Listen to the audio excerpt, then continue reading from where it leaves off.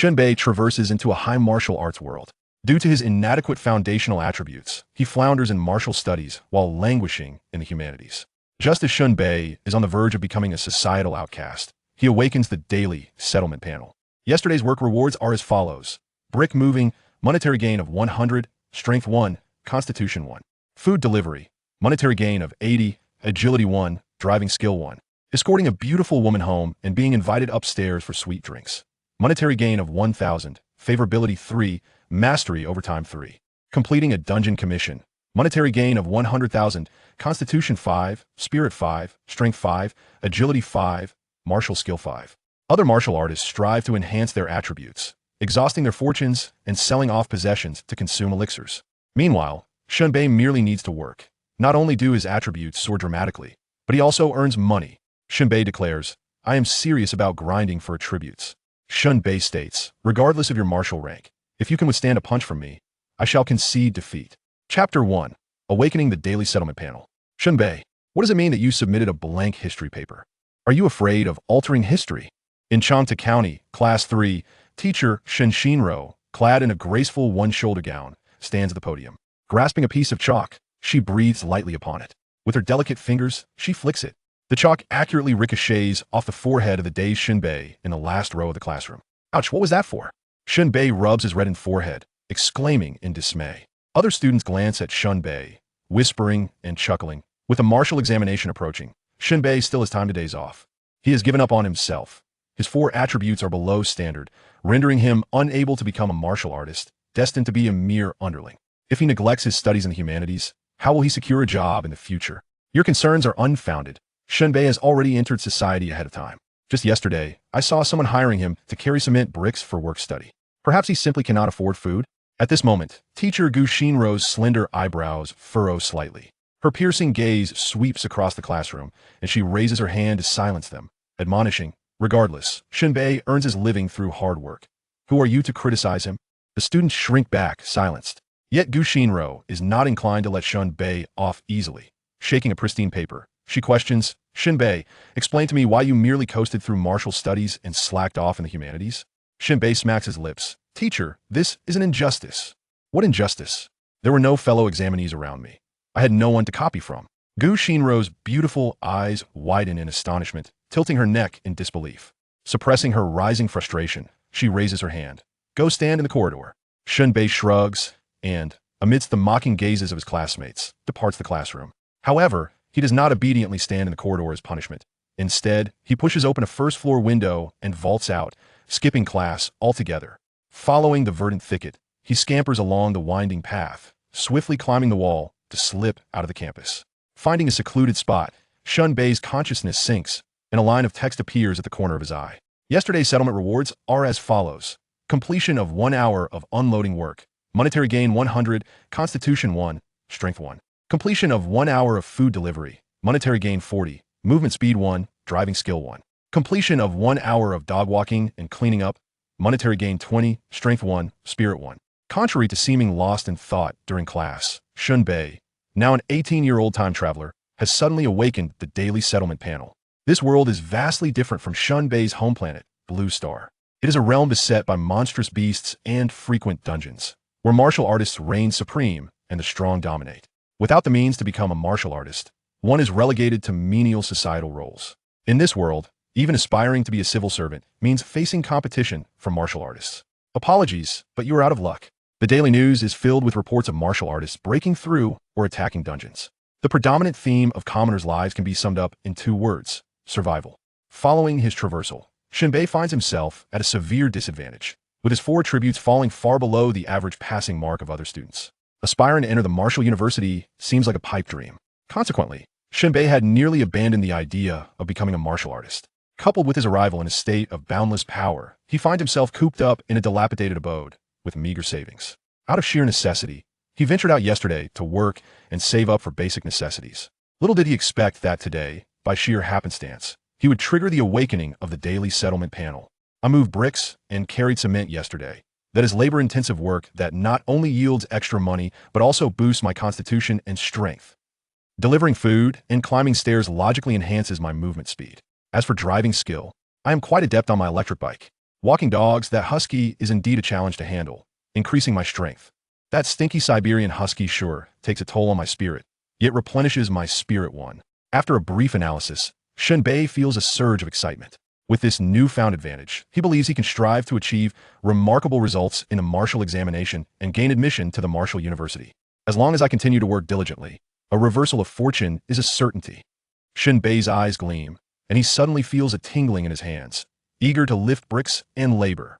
It is worth noting that gaining admission to the martial university is no easy feat. The foundational attributes required are quite demanding. The cumulative attribute score must not fall below 60 points, and this is a fluctuating criterion. Should an exceptionally talented student emerge this year, the average attribute score would rise accordingly. The last time Shen Bei assessed his attribute values at school, the results were almost unbearable to behold. Strength 10, Constitution 11, Spirit 11, Agility 10. Adding it all up, he barely reaches 42 points, falling short of the average standard for the martial examination by 18 points. For the average student, enhancing any attribute, even by a single point, requires immense effort. This involves consuming various elixirs to forcibly elevate their attributes. However, such elixirs do not come cheap, often costing tens of thousands or even hundreds of thousands per dose. Such expenses are beyond the reach of ordinary families. Of course, some students may excel in a single attribute, reaching as high as 30 or even 40 points. For instance, Shen Bei's deskmate, Jing Tong, boasts a staggering spirit attribute of 40 points, evoking envy from all. Just this attribute alone is sufficient to touch the threshold of the martial examination. However, at this moment, Shen Bei no longer needs to envy anyone. Although he may begin with a poor hand and a low starting point, his potential is vast. There's no need for expensive elixirs or extravagant expenditures. Even while earning money, he can simultaneously elevate his attribute values. Far ahead, at this moment, Shen Bei had no inclination to attend class. Studying? Pursuing education would only hinder my quest to become a martial artist.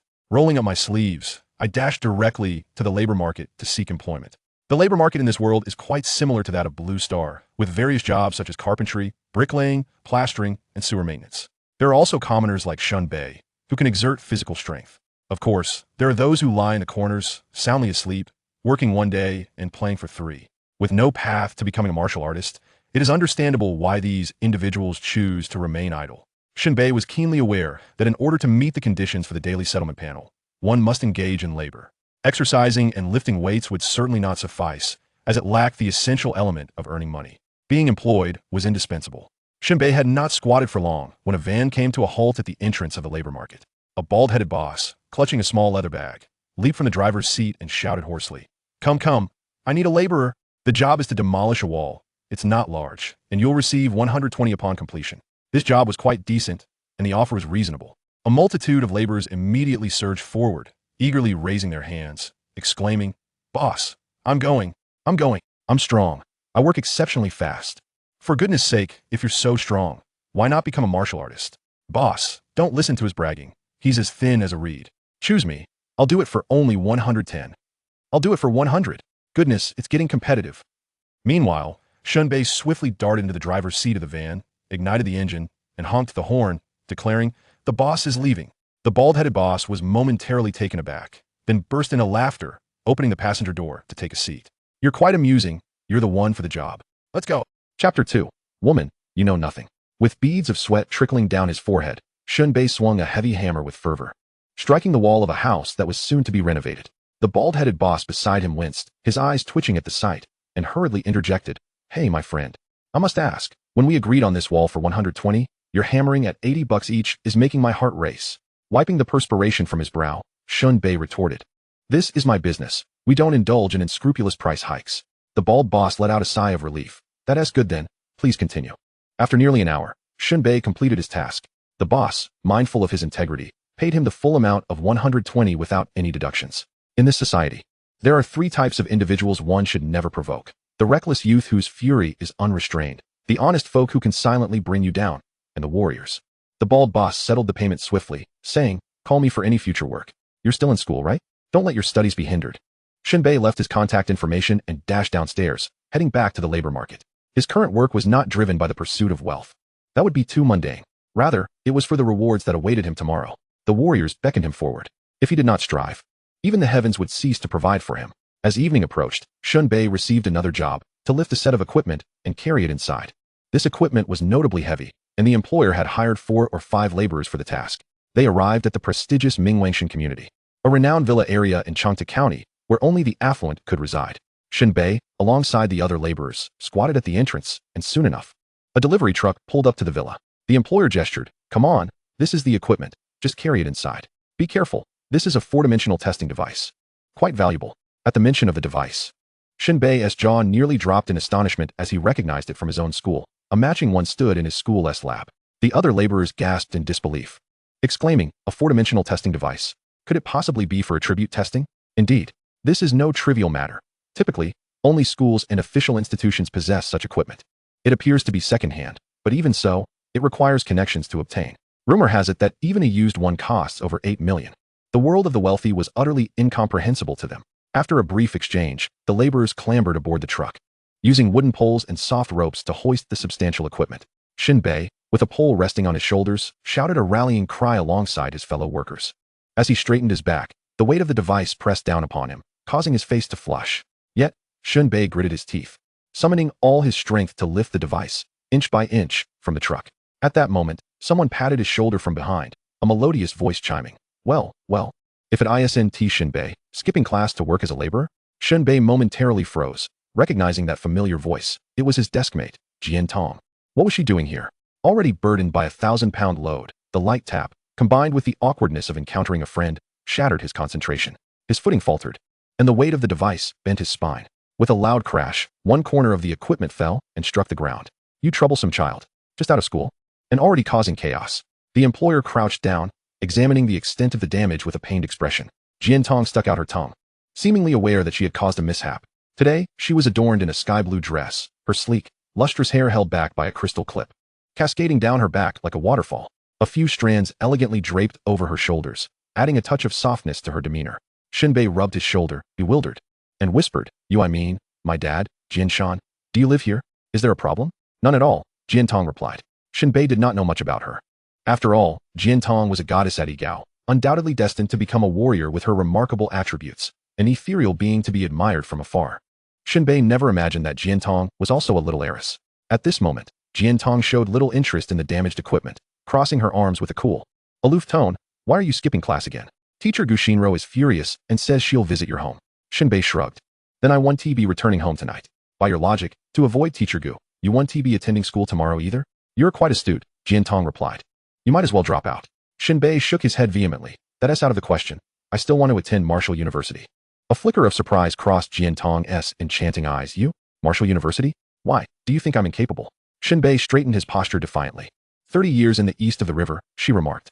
All right, Jian Tong interrupted. "The west side of the river in Cheongta County is a graveyard." Just then, Jian Shan finished inspecting the equipment and remarked, "One wire is damaged, but it's not a major issue. Let us get it inside." Subsequently, Shen Bei and the other laborers hoisted the device once more, cautiously carrying it into the villa. During this time, Jian Tong attempted to assist, but was halted by Jian Shan. "What are you doing, young lady? This is no job for a girl. Stay out of it." Jian Tong stomped her foot in frustration. Once the equipment was properly placed, Jian Shan settled the payment for the labor, and Shen Bei earned a commendable 200 yuan. After the other laborers departed, Shen Bei lingered for a moment, gazing enviously at the testing device. It was important to note that such equipment was not always operational within high schools. To conduct tests, one had to queue during specific times, making it difficult to monitor their own attribute values effectively. Even a student's emotional state or health could skew the results. Only through continuous testing could one ascertain their final values, which was crucial for determining whether to take enhancements and in what quantities. Now that Jian Tong possessed a device for testing at her convenience, her grasp over her attributes became clearer. At that moment, Jian Tong stood to the side, smiling radiantly as she stretched, revealing her subtly alluring curves. "Later, I'll have dinner at home, and then you can check if your 30 years of effort has yielded any change." "What do you say?" Shen Bei replied. "Forget it. I still have to deliver takeout." Jian Tong's eyes widened. "You've earned all the money in Cheongta County, and you're still not done? You are a student now. Your primary task is to study." Shen Bei quoted a famous saying, "Studying will only hinder my journey to becoming a warrior." Jian Tong huffed, her cheeks puffing up in annoyance. "If Teacher Gu hears you say that, she'll tear your mouth apart." Shen Bei chuckled. "Woman, you know nothing. I'm leaving." As he passed by the restaurant, Jian Shan greeted him warmly. "Shen Bei, you are not only classmates with my daughter, but also her deskmate. Come, sit down for a meal. I have something to discuss with you." Shen Bei was well aware of Jian Shan's intent. likely concerning matters such as social status or the age-old issue of a pig and a cabbage. These were concerns that every father vigilantly guarded. Grabbing a chicken leg from the table, Shen Bei exclaimed, "Thank you for your hospitality, father-in-law. We shall converse another day." Jian Shan. Chapter 3. If you become a warrior, the teacher will reward you. Ding ling ling. At this moment, clad in a yellow robe, Shen Bei was delivering sumptuous meals to customers. He could distinctly feel that after yesterday's panel settlement, his driving skill had improved by one. The little electric scooter beneath him felt as though it had transformed into a grand BMW, weaving through the bustling traffic with audacity, startling female drivers into shrieks. This particular delivery was destined for a female customer. The reason for Shen Bei's certainty lay in the order's note: send a handsome guy, otherwise, a poor review. Most would hesitate to accept such an order, but Shen Bei was uniquely qualified. However, upon knocking at the customer's door, instead of a beautiful woman, he was greeted by a round-faced man with a crew cut, adorned with glasses and a rainbow-colored outfit. This individual, clad in eye-watering red briefs, leaned against the doorframe, his coarse voice droning. "Hey, handsome, want some sausage?" Shen Bei's face tightened. "I'd rather not." With a loud bang, he slammed the door shut and fled. Shen Bei couldn't help but reflect on how delivering food was indeed a profession that tested one's mettle, as one could encounter all sorts of oddities. After completing several deliveries, the final address took Shen Bei by surprise. It was the floor above his own residence. Furrowing his brow, he thought, "Isn't the apartment above mine vacant? No one has lived there for quite some time." With a hint of curiosity, he accepted the order. After picking up the meal, he rode his little electric scooter back to the community. The inheritance left by Shen Bei's parents was an old, dilapidated apartment in a rundown neighborhood. One that had witnessed generations of residents come and go, yet still stood firm against the elements. The roof was so decayed that a tree, as thick as a wrist, had sprouted from it, unattended. The buildings were so ancient that even a loose brick could fetch a price as an antique. While there was no property management, a few security guards kept watch, and several stray dogs occupied the guardhouse, their only wage being the occasional bones tossed by residents. Nonetheless, the residents held a hopeful outlook for the future. Upon entering the community, one could see the walls plastered with large, remarkably fresh characters proclaiming demolition.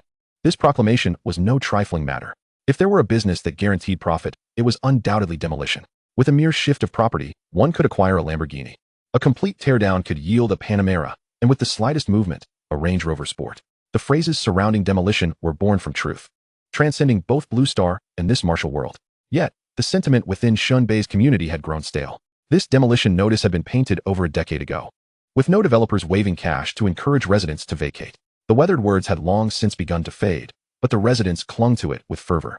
Whenever the lettering threatened to peel away, someone would inevitably repaint it. Shen Bei could only sigh, realizing that hoping for the community to be demolished for wealth was a far-fetched dream compared to aspiring to become a warrior. Arriving at the ground floor, Shen Bei carried the takeout upstairs. He passed his own apartment on the 3rd floor and knocked on the door of the 4th.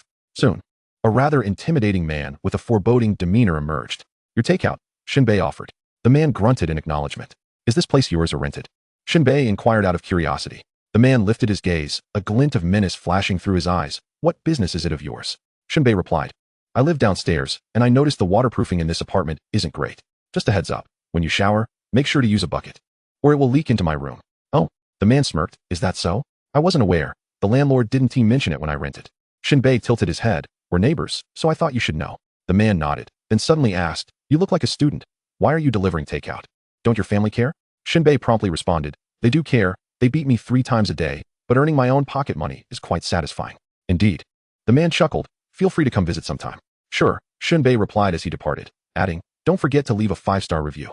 Upon leaving the 4th floor, Shen Bei felt an unsettling sensation of being scrutinized. When he turned abruptly, the man had already closed the door. Shen Bei scratched his head. That guy feels a bit off. Unable to pinpoint what was strange about him, he dismissed the thought and called his employer to inquire whether they needed a pet sitter for the evening. The employer was available, and Shen Bei regretted missing out on the commission, feeling as though he had lost a fortune. Arriving at his doorstep, just as he opened the door, teacher Gu Xinro materialized behind him like a phantom. Shen Bei was enveloped by an alluring fragrance, the unique scent of femininity that belonged to Gu Xinro. She twisted his ear playfully. "Finally caught you. You can't escape a home visit." Shen Bei grimaced. "Ouch. Enough of your nonsense. Get inside," Gu Xinro urged, shoving him into the apartment.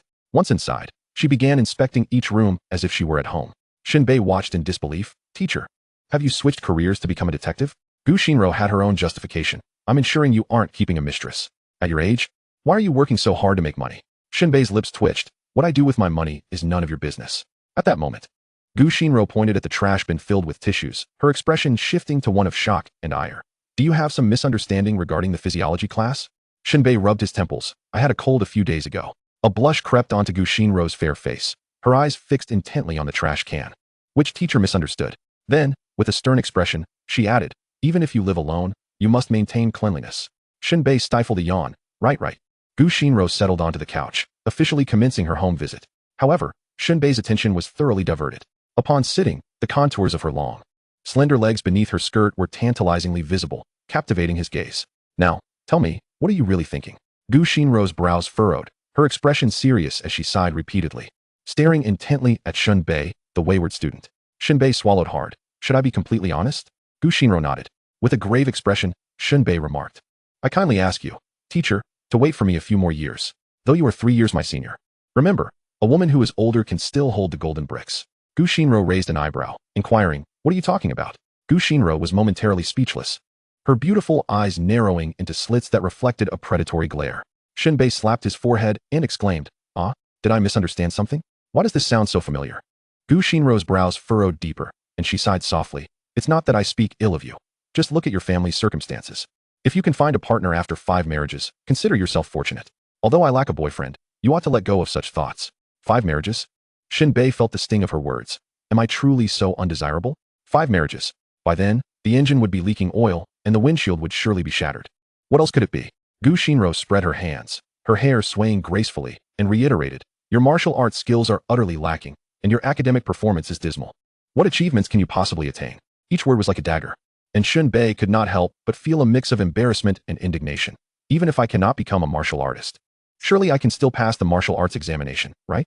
If I were to present Jian Tong, how would you respond, teacher? Gu Xinrou had initially intended to counsel Shen Bei to be pragmatic and to focus on his studies, suggesting that excelling in cultural subjects could allow him to secure a position as a low-level civil servant, thus providing for his family. However, at that moment, her phone rang. Upon answering, Gu Xinrou's expression turned troubled, her brow furrowing deeply. Chapter 4, Settling Rewards. Shen Bei noticed the change in Gu Xinrou's demeanor and asked, Teacher, what's wrong? Gu Xinrou put away her phone, her expression frozen as she stood up only to sit back down gracefully, though clouds of concern loomed in her features. She spoke gravely. My brother has returned. Shen Bei tilted his head.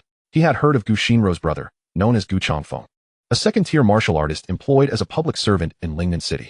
In the small locale of Changta County, he was quite esteemed and formidable. However, why would Gu Xinrou be distressed by her brother's return? Soon, Shen Bei learned of a shocking case. Gu Xinrou continued, my brother has come back on official business, pursuing a member of the hunting clan's outer circle. At the mention of the hunting clan, Shen Bei inhaled sharply, attempting to calm his racing heart. The hunting clan was a notorious global assassin organization, rumored to have 8 elite assassins who roamed every corner of the world. With sufficient funding, there was no target too daunting for them. Simultaneously, the hunting clan was the subject of relentless pursuits by various nations. Yet, the 8 assassins were shrouded in mystery, their appearances the subject of much debate. As long as the 8 assassins remained alive, the hunting clan would endure, like stubborn weeds that refused to be eradicated. To become a member of the hunting clan, one must undergo the most direct test: murder. In fact, during every coup in small nations, their presence was often noted. Each member was an elite among martial artists, most having rough origins.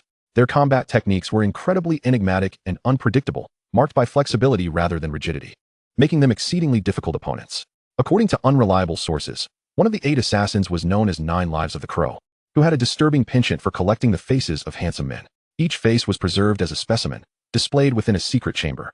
Whenever classmates discussed this terrifying figure, fear gripped them all. Shen Bei felt an overwhelming urge to disfigure himself. At that moment, Shen Bei questioned, could it be that this outer member has fled to our Changta County? Gu Xinrou nodded. It's rare for you to have a moment of clarity. However, I wouldn't say you're particularly intelligent. The neighbors often remark that you possess cleverness but squander it on trivial matters instead of studying. Shen Bei, wary of engaging in a debate about intellect with Gu Xinrou, was reluctant to have his intelligence measured against hers, fearing she would outsmart him with her wealth of experience. Without hesitation, Shen Bei asked, even if a criminal has escaped to our area, there's no need for you to be overly anxious, is there? Gu Xinrou's sensuous red lips pressed together, her brows knitted in concern as she replied. My brother mentioned that this criminal seems to have a grotesque fondness for slaughtering 18-year-old boys and girls, extracting their hearts for alchemical purposes, allegedly to replenish vitality and extend life. Upon hearing this, a chill ran down Shen Bei's spine, and he began to understand Gu Xinrou's palpable anxiety. All students preparing for the martial arts examination were 18 years old. This meant that many students, including Shen Bei himself, were potential targets for this criminal. If this perpetrator remained at large, it could incite widespread panic throughout the city, posing a lethal threat to the students. As for the effectiveness of using 18-year-old hearts in alchemy, opinions varied widely. It was akin to the debate over the efficacy of certain rare delicacies. Who could truly say what benefits they offered? Gu Xinrou's visit was brief. She needed to return to school to discuss with the principal whether the entire school should close temporarily to prevent any unfortunate incidents for the students on their way home. Additionally, Gu Xinrou cautioned Shen Bei to keep his mouth tightly shut. If word leaked, he would face dire consequences. Shen Bei scoffed, dismissing the idea of spreading such alarming news. Who would be foolish enough to do so? After Gu Xinrou departed, Shen Bei went about his routine. He washed up, climbed into bed, and pulled out his phone, eagerly scrolling through videos. He had nurtured this video account for quite some time, allowing algorithms to tailor content to his preferences. A beautiful young woman danced flirtatiously before the camera, seemingly driven by necessity, skillfully blurring the lines of propriety. Ah, these young ladies go to such lengths to please me. He mused. Indeed, the allure of a sister's waist is a deadly weapon. Having led a life of virtue, it felt entirely reasonable to stumble upon such content. Yet, the thought of being burdened with worry was irksome. The next day, Shen Bei awoke with a stretch. The first thing he did was grab his phone to check for group messages. Gu Xinrou had not announced a school closure for the day. Shen Bei found this peculiar. After all, they were dealing with an outer member of the hunting clan, one who preyed on the young and innocent. Why had there been no cancellation? Shen Bei dismissed the thought, preparing a pot of rice porridge and retrieving a spicy pickled cucumber from the pantry. As he waited for breakfast to finish, he went to wash up. At that moment, Shen Bei's eye twitched, and several lines of text appeared before him. Yesterday's rewards are as follows. Completed wall demolition task. Earn money 120, strength 1, precision 1. Completed transport task. Earn money 200, strength 1, constitution 1, spirit 1, Jianshan's favorability 100. Completed delivery task. Earn money 50, agility 1, spirit 1. Someone's attention 50. Shen Bei glanced over the information, surprised by the unexpected details. The first item, demolishing walls, was within his expectations for strength increase. But what was this about precision? This matter does not even belong to the realm of the four-dimensional attributes. If one were to insist, it could be said that within the domain of firearms, precision is of utmost importance. It is worth noting that, despite this being a world of martial prowess, firearms still hold a certain significance. Particularly, modified large-caliber handguns and sniper rifles continue to pose a considerable threat to lower-tier warriors. In fact, some martial artists have taken to using large-caliber modified handguns to initiate a barrage, inflicting wounds that may not be fatal, yet are sufficient to provide a significant advantage in subsequent close-quarters combat. This illustrates that handguns will never become obsolete. The first point can be disregarded. The following day, a mental attribute was added, presumably as a psychological compensation for Jian Tong, who had frightened himself by patting his own shoulder. As for the employer, Jian Shan, he appeared in the reward summary, yet his favorability had plummeted. It seems that the utterance of father-in-law before departing had shattered Jian Shan's composure. The final point left Shen Bei utterly perplexed. Last night, he had completed over 10 orders, which meant there were more than 10 employers. Which of them had developed an interest in him? There was no indication on the panel. After much contemplation, Shen Bei felt a tightening in his chest. Could it be that rainbow man? He instantly thought of that flamboyant individual. After all, he was undeniably handsome. How vexing. Shen Bei flashed a bright smile at his reflection in the mirror, admiring himself. He resolved that if he encountered any orders from Rainbow Man again, he would cast them aside without a second thought. After having breakfast, Shen Bei sauntered out, intending to report to school. Although passing the martial arts examination was of paramount importance, signing in at school was also a requisite.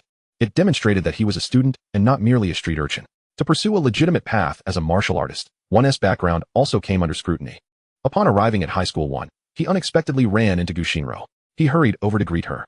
Gu Xinrou, surprised, glanced at the sun, which had not risen in the west. Shen Bei was actually taking the initiative to attend school. Good heavens. She instinctively reached out to touch Shen Bei's forehead. You're not running a fever, are you? In Chapter 5, the teacher's vision is vast. Gu Xinrou was dressed in a modest, elegant white dress, complemented by her lustrous black hair and porcelain skin, resembling a pure and delicate white flower. Shen Bei proudly nodded. Indeed, I have come to school. There is no need for you to be so astonished. However, Shen Bei's gaze shifted to Gu Xinrou's hand. Perhaps you should refrain from touching me? Other classmates might misconstrue it. Girls are prone to jealousy. Gu Xinrou frowned, saying, Who would even look at you? Shen Bei retorted, Aren't you looking at me? Gu Xinrou's lips twitched. With a sulky expression, she remarked, Stop spouting nonsense. Just wait and see what I do to you. Shen Bei replied, Let's not, it might break. Nonetheless, he was still apprehensive. After all, Gu Xinrou was no ordinary teacher. Her older brother, Gu Changfeng, was a second-tier martial artist. Furthermore, Gu Xinrou herself was a first-tier martial artist. To put it plainly, with just a single finger, Gu Xinro could effortlessly overpower Shen Bei from every conceivable angle. The thought sent a shiver down Shen Bei's spine. The two walked to the classroom. Shen Bei curiously inquired, "Given that there are murderers lurking in Changta County, how does the school justify its treatment of the nation's flowers? Shouldn't there be some protection?" Gu Xinro halted, sizing Shen Bei up. "You, a flower of the nation? More like a cactus. That hurts," Shen Bei replied, feeling a pang of sorrow. Gu Xinro sighed and remarked, "Do you know what it means to sacrifice the child to catch the wolf?" Shen Bei's eyes widened in shock. How could he not understand? This hunting clan's peripheral members delighted in slaughtering 18-year-old youths. Logically, the school should have been on break, allowing students to remain at home while Gu Changfeng dealt with the criminals before resuming normal classes. Yet now, the school's actions were contrary to this logic. They were clearly using the students as bait. Was this not a joke with their lives? However, Shen Bei could also comprehend. In this world, as long as one was not a martial artist, ordinary people were rather inconsequential. This was a classic trolley problem, yet it hardly qualified. On one side, a martial artist was tied to the tracks. On the other, something that resembled a human. How to choose? Was it even a question? I believe this is unacceptable. At the very least it should not be so, Shen Bei stated with a serious demeanor. Gu Xinro tilted her elegant head slightly. Your perspective is rather narrow. What do you mean? Not all students are mere bait, she continued. Gu Xinro sighed softly. Let us hope that it is not you. With that, she turned and walked away. Shen Bei exclaimed, Don't be enigmatic. Upon reaching the classroom and signing in on the electronic screen, before Shen Bei could settle into his seat, his deskmate, Jian Tong, arrived. Today, she wore a high-neck, light yellow fleece top paired with dark, form-fitting jeans. Her glossy, smooth hair was styled with 2 locks framing her face and secured with a crystal hairpin, forming a princess-like appearance, adorable and charming. Shen Bei hesitated for a moment, realizing that her outfit exuded a soft, girlish vibe. What are you staring at? Eyes off, Jian Tong exclaimed, opening her delicate arms in a mock gesture of grabbing. Shooting him a glare, Shen Bei, slightly bewildered, remarked, You had quite an impressive breakfast, mixing gunpowder with bullets? Are you not aware of your own actions? Jian Tong raised her voice, widening her eyes. What did I do? I kindly invited you to dinner yesterday. And how did you greet my father? Shen Bei, caught off guard, recalled the reward settlement from the previous day. Oh dear, I must apologize. It was inconsiderate of me to call him that prematurely. Exactly. You should have just said, wait a moment. Jian Tong responded, finally realizing the situation. Her eyes widened in disbelief, her pale face contorting with anger. What do you mean prematurely? Are you out of your mind? Shen Bei shrugged. You don't like it? I do. As if. Jian Tong began to berate him, aside from being handsome. What else do you have to offer? What else? Shen Bei touched his face, which could make men envious and women weak at the knees. Internally, he sighed. Indeed. He was strikingly handsome. Jian Tong spoke blunt truths, saying, My ideal partner must at least be a martial artist of the 2nd tier or above. Anything less is unacceptable. They should at least be 5th tier. While they don't need to be as handsome as you, they should at least be passably attractive. They must also be able to cook delicious meals and not complain if I gain weight. Most importantly, they must be faithful and return home on time. Hearing this, Shen Bei leaned over the desk, chuckling. If I had your talent for dreaming, I wouldn't even glance your way. Jian Tong, infuriated, pounded Shen Bei. What do you mean? Am I unworthy of a 5th tier martial artist? With a playful laugh, Shen Bei remarked, Indeed, he may be worthy. But consider this. What age are 5th rank warriors these days? At least 50, if not older. They could quite easily be your father's peers. If your father were to discover that you intend to marry a man of 50, he might very well faint from the shock. If I were to address him as father-in-law, he would undoubtedly revel in the thought. Upon hearing this, Jian Tong fell into deep contemplation. Nevertheless, she maintained her pride. Her slender waist held high as she haughtily retorted, At the very least, he must be a warrior. Shen Bei slammed his hand on the table. You just watch. What business is it of yours? Have you forgotten what I said yesterday? You refer to my father as your father-in-law. Shen Bei's expression darkened. Can your focus not be a little more sensible? Jian Tong was about to argue further when, at that moment, Gu Xinro entered the classroom accompanied by the principal and several unfamiliar faces. With a serious demeanor, Gu Xinro clapped her hands and announced, Class, please quiet down. The students looked on with puzzled expressions. Clearing her throat, Gu Xinro pointed to one of the men. This is Inspector Gu Changfeng from Lingnan City. Gu Changfeng nodded at the students, a cryptic smile gracing his features, reminiscent of a fisherman preparing his bait. She continued, And here are some students from Lingnan University's Martial Arts Department. As Gu Xinro introduced the students from the Martial Arts University, gasps of astonishment rippled through the crowd. To put it bluntly, they were the esteemed seniors of the future. The martial arts students stood tall, heads held high, reminiscent of victorious roosters basking in admiration. Everyone was familiar with Principal Zhang, so there was no need for further introduction. Gu Xinro surveyed the students once more and declared, I have an important announcement to make. We will be selecting a few students to engage in extracurricular activities within the county. Shen Bei's expression shifted in surprise. Here it comes. Is this the grand scheme? Luring them in like fish bait? Chapter 6. Indeed, you are the bait. Initially, Shen Bei did not grasp the concept Gushinro referred to as the grand scheme. However, as she announced the selection of students for activities outside the school, clarity struck him. It dawned on him that they were not using the entire student body as bait, but rather selecting a few unfortunate souls to wander about the county, attempting to draw out members of the hunting tribe, particularly that murderer. Even with a mere thought, Shen Bei understood that the chosen students would likely be those lacking any prospects in martial arts, specifically, those whose attributes had fallen below standard after the last assessment. Shen Bei clicked his tongue, muttering to himself, "This is bad news. Why am I feeling a sense of anxiety?" As predicted, Principal Zhang, with a sheepish demeanor, seemed reluctant to use his students as bait, but felt he had no choice. In a heartfelt yet eloquent tone, he addressed the class. "Students, today's extracurricular activity will be conducted under the supervision of Inspector Gu and the martial arts students. Those selected will follow their instructions, and successful completion of tasks will earn bonus points in the humanities." Confusion erupted among the students, voices rising in protest. What? Bonus points in humanities? Shouldn't it be for martial arts? Are you kidding? Humanities are of no use. I'd rather stay in school and enjoy the air conditioning. Don't disturb me while I study martial arts. Go away. At that moment, Jiantong blinked and nudged Shen Bei with her elbow, whispering, "What on earth is Gu Shinro thinking? It has nothing to do with you. Your health is precious," Shen Bei lazily replied. Resting his head on the desk, Jiantong shot him a glance. What a sour attitude. I must have accumulated great virtue in my past life to have been reborn with such skills. It's merely a matter of luck. You really have a way with words, she pouted. This is just so dull. At that moment, on the podium, Gu Changfeng and Principal Zhang were discussing the students below, occasionally seeking Gu Shinro's input. They were looking for those whose appearances screamed problematic students. Indeed, such traits would align well with those prone to skipping class. However, there must be limits. Those who met the attribute standards or potentially could not be selected, as there was a certain degree of danger involved. After some deliberation, Gu Shinro began calling names. Wang Ming, Yu Gang. 5 students stood up one after another. Shen Bei observed, "Well, of course, they are the ones with no prospects in martial arts." The selected students chuckled, believing that earning humanities points was a fortune. However, Gu Shinro soon found herself at a standstill. Principal Zhang urged, "We still need one more student.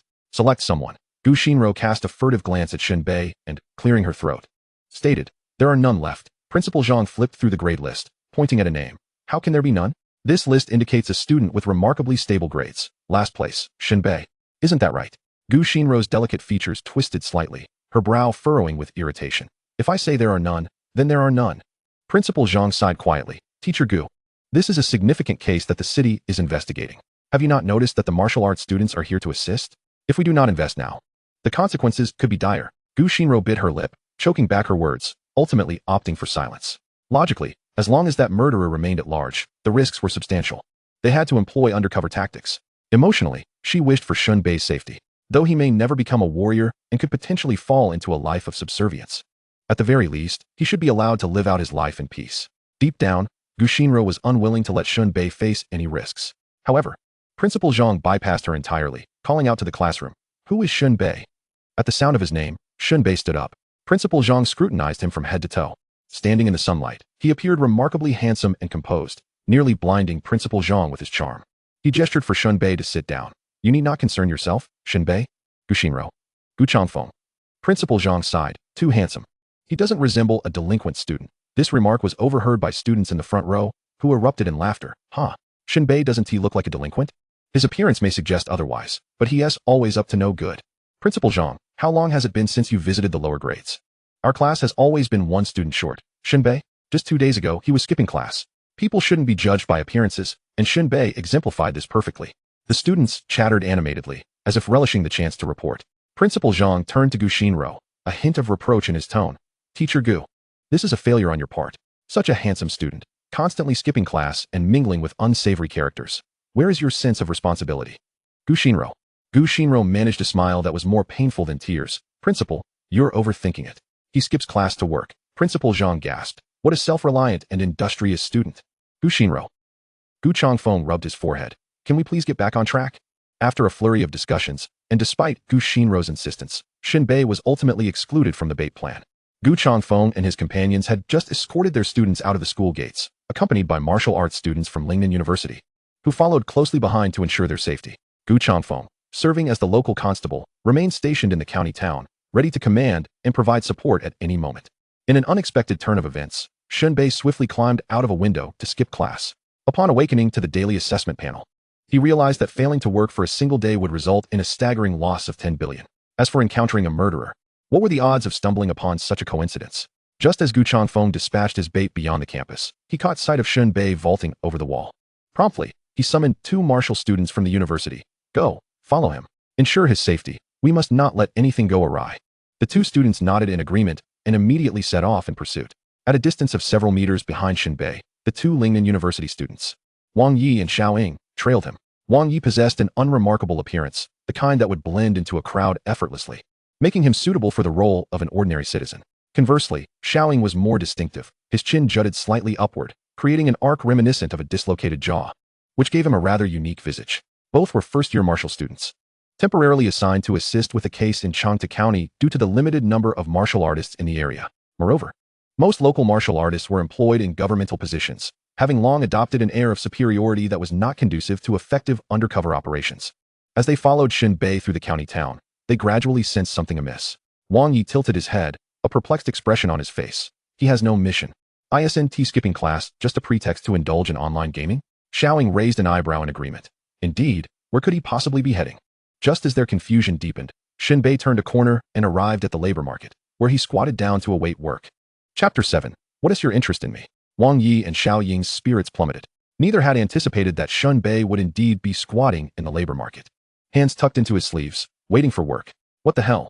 When we were in school, someone mentioned Shen Bei skipping class to work, and I thought it was merely an excuse, Wang Yi remarked, sniffling. So it turns out to be true? At their age? Xiao Ying was left dumbfounded. He.s. just here to work, enjoying the fruits of society? Truly a remarkable individual. They both exclaimed in unison. Meanwhile, Shen Bei wasted no time. Although he was aware of the 2 martial students trailing him, he had no inclination to engage with them. Work was imperative. A laborer's spirit, a laborer's soul. A martial artist could ascend to greatness through toil. Shen Bei cast a glance at the distant, bewildered Wang Yi and Xiao Ying, grinning with determination. The martial university in this world bore distinct characteristics akin to universities on Blue Star. However, there existed a uniquely stringent system. Every prefecture-level city housed a martial university, where students could only enroll for 2 years. Within these 2 years, they had to meet academic and martial qualifications to ascend to the provincial capital's martial university. Those who failed were promptly eliminated. The same applied at the provincial level. After another 2 years, only qualified students would advance to the national capital's martial university, a veritable gathering place for prodigies from every province. Only after a year of study there could one truly graduate. Shen Bei couldn't help but admire this system. It was indeed advanced. It significantly mitigated the tendency of students to become complacent once enrolled in university. After a brief wait in the labor market, Shen Bei was summoned by an employer to unload goods at a warehouse. The task involved moving beverages from a truck into the warehouse. This job, requiring skill rather than sheer strength, was not overly taxing. Instead of relying solely on his arms, Shen Bei utilized his waist to lift the boxes. He and the other laborers moved about like ants transporting their haul. The beverage in question was called kawukiki, essentially a carbonated drink. In a world that revered martial artists, any product associated with the word martial was sure to sell well, given the marketing strategies in play. Names like Jinli Wu, Woolly Orange, Wuxia beef noodles, and Wudong labor were all the rage. Meanwhile, Wang Yi and Xiao Ying, watching from a distance, were visibly shaken. I can't do this, Xiao Ying remarked, touching his chin, which seemed capable of puncturing balloons. What kind of rogue student engages in such labor? Wang Yi sighed in resignation. It's not that we can't do it, we simply find it beneath us. As martial artists, even a trivial dungeon task would yield better returns. Indeed, Xiao Ying chuckled, martial artists are esteemed. This world is truly fair. Wang Yi remained vigilant. We should stay alert. After all, our mission is to capture that ruthless murderer. Xiao Ying squinted thoughtfully. What rank of martial artist do you think this murderer is? Probably first rank. Wang Yi speculated, his eyes gleaming with insight. The team leader is only a second-rank martial artist, Gu Changfeng, which speaks volumes. Indeed, Xiao Ying nodded. If we can assist Gu Changfeng in capturing him, our credits in martial science will significantly increase. It all depends on the luck of the team, Wang Yi said, excitement creeping into his voice. At this level in the martial university, credits can be exchanged for elixirs, greatly aiding our advancement to the provincial capital's martial university. Xiao Ying's gaze fixated sharply on Shen Bei, still laboring away, but he let out a defeated sigh, pinching his nose. At this rate, we have no hope. Wang Yi shrugged. While other students were scattered throughout the county town, only Shen Bei was wholeheartedly dedicated to his labor. His professional spirit was indeed commendable. An hour later, after completing the unloading task, Shen Bei received a payment of 150 yuan. Work's done. At that moment, Wang Yi nudged the drowsy Xiaoying. Wake up. Shen Bei's finished work. He's definitely heading to the pedestrian street now. Xiaoying blinked, rubbing his eyes, quickly snapping to attention and hurriedly following Shen Bei. However, to their astonishment, Shen Bei returned to the labor market and accepted another job. This time, it involved cleaning windows at a height. What the hell? Xiaoying stood beneath the tall building, looking up at Shen Bei, who was precariously perched in a suspended basket, executing high-altitude work. Unable to contain himself, he exclaimed, "Damn it, this guy is truly willing to earn any kind of money." Wang Yi's gaze remained fixed on Shen Bei as he moved about the upper floors. After a long moment of contemplation, he remarked, "Some people truly command respect. I genuinely believe Shen Bei will never go hungry." 2 hours later, after finishing the window cleaning, Shen Bei returned to the ground, having earned 800 yuan for his efforts. At this point, Wang Yi and Xiaoying couldn't help but give Shen Bei a thumbs up. He is absolutely impressive. Brother, are you trying to earn all the money in the world? That would indeed make him a martial artist. Yet, in the eyes of Wang Yi and Xiaoying, Shen Bei was undeniably commendable. He was not merely playing around, he was genuinely working. They had assumed his toil was finished, but to their utter shock, Shen Bei returned once more to the labor market, continuing his wait for work. Wang Yi found himself at a loss. Is the labor market his family business? How long is this to continue? The thoughtful Xiaoying continued. Is there a condition in this world where one feels utterly miserable without engaging in work? A malady that could lead to one's demise if one refrains from labor? Wang Yi stared at Xiaoying in astonishment, his lips twitching. Your imagination knows no bounds. As the sun dipped below the horizon, Shen Bei completed another laborious task, earning a modest sum of 100 yuan. The workload was light, with few bricks to move and a low elevation, resulting in a lower rate. Nevertheless, Shen Bei was indifferent. The toil was merely a facade, while the true essence lay in the daily settlements. Yet, he did not halt his industrious endeavors. Clad in his yellow attire and riding his electric scooter, he embarked on delivering meals. At this juncture, Wang Yi and Xiaoying found themselves utterly unable to keep pace. I'm on the brink of collapse. Tomorrow, I shall bring a different student along. Xiaoying lamented, covering his face in despair. Wang Yi sniffed, observing Shen Bei tirelessly delivering meals, remarked, if Shen Bei were to become a martial artist, with such determination, it would be a terrifying prospect. He might even achieve divine physical prowess. However, fortune did not favor Shen Bei that day. Just as he secured a delivery, his electric bike ran out of power. Shen Bei, filled with indignation, lamented, the batteries in this world are truly inadequate. They refuse to charge for love. Nonetheless, having earned a decent sum from cleaning windows at heights, he decided to call it a day. As he glanced at his final delivery, he was struck by coincidence. It was an order from the man living above him. As long as it's not the Rainbow Man, anyone is fine, he thought as he wheeled his bike home, promptly delivering the meal and engaging in idle chatter with the man above before returning home. The following day, Shen Bei awoke early. The daily settlement panel popped up before him. Yesterday's settlement rewards are as follows. Completed beverage transportation. Earned money 150, strength 1, constitution 1. Completed high-altitude window cleaning. Earned money 800, agility 1, stability 10. Completed brick moving. Earned money 100, strength 1, constitution 1. Completed meal delivery. Earned money 4. Driving skill 1. Gained attention from a certain individual 50, maximum reached. Shen Bei scanned the information and suddenly froze. Wait a minute. I only delivered one meal yesterday. Why is that man from upstairs paying attention to me? His pupils dilated as an absurd conjecture sprang to mind. Could it be because I'm 18? Chapter 8. The bounty is the employer. Just get it done. At this moment, Shen Bei felt a surge of anxiety. With the daily settlement panel revealed, it appeared the one watching him was not the Rainbow Man, but rather the unfamiliar gentleman from above. Coupled with recent reports of a murderer in Changde County, Shen Bei couldn't help but connect the dots. This terrifying notion sent a shiver down his spine. Is he coming for me? Shen Bei pondered, furrowing his brow. 18 truly is a perilous threshold. Now prepared for the worst, Shen Bei concluded that the stranger from upstairs could very well be the murderer. Though this hypothesis was baseless and even ludicrous, his cautious nature compelled him to entertain such speculation. Reporting. I must absolutely report, Shen Bei resolved. For if the man above was indeed the fugitive Gu Changfeng was after, he was merely a wall away from danger. For a martial artist, that wall might as well be made of cardboard. Should the man above wish him harm, safety would be a mere illusion. In a flurry, he tidied up and had breakfast before heading out, intent on making his way to school. Just as he stepped outside, he encountered the man from above, who was taking out the trash. What a coincidence, young man. Are you off to school or work? The man asked with an inscrutable smile.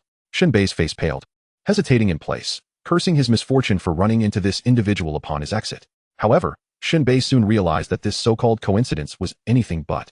The man's garbage bag was torn, spilling soup onto the ground and creating a mess. Normally, one would rush downstairs to prevent any mess from accumulating. Yet the man stood over a puddle, indicating he had been waiting there for quite some time. Shen Bei gulped nervously, increasingly convinced that this man was indeed a murderer. Forcing himself to remain calm, he smiled and replied, "Well, if I have the chance to skip class, I might work, and if not, I'll just catch up on sleep." The man nodded. "How about this? I have a lucrative opportunity that suits a young person like you. Come to my room tonight, and I'll explain it to you for free." Shen Bei's lips twitched, stammering, Sure, okay." Without further ado, he hastily exited the hallway, making his way to school. Meanwhile, the man named Xiaoing stood at the corridor's entrance, watching Shen Bei's retreating figure, his expression obscured in shadow, licking his lips. 18 truly is a delectable age. Sitting in class, Shen Bei wiped the sweat from his brow, panting heavily. He felt as though someone was tailing him from the community to the school. As if at any moment, someone would swing a hammer at the back of his head, only for him to awaken in a bathtub filled with ice. With the man from above asking if his kidneys hurt.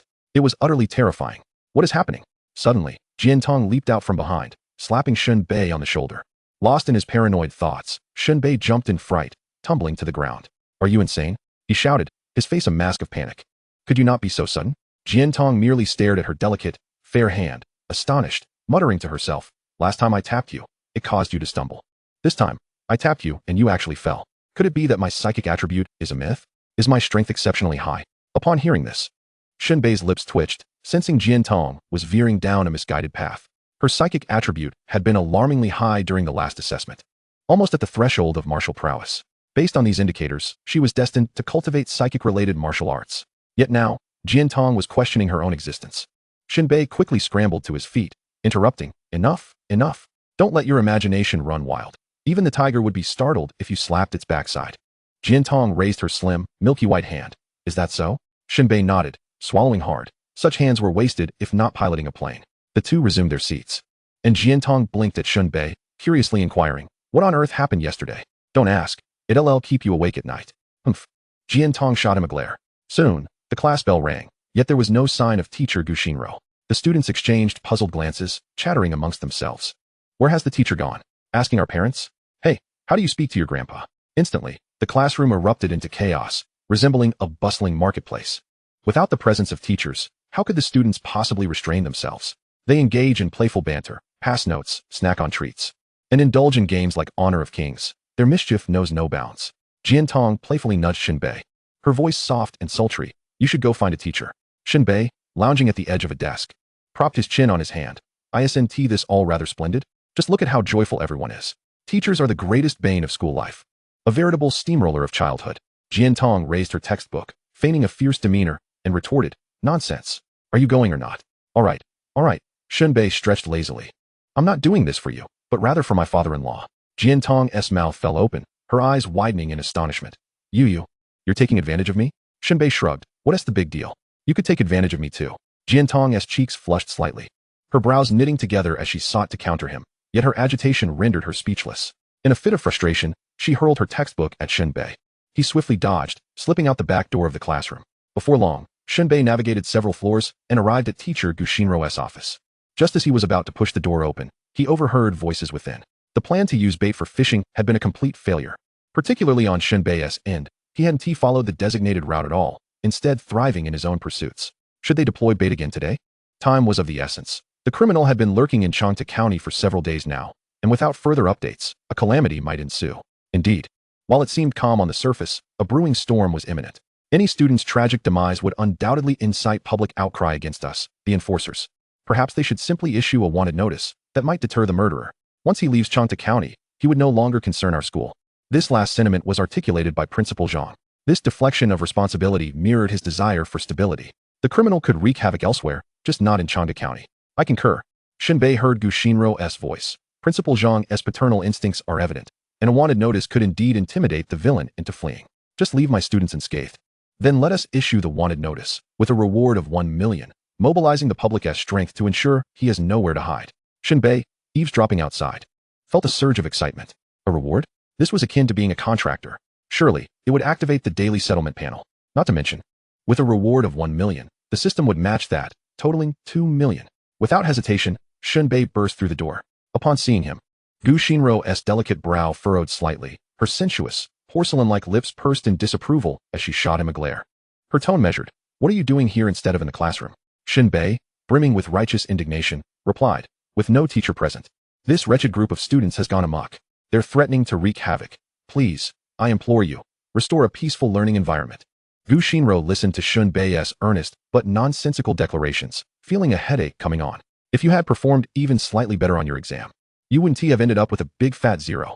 Gu Shinro rubbed her forehead and waved her hand dismissively. Go back, just wait. Shen Bei clicked his tongue, straightened his posture, and declared, then I'll accept the wanted notice. Gu Shinro. Chapter 9. I'll administer a dose of mind-altering substance.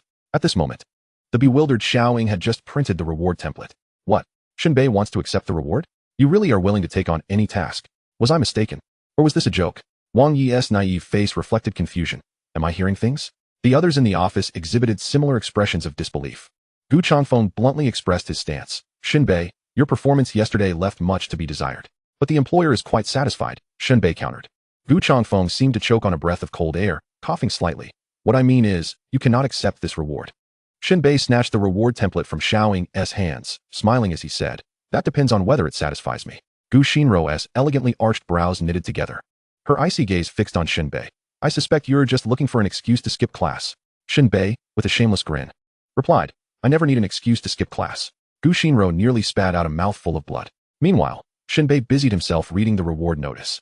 Upon skimming through it, he was struck dumb. A reward of 10,000 for information, 50,000 for assisting in the capture, and a staggering 100,000 for personally apprehending the criminal? Shen Bei's eyes widened. Is this a joke? The disparity is outrageous. Gu Changfeng's sharply defined brow furrowed as his piercing gaze flickered. Informing and risking oneself are hardly comparable in value. To Shen Bei, that 1 million reward felt more akin to a death compensation. The dream of a million shattered. He had assumed that merely providing a tip would net him 1 million. It turned out he had been overly optimistic. At most, he could earn 50,000. It felt rather lackluster. After pondering for a moment, Shen Bei began to strategize the possibility of personally capturing the criminal. After all, that was 1 million, truly tantalizing. At this point, Gu Shinro's cold voice interrupted his thoughts. Enough, enough. Return to the classroom and stop causing chaos. Gu Shinro held no belief in Shen Bei's abilities to locate and subdue a murderer. It was pure folly. In the ensuing push, she ushered Shen Bei out. He pressed his lips together, his mind racing with ideas. He contemplated how an ordinary person might subdue a martial artist. After much deliberation, the ultimate solution emerged: drugging. Generally speaking, substances like sleeping pills or anesthetics would take effect within a martial artist's system. Nonetheless, martial artists possessed greater resistance than ordinary individuals. Some advanced martial artists might even boast immunity to certain toxins. However, it was clear that the unfamiliar man upstairs was not an advanced martial artist. The pursuers, including Gu Changfeng, were merely second-tier martial artists. If he were an advanced martial artist, he wouldn't be lingering on the outskirts of the hunting clan. He would have already infiltrated the inner circle. Tonight, he had been invited to visit the man's home, which surely boded ill for him. Thus, he would turn the tables. Shen Bei did not return to the classroom, but instead scaled the walls and slipped out of the campus.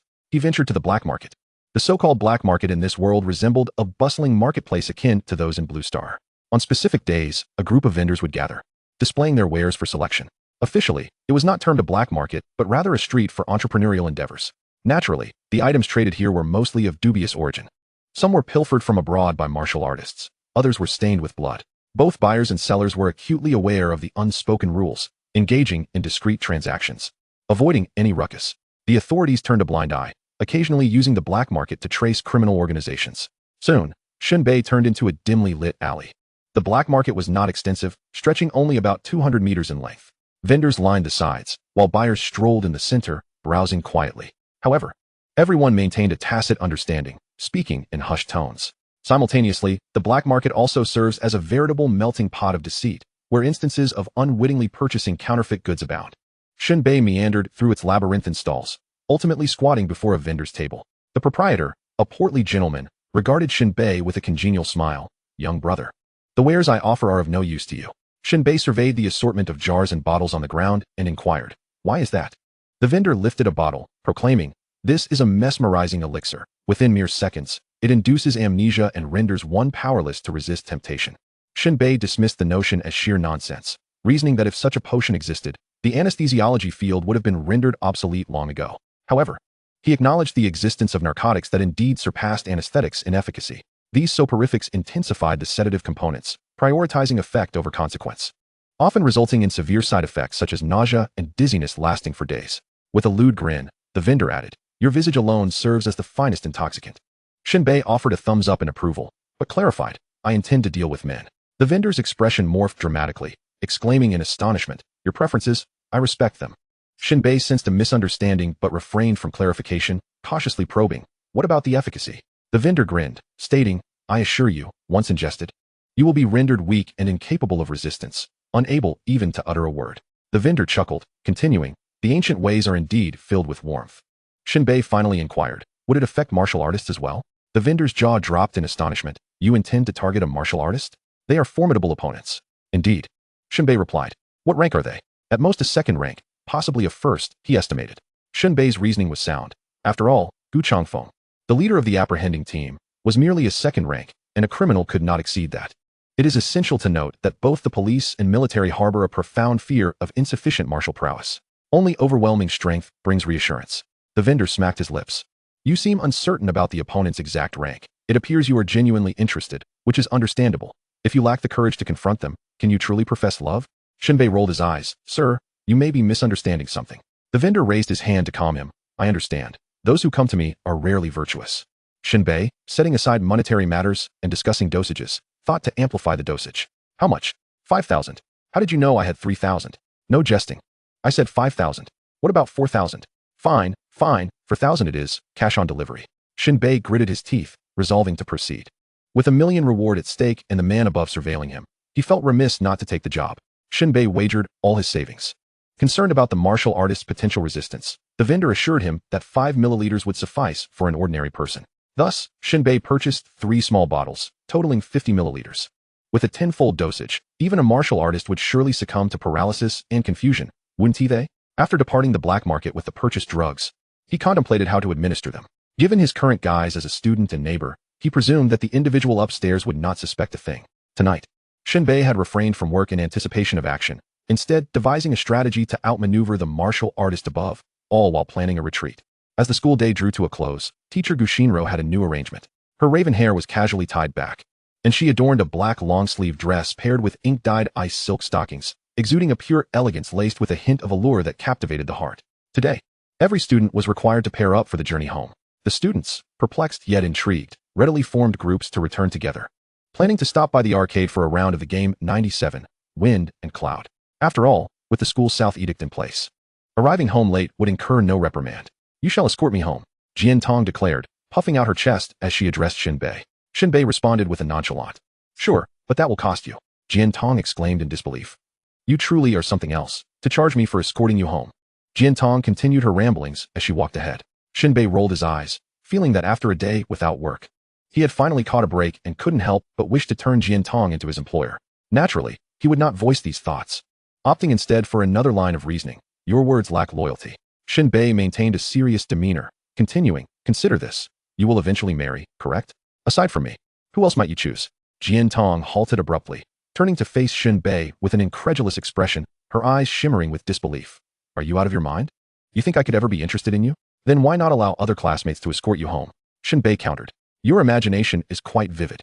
Jian Tong's cheeks flushed slightly, her nostrils flaring as she glared at Shen Bei, a mixture of embarrassment and indignation on her face. She stomped her foot and turned away to resume walking. Returning to the topic at hand, Shen Bei caught up and added, "Do you believe I toil for money merely for the sake of it? I'm saving for a betrothal gift." Jian Tong's gaze sharpened. "Have you already earned it from me? It signifies that I can identify business opportunities at any moment. I might as well spray you with soda." The two strolled homeward, the sunset casting a warm orange glow upon them. Today, Jian Tong's thin apron did little to conceal her exquisite figure, enhancing her ethereal beauty. Her 3,000 strands of hair cascaded freely. Most captivating was the slight sway of her hips as she walked, exuding an irresistible charm. Shen Bei trailed behind, admiring Jian Tong's graceful silhouette. As the gentle breeze caressed her attire, flowers perfumed the air, and the rising sun illuminated her presence. The heavens themselves seemed to bow in her favor, rendering all earthly beauty pale in comparison. Such a beauty could not merely sway cities and nations. Even the elements themselves seemed to capitulate. As they bickered and bantered on their way home, they soon arrived at Jian Tong's doorstep. With a hint of reluctance, she expressed her gratitude. "Thank you. No need to thank me. The agreed 50 yuan, please." Jian Tong's clear, expressive eyes bore into him, hinting at some peculiar emotions. "You really know how to spoil the mood." She produced her wallet, withdrew a 100 yuan bill, and tossed it to Shen Bei. "Consider this an extra 50 as my reward." "How generous." Shen Bei chuckled. "If this betrothal gift fails to win you over, I shall deduct 50 from your wedding gift to ensure you don't suffer loss. Jiantong. Shen Bei scrutinized the bill for authenticity. Jiantong remarked, exasperated. It's real. Must you be so mundane? Shen Bei scoffed, tucking the money away. You live without worry, having everything you desire. I must earn my keep. We are simply not from the same world. Well said. At that moment, Jian Shan emerged from the villa, his expression a mixture of displeasure and joy, resembling a figure caught between two realms. The displeasure stemmed from witnessing his daughter with Shen Bei, evoking a sense of protectiveness akin to a cabbage being plucked. The joy, however, lay in the realization that Shen Bei recognized his own worth. Recognizing oneself is the first step in life. Dad, Jian Tong, with a sullen expression, exclaimed. How can you speak like that? There's nothing wrong, right, Shen Bei? Shen Bei nodded slightly. Yet, as the old saying goes, 30 years in the east, 30 years in the west. What nonsense? Jian Tong interrupted, pressing her forehead. Jian Shan interjected. I can comprehend Shen Bei's point. One must not judge by appearances. Nor can the vastness of the sea be measured by a mere bucket. However, the path of a warrior does not wait 30 years. He suggested. Since we have testing equipment at home, Shen Bei, why not undergo a test? How many 30 years do you need? Shen Bei clicked his tongue and shook his head. No, I have matters to attend to. Indeed, he had to earn 1,000,000. Jian Tong tugged at Shen Bei. Come on, I'll treat you to some sweet soup. Shen Bei, however, was intrigued to ascertain his attribute values after the rewards of the past few days. Entering the house, he approached the equipment without hesitation. Jian Shan's intention was clear. He wanted Shen Bei to test himself and recognize the disparity between him and Jian Tong, urging him to keep his distance from his daughter. Meanwhile, Jian Tong pondered the possibility of Shen Bei becoming her boyfriend. Jian Tong was a person with stringent standards. Non-warriors were to remain solitary. The testing apparatus was somewhat intricate. First, the strength attribute required him to punch a soft pad in front of him to yield a value. Shen Bei clenched his fist, swung his arm, and with a shout, launched a powerful punch. Bang! The numbers began to fluctuate before finally settling at 16 points. Upon seeing this figure, Jian Tong let out an ecstatic scream, akin to a chestnut falling into a pile of embers, bursting into fragments from within. What are you shouting about? Jian Shan admonished. To him, this value seemed quite normal. Yet Jian Tong, her eyes sparkling, exclaimed, Dad, last time he tested, his strength attribute was merely 10 points. What? Jian Shan's expression shifted dramatically. An increase from 10 to 16 points? Such data was astonishing. It is well known that elevating an attribute point is a rare and arduous endeavor. Most warriors resort to consuming elixirs to enhance their attributes or engage in continuous refinement, the latter being significantly slower than the former. Therefore, while one may struggle to find a public restroom in this world, pharmacies are abundant. Does this lad come from a wealthy family? Jian Shan queried incredulously. He even charges for escorting me home. How could he afford expensive elixirs? Jian Tong's words rendered Jian Shan speechless. Goodness, the rate of this attribute growth is astounding. Who needs 30 years of change when 3 days can suffice? Jian Shan contemplated the phrase, accumulating strength over time. Next, Shen Bei proceeded to test his mental attribute, which involved placing 2 magnetic stickers on his temples and donning a helmet that would display stimulating promotional images. In no time, the results of Shen Bei's mental attribute emerged. 14 points. Jian Tong's eyes widened in disbelief as she exclaimed, from 11 points to 14 points. Jian Shan, flustered, remarked. This too has increased? Jian Tong nodded affirmatively. Truly incredible. Jian Shan expressed his astonishment. Soon after, Shen Bei tested his agility. The agility test resembled a video game, with flickering images requiring timely elimination, while images would appear beneath his feet that he needed to avoid stepping on. Thus, agility attributes were somewhat linked to mental attributes. Shortly thereafter, Shen Bei's agility value appeared before the 3 of them, 12 points. This increase was modest, from 10 to 12 points. Jian Tong maintained a calm demeanor but felt a thrill within. Who would have thought that Shen Bei, this irritating boy, concealed such potential? Jian Shan had already been rendered numb by the revelations. To witness such an increase in attributes without the aid of elixirs was nothing short of miraculous. Finally, they approached the physical attribute test. Jian Tong had always avoided this test, as it would only be conducted during the martial examination due to its painful nature. At this moment, Shen Bei had already assumed the necessary position, ready to undergo the physical test. Chapter 11. Increase the dosage. This is the key. At this juncture, after Shen Bei completed the tests for strength, agility, and mental attributes, Jian Tong was overwhelmed with joy. She had never anticipated that Shen Bei would possess the wherewithal to tease her. The sum of these 3 attributes totaled 42 points. Historically, an average score of 60 points was required to have any hope of qualifying as a warrior, just 18 points shy of the threshold. And now, with 1 physical attribute yet to be tested, an average examination might not reach the 60-point mark, but it would undoubtedly be very close. A few points shy could still be compensated for with elixirs. Meanwhile, Jian Shan was in a daze. Initially hoping to make Shen Bei recognize his limitations through data, He found himself confronted with the reality of Shen Bei's potential. Jianshan's regard for Shen Bei skyrocketed at this moment. This young man might genuinely have the prospect of becoming a warrior. Jianshan expressed with excitement. Jiantong gazed tenderly at Shen Bei, who was preparing for the physical test, and gently asked, "Dad, what if he falls short by a few points?" "He is not my son," Jianshan replied sternly. "Are you suggesting that I should pay for elixirs?" Jiantong stuck out her tongue. "He is my classmate. Consider it an investment." "Go away," Jianshan huffed. "I believe this boy has potential. Matters of the heart should not involve money. Everything must rely on his own efforts." Moreover, he added, "Isn't there such a thing as loans? In this world, a loan specifically for warriors indeed exists. No collateral is needed. As long as one's attributes are sufficient and there is hope for qualifying as a warrior, one can secure a loan for elixirs. Once one becomes a warrior, they can repay the principal along with interest. However, the interest rates are quite steep. Nevertheless, most warriors who find themselves in dire straits will willingly seek loans.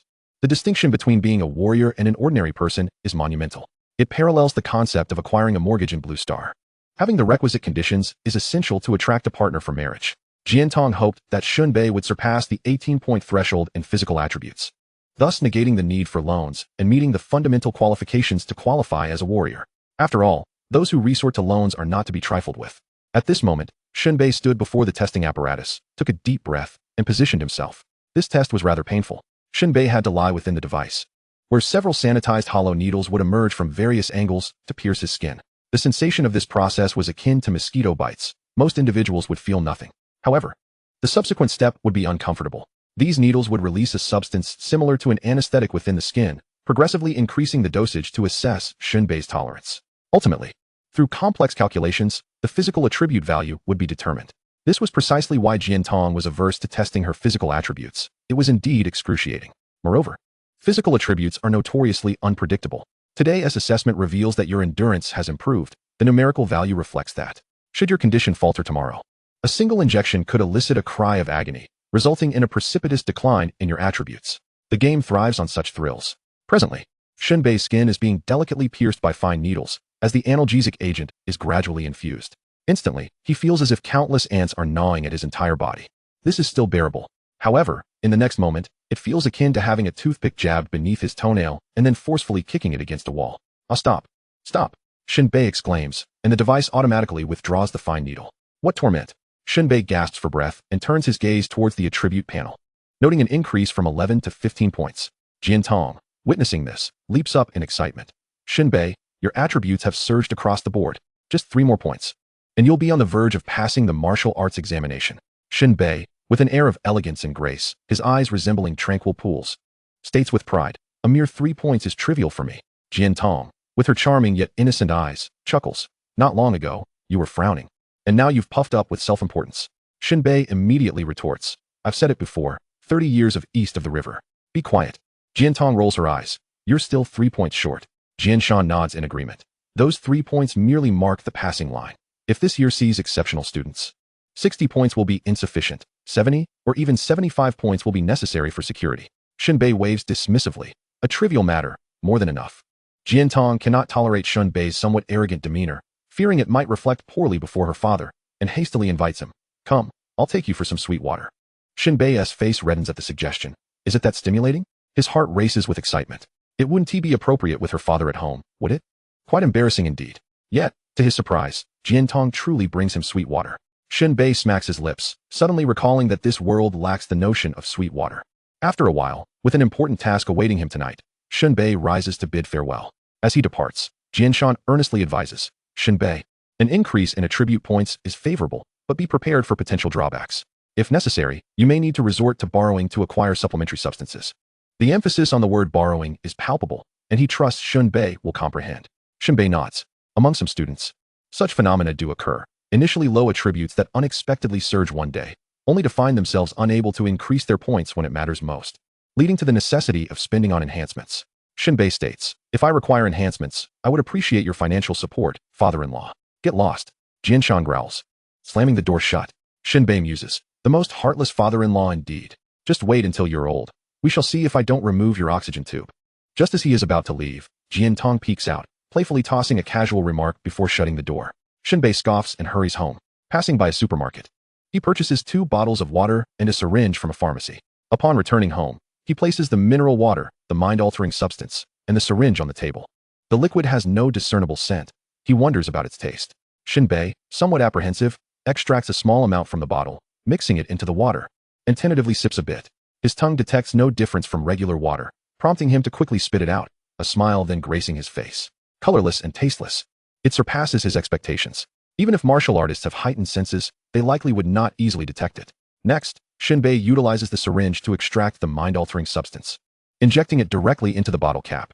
He pays no mind to the detail of the needle mark remaining. Once upstairs, he plans to twist off the bottle cap and discreetly pocket it, ensuring the man will not notice. Increase the dosage. That is the crux of the matter.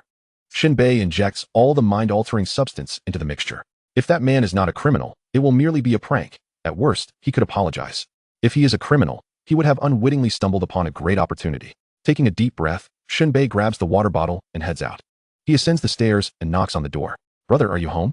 I'm here to learn how to make money." As soon as Shen Bei's words leave his mouth, the door swings open. The man, with a cheerful demeanor, pulls Shen Bei inside, his grip firm enough to elicit a wince from him. "I've been waiting for you. Hurry in." Chapter 12. Caught in the trap. Shen Bei acts swiftly.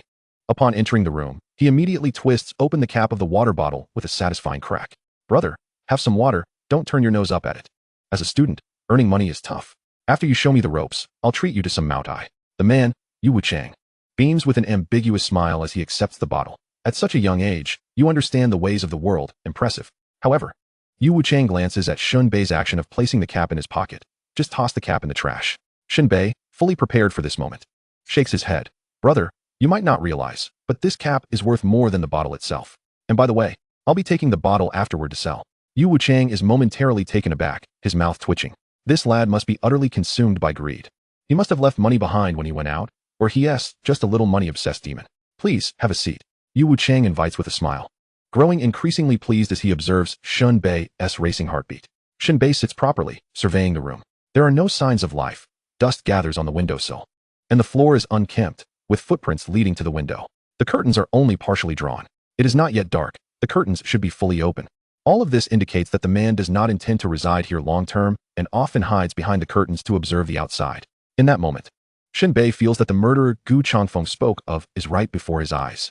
Maintaining a calm, yet excited demeanor, Shen Bei seeks to engage him in conversation, asking, "Brother, what is your name?" "You can call me Yu Gu. I've truly encountered a good person." Shen Bei adopts an innocent expression. "It's wonderful that Yu Gu is willing to help me earn some pocket money." Yu Wuchang chuckles.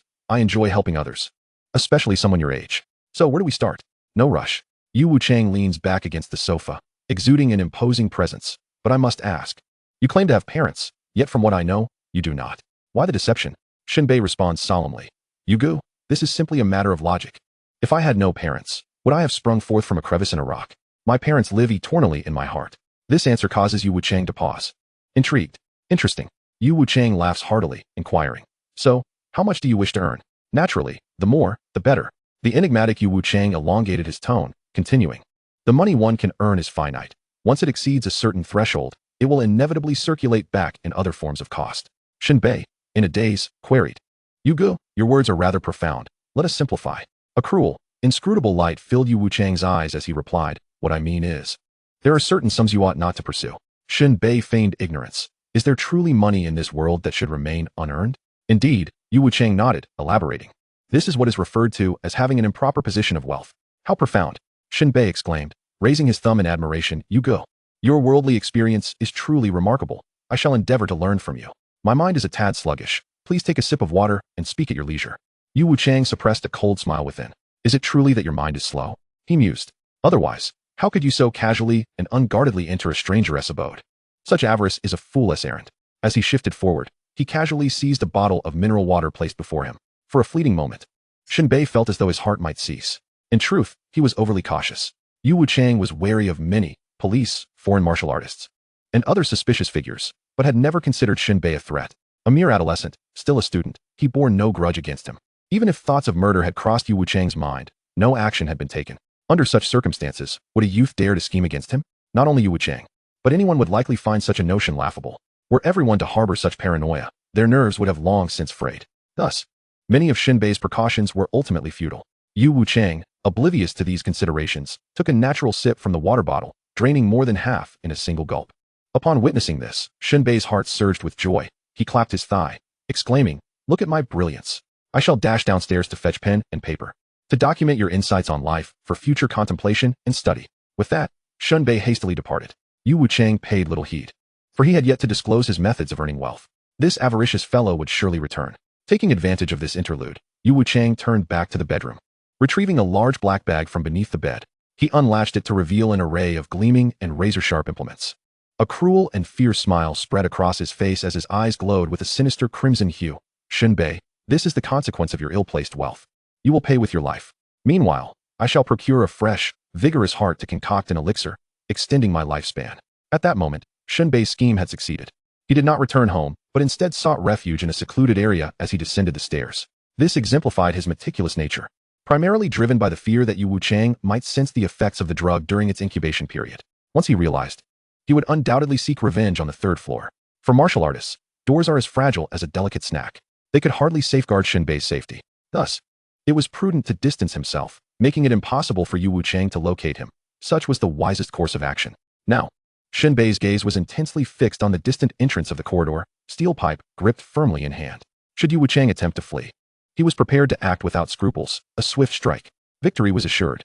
Meanwhile, Yu Wuchang laid out an assortment of blades from his bag: a disemboweling knife, a bone-sawing blade, a skinning dagger, and a tendon-cutting plier. "I am a man who strictly adheres to procedure. Trust me, Shen Bei, your death will be devoid of agony."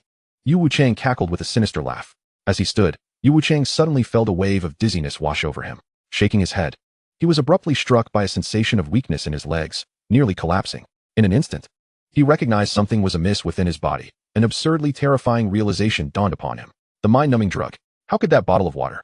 His legs turned to jelly, and he barely managed to brace himself against the wall to avoid falling. His eyes were bloodshot, his face as pale as parchment. A flicker of agitation and unease evident in his gaze. He gasped for breath, unable to fathom how Shen Bei could have drugged him without revealing any signs. Dazed and confused, Yu Wuchang was gripped by terror. He had taken the lives of many without fail, yet here he was, undone by a mere child. To find himself bested by a fledgling, a small bird pecking at the eye of an eagle. This was undoubtedly premeditated. No ordinary person like Shen Bei would dare to poison him. If anything, the police must already be surrounding the premises. Yu Wuchang dared not exit through the front door. He had to leap from the window, seeking an escape route. With determination, he moved towards the kitchen, intent on jumping from the fourth floor to evade capture. His head throbbed painfully, and he felt his limbs growing increasingly numb. Struggling to traverse from the room to the living area, Yu Wuchang pounded his legs in desperation. Realizing he could no longer control his extremities, Shen Bei was a man who adhered strictly to protocol. When the street vendor suggested an increase in dosage, he complied wholeheartedly. The amount of drug administered was far too excessive. Though martial artists possessed considerable resistance, Yu Wuchang was still but a first-tier fighter. Shen Bei had administered a dosage tenfold that of a regular person. Had he been an ordinary individual, he would have likely succumbed to unconsciousness by now. Yet Yu Wuchang, in his current state, could still move, albeit with great difficulty. But he had no time for pride in his resilience. Fueled by sheer willpower and the instinct to survive, he finally made it to the balcony edge. Just then, a sudden knock echoed at the door. "You go? I'm back." Chapter 13. "Give me gold coins, you scoundrel." "Bro, open the door. I know you're home. Let me in." Shen Bei pounded on the door. Within, Yu Wuchang felt each knock resonate like a hammer striking his heart. There was no time to entertain Shen Bei, this unscrupulous miscreant. Survival was paramount. At this moment, he could not afford to conceal his identity any longer. However, as he prepared to move towards the window to escape, a flash of insight struck him. His mind began to clear. If Shen Bei dared to return, it was undoubtedly to test the effects of the drug. But if he captured him, he could take him hostage, even if he leapt from the window. Given his current condition, the likelihood of escape was minimal. Yet if he could seize this high school martial arts student as a hostage, the authorities in Changta County would surely not disregard the life of such a young man. Seizing the last glimmer of hope, Yu Wuchang summoned all his strength to turn and shuffle towards the door. While the police had yet to realize he had been compromised, he would first subdue this boy to use as a shield. Meanwhile, Shen Bei strained to listen for any movement within. The absence of sounds indicative of a struggle left him uneasy. Either Yu Wuchang had succumbed to the drug and collapsed, or the mind-numbing effect was ineffective, and he was now preparing an ambush. Just then, the door creaked open. Shen Bei did not hesitate. He stepped back several paces and concealed the steel pipe behind him. At this moment, Yu Wuchang was utterly bewildered, his senses overwhelmed by the effects of the mesmerizing drug. He barely registered the presence of anyone outside, mumbling weakly, "Come in." Shen Bei glanced at Yu Wuchang's state, a sly grin creeping onto his face. It worked. Yu Wuchang was now in a daze, unable to stand without leaning against the wall. However, Shen Bei refrained from acting impulsively and timidly inquired, "Brother Yu, What's wrong? Your complexion seems rather off. Yu Wuchang gritted his teeth, feeling as if he were on the verge of fainting and had no time for idle chatter. He struggled to unlock the security door, breathing heavily. Coming quickly, do you still want to learn the ways to make money? Ignoring the topic of wealth, Shen Bei pressed on. Should I help you find a doctor? We could also call the police. Your condition doesn't look good. Yu Wuchang's head felt like it was about to explode. Damn the police, he thought. This brat had been around long enough. The patrol officers downstairs might be coming up any moment now, summoning the last of his strength.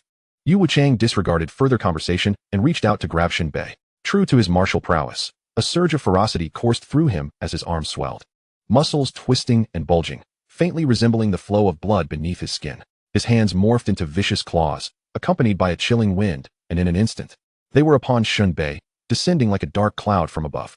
Yet, Shen Bei, having accrued daily rewards, had attributes nearing that of a martial artist. Coupled with Yu Wuchang's sudden outburst, he was far from his peak strength. Furthermore, Shen Bei was already on guard for Yu Wuchang's counterattack. At the moment Yu Wuchang struck, Shen Bei swiftly sidestepped, evading the lethal blow.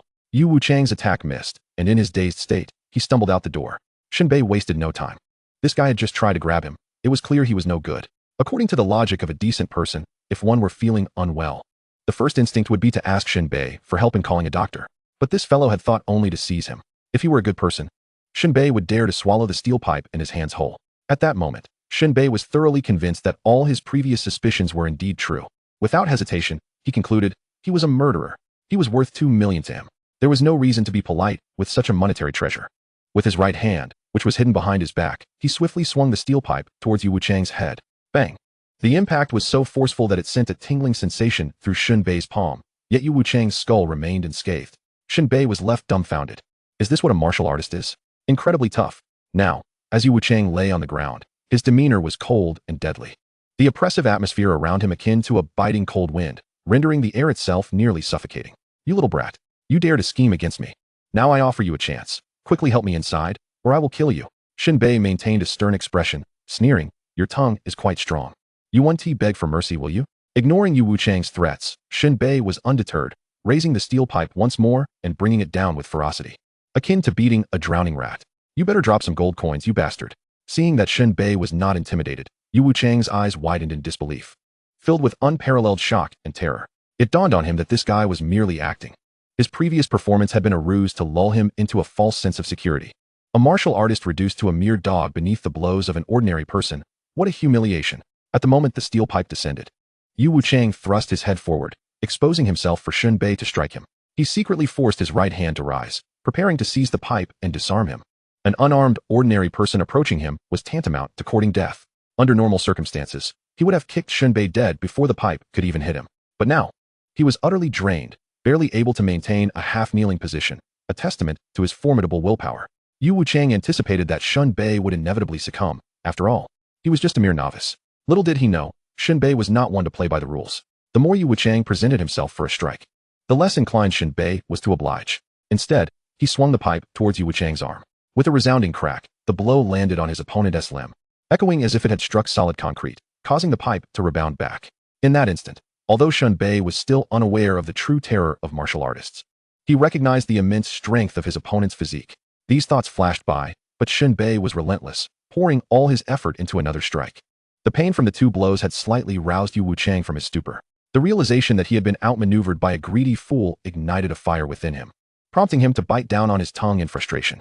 In a sudden surge of motivation, Yu Wuchang managed to take a small step towards the door. He then abandoned all defense, throwing his fists forward with all his might. As a first-tier martial artist, even in this state, he needed Shen Bei to understand that a martial artist was not to be trifled with. If he could land just one blow, he could send Shen Bei flying and claim victory. However, Shen Bei observed Yu Wuchang's wild and aimless punches as if watching a fish flopping on dry land. He continued to swing the steel pipe without restraint. Crack! Shen Bei's expression changed dramatically. Although Yu Wuchang's punch appeared slow and lacked any force when it connected, the pipe actually bent and broke. At the same time, the force of the blow caused the pipe to rebound, striking Shen Bei's palm and sending a sharp pain through his hand. Damn it! Shen Bei was growing increasingly anxious. After all this time, this accursed martial artist still hadn't fallen unconscious. This street vendor uncle deserved a bad review.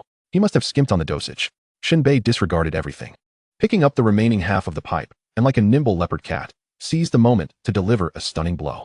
After several exchanges, Yu Wuchang finally could not hold on any longer, collapsing to the ground, his chest heaving rapidly, his life force flickering like a candle in the wind. He roared. The headhunting clan 1T let you die easily. With that, the once formidable Yu Wuchang rolled his eyes, his tongue protruding, and fell into complete paralysis. Wiping the sweat from his brow, Shen Bei revealed a knowing smile, seizing Yu Wuchang's ankle and dragging him into the room, stating, "You needn't worry about how I'll die. You just focus on dropping me some gold coins." Chapter 14. A mere second-tier martial artist, easily within reach. Shen Bei dragged Yu Wuchang into the room and closed the door. It was only then that he carefully examined Yu Wuchang's condition, completely ravaged by the mesmerizing drug. Yu Wuchang's head was drenched in blood, and his body was still intermittently twitching.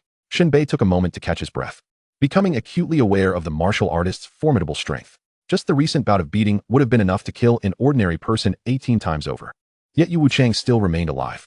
This illustrated the tenacity of a martial artist's vitality. The only ones capable of defeating a martial artist are other martial artists. Certainly, there exists the drug of enchantment. With a sigh, Shen Bei contemplated the situation. Had it not been for the effect of the drug, it would have been he lying prostrate on the ground, parched and with a dry tongue. He licked his lips and donned a victorious smile as he kicked Yu Wuchang, who remained unresponsive. Without delay, Shen Bei dashed into the bedroom, intending to twist the bed sheets into a rope to bind Yu Wuchang. The duration of the drug's efficacy was uncertain. If he were to awaken, all would be lost, and the 2 million yuan would slip through his fingers like a cooked duck taking flight. Upon entering the bedroom, Shen Bei was startled by a large black bundle on the floor.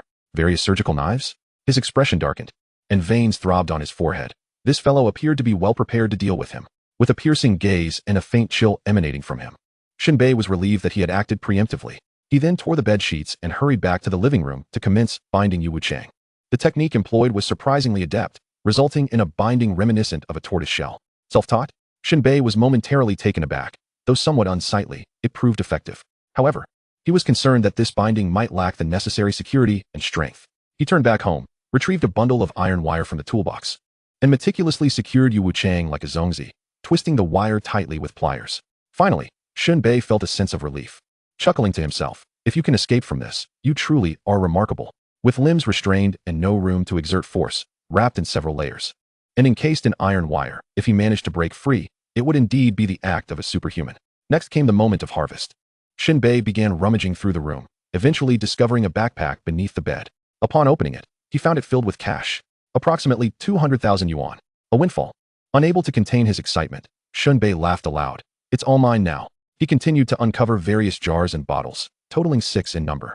Among them, 3 bore advertising labels and resembled ordinary medicine bottles, complete with names. 2 bottles contained blood qi pills, and 1 contained qi blood pills. Each bore a production date, manufacturer, and address, marking them as legitimate pharmaceuticals. Shen Bei counted the blood qi pills, 18 in total. According to pharmacy prices, these 2 types of medicine alone would cost 2 million. Such a price was beyond the means of an average household. Purchasing them would cause considerable regret. Yet now, Shen Bei was reaping the rewards. The quickest way to wealth indeed lay in murder and robbery. "Is this the method you, brother Yu, intended to teach me? I have learned." Minutes later, Shen Bei had thoroughly looted Yu Wuchang's room, uncovering no further items. He stowed his findings in the backpack and rushed back to his own room to hide them. Next came the need to report to the authorities. This murderer was valued at 1 million. He needed to secure that money. After flipping through his contact list, he realized he had no number for Gu Changfeng. However, he did have the number for teacher Gu Xinro. He dialed directly. "Hello, teacher. You must come to my house immediately," Shen Bei shouted into the phone. On the other end, Gu Xinro glanced at the clock. It was 8 in the evening. "Are you insane? What could you possibly need me for at this hour? It's not a home visit. Just a man and a woman alone together." "Ugh," Gu Xinro replied, her tone tinged with irritation. "Shen Bei, I am your teacher. Have you become so bold because I haven't disciplined you lately? Why on earth would I come to your house at this hour? Don't tell me your faucet is clogged. I'm not a plumber." Shen Bei distanced the phone from his ear, escaping her tirade. "Teacher, I'm quite anxious," he said. "I have the rope." "Rope?" Gu Xinro's composure shattered. "Shen Bei, I never imagined you would heed my advice. Such things should not be trifled with." "Pervert." "Teacher, you are overthinking it," Shen Bei replied as he returned to the 4th floor. "What I meant was, I've captured a murderer. I've already bound him with rope. You all must come to identify him, so I can receive my reward." Upon hearing this, there was a long silence on the other end, as Gu Xinro weighed whether Shen Bei was teasing her or speaking truthfully. "Teacher, are you serious?" "Absolutely. This fellow's bag is filled with surgical tools. He is definitely involved in harvesting hearts for alchemy. How did you manage that?" "He is a martial artist. Who said I wasn't clever? Wait there. I'm bringing people over. If this turns out to be a hoax, just wait until I deal with you." Click. Shen Bei rolled his eyes, muttering, "Always threatening me, yet never following through. Is this how you teach?" Deceiving children? He hung up and confirmed that Yu Wuchang remained unconscious, leaning against the door, waiting for Gu Xinro and her entourage to arrive. Before long, several cars pulled up at the unit's entrance, and hurried footsteps echoed in the hallway. Shen Bei saw Gu Changfeng, Gu Xinro, and several martial arts students from the university rush in. You claim you've captured a murderer? Where is he? Gu Changfeng lowered his voice, making it sound somewhat hoarse as he was the first to inquire. Shen Bei nonchalantly gestured towards the room, speaking with calm elegance. I've already packaged him for you. Though Gu Changfeng appeared skeptical, he still rushed into the room, while the others remained outside, watching Shen Bei. Gu Xinro, possibly just finished bathing, wore an outer garment that still revealed hints of a pink nightgown underneath. Her youthful form exuded a delicate fragrance, strikingly beautiful and utterly enticing. Her dark, slightly damp hair accentuated her smooth, fair skin, exuding an air of elegance and sensuality that was hard to behold directly. The delicate flares of her nostrils quivered slightly. She gazed intently at Shen Bei, without a hint of unease. Gu Xinro's eyes widened slightly. Could it be that Shen Bei was telling the truth over the phone? Shen Bei swallowed hard, his gaze lingering on Gu Xinro's lush, crimson lips, resembling ripe lychees. He nearly succumbed to the urge to kiss them, but he dared not act. Xiaoying stepped forward, questioning. Shen Bei, are you implying that not only have you found the murderer, but you have also subdued him? Shen Bei casually nodded. Wang Yi smacked his lips. That can't be true. I feel like Shen Bei is just crying wolf. Shen Bei smirked, revealing a set of gleaming white teeth. Just because you can't do it doesn't mean I can't. Capturing a mere first-grade martial artist is childish play. Gu Xinro's expression twitched. A mere first-grade martial artist is childish play? Do you think martial artists are like cabbages? Gu Xinro's eyes glimmered with skepticism as she softly warned. Shen Bei, if you dare to deceive us, I won't be joking around this time. I will certainly deal with you. Just as Shen Bei was about to express his warm welcome for teacher Gu Xinro's guidance, Gu Changfeng suddenly poked his head out from the room, wearing a look of relief, relaxation, and a hint of admiration, exclaiming loudly, It's him. Yu Wuchang. We've caught him. Chapter 15. Come now, tell me, what is a martial artist? As the crowd outside still bore traces of skepticism, Gu Changfeng declared with unwavering conviction. We've apprehended the culprit. It's none other than Yu Wuchang, the murderer. The air crackled with disbelief. Gu Xinro's expression shifted instantly. Her hands clutched her knees tightly, her body trembling slightly. With her pair of cool, luminous eyes, she furtively glanced at Shen Bei. Could it truly be that Shen Bei had managed to capture him? It seemed utterly implausible. Clearly, if she wished to ensnare Shen Bei, she would need to devise a different pretext. However, such considerations were not at the forefront of Gu Xinro's mind at that moment. She rushed into the room to ascertain the situation. Meanwhile, both Xiaoying and Wang Yi stared in astonishment, their pupils contracting in shock as they entered the room. What a sight to behold! There lay Yu Wuchang, sprawled on the floor in a deep slumber, bound with bed sheets in a manner reminiscent of something seen in Japanese adult films. Even more astonishing were the wires, resembling a silken cocoon. To an unknowing observer, it could be mistaken for an artful display of the human form. Such dexterity was truly remarkable. In the face of this unbelievable scene, the onlookers felt as though an invisible hand had seized their throats, rendering them momentarily speechless. Shen Bei shrugged nonchalantly, spreading his arms wide with an air of haughty confidence, proclaiming, See, I told you I caught him. I did indeed catch him. Xiaoying gave a thumbs up, exclaiming, Brother, I may not bow to anyone, but I certainly bow to you. When it comes to lucrative endeavors, you charge ahead like a true warrior. Wang Yi nodded in agreement, fully aware that Yu Wuchang, this cold-blooded, remorseless killer, was a first-tier martial artist. Even they, as students of martial arts, would have to call upon Gu Changfeng for assistance if they encountered him, never daring to act recklessly. Yet, here was Shen Bei, a mere mortal, who had inexplicably brought down a first-tier martial artist. It was utterly astonishing. At that moment, Gu Changfeng cleared his throat, signaling Xiaoying and the others to get to work. Xiaoying understood immediately and dashed into the inner room to search for spoils. How did you manage this? Gu Xinro's gaze softened, her demeanor becoming gentle and demure, her willow-like brows furrowing in curiosity, her eyes sparkling with a thirst for knowledge.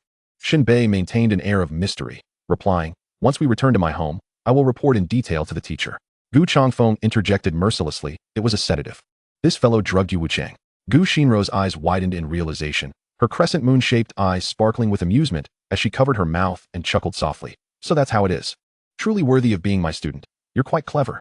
However, Gu Changfeng, resembling a cold statue, adopted an admonitory tone. I must reiterate, Shen Bei, your actions were excessively reckless. You should have notified us so we could handle it, rather than attempting to show off. Gu Xinro nodded in agreement, her expression reproachful as she chimed in. Indeed. Shen Bei, what would we do if something happened to you? Shen Bei's gaze was calm as he replied slowly.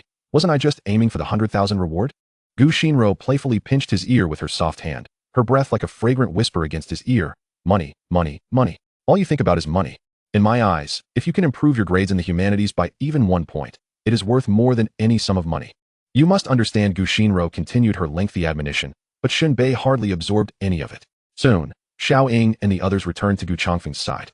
Their faces pale as they quietly reported, aside from a pack of scalpels, there's nothing else. Gu Changfeng's eyes widened with sudden concern. What do I need scalpels for? What could that worthless item possibly sell for? I need elixirs. Those are valuable and could offset the reward. No elixirs were found, came the reply. We might have some, one of them suggested. But none are here, was the definitive answer. Gu Changfeng's eyes gleamed with suspicion as he turned to Shen Bei. Could it be that this fellow had absconded with the valuables? Surely not. Would he dare take such a risk? Was he truly willing to gamble his life for money? Gu Changfeng tentatively inquired. Shen Bei, was the scene preserved intact? Did anything get moved? Shen Bei shook his head. I didn't touch anything. Oh, I did spend money on the sedative and bottled water, totaling 5,002. You'll need to reimburse me for that. I want to reimburse you. Gu Changfeng snorted in disbelief. How could a first-tier martial artist killer not carry elixirs on him? You must have pocketed them and are unwilling to admit it. Trying to have it both ways. Are we? Yet, Gu Changfeng had no evidence. Moreover, he could not search Shen Bei's home. After all, Shen Bei was a hero. It would be unthinkable to turn around and search his residence. Furthermore, in this world, there existed a rule applicable to all residences. Without proper documentation, there was but one principle. The wind may enter, the rain may enter, but the king may not enter. Of course, this applied to the official realm. Thieves and robbers were not bound by such regulations. Gu Changfeng wore a habitual smile, though his tone betrayed a hint of jealousy that he could not conceal. Forget it. If it's gone, it's gone. Just let Lingnan City distribute the reward. After all, we've captured the murderer. Subsequently, Gu Changfeng and the others hoisted Yu Wuchang away, awaiting the merciless judgment that awaited him, a certainty of death. Once the storm of this incident had settled, the ultimate victor would be none other than Shen Bei, who had played both sides. He merely awaited the reward to arrive. Once the system settled accounts tomorrow, he would reap a doubled bounty. Teacher, I still have questions. Shen Bei called out as Gu Xinro began to leave. Gu Xinro tilted her head, her beautiful eyes shimmering as she glanced back. What is it? It's about martial artists. Can we discuss it tomorrow? His eagerness for knowledge was palpable. Gu Xinro's brows knitted slightly as she pressed her lips together, her peach blossom eyes half lowered. She turned to Gu Changfeng and said, Brother, you should head back first. I need to talk with Shen Bei for a while. Gu Changfeng was eager to return and conclude the case, but quietly advised, try to see if the stolen goods are in Shen Bei's possession. Gu Xinro shot him a glance of disdain, but said nothing. The two entered Shen Bei's room. Shen Bei wasted no time and directly asked, Teacher, what exactly is a martial artist? This question, seemingly naive, would likely invite mockery from many. How laughable it was for someone unaware of what a martial artist truly was to pursue the path of martial arts. However, Gu Xinro had no intention of ridiculing him. Besides true martial artists or those from scholarly backgrounds, how many ordinary people truly understood what a genuine martial artist was? Shen Bei was not merely inquiring about the existence of martial artists. He sought to comprehend how one becomes a martial artist, the standards and definitions that govern martial artists. These were, in fact, secrets. The authorities had not disclosed such information to the general populace for various reasons. Typically, only those who gained admission to martial universities would learn of them. Gu Xinro sighed deeply, then smiled gently. Shen Bei, what significance does this hold for you? Your attributes are below standard, and you just managed to gain a profit of 200,000 gold coins, right? Save it wisely. It will ensure you are never in want. Shen Bei, with utmost seriousness, replied in a calm and gentle tone, No, I want to become a martial artist. I wish to know the true definition of a martial artist. Gu Xinro narrowed her eyes, her gaze unwaveringly fixed upon him. Seeing the earnest expression on Shen Bei's face, she felt a sense of ease. Certainly, allow me to indulge you with a preemptive revelation. Gu Xinro arched her swan-like, elongated neck, gracefully unfastening the hairpin that held her raven-black tresses. Her thick, lustrous hair cascaded down like a waterfall, and with a gentle shake of her delicate head, a fragrant breeze wafted through the air. Thus unfolds Chapter 16, Daily Settlements and Additional Rewards. In light of Shen Bei's insatiable curiosity, Gu Xinro had not intended to divulge much to him. After all, given Shen Bei's previous assessment of his four-dimensional attributes, there was little necessity for him to grasp the extraneous core information regarding martial artists. However, acknowledging Shen Bei's audacity in single-handedly apprehending the notorious murderer Yu Wuchang and his significant contribution, Gu Xinro deemed it fitting to enlighten him somewhat, thereby alleviating his inquisitive spirit. She spoke slowly. The essence of a martial artist fundamentally lies in transcending the limits of the ordinary human body. You have yet to encounter the true discipline of martial arts, as you are still in the foundational stage. To become a martial artist, the crux lies in surpassing boundaries. The primary focus is on bone tempering, supplemented by muscle training, while the four-dimensional attributes form the bedrock of this endeavor. In essence, A robust four-dimensional attribute serves as the foundation for qualifying as a martial artist. Gu Shinro expounded for nearly half an hour. Shen Bei listened attentively, absorbing every detail. This imparted a fresh perspective on martial artists for him. Firstly, the martial arts system is vast in scope, with formidable physical attributes. One can pursue the path of unparalleled strength.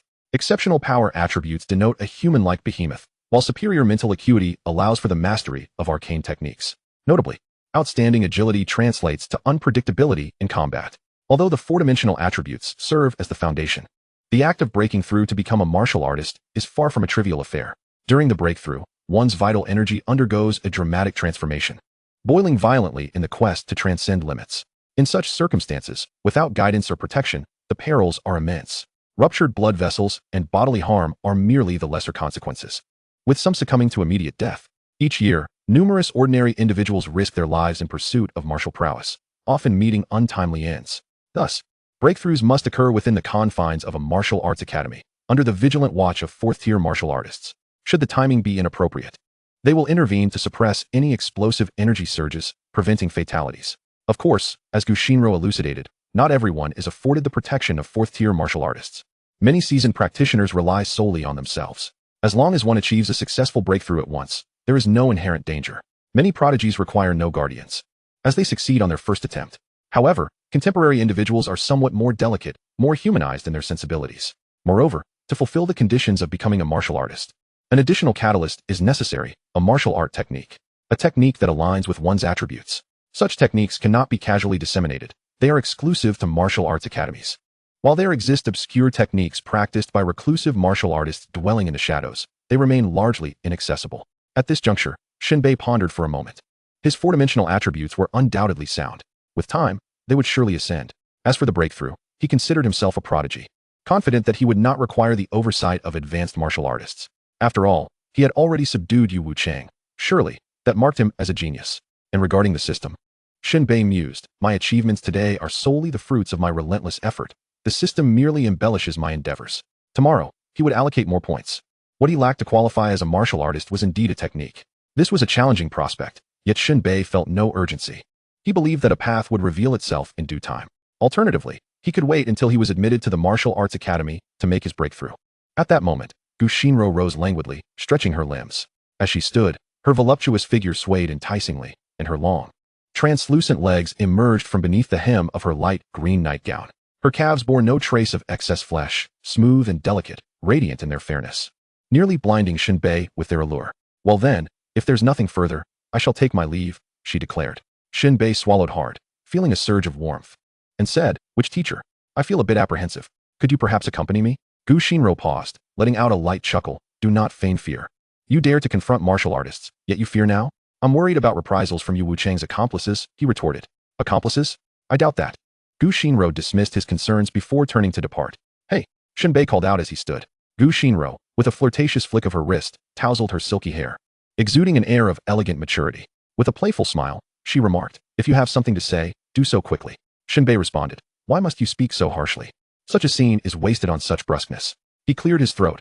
If I were to qualify as a martial artist, would your word hold weight? Gu Shinro snorted, her nostrils flaring. Dream on if you think you'll pass. That would be a face worth seeing. Shen Bei retorted. With a toss of her hair, Gu Shinro vanished through the doorway. Shen Bei felt invigorated, convinced that the teacher was already within his grasp and could not escape. The days ahead would proceed in an orderly fashion, skipping classes, working part-time, and diligently accumulating attribute points. Of course, securing a martial technique would also be a delightful endeavor. Simultaneously, Shen Bei began to strategize. As for the elixirs from Yu Wuchang, they were a topic for another day. He could certainly utilize them himself. With over 200,000 in cash, combined with the bounty and the system's doubling effect, his total assets could swell to 2,200,000. Wealth was within his grasp. Shen Bei clenched his fists, exclaiming, what alleviates woes? Only immense wealth.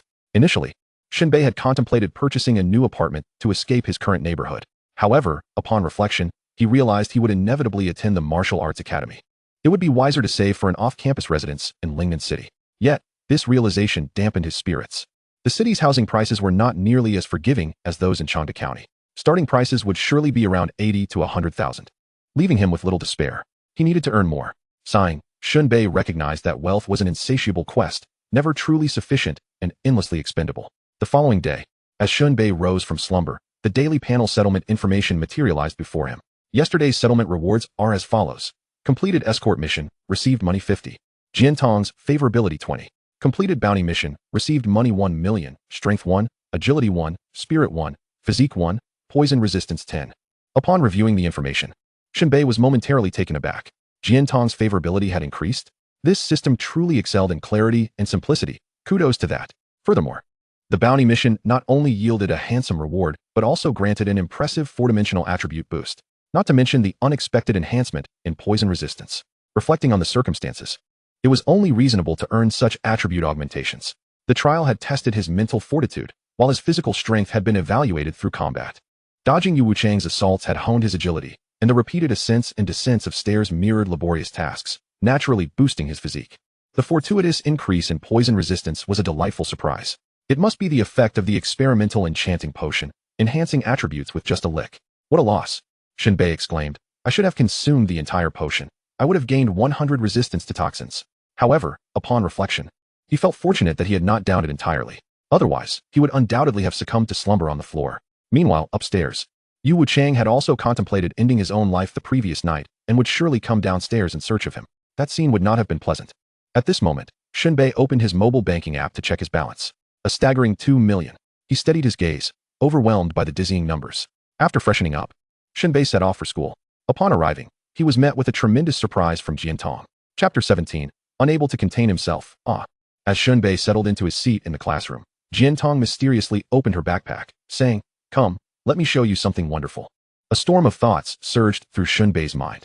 Was this a reward for escorting her home yesterday? With that in mind, he felt compelled to put on a show. Adopting a righteous demeanor. What do you take me for? I would never desire something so raw. Jiantong immediately sensed that Shen Bei's words were becoming increasingly outrageous, hinting at something rather indecent. Her beautiful eyes narrowed slightly, their gaze trembling. As she arched an eyebrow, "What are you thinking?" Shen Bei peeked into her bag, finding it devoid of any fabric. He quickly changed the subject. "No, nothing. Really nothing." Humph. Jiantong, with her brows furrowed and her eyes flashing, harbored some doubts regarding Shen Bei's impure thoughts, but chose not to pursue the matter further. Then, she fully opened her backpack. "Look."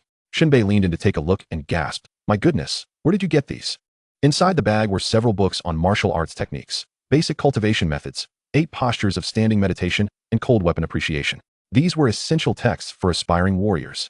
Shen Bei regarded Jiantong with an expression of incredulity, while she, with a playful smile, tucked a loose strand of hair behind her ear, revealing, "These are all from my father's collection. I borrowed them without him knowing." "What exactly does your father do?"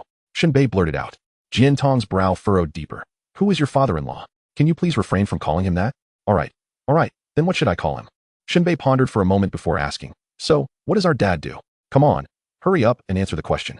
Jiantong tilted her lovely head, rolling her eyes as she replied, "Of course, he is a martial artist. If he hadn't been injured while on a mission in the underground, he would still be a professor at Lingnan University." Shen Bei was momentarily taken aback. He had no idea about this aspect of her father's identity. No wonder he could procure second-hand testing equipment. When Jian Shan had assessed his attributes previously, he had provided a thorough commentary, complete with rationale. It turned out that her father had once been a professor at the Martial Arts University. Those martial arts books began to make sense. Shen Bei rubbed his hands together. "Jiantong, you're not just showing off, are you?" To which Jiantong, with utmost sincerity, responded, "Primarily, I wanted you to treat my dad with more respect. Although he has hidden injuries, if provoked, he could easily sweat you like a fly." Shen Bei's lips twitched. It felt akin to a girl bringing a boy home, with the boy unable to contain himself and wanting to tease her, only for her to open the wardrobe revealing it filled with police uniforms, instantly making the boy obedient. Goodness, was Jiantong displaying her prowess here? Yet, Shen Bei had to admit he had not perceived Jian Shan as a martial artist. Generally speaking, martial artists do not exude their vitality and aura. They blend seamlessly into the crowd, just like Gu Shinro. Who could have guessed she could break stones with her chest? Truly, one cannot judge a book by its cover, nor can the vastness of the ocean be measured by a mere jug. At that moment, Shen Bei observed Jiantong. She wore a high-waisted short skirt, simple yet stylish. Seated gracefully, her legs crossed elegantly, the hem of her skirt resting just above her knees, subtly revealing a slender thigh, akin to exquisitely crafted porcelain, luminous and fair. Her calves did not boast muscles developed through rigorous training, but exuded a natural slenderness and length. It was as if they had undergone the finest polishing. Her beautiful face possessed an elegance that defied any gaudy description. Her tall and agile figure, combined with a delicate, lingering fragrance, rendered everything breathtakingly beautiful, almost beyond comprehension. Shen Bei found himself entranced, clearing his throat. Could we possibly discuss borrowing these books for a few days? What do you intend to do with them? Jiantong's demeanor shifted to one of caution, her tone warning. I know you wish to touch the threshold of your attributes. But breaking through as a warrior is no trifling matter. Without a high-level warrior to protect you, it could be fatal. I was merely preparing for the martial arts university course in advance. You're overthinking it. Shen Bei lied effortlessly, the words flowing naturally. Jiantong regarded him with suspicion. Really? Would I joke about my own life? Fine, I can borrow them for a few days, she conceded. But don't get any funny ideas. Shen Bei, dismissive of her warnings, stuffed the books into his own backpack and marched out. Hey, Jiantong's face contorted in frustration, her eyes glinting with resentment. You're just leaving like that? Why does it feel like a scoundrel leaving after a tryst? Shen Bei glanced back and winked. Why not? Going to school is such a waste of time.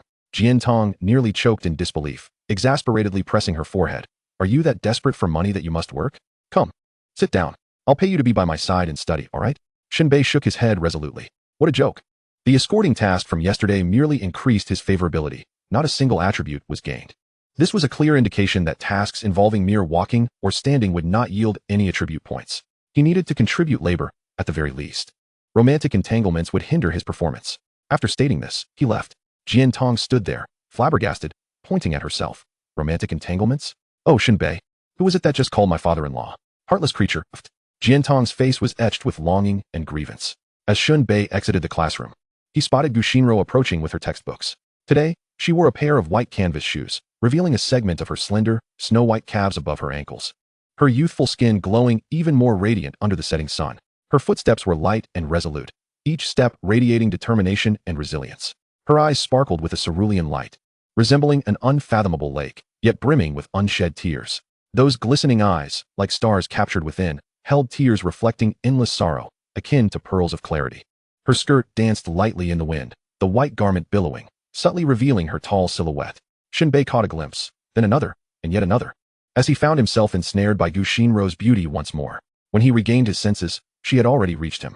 Shen Bei thought to himself, this is bad. There's no escape.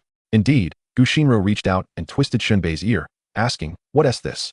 Planning to skip class? No. I just need to use the restroom, he replied. There's hardly any time left before class starts. You can go after it ends. I genuinely can't hold it any longer. It's urgent, Gushinro's lips twitched as she waved her hand. Hurry up and come back. Shen Bei dashed away in a flash. Hey. Gushinro observed the direction Shen Bei was running, realizing he wasn't heading to the restroom at all, but rather towards the front gate.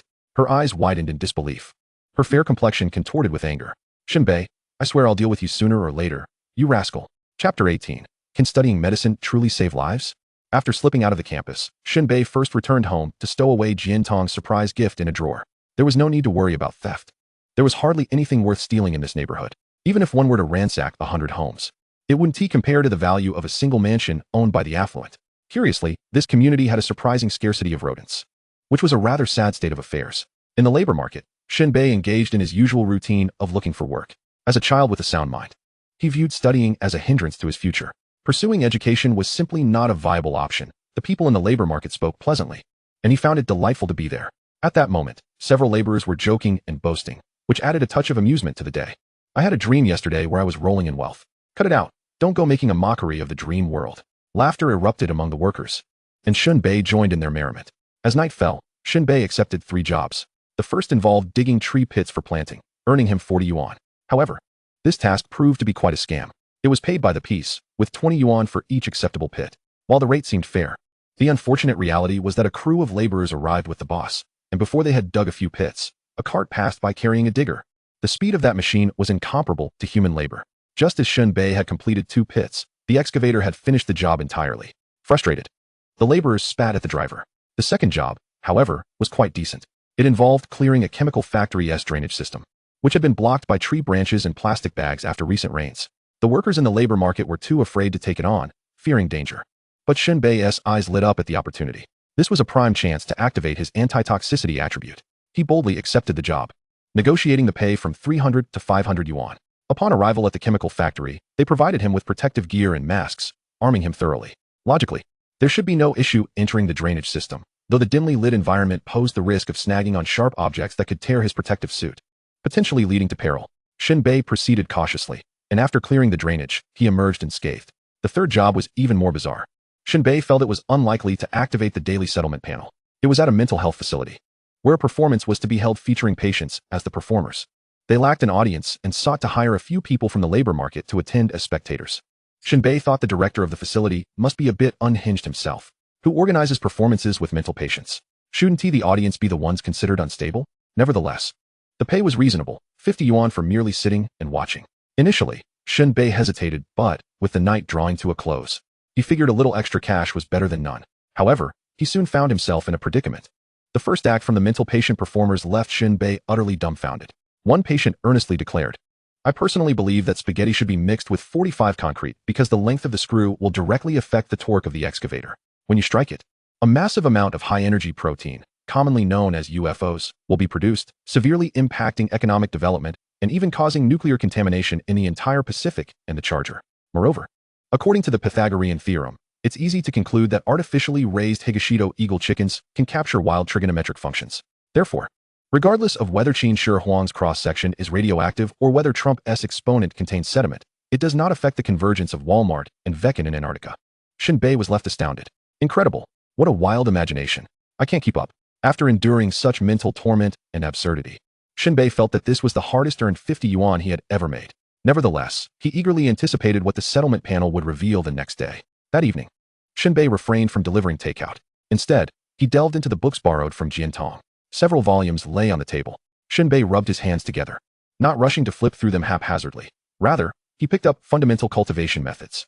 To his surprise, the thickness of this book was comparable to that of To Live. Was it truly necessary for the basics to be this thick? His head began to ache, as he had expected something more akin to a pamphlet. Gritting his teeth, he opened it. The words on the first page jolted him profoundly. Warriors dare to be the pioneers of the world. Such a powerful proclamation. He immediately turned to the main content, only to be taken aback.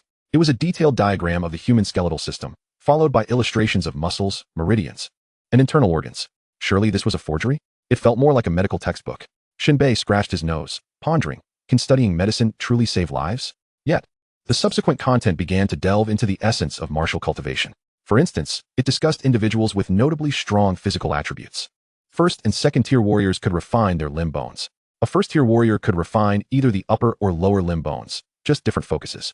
Upon completion of this refinement, such warriors possessed formidable single-target lethality. With bones as hard as iron and blood vitality surging, their strikes could rival cold weapons. At this stage, a warrior could easily kill an ordinary person with a single punch or kick, should one choose to refine the upper limb bones first. There were a total of 64 bones in the upper body. Once refined, their arms could serve as deadly weapons, possessing immense power.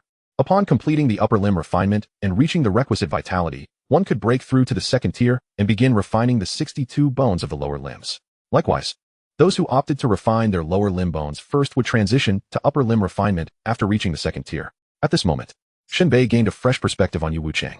This individual had already completed the refinement of all limb bones at the second tier. If Shen Bei had not outsmarted him, Yu Wuchang could wield his limbs as weapons, easily dispatching Shen Bei with a single kick. When Shen Bei had struck Yu Wuchang with a steel pipe, he had still managed to break it with a single punch despite being physically weakened. Even after Shen Bei had struck Yu Wuchang multiple times, there had been no signs of fractures in his limbs. Moreover, warriors who followed the path of physique and strength at the third tier were even more formidable, beginning to refine their torsos. A peak third-tier warrior could dare to confront firearms head-on, as long as they protected their vital brain area. Though bullets may pierce the flesh, they rarely inflict fatal injuries, allowing one to retain combat efficacy. Of course, a shot to the head is invariably lethal. Those unfortunate enough to be struck through the fissures of their bones, hitting vital organs, meet the same grim fate. As for the refinement of the skull, the text offers no guidance, suggesting it lies beyond the realm of fundamental training. Regarding the cultivation of realms above the third tier, the book remains silent. It primarily focuses on foundational practices pertinent to the lower tiers. While there is mention of martial artists possessing heightened mental and agility attributes, Shen Bei pays little heed to such details. In his mind, to become a martial artist necessitates the clash of fists, the raw collision of flesh, which truly ignites the spirit. Thus, Shen Bei is resolute in pursuing the path of physicality and strength. As for other martial techniques, he will learn them if he can. But his primary focus remains on hand-to-hand combat. The text advises that if one's attributes are lacking, one should promptly consume elixirs, as sufficient attributes enable one to achieve more with less effort. Shen Bei chuckled at this notion. Elixirs hold no allure for him. Furthermore, excessive consumption leads to tolerance, which explains the vast price range of medicinal pills, from several thousand to over 1 million. The more expensive the elixir, the more potent its effects, and the weaker the resistance. As for effective methods to refine one's foundational bones, that is a topic for another tome. The 8 stances of standing posture is introduced here. The opening page presents a stark warning in bold red letters. Warning. Attention. Prior to the martial examination, do not practice the content of this book. Failure to heed this could lead to a decrease in one's 4-dimensional attribute points. Chapter 19. Youth, fueled by vigor. Faced with the warning from the text, Shen Bei's demeanor shifted, growing serious.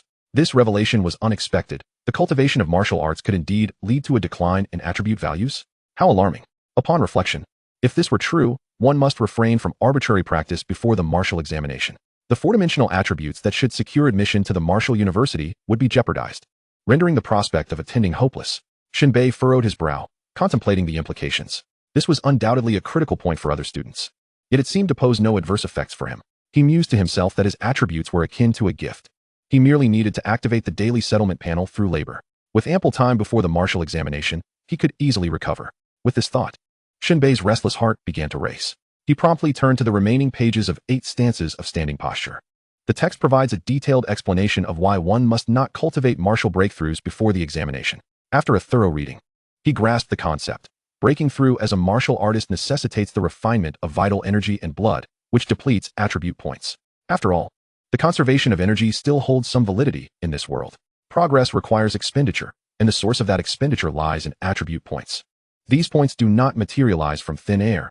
Even with the capacity for regeneration, one cannot keep pace with the rate of consumption. Should this scenario unfold, the testing apparatus during the martial examination would not consider one's prior actions, but would merely reflect the data. This is precisely why one must wait until after the examination to pursue such breakthroughs. The attribute points lost in the process would eventually return. However, Shen Bei remained unconcerned. He resolved to proceed. Without hesitation, he shed his clothing and began practicing the fundamental method to refine his vital energy. As for the 8 stances of standing posture, that would be for later. He must proceed step by step, without haste. Shen Bei had largely mastered the method and steps for refining vital energy. Although this was his first attempt, he anticipated some unexpected occurrences. Yet, who among us can claim their first attempt is flawless? Every novice experiences discomfort. Prepared, Shen Bei commenced his training. According to the fundamental method, as the vital energy is refined, the blood vessels throughout the body become engorged. Thus began his inaugural practice. To his astonishment, the previously unseen veins became visible as attribute points were consumed, nourishing the vital energy. Some veins even threatened to burst through the skin, revealing the flow of blood within. It was overwhelming, exhilarating.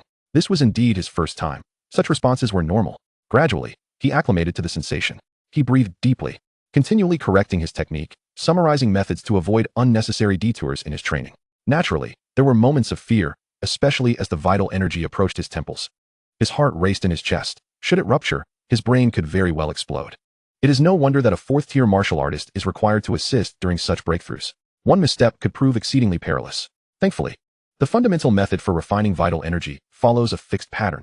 As long as he does not act recklessly, the energy circulates along a predetermined route. Soon enough, he safely passed through the critical juncture at his temples. An hour later, Shen Bei concluded his session, collapsing onto the ground, breathless. Although the experience had gone smoothly, a glance at his skin startled him. His entire body was drenched in beads of blood seeping from his pores. It appeared as though he had emerged from a bloodbath. His appearance grotesquely crimson and foreboding. Should he venture outside, he would surely frighten passers-by into fits. After inspecting himself, he deduced that the issue lay not with his arteries, but rather the capillaries, which had succumbed to the strain of refining vital energy. It was not a grave concern. Shen Bei exhaled sharply, somewhat pained by the thought of how many eggs would be needed to replace such a volume of lost blood. Nevertheless, he was more curious about his attribute points. Unfortunately, unlike Jin Tong, he did not possess the luxury of readily available attribute detection. Perhaps he could visit his father-in-law's home for a checkup. Though Shen Bei was unconcerned about his attribute values, maintaining some awareness of them was prudent. After a brief respite, he wasted no time and reached for the 8 stances of standing posture. This technique focuses on refining the bones. It comprises 8 standing postures, each corresponding to a specific aspect of bone refinement. For instance, the horse stance targets the lower limbs. As the old adage goes, without practicing the fundamentals, one's efforts will be in vain. Here, the term practice refers to the foundational stances. A solid foundation can significantly impact practical application. It is said that those who master standing postures can achieve a state akin to a weeble. Consider the advantage of remaining upright during combat. Such a position is immensely advantageous. A well-executed stance makes one immovable, unassailable, and capable of entangling opponents to the point of inducing nausea. Without hesitation, Shen Bei chose to begin with the horse stance. As the name suggests, the horse stance resembles a seated position as if one were riding a horse. It can be further divided into 3 levels. First, to stand firm. A stable stance cannot be easily toppled. Second, to stand solidly. Feet like boulders, rooted in the earth, cannot be easily moved. Third, to stand with emptiness. Achieving this level earns one the title of weeble. The concept of standing empty refers to the ability of the human center of gravity to be adjusted at will. If the center of gravity is unstable, one is prone to falling. However, when the center of gravity is stable and can be adjusted freely, no matter how one is pushed, struck, kicked, or grabbed, one remains steadfast and unmoving. A martial artist's practical combat ability cannot be judged solely by their rank. Even a martial artist with excellent stance training, when faced with a higher-ranked opponent, may not be able to breach their defenses, yet they can evade their attacks. Moreover, standing practice can strengthen bones and enhance muscle flexibility, accelerating the process of skeletal refinement.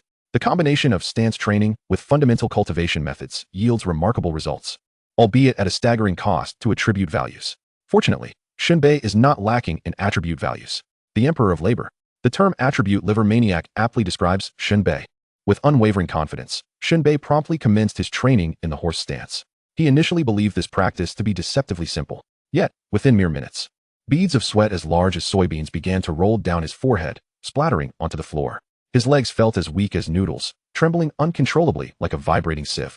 At that moment, it would take just a gentle push or even a slight breeze to topple Shen Bei to the ground. Damn, is it my incompetence? Or is this stance practice exceedingly difficult? Shen Bei gritted his teeth and persevered a while longer, feeling as though his legs were about to detach themselves from his upper body. This peculiar sensation caused him to momentarily lose focus. Have I touched upon the first layer? Just as excitement surged within him, his stamina dwindled, and he collapsed onto the ground. Shen Bei patted his numb legs and grimaced. It seemed that what he experienced was not the first layer, but rather an illusion. With a sigh, he acknowledged the challenges of breaking through as a martial artist. Every step is an ultimate test for an ordinary person. This was still solitary training. Typically, one would integrate basic cultivation methods with horse stance training. One can only imagine the exponentially increasing difficulty involved. Nevertheless, Shen Bei remained undeterred. Practice makes perfect. If the older generation of martial artists could break through, how could the younger generation regress? Haste makes waste. Today's training would conclude here. After a refreshing wash, Shen Bei reclined in bed, enjoying performances of seductive dances by beautiful women from across the nation. However, he soon found himself on the brink of slumber, succumbing to the embrace of Morpheus. The following day, Shen Bei awoke with renewed vigor. The youth brimmed with vitality. A night's rest had rendered him as spirited as a dragon. While indulging in breakfast, the settlement panel unexpectedly appeared. Chapter 20. If this school were without you, I wouldn't attend. Yesterday's settlement rewards are as follows. Completed the excavation task, gained 40 money, 1 strength, 1 constitution. Completed the task of masquerading as an audience member, gained 50 money, 1 spirit, 20 resistance to mental intrusion. Completed the sewer cleaning task, gained 800 money, 20 dark vision, 50 poison resistance. Upon reading the information, Shen Bei felt a mix of surprise and astonishment. Among the various tasks he undertook yesterday, the performance at the psychiatric hospital stood out as the only one of significance. He initially thought it would not activate the daily settlement system. To his astonishment, the rewards were indeed dispensed. A 1 to spirit was expected, as the program was specifically for the mentally ill. Yet, the inclusion of resistance to interference came as an unexpected delight. Yet another pleasant surprise that diverged from the mainstream 4-dimensional attributes. It is worth noting that current detection devices can only measure 4-dimensional attributes. For martial artists, these 4 attributes hold paramount importance. The other attributes remain elusive and intangible, shrouded in mystery. However, for Shen Bei, each attribute possesses a concrete numerical value. This clarity enhances Shen Bei's understanding of his own strength. The sewer cleaning task also yielded minor surprises. Poison resistance needed no further explanation. It was a guaranteed reward.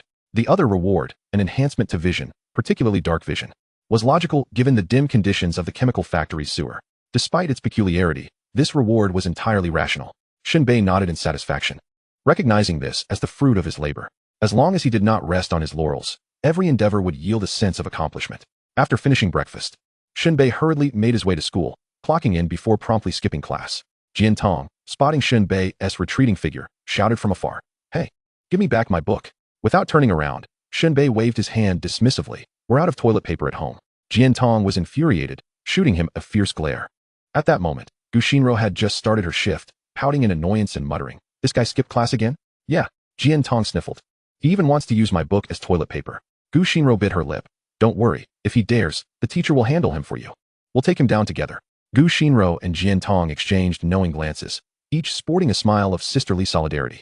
If Shen Bei were to discover that the alluring Gu Xinro and the youthful Jian Tong were plotting against him, he would undoubtedly spare no expense in preparing a presidential suite to face the challenge head-on, refusing to back down. Labor market. Nothing brings Shen Bei more genuine joy than the prospect of finding odd jobs.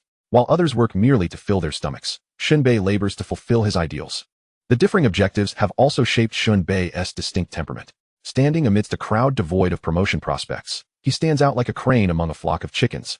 Unmistakably a child who revels in odd jobs, Shen Bei's task for the day was simple.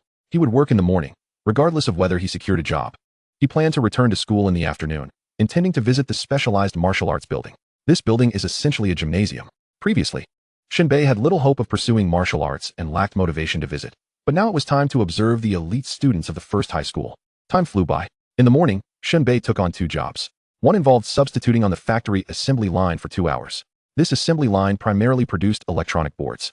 The work was straightforward, requiring precision and speed, just fastening screws onto the boards without omission. It should have been a decent job, but Shen Bei found it quite taxing. The reason being, directly across from him sat a young girl. To his astonishment, while Shen Bei was diligently working and flustered, that girl proceeded to remove her shoes and, across the narrow workbench, began to rub her foot against his thigh. She even shot him flirtatious glances. Shen Bei was tempted to report her supervisor for sexual harassment, as it was disrupting his work. This was not due to Shen Bei's sensitivity or lack of understanding. After all, he was not one to shy away from daring remarks, having boldly referred to Jian Shan as his father-in-law in front of Jian Tong. Moreover, he had even confirmed with his teacher the fact of sharing a kiss. So how could he be oblivious to flirtation? The key point, however, was that the girl across the workbench bore an uncanny resemblance to a sea titan, a massive, oversized dumpling. While others sat on plastic stools, that girl was perched on a custom-made stainless steel chair. One could surmise that sitting on it could easily displace 3 plastic stools. Who on earth would dare to slaughter without hesitation? Sitting down, wouldn't the people below feel like frogs mercilessly crushed by a heavy truck? Moreover, what truly tormented Shen Bei was the stench emanating from the shoes he had removed. It nearly turned his face green, his eyes sparkling with dizziness, as he coughed uncontrollably. After enduring this for 2 long hours, Shen Bei dashed away, vowing never to return to this wretched electronics factory again. Another task, however, was rather simple: the slaughter of live fish. Initially, Shen Bei hesitated to take it on, fearing that he might not activate the daily settlement panel, rendering his efforts futile. Yet, given the sluggish labor market that day, he decided to go for it, adopting a strike while the iron is hot mentality. The procedure for slaughtering live fish was straightforward. When a customer ordered, the fish was promptly scooped out, and a swift blow was delivered to its head. Then, using a cold fish-slaying knife, the scales were scraped off, followed by gutting and cleaning, after which the fish was weighed before being handed over to the customer. Normally, this task paid 60 yuan per hour, but Shen Bei incurred a 10 yuan penalty from the fish vendor. This was due to his blunder of gutting the fish before weighing it, causing the vendor to be utterly flabbergasted. "This isn't how it's done," the vendor exclaimed. "You must weigh it before slaughtering." Shen Bei shook his head in resignation. Mistakes bring consequences, but he wouldn't jeopardize the vendor's stall over a mere 10 yuan. While one may act unscrupulously, professionalism must not be compromised. Fortunately, the customer, sympathetic to Shen Bei's plight, reimbursed him the 10 yuan.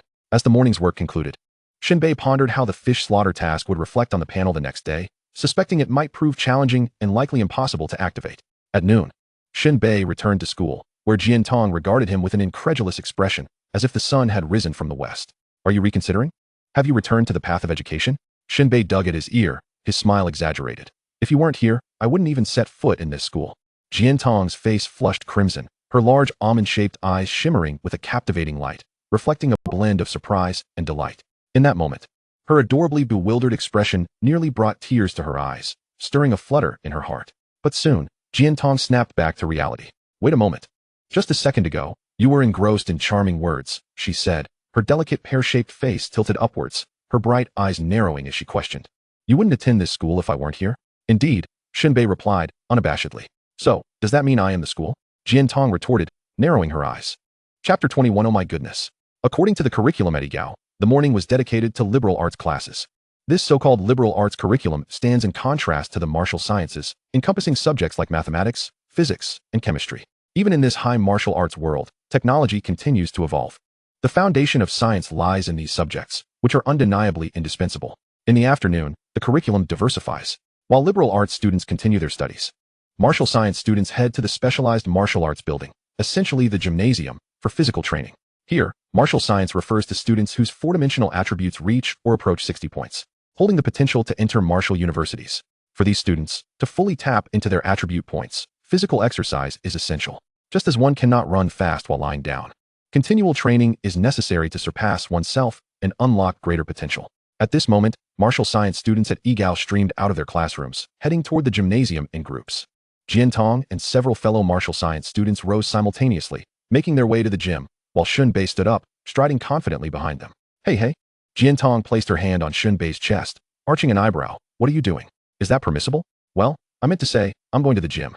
Shen Bei replied. Jiantong nodded slightly, a soft laugh escaping her lips.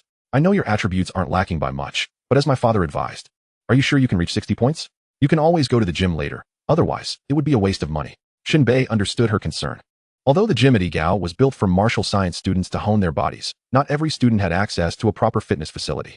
Moreover, the school's gym equipment could not compete with commercial gyms. Naturally, there would be a fee, 300 yuan for a single entry, with annual passes available for a better deal. Surprisingly, martial science students deemed this cost reasonable, considering the presence of martial arts instructors guiding them. The saying "the wealthy pursue martial arts, while the poor pursue literature" is no joke. Clearing his throat, Shen Bei remarked, money is not an issue. I merely wish to learn. With a pout, Jiantong felt that Shen Bei was acting out of character. A student who typically disliked attending classes, whether liberal arts or martial science, suddenly expressed an interest in the gym. Was something amiss? Suddenly, Jiantong recalled something. She straightened her posture, her demeanor impeccably refined, wearing an expression that suggested she had seen through Shen Bei's intentions. I see you have ulterior motives, wanting to go in and feast your eyes, don't you? Shen Bei chuckled. Feast my eyes? Do you think martial science students perform acrobatics in there? Jiantong scoffed. Don't think I'm unaware of your schemes.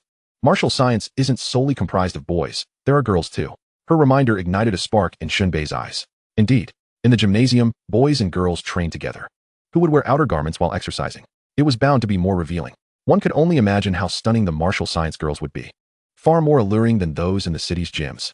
With a burst of excitement, Shen Bei bolted toward the gymnasium, resembling a firecracker ready to launch. Jiantong watched him rush off, lightly scoffing. Looks like I hit the nail on the head. I must dress nicely today. I can't let the other girls outshine me. Upon entering the gym, Shen Bei was immediately engulfed by an overwhelming wave of hormones. Numerous students were already engaged in various workouts, their focus purely on physical training rather than tempering. Yet, Shen Bei was not particularly interested in that. He sought to find others like himself who dared to break through as martial artists ahead of schedule. Learning from them would be beneficial. Of course, at that moment, Shen Bei found himself captivated by a few petite girls in the gym, who appeared explosively vibrant. All around 18, they were in full bloom, exuding freshness. The beads of sweat glistening as they trickled down their necks and collarbones, coupled with their breathy exhalations, was simply mesmerizing. Oh my goodness! What kind of good person can endure such a scene? It far surpasses the seductive figures found on video platforms. This 300 yuan is truly worth every penny. Shen Bei licked his lips, silently vowing to work diligently so he could come every day and indulge his eyes. Of course, Shen Bei was not merely driven by a surge of hormones. An elderly man once uttered, "The secret to prolonging life is to behold beautiful women." I, Shen Bei, am merely taking a proactive approach. No mistake in that. However, Shen Bei noticed that the boys preparing for the next exercise generally avoided glancing in the direction of the girls. Perhaps they feared embarrassing themselves? Hey, Shen Bei. A voice called out from behind. Shen Bei turned around to see Jiantong. She had changed into a new outfit. The upper part was a form-fitting sports attire that accentuated her slender waist and perfect bosom to the utmost. The lower half was clad in tights that snugly enveloped her long legs. Her hair swayed gracefully behind her as she walked, while she held a pair of somewhat plain flats that she had yet to change into. Shen Bei momentarily lost his composure, exclaiming, "A fairy has descended to earth." "Stop with the nonsense," Jiantong replied, her icy visage suddenly flushed with warmth, as a tide of embarrassment mixed with dark desires surged within her, causing her gaze to waver slightly. "Am I not allowed to speak the truth?" Shen Bei said, somewhat irked. Jiantong flashed a beautiful smile, revealing 2 rows of impeccably neat teeth. "All right, you can say whatever you wish. Step aside, I need to change my shoes." Shen Bei shifted his position to vacate the bench. He gazed at Jiantong's flawless, vibrant skin and her long, proportionate figure. What was even more remarkable was the lively brilliance of her eyes, paired with her delicately thin lips that conformed to the aesthetic preferences of the populace, making her appear as if she were a breathtaking statue carved from the same mold. Jiantong removed her shoes, rubbing the tops of her feet with her hands, revealing a breathtakingly beautiful, pale foot with a hint of rosy hue. It was far superior to that of any deep-sea titan. Before long, Jiantong had changed her shoes and stood up, ready to exercise. Shen Bei asked earnestly, "Is there nothing else to behold here?" Jiantong slightly furrowed her brow, thinking to herself, "After all I've invested, You still haven't had your fill? Steadying her composure, she responded, what else do you wish to see? Are you not satisfied? Shen Bei glanced at Jian Tong's delicate feet and blinked. I am indeed satisfied, but not perpetually joyful. What exactly do you mean? I mean, aside from students exercising their bodies, are there any others honing special skills or refining themselves? Jian Tong crossed her arms, her expression indicating that she had anticipated this question. So you didn't heed my warning yesterday, did you? You cannot refine before the martial exam. It will diminish your attributes. Shen Bei waved his hand dismissively. I know. I merely wish to see if anyone dares to be so audacious. Well, there are a few. Jian Tong pointed to the second floor, but their attributes are all exceptional, which is why they dare to practice in advance. Or perhaps they come from wealthy families. And even if their attributes decrease, they can recover with medicine. Then you focus on your training. I'll go take a look.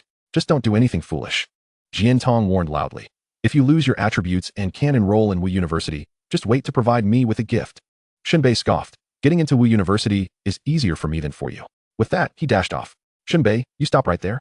I'll strangle this scoundrel. Jian Tong was nearly seething with rage. Chapter 22. The Secrets of Cultivation, the Gymnasium, second floor. It was significantly quieter here than on the first floor. With only 2 students training. One was a slender boy with bangs that slightly obscured his eyes, strikingly handsome. The other was a robust boy, exuding a particularly fierce aura. Tall and powerfully built, they were both practicing standing postures. The slender boy's stance resembled that of embracing a round pillar. His arms were positioned as if cradling a great tree, palms facing inward with fingers splayed. This stance was indicative of practicing agility attributes. As for the specifics of his blood refinement and root cultivation, Shen Bei was unaware. After all, he had no intention of pursuing that path and had not paid much attention. As for the sturdy boy's stance, Shen Bei was extremely familiar with it. It was the horse stance. Shen Bei stared intently at him, reflecting on how his own posture differed from his last night's practice. This observation indeed revealed some insights. Shen Bei's horse stance last night had been a low squat, with his thighs parallel to the ground, which had proven quite strenuous. Yet this boy's horse stance was upright, with his head aligned and back supported in a semi-squat position, much more energy efficient. Shen Bei silently nodded, feeling he had learned something valuable. No wonder he had struggled to maintain his position last night. The posture had been incorrect. Time passed, and 10 minutes had elapsed. The boy maintained his horse stance, utterly motionless. Shen Bei couldn't help but give a thumbs up. As for his liver attributes, he feared no one, as long as he had time. There were no limits to his attributes. However, when it came to refining, he truly needed to observe and learn from others. Before long, the tall boy finished his horse stance, wiped the sweat from his brow with a towel, and noticed Shen Bei. You're new here, he greeted. I'm Liao Zhongyang from class 10. Shen Bei nodded. Shen Bei from class 3. Haha, just a student from the ordinary class, Liao Zhongyang said, his tone slightly dismissive. In this high school, the ranking of the elite classes was the opposite of Blue Star. The further back, the more elite the class. In Changzhou County's high school third year, there were 10 classes in total. Shen Bei chuckled, his demeanor calm as a mountain. Indeed. It's better to be a head of a chicken than a tail of a phoenix. Liao Zhongyang's expression darkened. I'm already training in advance, aiming to break through to a martial artist, and you tell me I'm a tail? Shen Bei continued to provoke. Go ahead and boast. You know you can't refine your blood before the martial exam. Are you not concerned about your attributes? Liao Zhongyang laughed heartily, his laughter resonant. Do you think I'm like the students below, straining to exercise just for a point or 2 in attributes? Oh, you're quite the braggart. I don't enjoy hearing that. Shen Bei flashed a smile, revealing his white teeth. Do you think your attributes can just be carelessly lost? Liao Zhongyang held his head high, his tone proud. You're right. Just last time I tested my attributes, they were over 80, completely unafraid of the martial exam. Upon hearing this, Shen Bei was taken aback. Over 80? That indeed warranted early refinement. Shen Bei raised his thumb. I must say, you are indeed a leader. Haha. Liao Zhongyang laughed exaggeratedly. So, do you still think I'm a tail? Shen Bei didn't answer directly, but inquired. How long have you been refining your blood? About a month. And how do you manage the issue of blood oozing from your body? With such constant seepage, you must be suffering from kidney deficiency, right? Liao Zhongyang widened his eyes, slightly irritated. What kind of talk is that? My powertrain has explosive strength. But since you asked, I'll share the solution to the seepage issue. Just pay attention to your breathing rhythm. 3 slow breaths followed by 1 fast, with a periodic reversal. If money is not a concern, supplemented with blood-boosting pills, there would be no issue at all. A slow and steady approach, with a reversal of cycles. The blood-boosting pill. Shen Bei's eyes lit up. This was a technique he had never heard of nor seen in any books. He had almost forgotten about the blood-boosting pill. This substance is inherently a remedy for replenishing one's vitality. What is lost can be restored. Shen Bei felt a surge of joy. The 300 yuan spent today was extraordinarily worthwhile. Not only did he observe numerous young girls, but he also uncovered the secret to refining his vitality. It seems that high school students are not particularly astute. With just a few words, he managed to strike up a connection. Otherwise, he might still be spinning his wheels in place. By the way, it just occurred to me. Liao Zhongyang inquired of Shen Bei, what are you asking these questions for? Are you refining your vitality as well, standing there? Shen Bei nodded. What is your attribute value? Last time it was below 60. Liao Zhongyang, scratching his ear, suspected he had misheard. What? Below 60? Where do you get the audacity from? Are you not planning to take the martial arts examination? Shen Bei, grinning, replied, no. My potential is limitless. In a short time, I can uncover even more attribute points. Are you telling me a joke? Liao Zhongyang couldn't help but chuckle. To refine in advance, either you possess exceedingly high attribute points to face the martial arts test, or you resort to pills. And you, on the other hand, wish to excavate your own attributes. Regardless of how much you can unearth, there simply won't be enough time. Shen Bei, with a faint smile, countered, who knows? Liao Zhongyang chose to ignore Shen Bei. If only Shen Bei's attribute value could exceed 75, Liao Zhongyang wouldn't mind making a friend ahead of time. But with less than 60 points, and still attempting to refine his vitality, he was surely destined to be estranged from the martial arts university. Such a person would only be a marginal figure in society in the future, thus there was no need to waste time on Shen Bei. Liao Zhongyang packed up and departed. At that moment, the lean boy concluded his standing practice. Curiously, he looked at Shen Bei and remarked, you are quite cunning. With just a few words, you've gleaned the essentials of vitality refinement and standing practice. Who are you? Chi Chuanyu from class 9. You are no better than Liao Zhongyang from class 10. Chi Chuanyu, with an air of haughty pride, scoffed, class 10? I was once a student in class 10 too, but I merely made a mistake and was demoted. Wow, even after being demoted, you've accomplished this. What happened? Did someone wrong you? Shen Bei inquired with curiosity. It was just a confession, Chi Chuanyu replied nonchalantly. Is that so terrible? Shen Bei was utterly perplexed. It should be noted that this world is different from Blue Star. Unlike Blue Star, where romantic relationships are strictly prohibited during school years, in this world, one can marry and have children at 18. The streets are filled with early parents, living happily ever after. Late births are met with fines and similar slogans. Otherwise, Shen Bei would not dare to openly tease Jian Tong. The prevailing atmosphere is such that being reprimanded for merely a confession seems rather absurd. However, to his surprise, Chi Chuanyu sighed lightly, filled with regret, and said, alas. That boy never understood what true love is. How outrageous. You confessed to a boy? Upon hearing this, Shen Bei felt a tightening in his chest. What on earth is this situation? If he hadn't been demoted to class 1, it would have been a grave injustice by Principal Gao Zhang. You are the real deal.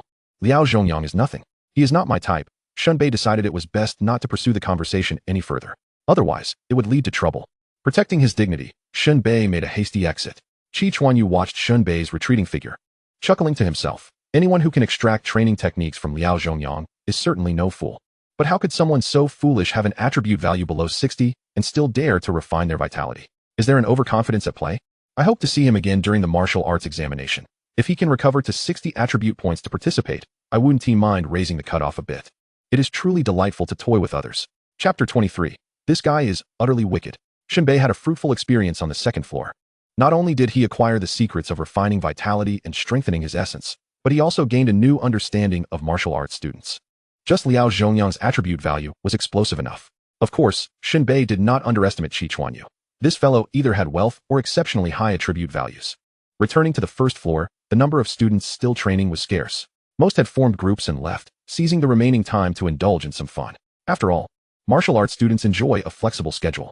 Shen Bei noticed Jian Tong still training. Her training method was quite unique, primarily focusing on agility and mental fortitude, akin to the attribute testing apparatus. Agility involved catching sticks falling from the equipment, while mental attributes were honed by sitting on a rocking chair and swaying. Shen Bei watched with great interest. It was truly dizzying. Jian Tong did not seem affected, while Shen Bei nearly became lightheaded. She was adept at nurturing her youthful charm, with ample resources at her disposal. Naturally, in a gym, there are numerous methods and equipment for training attributes, presenting a variety of forms. After waiting for a while, Jian Tong finished her training. Breathless, she returned and sat beside Shen Bei. He handed her a bottle of water. Jian Tong lifted her neck, eager to gulp it down. But soon after, she lowered it, perhaps feeling that such a drinking posture would compromise a lady's elegance. Instead, she half closed her starry eyes, slightly parted her cherry lips, and delicately licked the water like a kitten. Shen Bei felt a stirring in his heart, wishing he could replace the water bottle. Stop. Shen Bei could no longer bear it. Just drink it like a normal person. Jian Tong rolled her eyes. Does that not make me appear ladylike? Shen Bei coughed lightly. What is the difference between us? We know each other well enough. There is no need for such pretentiousness. I won't drink. Jian Tong huffed, striding toward the changing room. Shen Bei, with a bemused grin, muttered, still trying to compete with me? After waiting for a considerable time, Jian Tong emerged from the changing room, having just taken a shower. She appeared remarkably refreshed, with a pristine beauty akin to a lotus emerging from water. Her slightly flushed, dewy face was exceptionally appealing. Her elegant eyebrows and full cheeks, flawless skin like a blooming begonia, and her enchanting gaze reminiscent of two luminous pearls in the night radiated endless tenderness. Her delicate demeanor exuded tranquility and grace. Everything about her seemed utterly perfect. Jian Tong trotted over, resuming her seat beside Shen Bei, her long, slender, and smooth legs gleaming like jade. To Shen Bei, her legs appeared to originate from her navel, and they were so slender that they seemed ideally suited for wearing white stockings. Coupled with her naturally alluring figure and doll-like face, she resembled a middle school girl just returning from a dance academy. Let's go? Jian Tong beckoned. Oh. Shen Bei snapped out of his reverie. As they exited the gym, they coincidentally encountered liberal arts students finishing their classes. Jian Tong gently tossed her hair, revealing her fair neck, and with a charming smile, inquired, "What were you doing on the second floor?" Shen Bei pondered briefly before responding, "I discovered a secret." "Oh." The heart of Jian Tong is ablaze with gossip. "What secret?"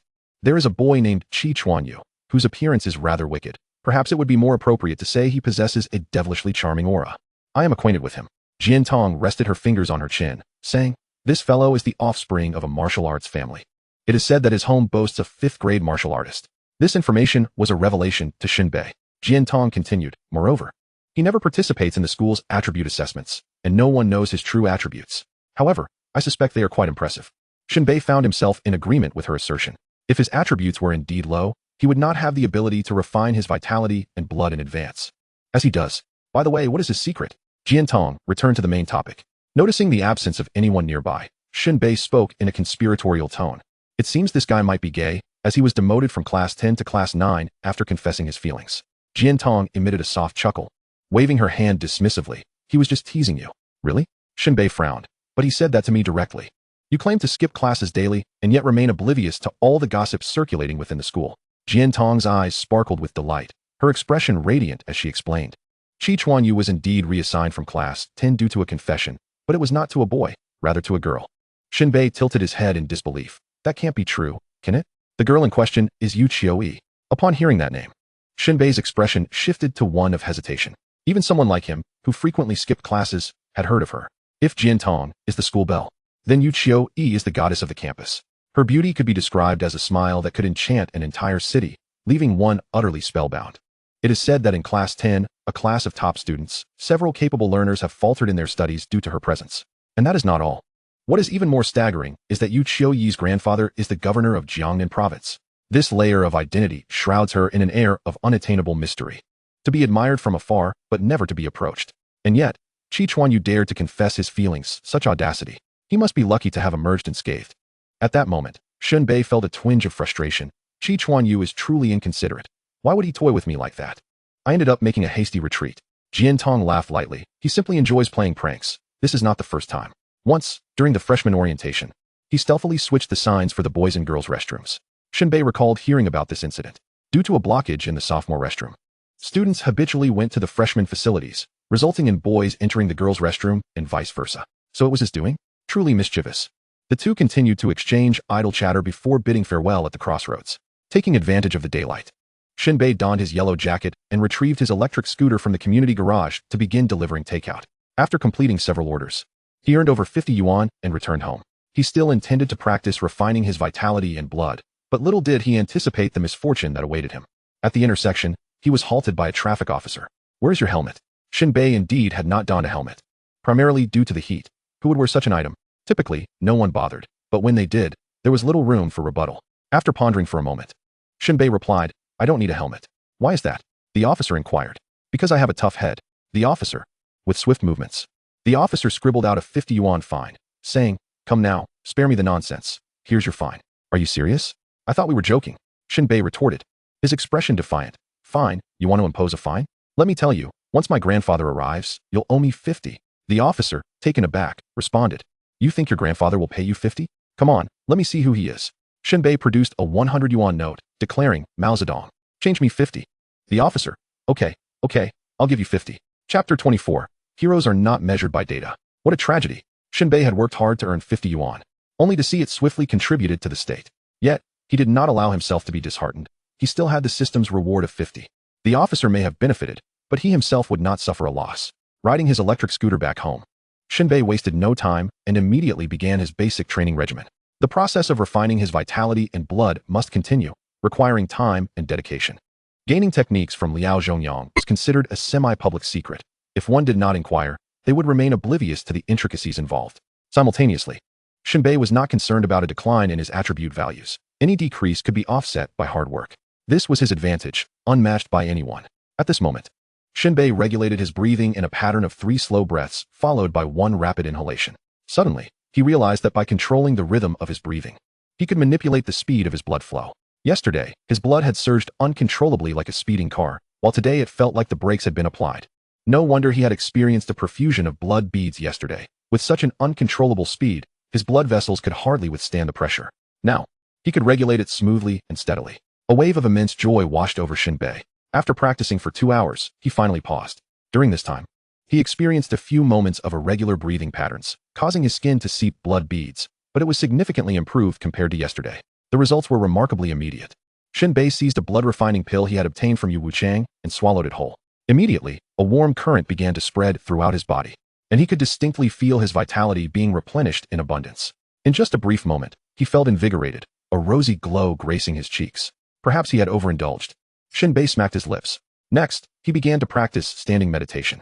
Mimicking Liao Zhongyang's posture, Shen Bei found that after adjusting his stance, he was able to maintain it for 2 hours, a drastic improvement from the previous days, less than 10 minutes. Indeed, the adage holds true. Reading thousands of books is no match for traveling thousands of miles. After such an extended period of standing meditation, Shen Bei felt a sense of fatigue, yet his vitality and mental state remained vibrant. According to his usual routine, he would typically check his cloud platform for new videos, indulging himself in various distractions. However, at this moment, he felt no inclination to entertain such pursuits. He continued to train. What difference is there between not becoming a martial artist and being a mere fish? Shen Bei's resolve was unwavering. He was determined to press on. He feared no loss of attribute values. Youthful ambition surged within him, propelling him forward. As dawn broke, the sun gradually ascended. Shen Bei had trained until 4 in the morning the previous day, succumbing to fatigue before finally collapsing into bed. Rising at 7 o'clock, he felt as lively as ever. For someone his age, enduring a night of standing meditation was hardly a challenge. Indeed, the results of Shen Bei's relentless efforts were becoming increasingly evident. I have reached the first layer of standing meditation, achieving a state of stability. Shen Bei widened his eyes, scrutinizing himself in disbelief. The speed of this progress was astonishing, akin to a rocket soaring into the heavens. It is worth noting that, according to Shen Bei's understanding, prior to becoming a martial artist, some students took anywhere from 3 months to 5 years just to complete the 3 levels of standing meditation. At Lingnan University of Martial Arts, there were quite a few students who had to repeat their years. Yet, Shen Bei had advanced to this level in merely 2 nights. The pace was nothing short of exhilarating. Could it be that I am a genius? Shen Bei squinted thoughtfully before shaking his head. No, it must be the enhancement from my attributes. During these past days, the daily assessment panel not only provided me with 4-dimensional attributes, but also some peculiar secondary attributes. For instance, from the task of cleaning windows, he gained a stability 10. This stability corresponds directly to the standing meditation's first layer of stability. In other words, while others toil to reach the finish line, I am already positioned at the starting line. Upon comprehending this reasoning, Shen Bei's expression shifted, filled with astonishment. What a delightful surprise. He danced about, finally releasing the exhilaration within him. At that moment, the daily assessment panel arrived as expected. Yesterday's assessment rewards are as follows. Completing the assembly line task of screwing received. Money 100, poison resistance 20, charm resistance 20, agility 1, dynamic vision 10. Completing the fish selling task received. Money 60, precision 10, weapon mastery 10, agility 1. After reviewing the information, Shen Bei fell into deep contemplation and self-reproach. He could hardly believe that the 18-fold deep-sea titan dumpling had provided him with such unexpected rewards. Indeed, without her, the assembly line work would have yielded only agility 1 and dynamic vision. The speed of the assembly line was undeniably rapid. One's focus could not afford to waver for even a moment. Reflecting on the deep-sea titan, she was truly a remarkable individual, managing to screw in bolts without a single mistake while simultaneously teasing him. If it were him, he certainly could not achieve such a feat furthermore. The poison resistance and charm resistance were truly delightful surprises. Thank you. Shen Bei grinned. The fish selling task also yielded commendable rewards, precision, and weapon mastery. These were attributes beyond the 4-dimensional statistics, reliant solely on experiential proficiency, which others could not fathom. Yet for Shen Bei, it was straightforward and clear-cut. Simultaneously, this brings to mind a classic adage in this world. Heroism is not defined by data. This means that even if one's four-dimensional attributes surpass those of an opponent, even to the extent of overwhelming them, the outcome of a battle, who wins or loses, who lives or dies, remains utterly unpredictable. It is precisely because those intangible, unquantifiable experiences and skills also influence the results of combat. The simplest example being poison. Shen Bei could even use a sedative to deal with the martial artist Yu Wuchang. This exemplifies the notion that heroism is not defined by data, as one could never truly know the depth of the opponent's mastery over certain techniques hidden beneath the surface statistics. After having breakfast, Shen Bei arrived at school, just in time to see Gu Xingro emerging from the parking lot. Shen Bei hurried over, beaming with enthusiasm. Teacher Gu. Gu Xingro today wore a strikingly radiant fitted dress, complemented by a pair of silver high-heeled sandals. The dress clung enticingly to her curves, topped with a black trench coat that exuded an air of confidence as she approached. Standing at 166.5 centimeters, and with the added height from her heels, she appeared nearly 175 centimeters tall, her slender figure accentuated by the pink dress and black coat, radiating elegance with every step. Her lips were a vivid red, her teeth white, and her features strikingly defined. She was flawless from every angle. Even at such proximity, Shen Bei found it a pleasure to behold her. Today, Gu Xingro styled her hair into large, flowing waves, slightly curling and cascading to one side of her chest, presenting a demeanor that was both sophisticated and graceful. Shen Bei inhaled deeply, admiring the waves. Yet he wondered how the last word would turn out. "Don't get too familiar with me," Gu Xingro remarked, looking at the grinning Shen Bei with suspicion. She sensed that his unusually cheerful demeanor was likely a prelude to mischief. Typically, when he spotted her, he would almost bolt in the opposite direction. His sudden approach today surely harbored ill intentions. Chapter 25. Shen Bei, are you courting death? Disregarding teacher Gu Xingro's skeptical expression, Shen Bei implored, "Teacher, give me a push." His success in standing meditation naturally inspired him to showcase his achievement. More than anything, he wished for Gu Xingro to witness his progress. At that moment, Gu Xingro, puzzled, responded, "Push you? Why on earth would I do that? Are you trying to torment your teacher in the morning?" Shen Bei, with a frown, replied, "Am I that malicious?" Gu Xingro scoffed lightly. Such scenarios were all too commonplace in stories. A teacher pushing a disobedient student, only to be caught and fearing repercussions, ultimately falling deeper into the student's grasp. Unable to escape. No redemption. Gu Xingro momentarily lost her focus and, in a daze, stated, "All right, I'll push you, but you mustn't make a scene afterward." Shen Bei patted his chest. "I swear on the lamp." Gu Xingro bit her lip and gave him a gentle push. Under normal circumstances, her strength was not insignificant, and a typical student would have stumbled back a few steps. However, at this moment, Shen Bei swayed slightly, yet remained firmly rooted. "Teacher, would you like me to take you for breakfast?" Gu Xingro, taken aback, noticed Shen Bei standing unmoved and sarcastically questioned whether he had skipped breakfast. She immediately exerted more force. With a fifth of her strength, Gu Xingro found herself unable to budge him. Gu Xingro's expression shifted in surprise. This shouldn't be happening. She was a martial artist, and a fifth of her strength should have been beyond Shen Bei's capacity to endure. Yet, as Shen Bei's toes gripped the ground, his body began to sway slightly once more. This was the art of unloading force. He could release some of the pressure acting upon him. "You." Gu Xingro's face reflected astonishment as she stared intently at Shen Bei. She felt that, while Shen Bei appeared to move little, he was adeptly shifting the point of force, rendering her strength ineffective. Gu Xingro, with a hint of foreboding, clenched her teeth and pushed again. Shen Bei stood his ground, maintaining his stance, while his upper body swayed once more, his toes gripping the floor tightly. As Gu Xingro's hands pressed against his chest, the sensation of resistance vanished once again. Though her hands were positioned squarely on his chest, they inexplicably slid apart. Soon, as Gu Xingro intensified her effort, the formidable strength of a martial artist was suddenly exerted upon Shen Bei, causing his body to lurch backward. Yet, in Gu Xingro's eyes, as she observed Shen Bei teetering on the brink of collapse, he astonishingly rebounded like a weeble, his feet remaining firmly planted. Shen Bei staggered slightly, his feet aching from the strain of gripping the ground, but his heart was filled with elation. This sensation was reminiscent of that of a weeble. A hint of pride crept onto Shen Bei's face. Merely 2 nights had passed, and he had already grasped the secret to maintaining his stance. Am I not a genius? Who else could be? However, in the next moment, Gu Xingro executed a sweeping leg kick, effortlessly sending Shen Bei sprawling. With a heavy thud, he landed, his posterior unceremoniously greeting the unforgiving cement floor. Shen Bei gasped in pain and quickly rubbed his injured rear end. "Teacher, isn't that a bit unfair?" Gu Xingro narrowed her eyes, bent slightly at the waist, and peered down at Shen Bei from her elevated position.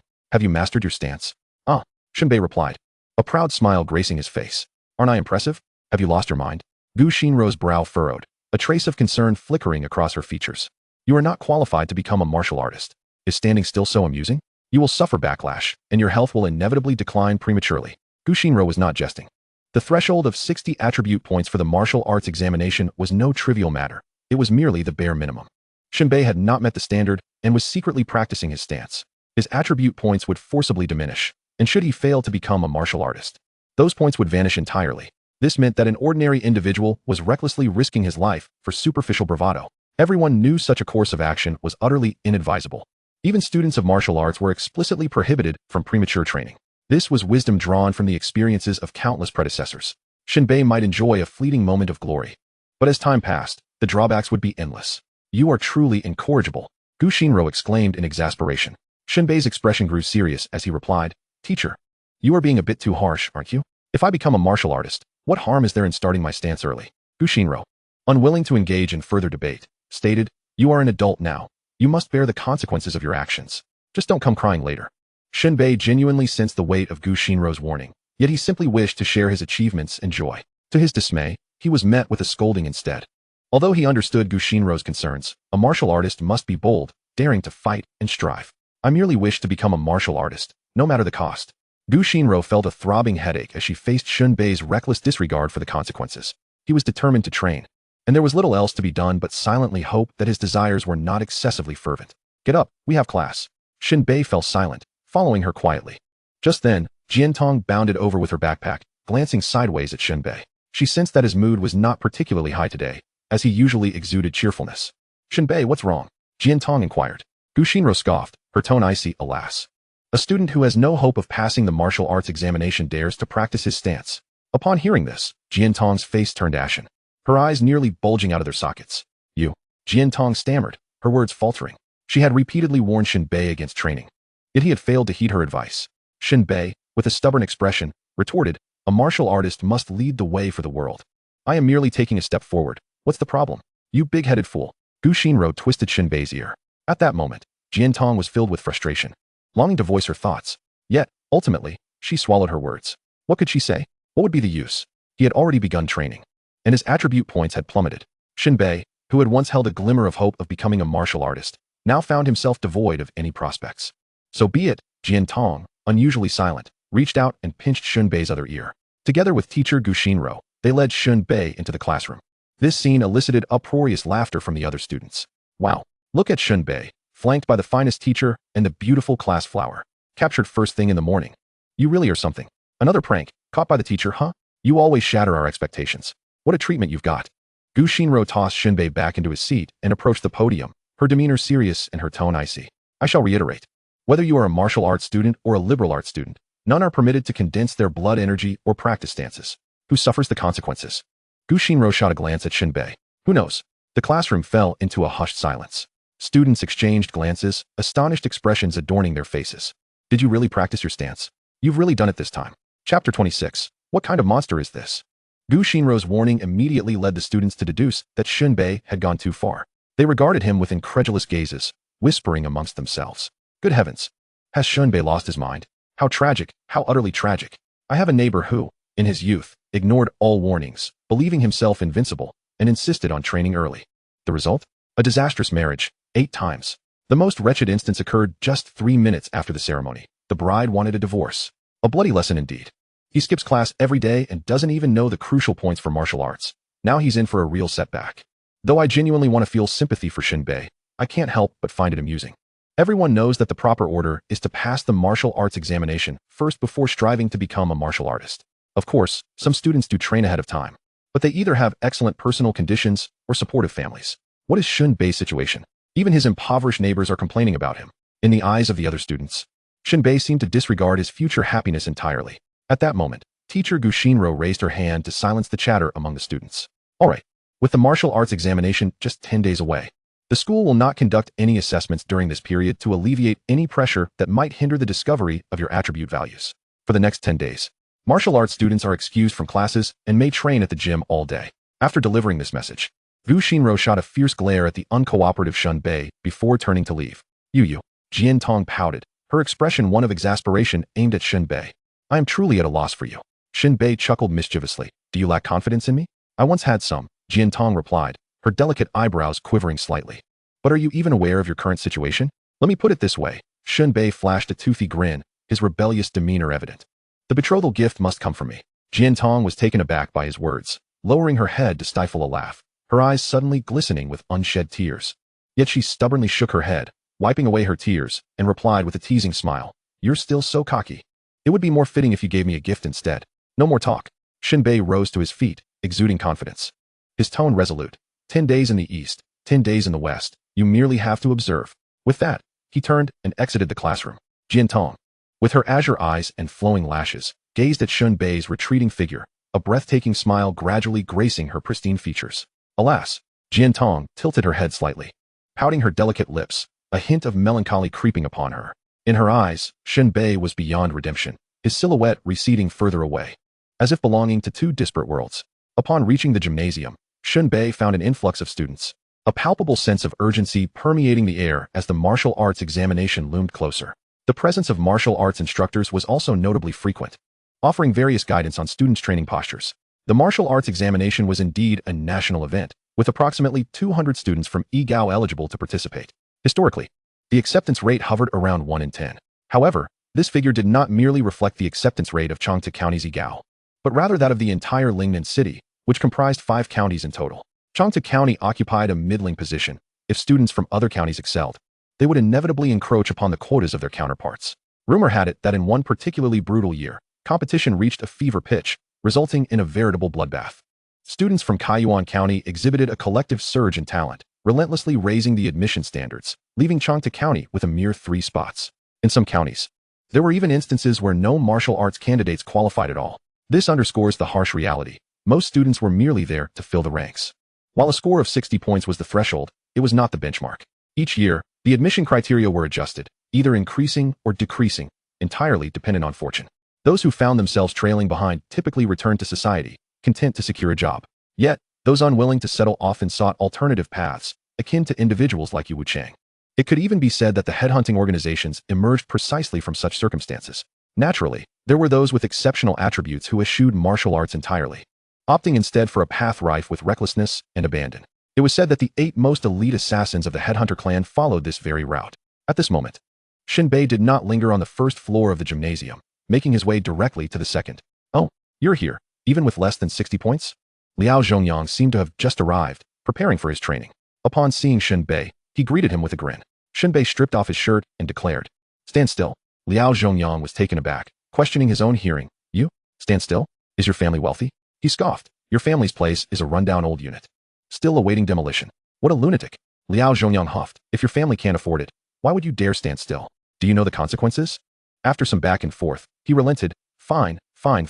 He added ominously, "Don't blame me for speaking harshly, but when you get married one day, you'll have plenty of friends."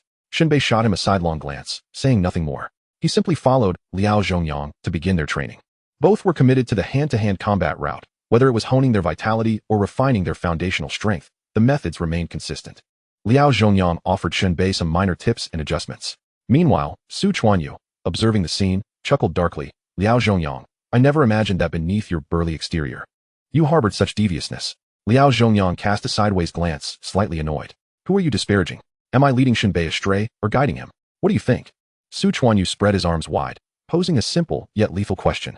Liao Zhongyang conceded, seemingly unable to refute Su Chuanyu's point. Shen Bei had no desire for idle chatter, focusing intently on his training.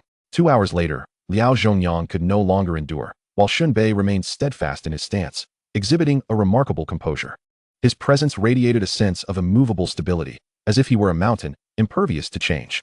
At that moment, Liao Zhongyang and Su Chuanyu were struck dumb. Their gazes riveted on Shen Bei's face, their hearts brimming with unparalleled shock, fear, and disbelief. It was crucial to note that within the entire Yigao, they were regarded as 2 of the most elite martial arts students, both in terms of personal attributes and familial support, unmatched by any. Even so, enduring 2 hours of standing still was their absolute limit. Should they exceed that, they risked fainting, sustaining internal injuries, or even coughing up blood. Instances of death were not unheard of. This was the result of a month's acclimatization to standing still. Yet Shen Bei, with an attribute score below 60, who had only recently been grappling with training techniques, was now able to maintain his stance more steadily than either of them. This revelation nearly shattered Liao Zhongyang and Su Chuanyu's composure. Was this truly a human being? A student with less than 60 points? Was he, perhaps, feigning weakness to deceive them? The incredulity was overwhelming. Liao Zhongyang gasped. After 2 hours, he should definitely be injured. Why is he unscathed? Su Chuanyu's scalp tingled as he remarked, I thought we were the pinnacle among Yi-Gao students, yet we were oblivious to such a formidable individual. Which teacher is he studying under? Mr. Gushinro from class 3. The most beautiful teacher at Yi-Gao? Liao Zhongyang confirmed. 3 hours later, Shen Bei yawned. Awakening from his training as if he had merely taken a pleasant nap, he turned to Liao Zhongyang and Su Chuanyu, cheerfully announcing, time flies when training together. I must head to work now. I can't stay with you any longer. Both men's mouths twitched in disbelief. What? Work? Are you implying that had it not been for work, you could have continued standing? They were utterly stunned. Chapter 27. Were you two the ones who led Shen Bei astray? Liao Zhongyang and Su Chuanyu stared, wide-eyed. As Shen Bei donned his clothes and casually strolled out of the second floor, they remained in a state of shock, struggling to comprehend the phenomenon before them. Just yesterday, the naive newcomer had transformed into a powerhouse overnight. It was simply too difficult to accept. Liao Zhongyang had always believed himself to be the cream of the crop at Yi-Gao. At least he had until yesterday. But after witnessing Shen Bei's remarkable endurance in standing still, he felt Shen Bei was right. He was merely the tail of the phoenix. Meanwhile, the cunning Su Chuanyu, at that moment, only wished to distance himself from Shen Bei. At least in his presence, he aspired to be a virtuous person. It was terrifying. Do you think his teacher, Gushinro, is aware of this? Liao Zhongyang inquired. Su Chuanyu stroked his chin, his expression grave. How would I know? However, one thing is clear. Shen Bei's attribute points are undoubtedly not below 60. They must exceed ours. Liao Zhongyang found himself in agreement with this assertion. If an extraordinarily high attribute was merely a result of rigorous training leading to a drop in attribute values, it was a feat beyond ordinary endurance. Furthermore, Shen Bei stood firm for 3 hours with apparent ease, unlike them, who were utterly exhausted after just 2. At the very least, it indicated that Shen Bei possessed a robust set of attributes, enabling him to achieve such feats. But the question is, why have I never heard of someone named Shen Bei before? I think it would be prudent to inquire with teacher Gushinro. Perhaps she possesses unique cultivation techniques. Come on, Shen Bei may share with us some conversational tactics. Without further ado, the two of them hurried downstairs. Upon reaching the ground floor and surveying their surroundings, they finally located teacher Gushinro. To their astonishment, they beheld an unexpected sight. At that moment, Gushinro was twisting Shen Bei's ear. Her cheeks flushed with embarrassment and anger. Come here, you little rascal, repeat what you just said. Shen Bei grimaced, his face contorted in defiance as he retorted. I was merely inquiring about the meanings of Fen Shao Zhu Xuan Wan Lang Xiang Tao. Why are you so furious, teacher? Isn't it your duty to impart knowledge and resolve doubts? Beside them, Jian Tong, drenched in sweat, blinked her eyes, sensing that Shen Bei's question was quite innocuous. Why was teacher so irate? She chimed in, her voice as melodious as a lark's song. Indeed, teacher, I too do not understand these terms. Isn't it only natural to seek clarification? Gushinro's expression flickered between confusion and fury before she finally gritted her teeth and declared, Jian Tong, tomorrow I shall rearrange your seating. Do not associate with Shen Bei. It may lead you astray. Huh? Jian Tong asked, bewildered. Why? Once more, Gushinro yanked Shen Bei's ear with fervor. These two phrases are not to be taken lightly. Shen Bei interjected defiantly, I will not permit my teacher to belittle me. Get lost, you rascal. Gushinro kicked Shen Bei out of the gymnasium, her lips parting in anger, each word slipping from her mouth like icy blades. Your mind is filled with vulgar nonsense. If you dare to disturb again, I shall deal with you. With a resounding slam, she shut the gym doors behind him. Outside, Shen Bei smacked his lips and chuckled. Well, teacher, it seems you have misinterpreted me. He then hummed a tune, swaying as he exited the campus, heading straight for the labor market. Inside the gym, Liao Zhongyang, witnessing this scene, shuddered in disbelief. Isn't teacher Gu being a bit too domineering? How can she treat a genius like that? Chi Chuanyu smirked. It's evident that teacher Gu is completely oblivious to Shen Bei's true capabilities. Do you know why teacher Gu is so angry? Why? Because Shen Bei is exactly my cup of tea. Chi Chuanyu chuckled a few times. Though I enjoy mischief, I am still a good boy. But this guy is different. He dares to tease even the teachers. Truly a rogue. A role model for us all. Liao Zhongyang remained utterly perplexed. His thoughts solely fixated on seeking teacher Gushinro's guidance regarding Shen Bei's remarkable progress. Did he possess some secret technique? The two approached her, still able to hear Jian Tong muttering. What do those two phrases mean, anyway? Chi Chuanyu recognized Jian Tong. She was the height of the school's beauty, albeit slightly lacking compared to Yuqioi. Hello, teacher Gu. Liao Zhongyang, despite his burly frame, managed a sheepish smile that exuded warmth. Gushinro nodded with a smile. I know you. You're from class 10, right? Liao Zhongyang. If you can't recall, don't worry about it. How awkward. Just as he was about to introduce himself, Gushinro interrupted. Wait, don't speak. I can remember. Got it. You're the big oaf, right? Who gave you that nickname? Liao Zhongyang's face flushed with embarrassment. Your homeroom teacher, she replied. Oh, then it's all good. What brings you two to me? Gushinro inquired. Chi Chuanyu stepped forward. Well, Shen Bei is your student, correct? Gu Xinrou's expression paused. Why were they bringing up Shen Bei? Could it be that this fellow had caused some trouble? She was somewhat acquainted with the two. One came from a family of fifth-tier martial artists, while the other's family was entirely composed of martial artists, just one exam away from achieving full familial mastery. Despite Gu Xinrou's tendency to twist Shen Bei's ear, she was fiercely protective of him. She adopted a haughty demeanor, her tone condescending. I don't care what conflicts you may have had. My student, Shen Bei, is an honest and diligent individual, praised by all for his character and academic excellence. You must have made a mistake first. I expect you to reflect on your errors and submit an essay of no less than 10,000 words. Miss one word, and I shall inform your homeroom teacher. Qi Chuanyu and Liao Zhongyang exchanged incredulous glances, feeling as if they were caught in a surreal snowstorm in June. What was going on? Liao Zhongyang almost choked on his own words, while Qi Chuanyu, exasperated, replied, Teacher Gu, we haven't had any conflict with Shen Bei. On the contrary. He sought our advice. What? Gu Xinrou's anger flared. So that's why he has been clandestinely cultivating.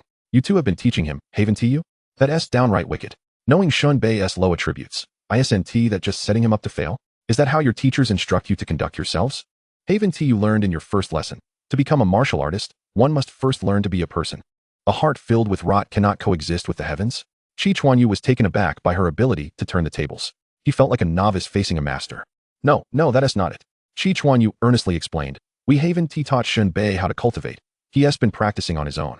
Liao Zhongyang nodded in agreement. This is grossly unjust. Gu Xinrou huffed. Fine, you're all adults. Shen Bei has chosen his own path. I cannot intervene. Now, what is it that you wish to discuss? Liao Zhongyang buzzed with excitement. We would like to know if Teacher Gu has guided Shen Bei in any way that has led to his astonishing progress. He couldn't even stand still yesterday, let alone control his breathing to regulate blood flow. And yet today, he can stand for 3 hours. Surely you've worked some magic, haven't you? Yes, indeed. Qi Chuanyu chimed in. Although you aren't our homeroom teacher, we are all students of the same school. At that moment, Gu Xinrou's cold, clear eyes were filled with surprise. A tumult of emotions swirling within. She was utterly flabbergasted. What had she just heard? Liao Zhongyang claimed that Shen Bei stood for 3 hours?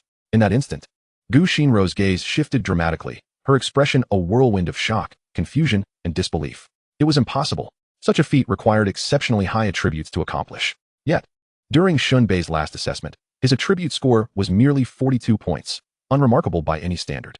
How could he possibly stand for 3 hours? 3 minutes would be a challenge. As Gu Xinrou grappled with her astonishment, she suddenly recalled the events of that morning. In her extreme frustration and anger towards Shen Bei's cultivation, she had forgotten that she had pushed him several times without succeeding in toppling him. Wasn't he at the very foundation of the horse stance? Gu Xinrou's heart sank. She had overlooked something crucial. How could an ordinary person achieve such an accomplishment? Had it not been for Liao Zhongyang's reminder, I might not have realized that Shen Bei could have undergone a remarkable transformation. Gu Xinrou's delicate figure trembled. If that were indeed the case, Shen Bei's admission to Wuhan University would be within reach. And what about the wager between us?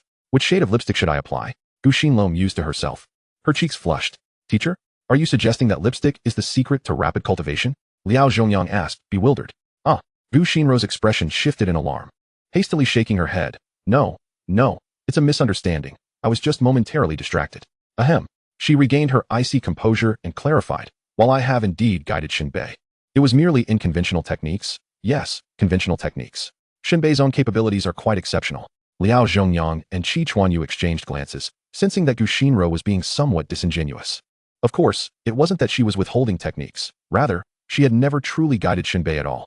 The fact that Shen Bei could stand in place for over 3 hours was entirely due to his own remarkable talent.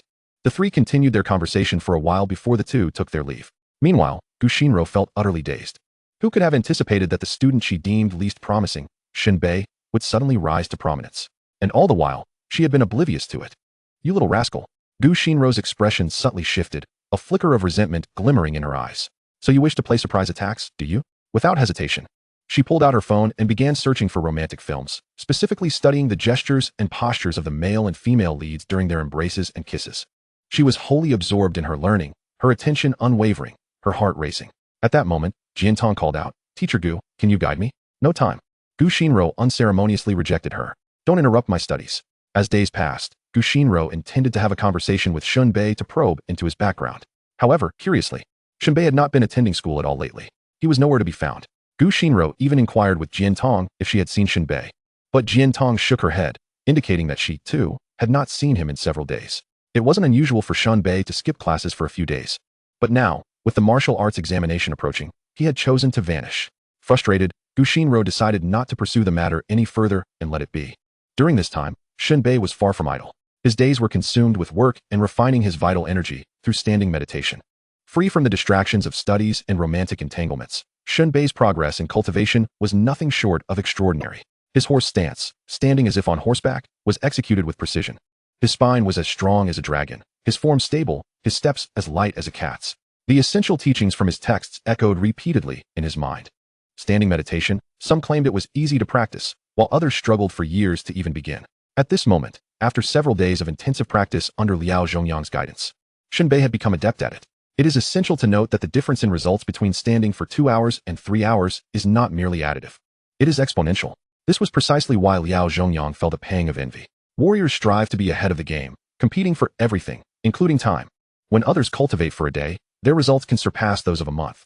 Who wouldn't feel envious? As the countdown to the martial arts examination reached 8 days, Shen Bei broke through to the second layer of the horse stance, his feet seemingly rooted to the ground. 5 days before the examination, he successfully reached the third layer, becoming a true embodiment of resilience. If Gu Xinro were to attempt a sweeping kick now, Shen Bei would not be so easily toppled. This was the manifestation of his efforts, the fruits of his labor, his achievements. Thus concluded Shen Bei's standing meditation, and concurrently, his refinement of vital energy had reached its zenith. In other words, Shen Bei now stood just one step away from becoming a warrior, acquiring a martial skill. However, this presented a challenge.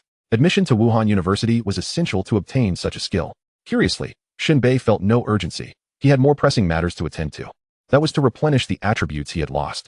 During these days of training, Shen Bei had no means of gauging how many attributes had diminished. The intermittent work he engaged in had also gone unrecorded, as he deemed it unnecessary.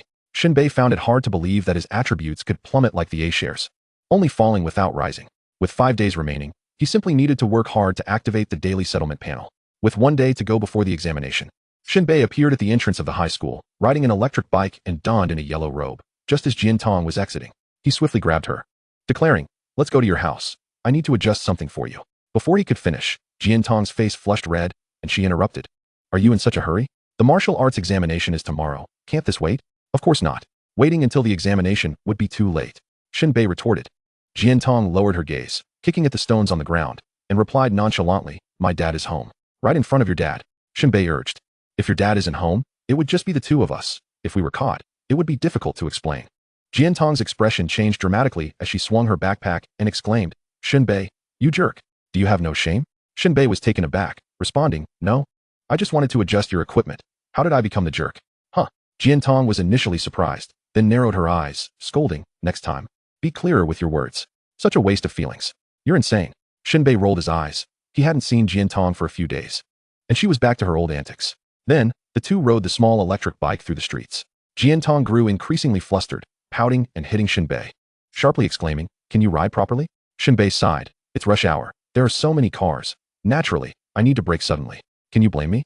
You take advantage of me and still have the audacity to complain?" Jian Tong said, her eyes glinting with mischief. Shen Bei's face turned awkward as he glanced back at Jian Tong, who then smirked. "You should be thrilled. You stand out among the crowd. How many girls envy that?" Jian Tong's composure shattered, her face flushed with anger. "Stop the bike. I'm getting off. You big bad guy." Shen Bei chuckled, twisting the throttle to full speed. With the setting sun casting a golden glow, they sped through the streets, leaving the stalled luxury car drivers envious not of the nimbleness of the electric bike, but of the youthful exuberance represented by the handsome boy and the smitten girl riding behind him, reminiscent of their own lost youth. Upon arriving at Jian Tong's home, Shen Bei dashed in as if it were his own, outpacing Jian Tong. He collided head-on with Jian Shan. "Greetings, father-in-law. Greetings, you big-headed ghost." Jian Shan's icy demeanor had shifted. He bellowed, "I heard you started cultivating ahead of schedule?" Chapter 29, not yet married, but already straying. Shen Bei was not particularly surprised that Jian Shan had learned about his early training. Undoubtedly, it was Jian Tong who had been rather indiscreet, chattering away without discretion. Coughs. Shen Bei cleared his throat, an expression of helplessness on his face. "I didn't wish to train, truly. It was simply too effortless." Jian Shan was taken aback by these words. He had never encountered such an unabashed individual. What did he mean by too effortless? It was absurd. Even students admitted to the martial university could struggle with mastering their vital energy and stances. Truly, it was beyond comprehension. Jian Shan coldly remarked, "Just days ago, I believed you had a chance at entering the martial university. Now, with such reckless behavior, your attributes will undoubtedly plummet. Hope is lost. Your self-destructive path will lead you far from Jian Tong." As Jian Tong's father, I sincerely hope you reconsider your actions. Shen Bei clicked his tongue, fully grasping that this was a subtle hint to distance himself from Jiantong. However, instead of giving a direct response, he proposed a wager. Uncle, let us set aside everything else. Hypothetically, if Jiantong were to become a leftover woman, how much betrothal gift would I need to marry her as an ordinary person? Jianshan widened his eyes in disbelief. Isn't that a rather insulting assumption? I am merely hypothesizing, Shen Bei replied. Jianshan, calculating, remarked. Marriage for a martial artist differs from that of an ordinary person. The betrothal gift must be significantly higher. At least 2 million. Shen Bei nodded. If I were to be accepted as a martial artist, could that amount be reduced? Seeing Shen Bei's naivety, Jianshan chuckled. Yes, 100,000 can be waived. And if I exceed 60 points in my attribute test, how much would each additional point reduce? Oh, Jianshan found it amusing. 100,000. Excellent. Shen Bei rubbed his hands together, excitement evident on his face. Then may I borrow the testing equipment? Jianshan nodded, granting permission. Soon. Shen Bei was utilizing Jiantong's family's testing device for the second time, navigating it with ease. First, he tested his strength. With a punch. The electronic screen promptly displayed the result, 23 points. Next came agility. After a series of operations, the device revealed 19 points. Then, for mental acuity, after some effort, the display showed 16 points. Finally, for physique, Shen Bei managed to endure significantly longer than the previous attempt, resulting in 22 points. Total attributes, 80 points. After completing the tests, Shen Bei shook himself off and stepped away from the device. At that moment, both Jianshan and Jiantong appeared as if struck by lightning. Petrified in place, particularly Jianshan, his mind buzzing, exhibiting a look of sheer horror, his eyes nearly bulging. Upon seeing Shen Bei's latest attribute data, his breathing became rapid and erratic, akin to an asthmatic struggle.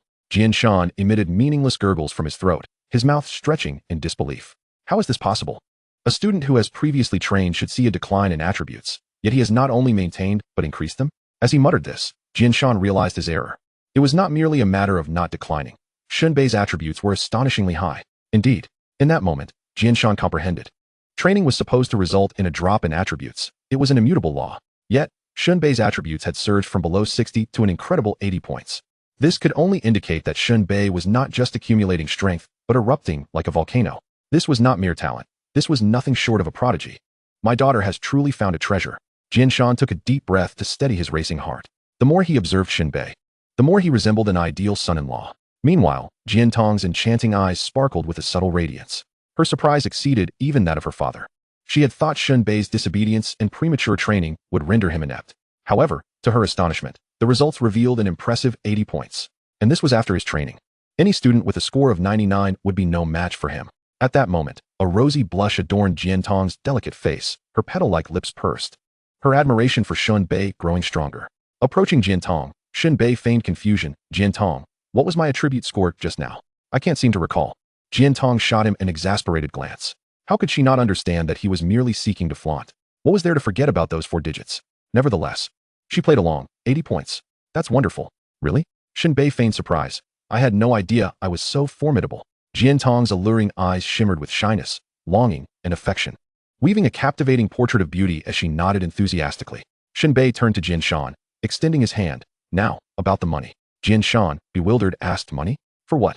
Shen Bei licked his lips, reminding him, did we not just wager? Based on an attribute of 60 points, for every point above that, 10,000 is deducted from the betrothal gift. Ah, right. That's how it was, Jianshan replied. Now that you exceed by 20 points, that amounts to 2 million.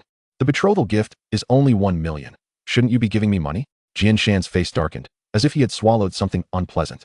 Meanwhile, Jiantong burst into a fit of laughter, her laughter ringing like silver bells. Jianshan shot her a glare. And you find this amusing?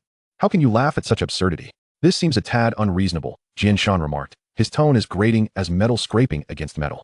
You two should treat each other well. After all, you are family. What is this talk of money? Shen Bei insisted. Even brothers keep accounts clear. Jiantong laughed even harder, supporting herself with her hands on her waist, unable to contain her mirth, her face flushed like a rosy apple. Jianshan spat. If you keep this up, I will have no patience left. Shen Bei chuckled. I'm just joking. It's getting late, and tomorrow I must attend the martial exam. Farewell, father-in-law. Jianshan nodded with a smile. I wish you success. Daughter, see Shen Bei off. At the community entrance. Shen Bei glanced back to ensure Jianshan was not following, then leaned closer to Jiantong. Your father wouldn't he be the type to renege on a debt? Would he? Jiantong's mouth twitched in irritation. Are you not done yet? Shen Bei shrugged, adopting a serious demeanor. Even brothers must keep accounts clear. Jiantong huffed, playfully hitting Shen Bei. Go away, go away. As Shen Bei turned to leave, Jian Tong called after him, get some rest. Don't forget to gather at the school gate tomorrow. You mustn't oversleep. Shen Bei replied, you always arrive just in time for school. Worry about your own punctuality. How could I oversleep? Jian Tong playfully pouted, her pink lips forming a slight frown. A gentle breeze swept through, her long, lustrous hair cascading like black satin, dancing lightly upon her back, as her laughter echoed like a gentle breeze, fading away into the community. Upon returning home, Jian Tong began rummaging through drawers. Jian Shan scolded, what are you searching for? Antiques. What are you up to? You owe Shen Bei $1 million. You wouldn't be lacking in integrity, would you? Jian Shan bellowed. You're not even married yet, and your elbows are already starting to point outward? Stop right there. Jian Tong merely responded with silence. Chapter 30. The increasing number of tattered pants. Shen Bei returned home, brimming with satisfaction. As for the $1 million that Jian Shan owed him, Shen Bei had no intention of demanding it. However, he resolved to keep a mental note of it. In the future, when drinking with his father-in-law and unable to hold his ground in boasting, he could bring it up as leverage. After having dinner, Shen Bei's phone buzzed with messages from the class group chat. Upon opening it, he saw a message from teacher Gu Xinro. Attention everyone. I will reiterate, tomorrow morning at 9 o'clock. All students from the martial arts program are to assemble at the school gate to board a bus to the examination site in Lingnan City. There will be students from other counties mingling among us, so please stay close to the group and do not get lost. Do not let nerves get the better of you during the exam. Excessive anxiety can affect your performance. Just do your best. Please reply upon receipt. A flurry of student responses followed, though some were rather cringeworthy. Most handsome in class. Received, thank you for the reminder, teacher. You've worked hard. Mom won't let me use my phone. Received, thanks teacher, you've worked hard. Professional snitch. Received, thank you, teacher. Bring me a pack of spicy strips. Received, thanks. Classmate. Ready for practice? Received. A wild handsome guy. 1. Having seen that nearly all the martial arts students had replied, Shen Bei shrugged them off and began browsing the antics of his cloud harem. Soon enough, Gu Xinro sent another message. Shen Bei, stop pretending to be dead and reply. Shen Bei had no choice but to type. I have already replied in my heart. Upon sending this message, Gu Xinro exploded with fury, leading to a flurry of activity. Suddenly, Shen Bei discovered that he had been removed from the group chat. What on earth? Shen Bei's lips twitched. This teacher Gu was acting like a child who couldn't take a joke. Just wait, he thought. Once I pass my martial arts exam, we shall engage in some adult games. At that moment, Shen Bei realized he might be quite the scoundrel, flirting with the pure school beauty Jian Tong while simultaneously trying to take advantage of the mature Gu Xinro. He felt utterly unworthy. Shen Bei practically wanted to slap himself for being so distracted while browsing his harem. Determined to reform his ways, he continued watching videos of beautiful young ladies. Before long, he received a call from an unknown number. Tilting his head, he let it ring 3 times before picking up. Why 3 rings? It's just how society works. Is this Shen Bei? A familiar voice came from the other end. Upon hearing it, Shen Bei recognized the voice. It's me, old Zhang. Remember me? Shen Bei instantly recalled who it was, the bald boss who had hired him to demolish a wall not long ago. At that time, he had given Zhang his number for any odd jobs. However, Shen Bei feigned confusion. I can't seem to recall. Could you describe your features? What kind of memory do you have? The last time we met at the labor market, I was the one with the small bag, driving a van. And you commandeered the driver's seat. Can't recall. Many labor market bosses look like that. Please be more specific. There was a moment of silence on the other end before Zhang's voice, now tinged with irritation, replied, I'm the bald guy, the big bald guy. Suddenly, it clicked for Shen Bei. Ah, now I remember. You just wanted me to remember you as the bald guy, huh? Exactly. You really know how to talk, don't you? Where are you? Did you call me just to arrange a fight? Zhang sounded frantic. No fights. A few days ago, through my sister-in-law's neighbor's classmate's ex-wife's brother, I managed to snag a job in Lingnan City. It's for setting up scaffolding at the martial arts exam venue. It's my first time doing this, and I messed it up. It just collapsed. I need someone to help rebuild it, or I'll be in serious trouble tomorrow. Are you in? We can head out now and work overnight for 300 an hour. Upon hearing this, Shen Bei's interest was piqued. 300 an hour? That was an attractive offer. It was clear that Zhang was in a tight spot. Shen Bei knew Zhang was involved in engineering. But this was his first time building rather than demolishing. He thought for a moment. He was already near the exam site. It was a perfect opportunity to earn some money while getting a head start. More importantly, he couldn't let his martial arts exam interfere with his work to boost his attributes. It was akin to maintaining a daily check-in streak. Just one more day to complete the year's grand achievement. All right, come pick me up.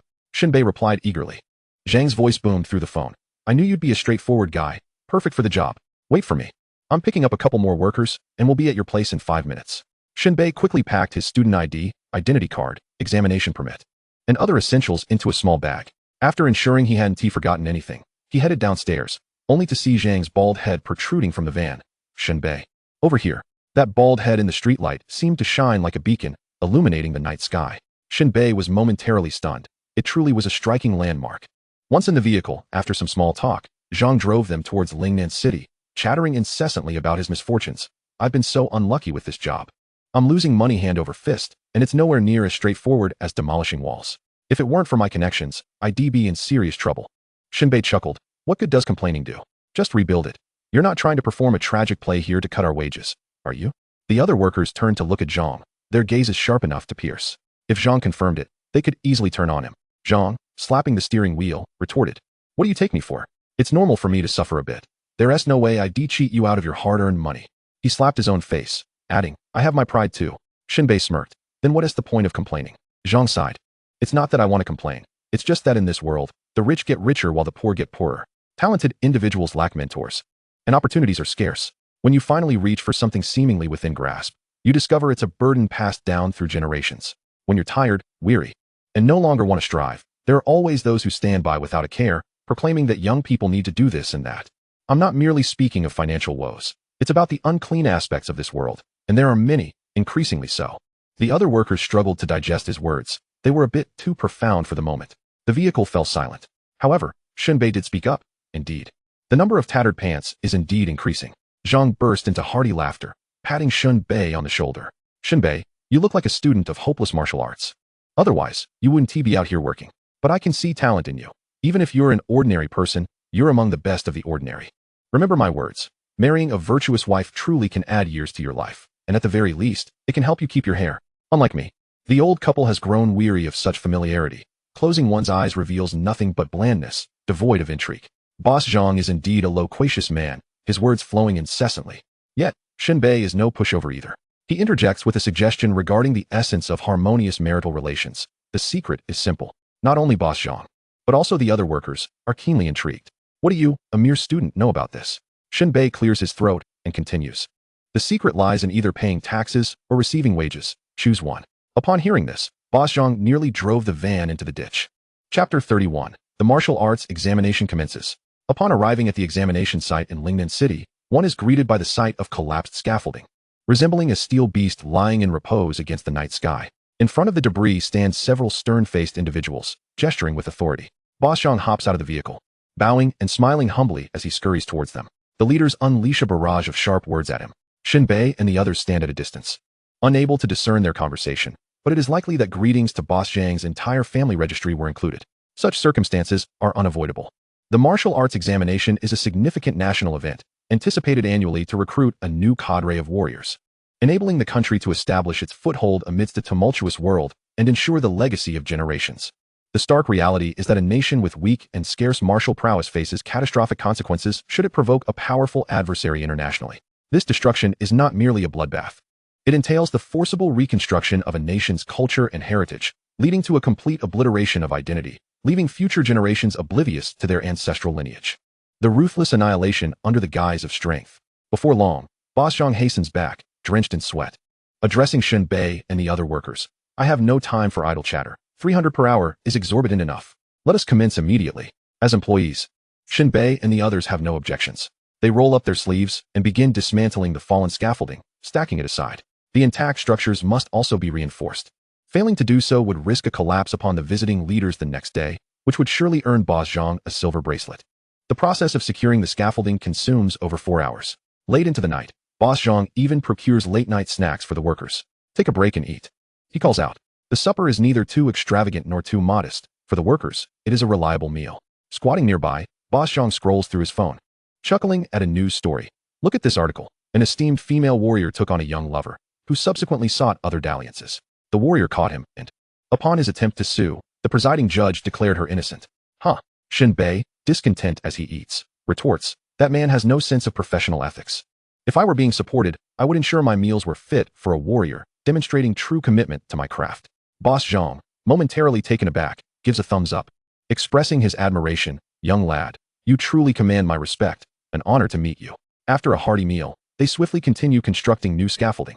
As dawn breaks, by 7 in the morning, they have yet to finish. The collapse was extensive, and many steel pipes were bent or broken beyond use, forcing a patchwork approach that hindered progress. Yet, a sliver of hope remains. The scaffolding will not be needed until the afternoon for the martial arts examination, allowing time to spare. The workers, having gone a night without rest, hastily finish their breakfast and return to work. In Changte County, at the entrance of the prestigious high school, luxurious buses line up. One by one, martial arts students arrive from their homes, gathering under the watchful eyes of their homeroom teachers. Gu Xinro, adorned in a pale yellow dress that accentuates her graceful curves, stands out as her attire sways in the wind. Each time she turns, the flowing hem of her dress flutters like a blooming lotus, captivating onlookers. Glancing at her watch and scanning her surroundings, her brow furrows, and her expression shifts from anxious to frustrated. How infuriating. It's already 8:60. Where's that Shen Bei? Just as she prepares to board the bus, Liao Zhongyang and Qi Chuanyu hear her exasperation.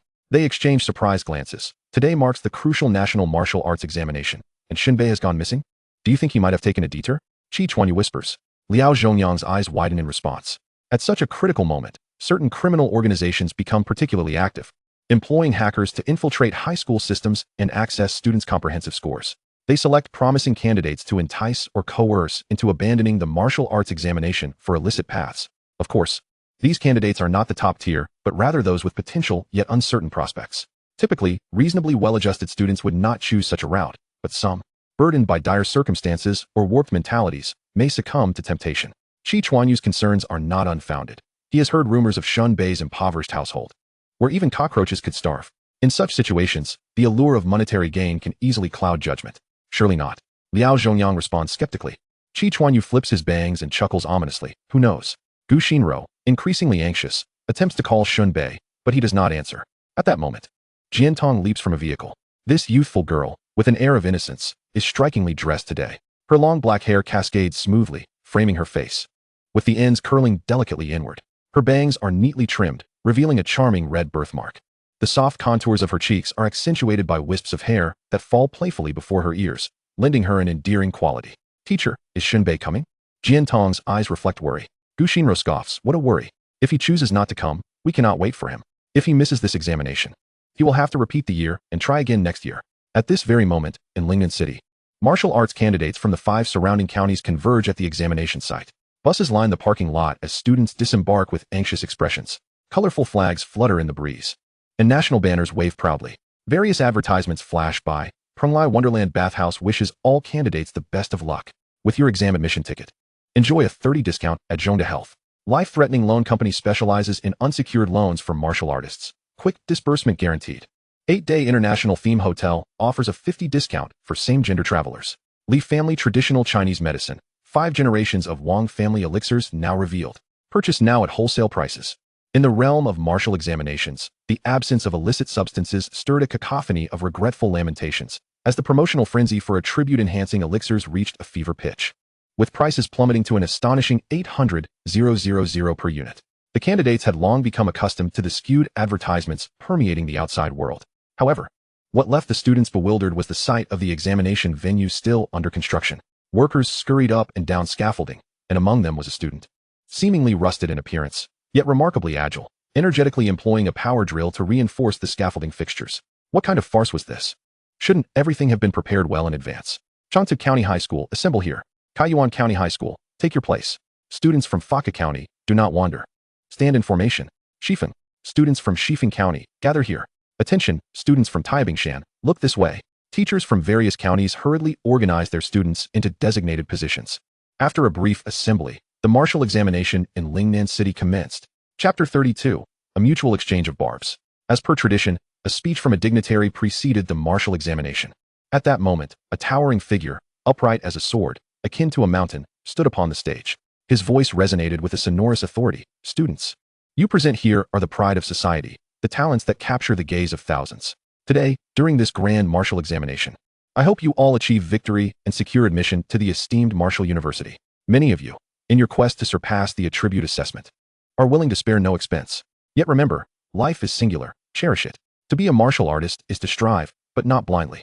Many have prepared elixirs to temporarily enhance their attributes, a practice permitted by the rules. However, consider this. Some students resort to consuming elixirs that exceed their limits for fleeting bursts of power. Each year, reckless students across the nation attempt this, leading to casualties. A martial artist is not merely a brawler. They are not brutes. The learned can stabilize a nation, and the martial can secure it. A true martial artist is one who excels in both intellect and combat. Mere brute strength devoid of thought transforms one into a thug, not a martial artist.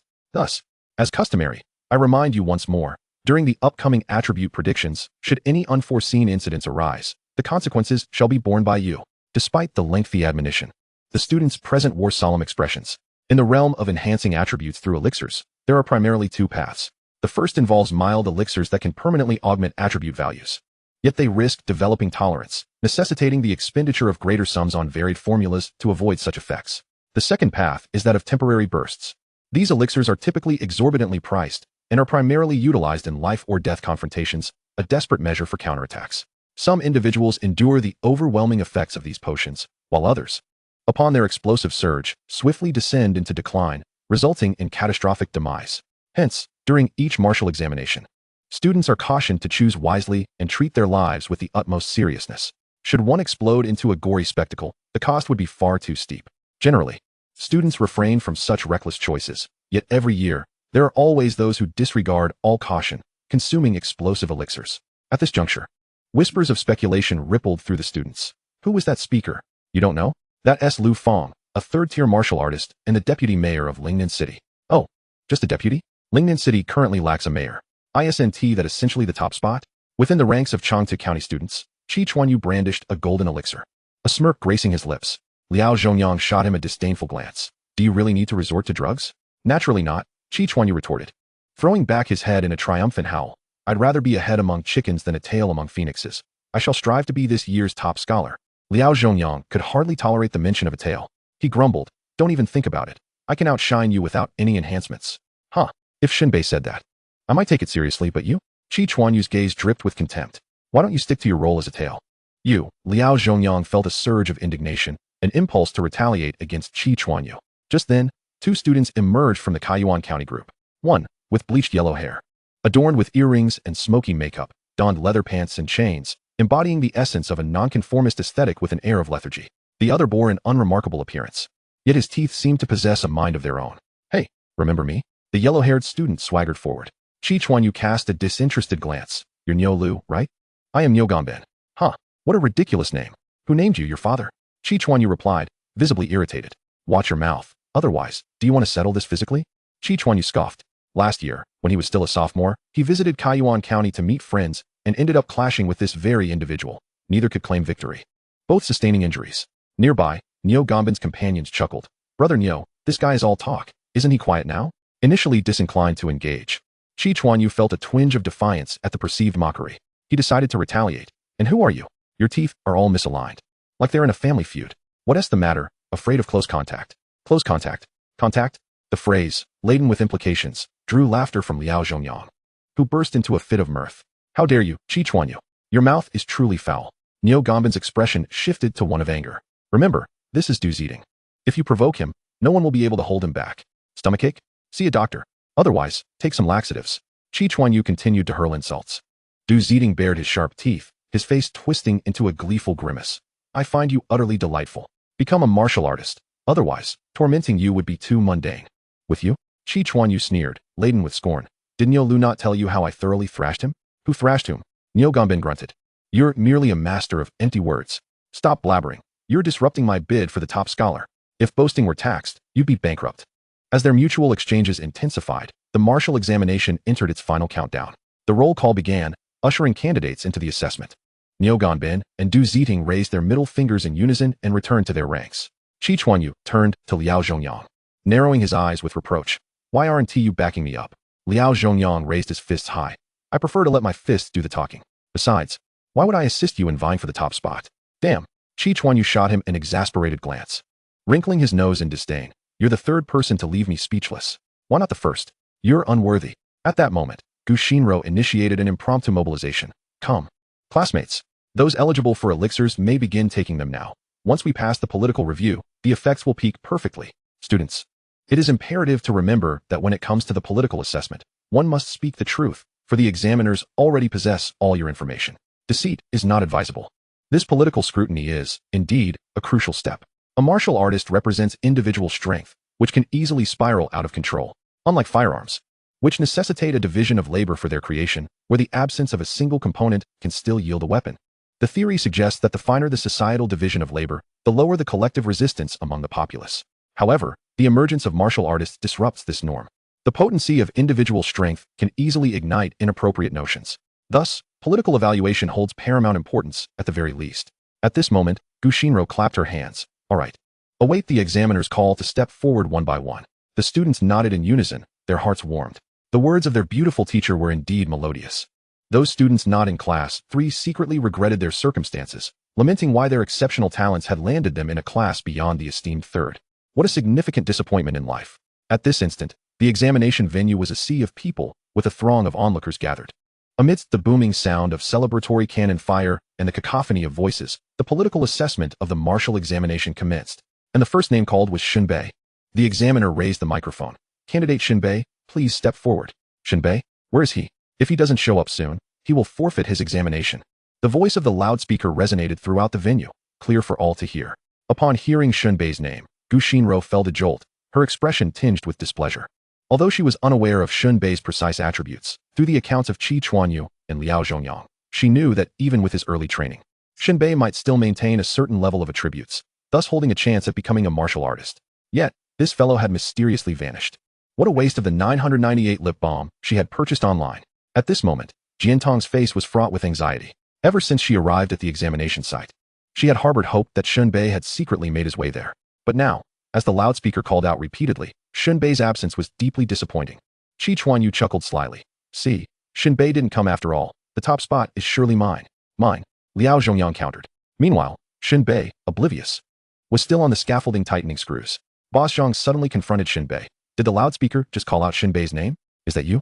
Shen Bei was taken aback, exclaiming, today is the day of my martial examination. You're participating in the martial examination? Boss Zhang's eyes widened in disbelief and shock. Good heavens. A student able to partake in the martial examination must have been selected by the school, someone with the potential to become a martial artist. And here you are. Shen Bei, working instead? On the very day of the examination. Boss Zhang was utterly flabbergasted, hastily urging, what are you still doing here? Go take part in the examination. Shen Bei jumped down from the scaffolding, hurriedly running over, but after a few steps, he turned back. I still have to finish my work. My ancestors. Boss Zhang, wearing a long-suffering expression, lamented, you have the potential to become a martial artist. Is this the kind of work you should be doing? No way, I must complete it. Shen Bei insisted. What a joke. After working all night, I can't just stop now. I risk losing my daily attribute value settlement. I can't afford that. Grandfather. You are my grandfather. Boss Zhang cried out in despair. I can't afford to hire a martial artist. If this gets out, it will tarnish your reputation. Such menial work is meant for those on the fringes of society. Stop with the useless chatter. I'll return after I'm done. With that, Shen Bei took off running. Boss Zhang stood there, bewildered, unable to fathom Shen Bei's unwavering dedication to his work. If he were to become a martial artist, he could easily undertake various tasks. Why labor on the scaffolding? Get a grip. Shen Bei reported just in time. Appearing before the chief examiner as the final second to forfeit the examination ticked away. The chief examiner's expression was somewhat displeased as he remarked coolly, you must adhere to the schedule, and perhaps wash your face before arriving. You look like you've rolled in rust. Before the chief examiner could finish, he abruptly fell silent, noticing that the student named Shen Bei was holding a power drill. The chief examiner slowly turned his head to the scaffolding still being assembled, and then back to Shen Bei. His tone faltered momentarily. You were working over there? Shen Bei nodded. A few examiners exchanged glances, surprised. Good heavens. Today is the day of the martial examination, and this lad is still earning money. Is he merely money-minded, or is he from humble beginnings? This child is remarkably industrious. The chief examiner took a deep breath, glanced at Shen Bei's resume, rubbed his eyes, and waved his hand. Pass. Shen Bei, bewildered, exclaimed, huh? This process seemed rather irregular. Isn't there anything to inquire about? The chief examiner replied, there's nothing to ask. Third-generation impoverished farmer. Proceed directly to the strength test. Oh. Shen Bei scratched his head, turning to the strength testing station. This equipment was dedicated solely to strength assessment due to the large number of candidates, requiring high standards for impact materials. Adding extra functionalities would only complicate matters. Shen Bei wasted no time. He steadied his legs, coordinated his waist and arms, and unleashed a punch. Without even glancing at the result, he dashed off. In the midst of the astonished gazes of the examiners, Shen Bei, climbed back up the scaffolding to continue tightening screws. The chief examiner was left bewildered, his mouth twitching. What in the world? Doesn't he care to see his results? Other examiners whispered amongst themselves. This student has lost his mind, hasn't he? Is he addicted to tightening screws? That's not entirely fair. After all, the area nearby was designated for photographs of students who had passed the Martial University entrance exam. So it was understandable to rush. But today is the Martial examination, a monumental event in one's life, and he prioritizes work over it? Frankly, Today, as students are truly incomprehensible. At this moment, among the throngs below, Gu Xinro felt a flicker of solace upon seeing Shen Bei's arrival. Yet, witnessing him throw a punch and then run off to tussle with the scaffolding sent her into a frenzy. Her slender eyes narrowed with cold fatigue, and her face bore a troubled expression. Gu Xinro nearly gasped for breath, collapsing in resignation, one hand pressed to her forehead, utterly drained. This jerk. Gu Xinro rubbed her temples, well aware that Shen Bei had skipped class to work, but she never anticipated he would do so right at the martial examination site. Yet, couldn't he see the significance of today? This was infuriating. Simultaneously, Jian Tong was filled with joy, delighted that Shen Bei had finally appeared. Though his behavior was quite erratic, his presence alone was enough. It mattered not. As long as Shen Bei participated in the examination, he was bound to achieve great success. On one side, Qi Chuanyu was filled with indignation, his complexion ashen. Damn it. This guy has finally shown up. My pressure has doubled. As he spoke, Qi Chuanyu, who had initially planned to abstain from using any enhancements, decisively retrieved a golden pill and swallowed it whole. Meanwhile, Liao Zhongyang stammered. Why does that Shen Bei need to climb the scaffolding to gain attribute points? Qi Chuanyu looked at the simpleton with a bemused expression. Honestly, you should consider buying some intelligence beans. At that moment, the entire crowd, comprising both fellow students and onlookers, was struck with disbelief at Shen Bei's audacious maneuvers, questioning their very existence. After a brief silence, a cacophony of discussions erupted. Oh my goodness. No inquiries during the political review, just a rush through the strength test. He threw a punch and ran, without even glancing at the results. Did he come just to accompany the rest? Wow, what a personality. Has he given up entirely? However, given this young man's willingness to put in the effort, he should not be underestimated in the future. The martial arts department of Lingnan City has never witnessed such an explosive presence. This is hilarious. Look at the examiner on the stage, holding his teacup for so long that he forgot to drink. The atmosphere was one of utter nonchalance. If the strength test yielded unexpected results, it would be even more astounding. Impossible. Clearly, he is a student who has given up on the martial arts program, who would disregard their own grades and focus solely on working. Hush. Shen Bei's strength results are out. All eyes turned toward the electronic screen of the testing apparatus. This external screen was enormous, allowing even those at a distance to see clearly. Moreover, the organizers had a flair for theatrics. The scores did not appear all at once, but rather rolled from 0 to 9 in a continuous loop. The first to halt was the unit digit, followed by the tens, creating an exhilarating sense of suspense. In that moment, the unit digit revealed itself, 5. As soon as this number appeared, Jian Tong's gaze froze. As if her vitality had been drained, her eyes glazing over, her complexion pale. She muttered to herself, something's wrong, something's wrong. Yesterday, during the test, the unit digit was still 3. Could it be that the negative repercussions of Shen Bei's premature cultivation have begun to take effect, causing his strength attribute to plummet by 8 points? Chapter 34, a bit against the family doctrine. At this moment, Jian Tong felt utterly numb. In her conjecture, Shen Bei's attribute value had indeed plummeted. This was far from a positive indication. This was merely the strength attribute. If the other attributes also dropped by 8 points, that would leave him with a measly 48, or even 36. Even if he had tested at 80 points yesterday, he would only have 44 points remaining. The threshold of 60 points was still far out of reach. Moreover, 60 points was merely the baseline. Who could predict if a prodigious student might elevate that standard? Jian Tong's face turned ashen, despair engulfing her heart. She did not even dare to glance at the rolling tens digit on the electronic screen. I can't bear to watch. It must be a 1. At that moment, Gu Xianro noticed that Jian Tong was acting unusually and curiously inquired, "What's wrong?" Jian Tong hesitantly replied, "Yesterday, Shen Bei came to my house to test his attribute value. His strength attribute was 23. Upon hearing this, Gu Xianro immediately grasped the situation. A chill surged from her feet, coursing up her spine to her brain. Yesterday, that digit had been a 3, and today it had turned into a 5, undoubtedly. A sharp decline. Gu Xianro took a deep breath, her eyes filled with ominous gloom and resentment. That little rascal, not listening to good advice. And now he's ruined everything. There's no need to think too hard about it. The backlash has arrived. What did it matter that Shen Bei stood in place for 3 hours a few days ago? Isn't he still floundering now? It's infuriating. At this moment, Qi Chuanyu muttered incantations as if casting a curse. Heavenly gods and Buddhas, Great Buddha, Guanyin Bodhisattva, Holy Mary, Lord Jesus, please let the tens digit be 1. Liao Zhongyang interjected. How could it possibly be 1? Shen Bei practiced the horse stance. Clearly, he is on the path of hand-to-hand combat. His strength and physique must be high. Shut up. Qi Chuanyu shot him a glare.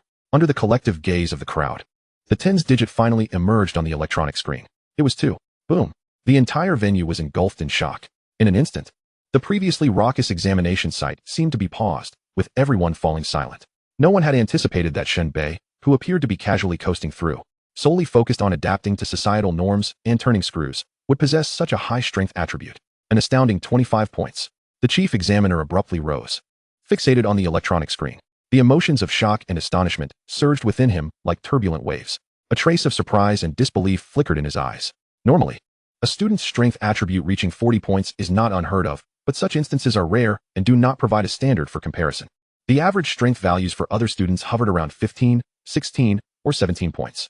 Yet Shen Bei, this weary child striving to make a living, had reached a remarkable 25 points.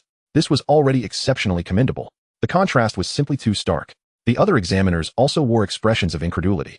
For someone who had clearly approached the exam with a nonchalant attitude, to possess such a high strength attribute was nothing short of miraculous.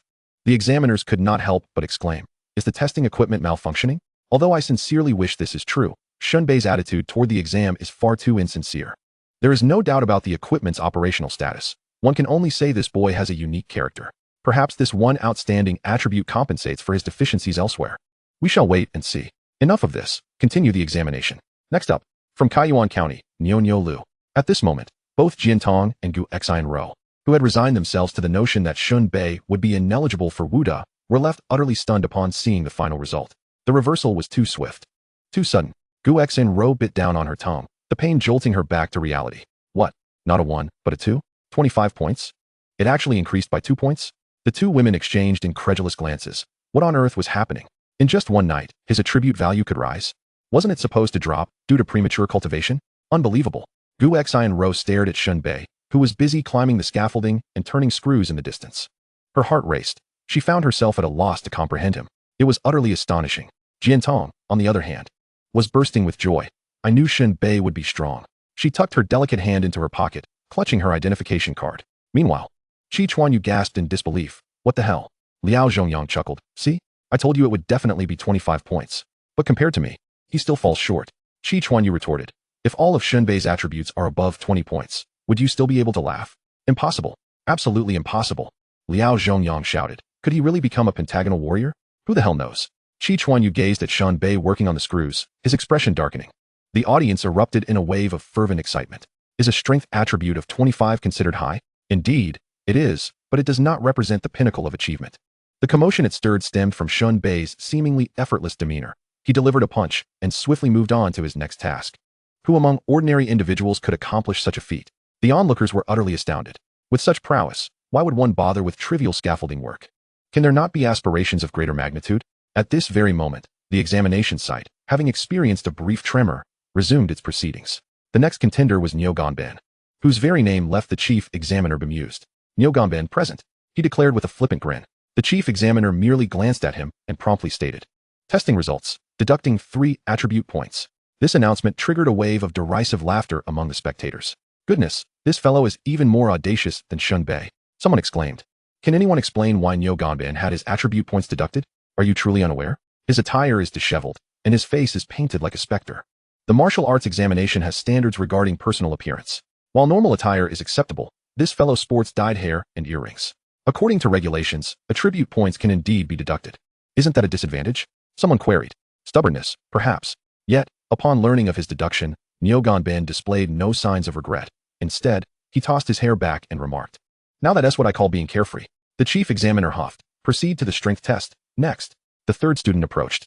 The chief examiner examined the student's political background information, his brow twitching as he cautiously inquired, do you believe there is still merit in your presence here? The student shrugged. I suppose it's still worthwhile. The chief examiner coughed lightly. This is not meant to discourage you, but your family lineage extends 6 generations, all of whom are either traitors or warlords, with notorious collaborators and high-level traitors among them. This family tree, claiming to defend the mountains and rivers and protect the nation, is indeed a contradiction to the ancestral teachings. A burst of laughter erupted from the other examiners, all wide-eyed and eager to peruse the political examination documents. Goodness, this is a once-in-a-century occurrence. All the notorious characters have been collected. Impressive, impressive. The chief examiner waved his hand dismissively. You may leave. The student slumped his shoulders. What a misfortune. The students lining up behind him stifled their laughter. Goodness, this chap still possesses an ID card. It's the harmonious society that saved him. What a stroke of bad luck in reincarnation. I reckon he could play the role of a grand traitor. It's in his very genes. Are we witnessing the birth of an actor? Enough with the banter. The students in front. Hurry up. We still have examinations to conduct. Chapter 35. Contest for the top scholar. The martial arts examination reached its midday intermission. a brief pause necessitated by the late arrival of students from various locales. The morning session encompassed only the political review and strength attribute testing. The afternoon would bring assessments of mental acuity, physical constitution, and agility, culminating in a collective photograph of the newly admitted students of the Marshall University. Only then would the day truly conclude. At that moment, the electronic screen displayed the top 10 students' attribute values. Unsurprisingly, the first place was claimed by Liao Zhongyang, boasting an impressive strength attribute of 38 points. Meanwhile, Shen Bei had just managed to secure a spot in the top 10, ranking 10th with a strength attribute of 25 points. Of course, this was solely a ranking based on strength attributes. As the afternoon's other attributes were assessed, this leaderboard would undoubtedly undergo significant upheaval. After all, some students, such as Jian Tong, did not excel in strength. Her mental attributes were particularly formidable, though the time to showcase her abilities had yet to arrive. Now, all the students began to disperse, seeking nearby restaurants or food stalls for sustenance. Near the scaffolding within the examination site, Boss Zhang wore a perplexed expression as he observed Shen Bei devouring his meal. He glanced at the rankings displayed on the electronic screen, shuddering slightly. He patted his bald head, squatting beside Shen Bei, and spoke gravely. "Brother, you ought to stop. I'm afraid." Shen Bei spat out a chicken wing bone. His voice muffled. "What are you on about? Once again, you have a genuine chance to become a martial artist," Boss Zhang lamented. "Does this impede my work?" "Not quite," he replied, "but this job is beneath you. You shouldn't be involved." Shen Bei gulped down some mineral water, responding off topic. "This dish is a bit salty. Let us not order from this place again." Boss Zhang. At that moment, a striking figure approached Shen Bei. He felt a wave of fragrance envelop him. Looking up, he was greeted by Gu Xinyo. She stood before him as a breathtaking sight, noble, mature, and coldly elegant, evoking admiration and infatuation. Yet, her eyes bore an inscrutable expression, and her beauty was intensified by an aura of divinity. "Shen Bei." Gu Xinyo's tone was stiff, seemingly tinged with annoyance. "The teacher has arrived." Shen Bei grinned widely. "Care for a meal together? It's quite delicious." "Is it really that good?" "Just a bit salty." "Stop with the chatter." Gu Xinyo twisted Shen Bei's ear. "Get up." "Ouch." Shen Bei grimaced. "Who has offended you this time? Who do you think?" Gu Xinyo placed her hands on her hips, glaring fiercely. "You've truly made strides. You've brought your work to the examination site. Can you not take the martial arts test seriously?" "I am taking it seriously." Shen Bei turned to Boss Zhang. "Right? Am I not diligent with my screws?" Boss Zhang. Upon witnessing Shen Bei's lack of seriousness, Gu Xinyo fell silent for a moment. Her mature, sultry voice, now tinged with coldness, posed a counter-question. "Tell me, how much can you earn from this work? I'll give it to you. Now go back and focus on your examination." Shen Bei replied, 300 per hour. I've been working since 8 last night until now. And I'll need about 3 more hours this afternoon. 17 hours in total. That's 5,100. Gu Xinyo's lips twitched, and she waved her hand dismissively. "I wish you a pleasant work experience." With that, she turned on her heel and departed. Shen Bei chuckled, resuming his meal on the ground. Boss Zhang gaped, stammering, "Wait. Brother, isn't that your homeroom teacher? How did you manage to make her leave in such a huff?" Shen Bei maintained a serious expression. "Boss Zhang, that's where you're mistaken. What do you mean I made her leave? She simply overestimated the capabilities of her little wallet. Just as long as you're happy." Boss Zhang muttered in disbelief, utterly baffled by the world around him. In the afternoon, the martial arts examination resumed. Shen Bei remained unchanged. When it was his turn, he picked up the electric drill and proceeded with the test, returning immediately to his work afterward. Shen Bei felt compelled to remain busy, fearing that his daily settlement panel might fail to activate due to his absence. The losses would be significant. In Shen Bei's estimation, gaining admission to the Marshall University was merely a matter of course. Moreover, following the rewards from the daily settlement earlier that morning, his attribute values had increased once more. He was undoubtedly ahead of the curve. Following the conclusion of the agility test, Shen Bei's agility attribute once again astonished the entire assembly, soaring to an impressive 20 points. Adding to his previous strength attribute of 25 points, he now boasted a total of 45 attribute points. Shen Bei has soared to the top of the rankings. I initially presumed this fellow excelled in strength, but to my astonishment, his agility has also surpassed 20. What an anomaly. Truly an extraordinary specimen.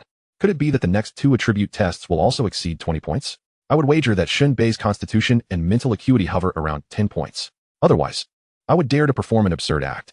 Alongside me, I would even turn upside down and consume excrement, whether among the spectators or the examiners. The majority held the belief that Shen Bei's remaining attribute values would linger around the 10-point mark. This aligns with a certain pattern.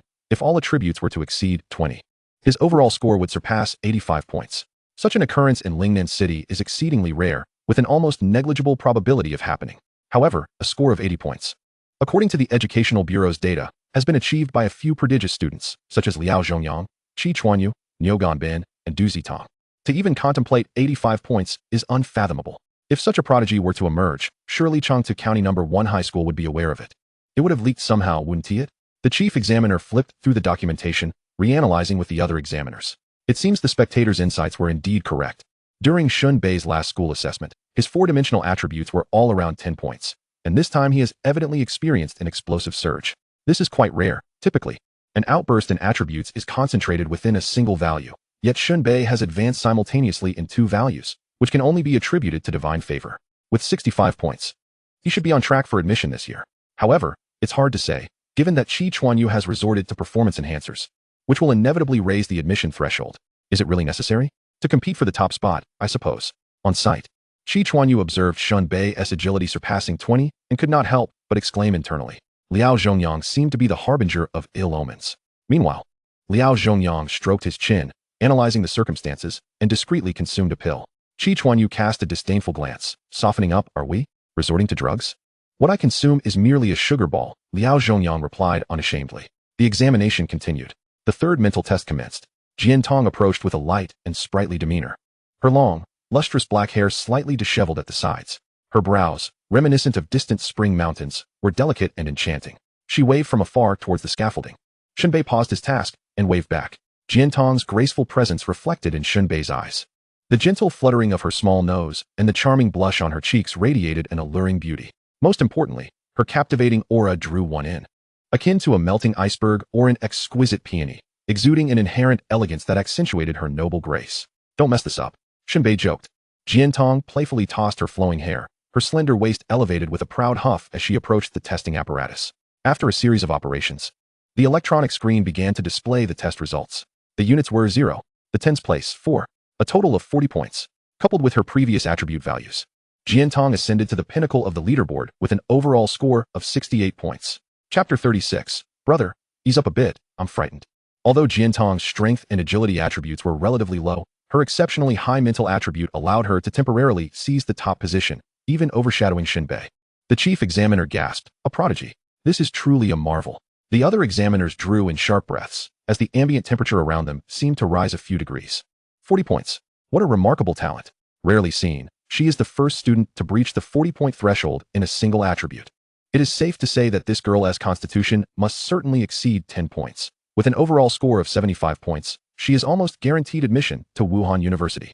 It's easy to foresee that the faculty there will be scrambling to recruit her. In contrast to Jian Tong's brilliance, my anticipation lay more with Shen Bei's performance. As for him, I estimate he may lack sufficient momentum. Here he comes. Shen Bei is about to undergo the mental assessment. While the audience was still reeling from Jian Tong's astonishing 40-point mental attribute, Shen Bei approached, commencing his mental assessment with the same swift decisiveness, completing it, and returning to his task of fastening screws on the scaffolding. He was entirely focused on diligence. The onlookers rolled their eyes in exasperation. Qi Chuanyu began to murmur, please, let the tens place start with 1. Liao Zhongyang kept his gaze fixed on the electronic screen. If Shen Bei's mental attribute began with a 2, the crown of the top scorer would be in jeopardy. A hush fell over the crowd, all awaiting the test results. Particularly those who had wagered their dignity on absurd bets, swallowing hard in anticipation. Soon, Shen Bei's test result appeared. The units displayed a 0. Following that, the tens digit began to fluctuate. Under the collective gaze, a vibrant red 2 emerged. 20 points. Boom.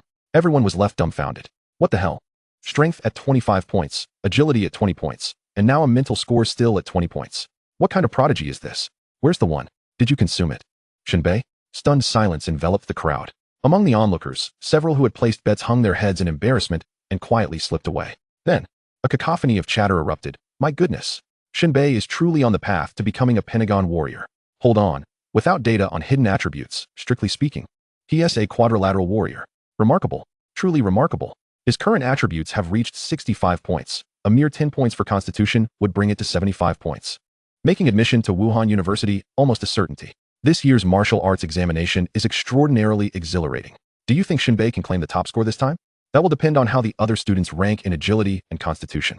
If I were to speculate, if Shen Bei's Constitution also exceeds 20 points, the title of top scorer would undoubtedly belong to him. His balancing work and examination, how incredibly inspiring. Damn it. Qi Chuanyu's lips twitched, his teeth chattering. Truly, a freak who stands for 3 hours. How can a hand-to-hand combat aspirant possess such high agility? At this moment, Qi Chuanyu's previous attribute tests were rather unremarkable, failing to even secure a position in the top 10. Yet his advantage lay in agility. He had tested at 37 points at home, and with this dose, he could reach 40 points. He calculated that even so, he would barely scrape 66 points in total attributes, just edging out Shen Bei. There remains one more aspect of constitution to be assessed. His own constitution is rather lacking.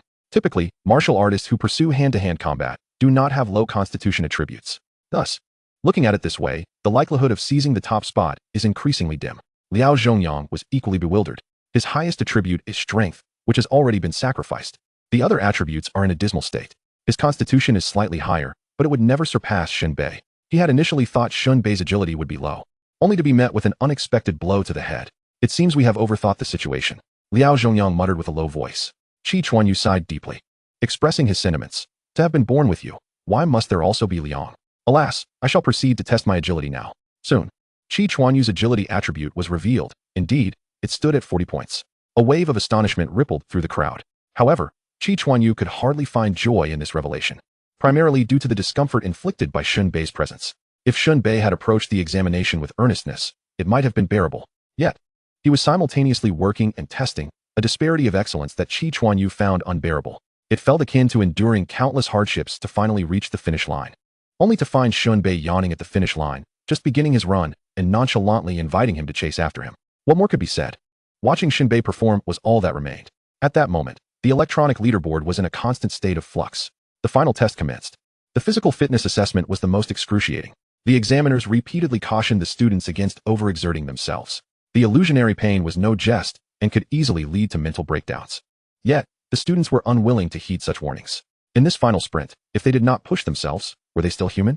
Moreover, the students present subtly sensed an imbalance, particularly influenced by Shen Bei's rhythm. Unless an unexpected turn of events occurred, it was highly likely that his physical attribute would also exceed 20 points. Overall, this would guarantee a minimum of 85 points, based on previous year's martial arts examination experiences. Once someone surpassed the 80-point mark, the baseline threshold of 60 points would inevitably be raised by at least 5 points. In other words, the original hope of passing into the martial arts university with 60 points was now utterly dashed. Without reaching 65 points, or even 70, there was no assurance of success. In such a precarious situation, how could one be told to refrain from exerting themselves?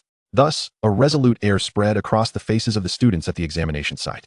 They were determined to fight. In the ensuing moments, the once jubilant examination venue transformed into a hellish scene. The torment of the physical fitness tests elicited a cacophony of anguished cries. Damn, it hurts. Perseverance is victory. Gah. The spectators were taken aback by the students' fervent struggle, their hair standing on end, and their scalps tingling. Wow, this is too intense, isn't it? It was no wonder they felt suffocated under Shen Bei's shadow. Both teachers and students sensed that Shen Bei's physical fitness had undoubtedly surpassed 20 points, if not more.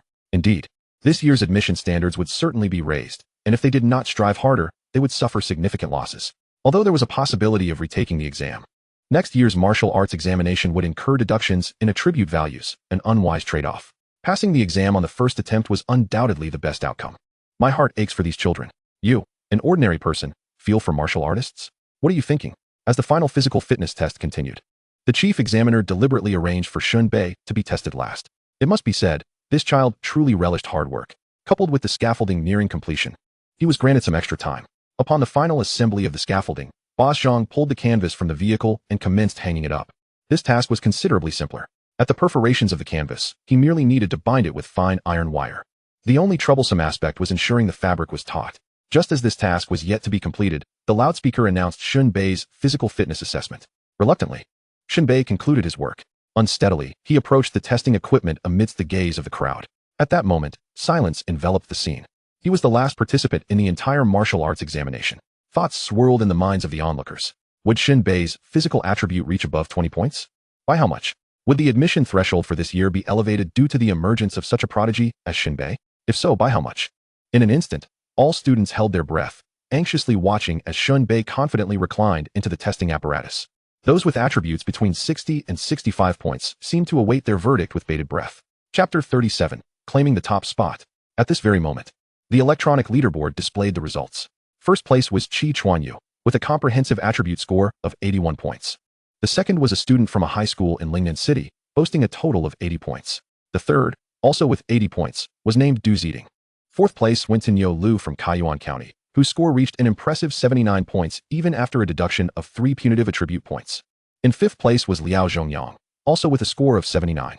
Jing Tong followed in 6th with a comprehensive attribute of 78. Subsequently, students from Lingnan City began to dominate the leaderboard, extending to the 10th position. Meanwhile, Shen Bei's name had long vanished from the list. However, Shen Bei still had his final physical fitness test pending. At that moment, Shen Bei's first 3 attributes totaled 65 points. If his physical fitness attribute were below 15 points, the top spot would belong to Qi Chuanyu. Should he exceed by just 2 points, Qi Chuanyu would be relegated to 2nd place.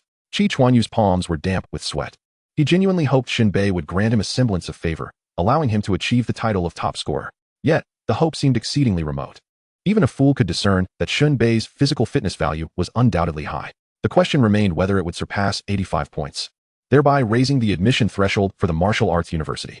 Soon, Shen Bei emitted a few muffled sounds of discomfort amidst the phantom pain, directly interrupting the assessment. This time, Shen Bei did not rush back to his tasks but instead stood before the electronic screen, awaiting the results. At that moment, the chief examiner and the other examiners all craned their necks to catch a glimpse. The students perched on their toes, their eyes filled with eager anticipation.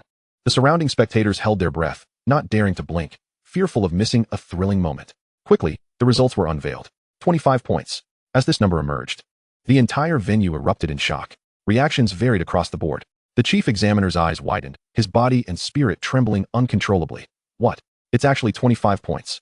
All 4 dimensions have comprehensively surpassed 20 points. This is utterly terrifying.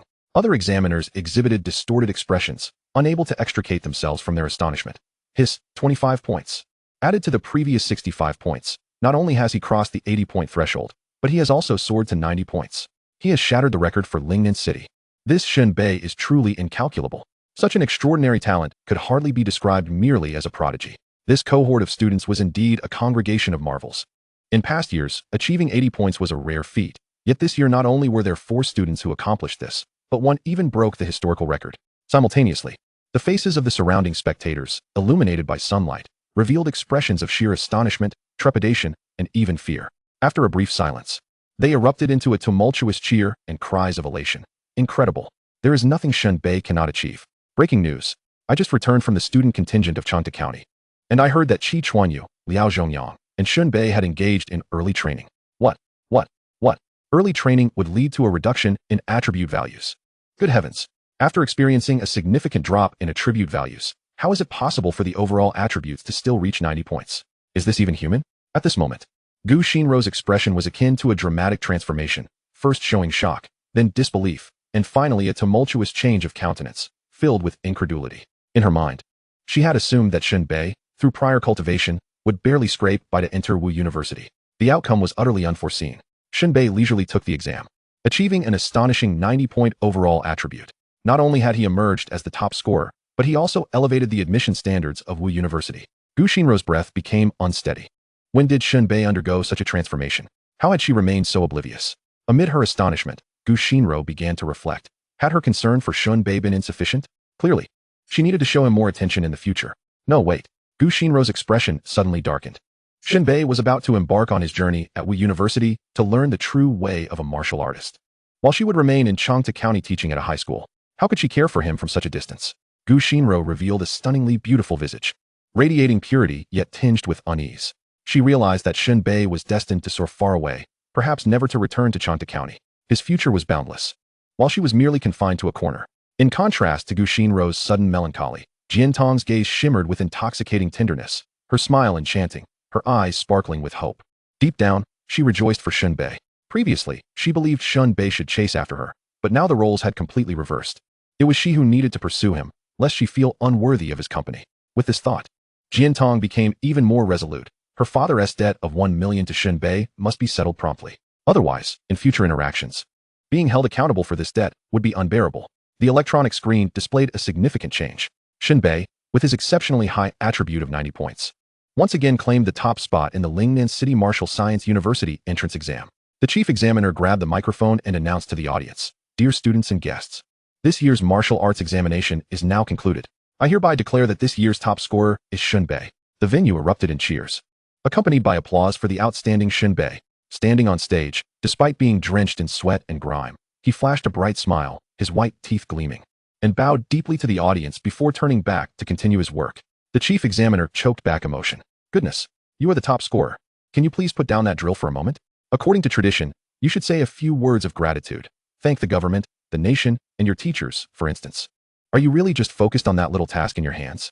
The chief examiner's lips twitched awkwardly, but he decided to move on and announced, "Next, I will reveal this year's admission cutoff for Lingnan City Martial University." According to previous standards, an overall attribute of 60 points was generally sufficient for admission. However, due to this year's exceptionally high top score, the cutoff is the chief examiner elongated his tone. The students teetering on the edge of acceptance were all tense. "How much is it? Hurry up and say it. You're killing us here." The chief examiner cleared his throat. The cutoff is an overall attribute of 68 points. At this announcement, the crowd erupted into wails. "Oh no, Mom. I'm sorry. I didn't make it, sob. Could it not have been 67 points? How frustrating. Damn it. Retaking next year will cost me attribute points. I hope no prodigy like Shen Bei shows up again. Crap. In previous years, 65 points was a sure thing. And now it's raised to 68 points? Ugh. Shen Bei, you've made me fail." There were those who rejoiced and those who lamented. With the overall attributes raised to 68 points, it was clear that those competing alongside Shen Bei were in dire straits. Yet, what could be done? This was the nature of the world, where the strong prevail. There is no ultimate victor, only those who become stronger. Luck is also a facet of strength. Those who were unfortunate simply had to endure their misfortune. Soon, the students who were accepted gathered for a group photo. Just as the photo stage was completed, Shen Bei secured the last wire on the scaffold. Below, the students, all smiles, began to line up under their teacher's direction. Gu Xinro looked up at Shen Bei on the scaffold, squinting. "Come down and stand in the middle." Shen Bei shrugged. "I'm quite comfortable up here. Let us take it like this." Gu Xinro facepalmed, exasperated. "Are you trying to drive me mad?" Nearby, Chi Chuanyu shouted. "Shen Bei, don't come down. I'll take your spot. It's perfect." Chi Chuanyu immediately squeezed into the middle position. This was the prime spot in the photo, reserved for the most dazzling individuals. While not holding the title of top scorer, standing in the same spot as one was a form of consolation. With a click, the photographer captured the moment. In that photograph, the newly admitted students beamed with joy, and the most radiant among them was undoubtedly Shen Bei, perched high on the scaffold, emanating an aura of superiority and confidence that seemed to gaze down upon the world beneath. At that moment, the newcomers had yet to realize the fear that would soon befall them, governed by the towering presence of Shen Bei. Chapter 38. The two women envy. Congratulations, top scorer. Boss Zhang, counting the cash, wore an expression of commendation. "Here, Shen Bei, this is your salary. 100. Shen Bei happily accepted the bills, feeling a sense of accomplishment. This was the fruit of his labor, something he rightfully earned. The money earned through hard work was indeed fragrant. The labor market in Lingnan City would be dull without him. Boss Zhang continued, "If there are jobs available in Lingnan City, feel free to reach out to me." Shen Bei quickly shook his head, distancing himself slightly. "What are you talking about? You're a martial artist. We're simply not on the same level." Shen Bei clicked his tongue. In this world, martial artists belong to a different echelon compared to ordinary people, and they were not to be compared. Zhang Boss's attitude was understandable. Just look at the other workers, and it becomes evident that Zhang Boss was relatively bold. Those workers inherently drew a line, naturally avoiding Shen Bei, this awareness stemming from a deep-seated respect and fear of martial artists. Shen Bei said nothing further, as Gu Xinro had already called him back to the group several times. "Well, it seems this is goodbye for now." Shen Bei patted Boss Zhang on the shoulder and turned to leave. For Shen Bei, working was essential. Without it, he could not enhance his attribute points. He would continue his grand endeavors in the Lingnan City labor market. Returning to the student group in Changta County, the Wu University administration had already prepared a celebratory banquet, allowing them to stay overnight without rushing back to the county city. The hotel accommodations were arranged for the night, and they would return the following day. The banquet was divided into two grand halls, one for the students who had been accepted to Wu University, where the food was abundant and plentiful. The students who failed to pass the exam gathered in the hall, where the atmosphere felt somewhat subdued. Some students even chose to reveal themselves briefly before heading out to indulge in street food. Shen Bei settled into his seat at the banquet, where several teachers and leaders from Wuhan University had also arrived.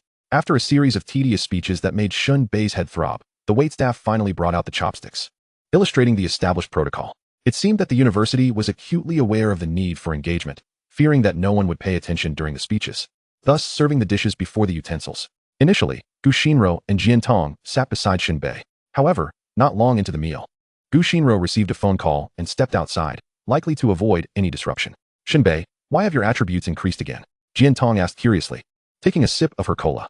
Shen Bei did not respond directly but smiled and said, "Your father must be secretly pleased. Otherwise, he stands to lose 1,000,000. Jian Tong was taken aback.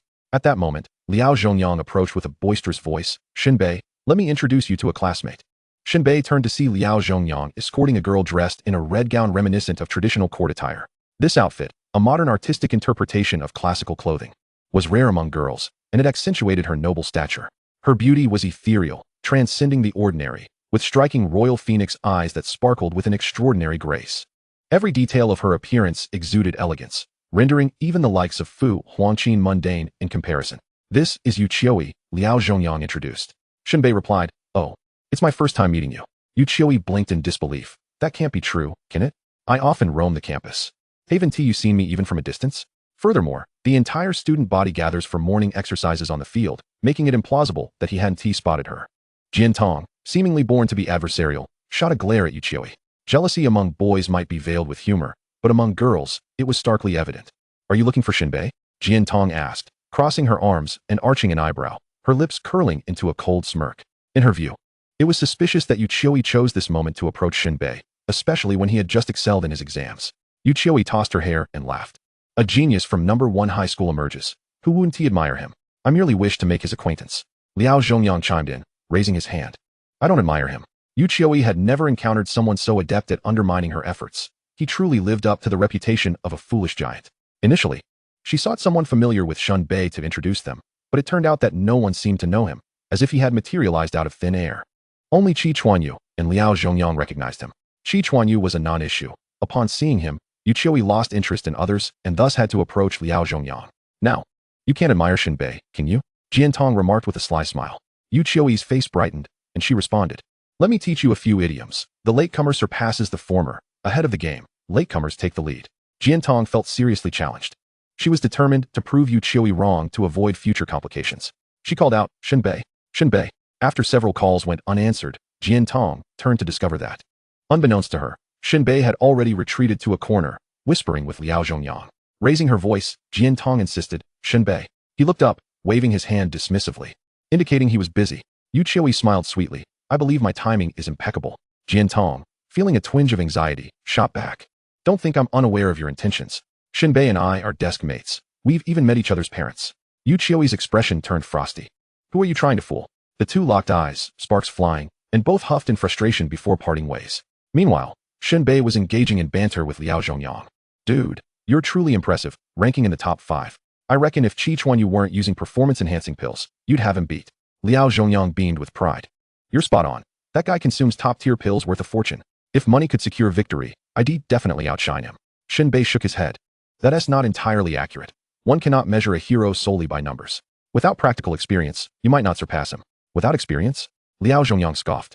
"Even if Qi Chuanyu is impressive, your attributes of 90 points mean nothing in real combat." "I'm not afraid." Shen Bei's eyes gleamed with excitement. "Is that so? Shall we find a place to test it?" Liao Zhongyang wore a smug grin, looking down at Shen Bei as though he were a mere insect. "Do you acknowledge that you're merely a paper tiger?" The term paper tiger was not lost on Shen Bei. It implied he possessed attributes without the skills to back them up.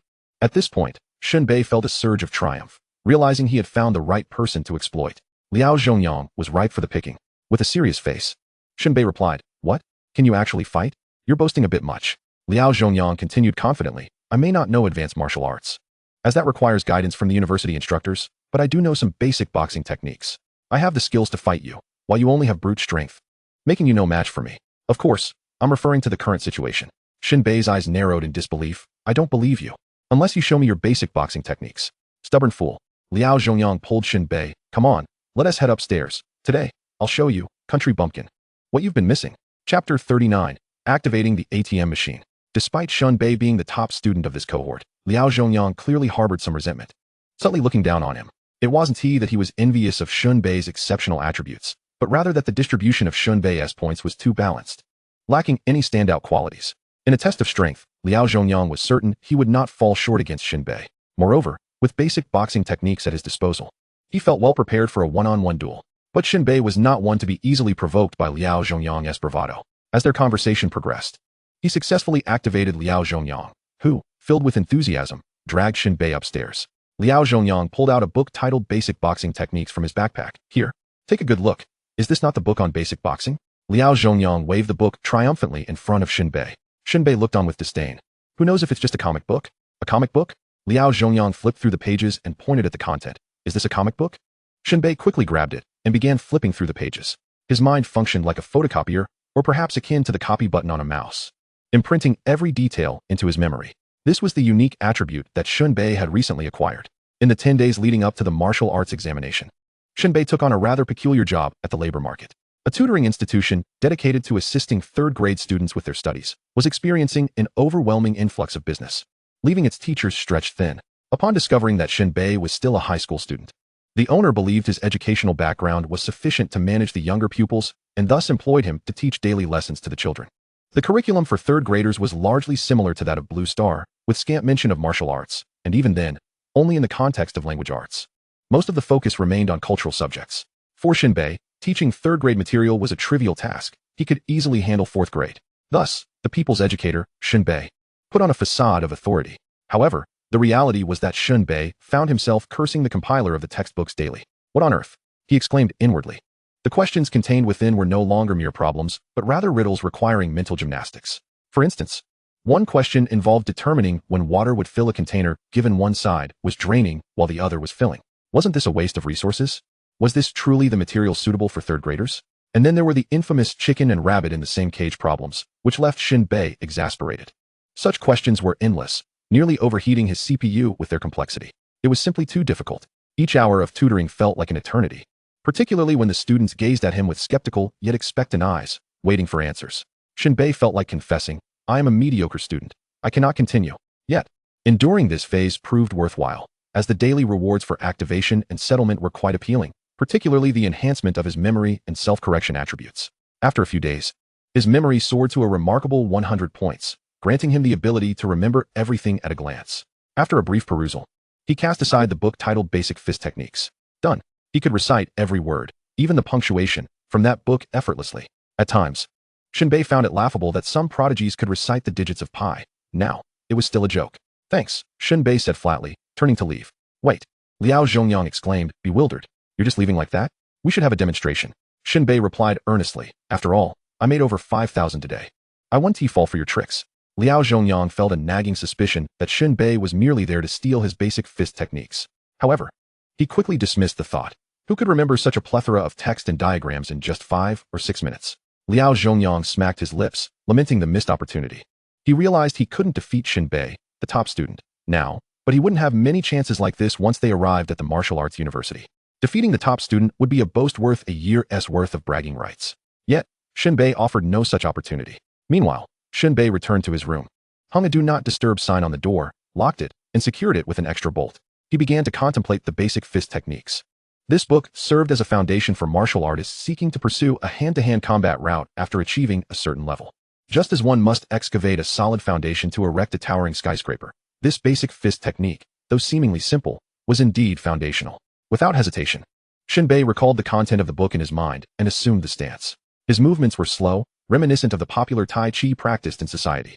His gaze remained intensely focused on his moving fingers. He extended his hand languidly, then, like a well-aimed dart, swiftly retracted it after a precise grip. This gradual extension followed by a rapid withdrawal reminded him of the technique he used as a child when fishing, slowly dipping his hand into the water to avoid startling the fish, then suddenly scooping when within reach.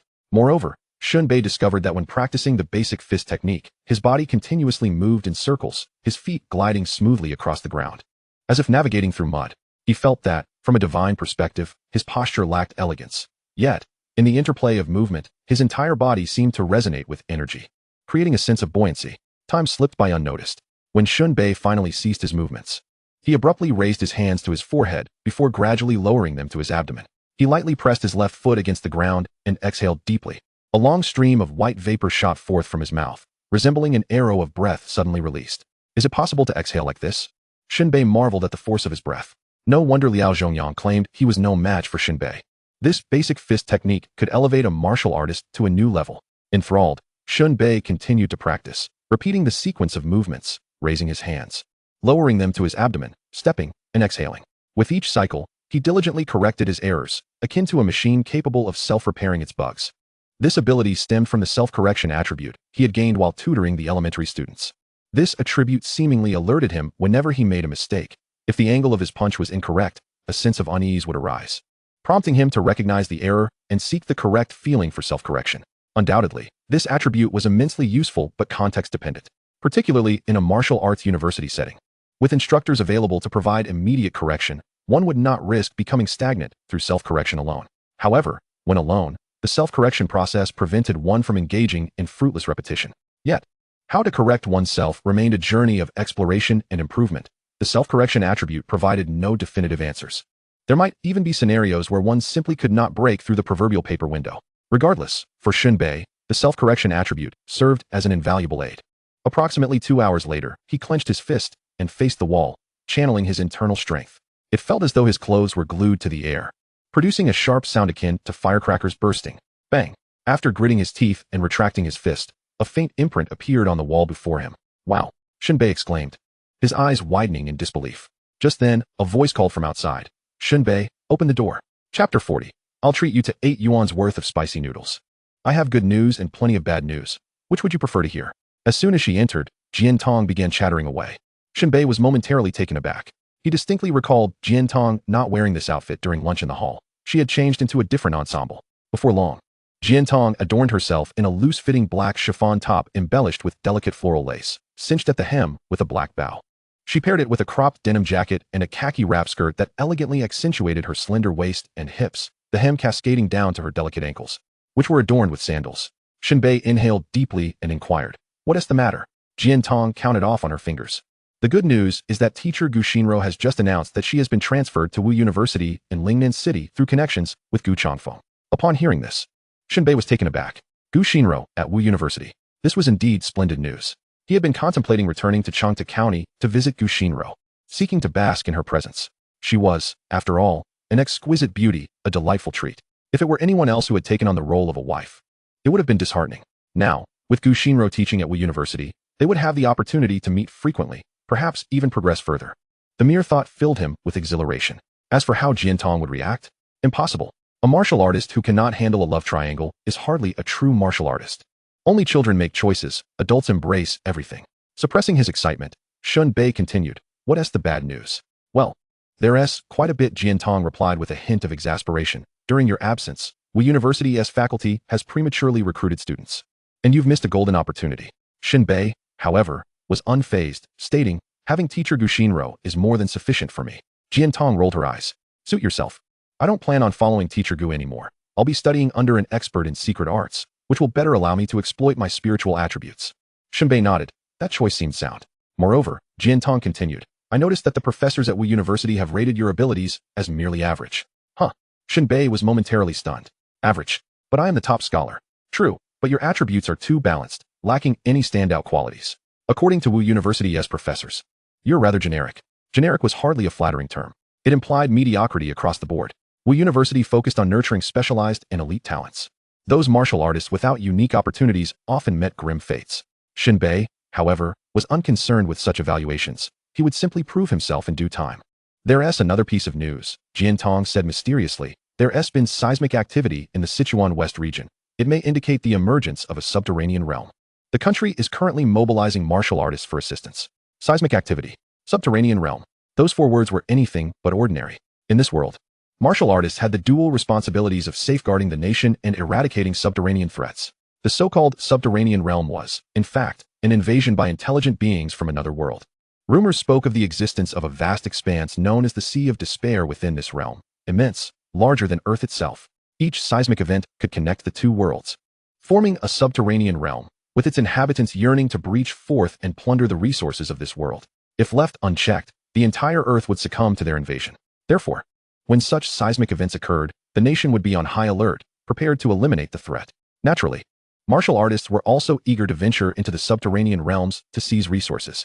Various herbs and peculiar items could enhance their overall prowess. In essence, whether it be the Sea of Despair or Earth, the conflict would be relentless. Shen Bei stroked his chin and remarked, "It seems these past few years have been rather tumultuous. The frequency of seismic events has increased." Jian Tong shrugged. "It's not just domestically. The same holds true abroad.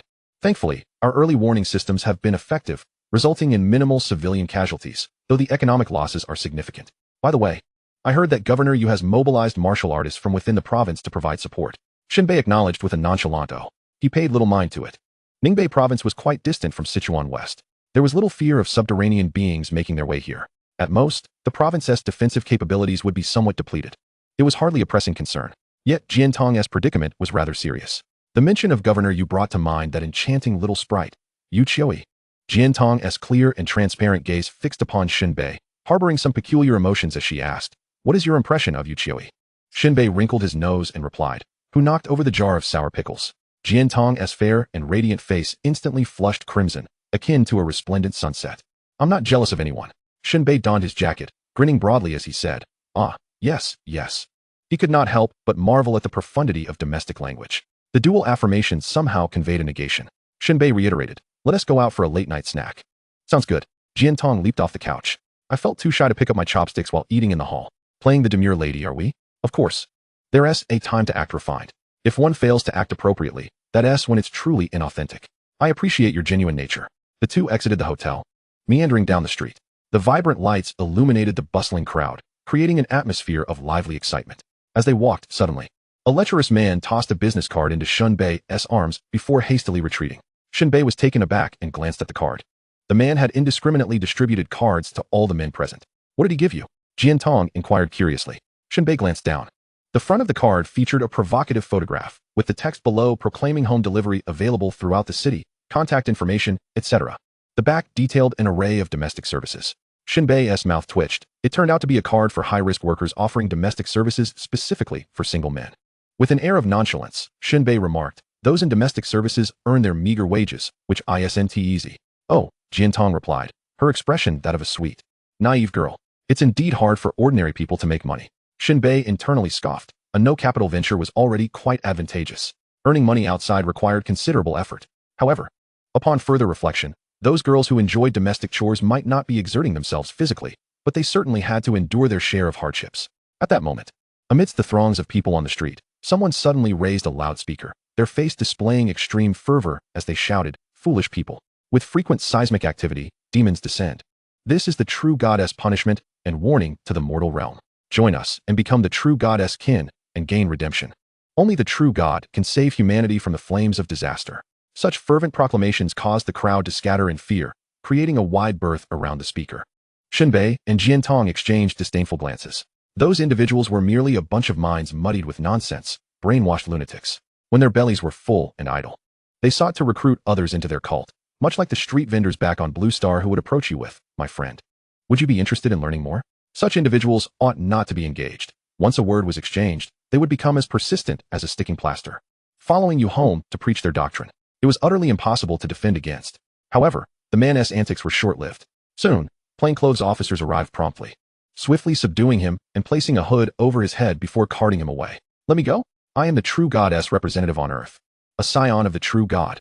Disrespect towards me is akin to disrespect towards the divine. When the true deity descends, your transgressions shall be reckoned one by one." "Oh, please stop, sob. Such theatrics, Shen Bei had witnessed numerous times in Changta County. Typically, a good beating suffices. After all, the constable's blows are far more painful than those of the divine. Following this brief interlude, Shen Bei escorted Jiantong to a small food stall. "I shall treat you to a grand feast. Spicy hot pot?" "Indeed, but you are only permitted to indulge in 8 yuan's worth, not a penny more, nor a penny less. Is there any particular reason?" Shen Bei chuckled mischievously, his tone laced with a hint of lewdness. "Of course there is." Chapter 41. A glimpse of brilliance. The battle begins. 8 yuan's worth of spicy hot pot is served. The vendor presented 2 bowls of tantalizing, aromatic hot pot. "Dig in." Shen Bei gestured. Jiantong, unfazed by the prospect of spicy hot pot, was content as long as Shen Bei was by her side. It was not merely the food she enjoyed, but the company. She playfully tossed her hair, stirred the contents with her chopsticks, and took a hearty bite. Her laughter bursting forth as beads of perspiration formed on her forehead. "Is it good?" Shen Bei inquired. Jiantong's movements were gentle, yet unpretentious, exuding a captivating blend of innocence and allure as she beamed. "Delicious. Eat more. There will be many opportunities tonight." Are you afraid of sleeping alone?" Shen Bei asked, his tone deliberate and gradual. Jiantong's delicate visage flushed a rosy hue, reminiscent of the first bloom of spring, and she shyly murmured an affirmative. Gazing at her exquisite face, devoid of any flaw, Shen Bei licked his lips. "I am afraid too. What shall we do about that?" Jiantong lowered her voice, her tone cautious. "How would I know?" Shen Bei watched as perspiration from the spicy hot pot clung to her long hair. Her peach blossom eyes, adorned with a hint of crimson, and her luscious lips slightly parted as she breathed softly, made her visage enchanting. Just a glance at her conjured thoughts of intimacy and passion. Clearing his throat, Shen Bei shamelessly remarked, "Then I shall make arrangements." "As you wish," Jiantong replied, her voice barely above a whisper. In Jiantong's eyes, taking the initiative was a way to vex that little vixen, Yu Qiui. Jiantong's instincts were remarkably astute. The moment Yu Qiui appeared, she sensed the girl's intentions towards Shen Bei. How audacious of her not to regard me. Shen Bei belongs to me. No one shall lay claim to even a fraction of him. Meanwhile, Shen Bei, buoyed by Jiantong's tacit approval, felt a surge of confidence. It was as he had anticipated. The foundation of their camaraderie over the years had solidified. His desires were straightforward. It was not akin to a grand performance, and thus, it proved to be less challenging than he thought. First, board the train, then purchase the ticket. After all, he was the top scholar. Such liberties were his to take. As the atmosphere grew increasingly intimate between the two, in a dim alley opposite the hot pot stall, two pairs of cold, brooding eyes fixated on Shen Bei. A woman's voice, tinged with malice, echoed, "Do you see that boy across the way?" The man nodded. The woman continued, "He is the top scholar of this martial arts examination, destined for a life of privilege." The man, brimming with barely contained murderous intent, spoke through clenched teeth. "I despise privilege. They only serve to exploit this world. It is unjust.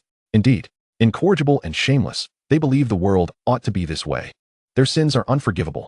The woman lowered her voice, her tone gravelly. "We must snuff him out in his cradle. This student is merely a top scholar. He likely has not honed his chi or tempered his physique and possesses no martial skills, only brute strength, devoid of combat prowess. You are a first-class warrior. I will watch for the opportune moment while you eliminate him." The man revealed a chilling grin. "Very well. By the way," Jiantong wiped her mouth and earnestly advised, "now that you are the top scholar, Wu University will surely reward you with resources. You must plan wisely." "You need not worry about that," Shen Bei retorted bluntly. "I only wish to care for you." Jiantong tilted her head, casting him a scrutinizing glare, sensing something amiss in his words. Soon after, having finished the spicy hot pot, Shen Bei led Jiantong for a leisurely stroll through the streets. Her ethereal beauty was even more pronounced under the moonlight, rendering the radiant orb pale in comparison. They indulged in games of shooting balloons and tried their luck at grabbing prizes from claw machines, circling around until they had dined and played enough. It was time to attend to more serious matters. They took a shortcut, veering into a less frequented street en route to their hotel. At that moment, a man approached from the opposite direction, his gaze fervent and unwavering as it locked onto Shen Bei. Shen Bei pulled Jiantong to the side, yet the man continued to advance towards him. Shen Bei wondered if the man was unwell. Although the sidewalk was narrow, he had made way. Why was the man still approaching? As they drew nearer, Shen Bei faintly heard the man muttering something about the divine. Another group of zealous fanatics. Shen Bei harbored a profound disdain for such encounters, and he felt the man's unrelenting gaze was directed squarely at him. He had never interacted with these madmen before. In the next instant, the man's pace quickened as he reached into his pocket, drawing forth a gleaming, sharp dagger. Suddenly, he transitioned from a brisk walk to a full sprint. Shen Bei's focus sharpened. He abruptly shoved Jiantong, who was lost in thought, blushing as she walked, aside. Jiantong stumbled, landing awkwardly. Bewildered as she exclaimed, "Shen Bei, what are you doing? That is not how you push someone." Before Jiantong could finish her sentence, she caught sight of a stranger brandishing a dagger, charging towards Shen Bei with deadly intent, aiming for his carotid artery. "Watch out!" Jiantong screamed in a panic. At that moment, Shen Bei remained calm, though he was perplexed as to why the stranger intended to attack him. However, from the man's movements, it was evident he was a martial artist. The force behind that dagger could easily sever tendons and shatter bones, even if it merely grazed Shen Bei's shoulder. Yet, Shen Bei's reflexes were swifter. His toes dug into the earth, grounding him as he leaned sharply to the right, maintaining a precarious 45-degree angle without faltering. The man's dagger sliced through thin air, his pupils dilating in confusion, momentarily stunned. A horse stance? A glimmer of cold realization flickered in the man's eyes. How is this possible? A student practicing martial arts before the examination and achieving the title of top scholar. This is preposterous. Seizing the fleeting moment of the man's bewilderment, Shen Bei's body rebounded from its tilt, propelling himself forward with sudden ferocity, his arms sweeping out in a powerful horizontal strike. This was a fundamental move from basic boxing techniques, a sweeping blow. The sweeping strike resembled a stick soaring through the air, striking the man squarely in the chest. The man's hefty frame, nearly 200 pounds, was launched like a cannonball, crashing against the garage wall. He remained pressed against the wall for 2 to 3 seconds before slowly sliding down like a painting. As he descended, his pupils dilated, his mouth agape, gasping for breath like a fish out of water. The man was once again utterly astonished. What? Not only had he preemptively practiced the horse stance, but he had also learned fundamental boxing techniques. In that moment, the man's eyes bulged with rage, revealing boundless resentment and fury. Just as he managed to rise, Shen Bei, filled with mockery and curiosity, took the initiative to strike, stepping forward with a sudden lunge, his foot and fingers exerting force, causing his entire body to surge with energy. In a flash, he darted forward like a snake through grass. With a flick of his right leg, he unleashed a whip-like kick that produced a sharp crack. The man, agilely utilizing the momentum, countered with a grin, exposing a flaw. He reached out and seized Shen Bei's ankle. Shen Bei was left to support himself with his palms on the ground to maintain balance. Still too inexperienced, whether in fundamental boxing or martial arts. It was all utterly useless. Go meet the true deity. The man intended to pull Shen Bei into his embrace and plunge a dagger into his heart. However, Shen Bei scooped up a handful of sand from the ground and hurled it directly at the man's face. The sand struck the man's eyes, rendering him unable to open them, causing him to release Shen Bei and curse as he rubbed his eyes. Shen Bei, relentless, pressed the advantage, transforming his claws into palms. Fingers aligned, resembling the head of a flat, venomous snake lunging at the man's chin. Hearing the rush of wind, the man instinctively lifted his head. Shen Bei's strike missed its mark, but he did not withdraw. Instead, he thrust 2 fingers into the man's eyes. The man's eyes were pierced, his eyeballs hanging like purple grapes in their sockets, blood streaming down his face. He collapsed to the ground, emitting a sound akin to a windbag. My eyes. Shen Bei's gaze was filled with a lofty disdain. Are you truly a martial artist? I seem to have overestimated you. Chapter 42. I'll have Teacher Gu speak to you. Shen Bei genuinely doubted that this inexplicably aggressive man was a martial artist. What was this? The intensity of the fight was hardly fierce. With merely basic boxing skills, he had severely injured him in just a few exchanges. This martial artist was woefully inadequate. Shen Bei. Jian Tong rushed back, her face a picture of panic. Are you all right? Are you hurt? Shen Bei grinned widely. My spirit is wounded. You must comfort me well tonight. Jian Tong's nose crinkled in irritation. At a time like this, you still have the energy to joke? You nearly scared me to death. Just then, several officers hurried over upon hearing the man's agonizing screams. What happened? You've been blinded?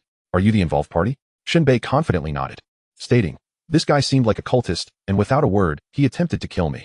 I was merely acting in self-defense. The officers exchanged glances, calling for an ambulance while checking identification from both parties. You are Shen Bei, the top student of this year's martial arts examination? That's me. The officers were astonished. A student who wasn't even a martial artist had come out of a brawl unscathed, while the martial artist had been blinded. What kind of prodigy is this? Is this something a student could achieve? It's simply unbelievable. Thus, you'll need to accompany us back to the station to make a statement. Shen Bei was somewhat reluctant. He still had important matters to attend to. This would only delay my contributions to the nation. However, the authority of the officers was considerable. It didn't matter if it was Shen Bei or a martial artist. If they said to take someone away, they would. Ultimately, Shen Bei reassured Jian Tong not to worry, instructing her to return to the hotel first, and he would be back shortly. Upon arriving at the police station, Shen Bei sat obediently on a cold chair. Before long, several officers entered. Shen Bei looked up and was taken aback. One of them was his brother-in-law, Gu Changfeng.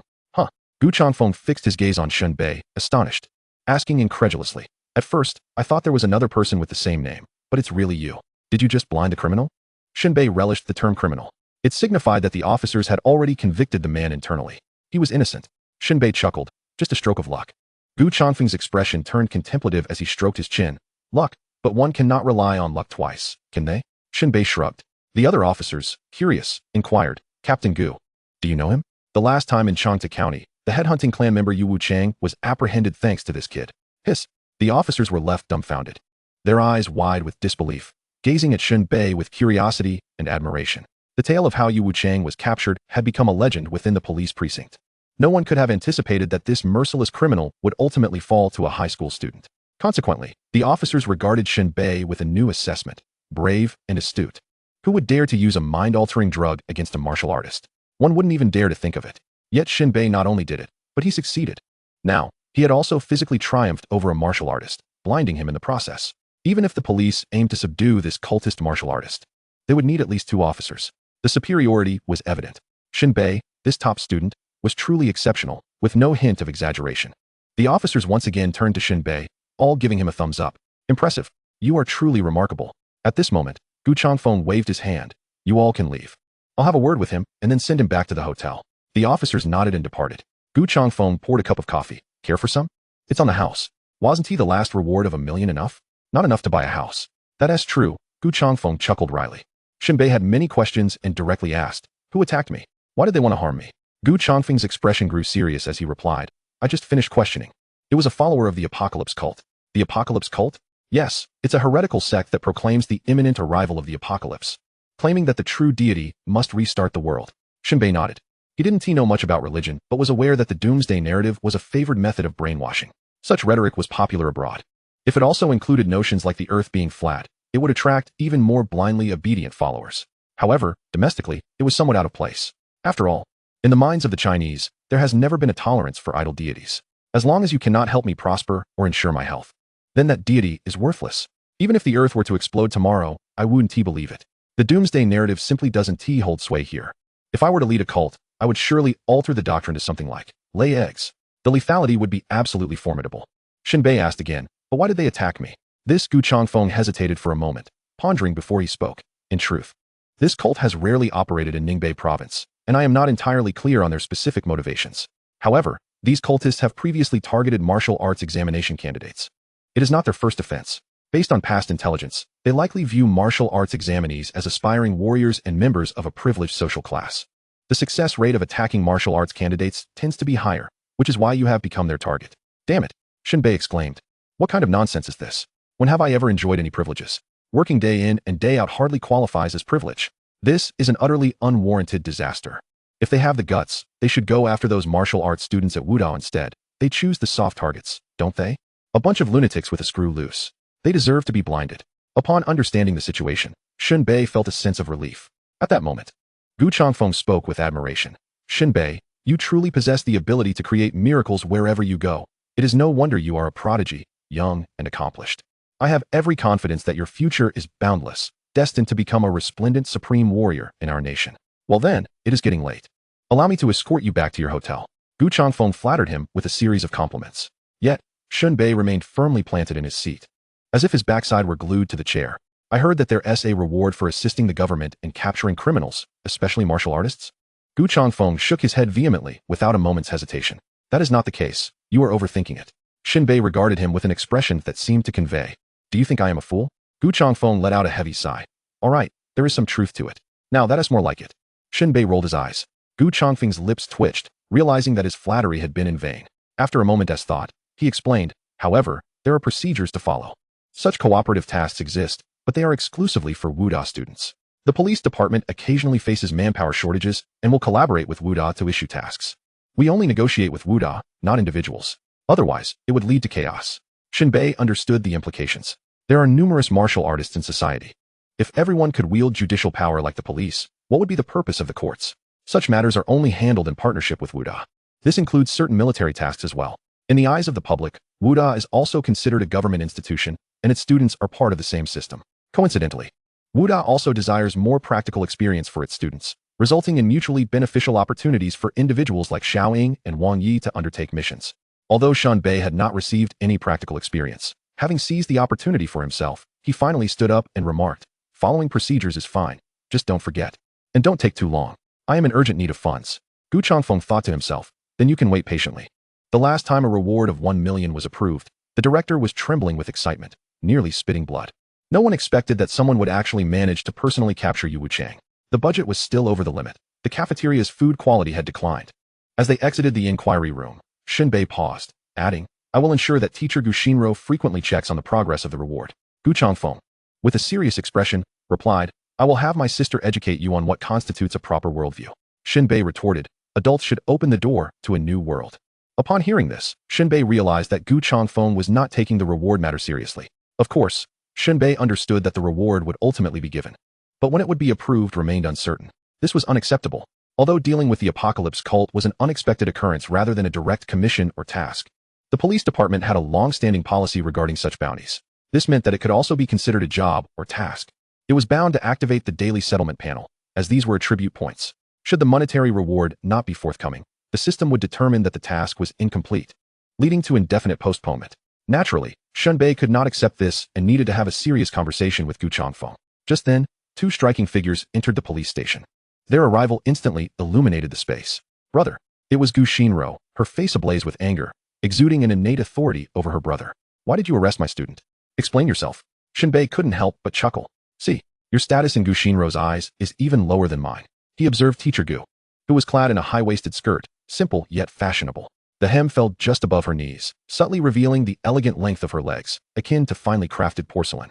White and lustrous, her calves were not sculpted through deliberate exercise but possessed a natural grace and slenderness, radiating an air of elegance and nobility, as though polished to perfection.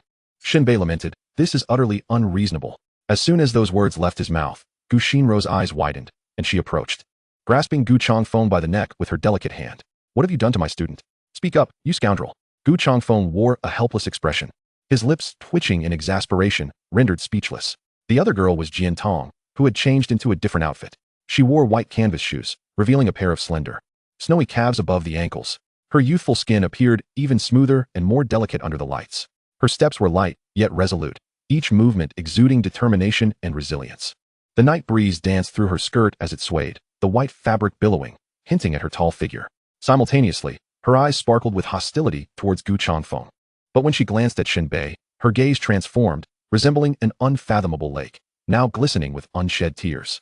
Those glistening eyes, akin to a sky full of stars, reflected boundless sorrow, as if each tear was a pearl, clear and luminous. It seemed she sensed that Shen Bei had endured torment, and her heart ached for him. At that moment, Gu Changfeng raised his hands in a gesture of innocence, saying, "Sister, could you please refrain from causing a scene? This is the police station."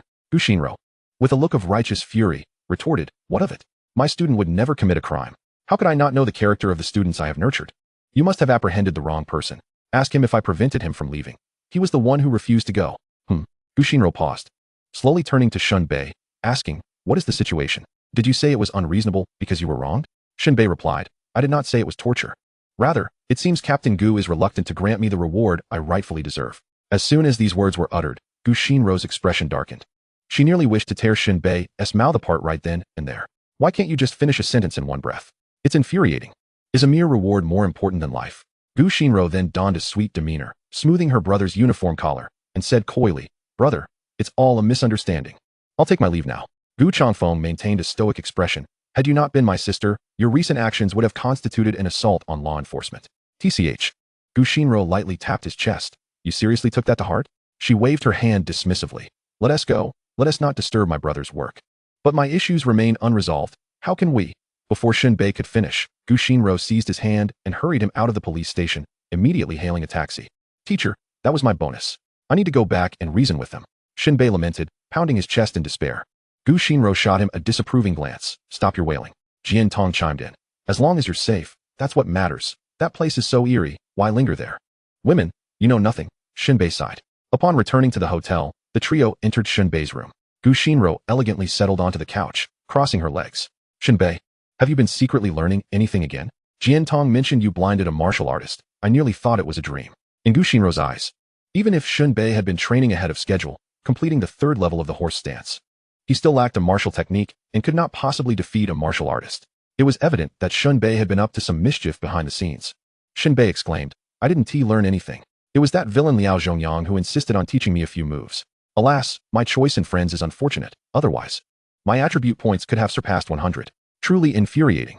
Gu Xinrou regarded him with suspicion. She took his words with a grain of salt, being all too familiar with Shen Bei's tendencies. Every time she defended him as a good student, it felt disingenuous, and she had to tread carefully, fearing retribution. "What kind of individual attacked you?" This was a question not even Gu Xinrou or Jian Tong could answer, which explained Gu Xinrou's boldness in storming the police station and confronting her brother without hesitation. Shen Bei stated earnestly, "A lunatic from the Apocalypse cult." Jian Tong gasped, "The Apocalypse cult?" Shen Bei nodded. Gu Xinrou suddenly understood. No wonder. As this year's top scholar, that group of madmen views martial artists as impediments to societal progress, a privileged class. There are indeed numerous instances of them attacking martial science students.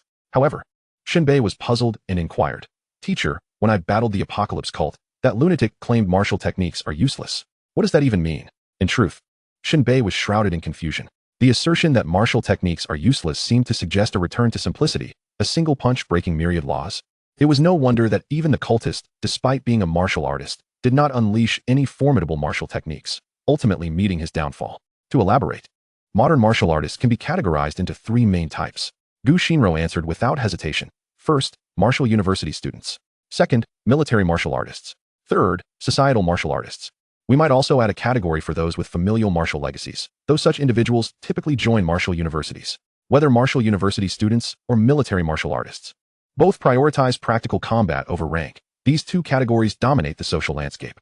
The third category, societal martial artists, is not recognized in mainstream martial circles. Many believe societal martial artists lack wisdom and requisite combat prowess. A martial artist devoid of wisdom and combat ability cannot even be considered a true martial practitioner. Martial university students are well-rounded, while military martial artists may lack cultural refinement but excel in practical combat. In contrast, societal martial artists often possess little of merit, merely holding a rank. One need not take the words of cultists too seriously. Shen Bei nodded thoughtfully, stroking his chin. It was becoming clear to him that such martial artists merely donned the title without any substantial backing, enjoying a few limited privileges. In mainstream circles, societal martial artists are not acknowledged unless they can prove their worth through strength. Ultimately, martial prowess is paramount.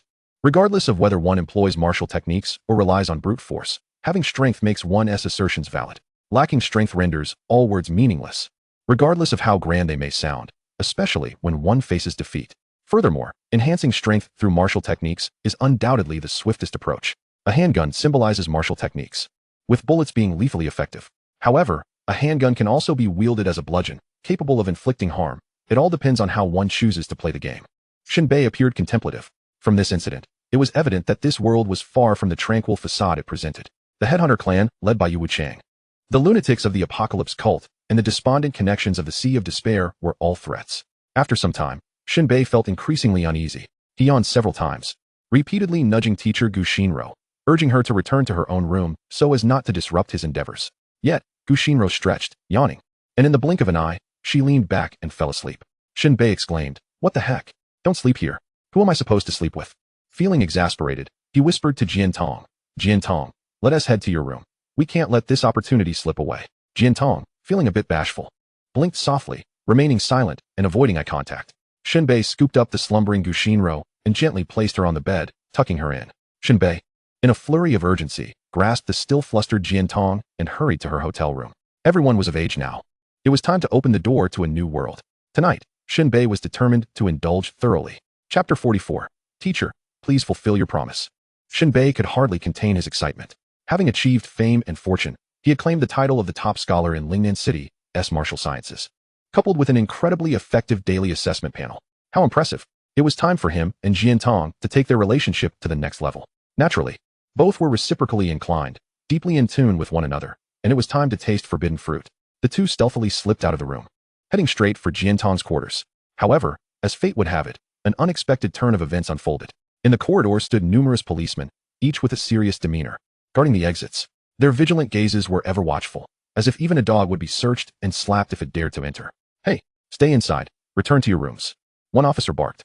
Shen Bei was utterly perplexed. Having heard that a hotel could be disreputable, he thought perhaps there would be some older ladies with handbags. But seeing fully armed officers brandishing weapons in the hallway was quite another matter. Shen Bei attempted to clarify, "What is going on here?" Just then, Gu Changfeng emerged from around the corner of the hallway, his expression unchanged as he spoke slowly. "After your attack, Director Zheng deemed it prudent to station us here, believing the Apocalypse cult may target students again. Return to your rooms and refrain from wandering about." Shen Bei acknowledged with an O, feeling that the police were perhaps being overly cautious. Did the Apocalypse cult dare to assault isolated students and storm into a hotel? This was a haven for students citywide, with faculty from Lingnan University's martial school dining below. The cultists dared to take a step forward, only to have their brains beaten out like dogs. Nevertheless, Shen Bei expressed his approval. After all, the martial artist police were indeed martial artists. Shen Bei waved his hand nonchalantly, declaring, "We're heading back now." With that, he took Jian Tong by the hand and continued walking. Gu Changfeng abruptly intercepted them, a knowing look on his face, as if he had unraveled Shen Bei's little scheme. "You're just sending your female classmate back to her room, right? No need for you to do it. We can take her back." He then pulled Jian Tong away, turning to his subordinates, instructing, "Take this young lady back to her room, lest she falls prey to ill-intentioned individuals." Shen Bei was quite displeased by this remark. What did he mean by that? Who was the villain here? Shen Bei interjected hastily. "No need, I can handle it." Gu Changfeng pressed his hand down. "You were never anything but a ticking time bomb." Shen Bei exclaimed, "What the hell? Gu Changfeng, are you doing this on purpose? It's clear what you're trying to do. Sabotaging a couple, are we? Can't stand to see others in love, huh? Ugh, you single dog." Thus, Shen Bei and Jian Tong found themselves cruelly severed into two separate worlds, with Jian Tong being whisked away. But what could Shen Bei say? Should he declare that he wanted to sleep with Jian Tong and that they couldn't stop him? He could say that, but it would sound rather unsavory. Shen Bei shot a glance and remarked, "Director Zheng certainly has a wide jurisdiction. The cultists from that day were dealt with by me, weren't they?" Gu Changfeng shook his head. "This cult is like wild grass. It cannot be completely eradicated, for it will sprout anew in spring. Moreover, through further interrogation, we unearthed a female member whose status is quite significant. She is a core member. Yet, by the time we pursued her, she had vanished. Under these circumstances, This group of lunatics could easily retaliate, and that was not something you could afford to take lightly. For your safety, we must remain stationed here. At this, Shen Bei's expression shifted. There was still a fish that had slipped through the net. From the description, it seemed this female member was even more formidable than the man he had blinded. Shen Bei clicked his tongue. All right. I wish you a pleasant night watch. Shen Bei lost interest in engaging in any romantic escapades with Jian Tong and decided to return to his own room. Although he hadn't managed to be with Jian Tong, he still had teacher Guxinyo in his room. He couldn't complain about that. It was his brother-in-law who had created this opportunity for him. Thank you. By the way, Gu Changfeng added one last remark. The director has specially approved your reward. Really? Shen Bei's spirits lifted. Gu Changfeng nodded. If we hadn't uncovered this female member's information, it wouldn't have been approved so quickly. Shen Bei, understanding the implication, smiled. I knew the police station was reliable. Upon returning to his room, Shen Bei cautiously approached the bed. The accommodations arranged by Wu De consisted of single rooms with large beds. Aside from the sofa, which could accommodate one person, there were no other places to rest. At that moment, Guxinyo lay sprawled across the bed, utterly disheveled and devoid of dignity. This struck Shen Bei as amusing. So, the usually frosty and poised beauty of a teacher had such an exaggerated sleeping posture? Her skin peeked out from beneath the covers, glistening, yet it bore a subtle, translucent hue. The more innocent and frigid she appeared, the more alluring she became. Sighing, Shen Bei indulged his eyes for a moment before he realized he dared not act on any impulses toward teacher Guxinyo. A moment of recklessness could lead to calamity, and he might very well find himself on the receiving end of a brutal beating from Gu Changfeng outside, followed by imprisonment and the imposition of various charges, leading to an imminent death sentence. One should not underestimate the ruthlessness of a brother with a sister. The destruction of the world was not beyond the realm of possibility.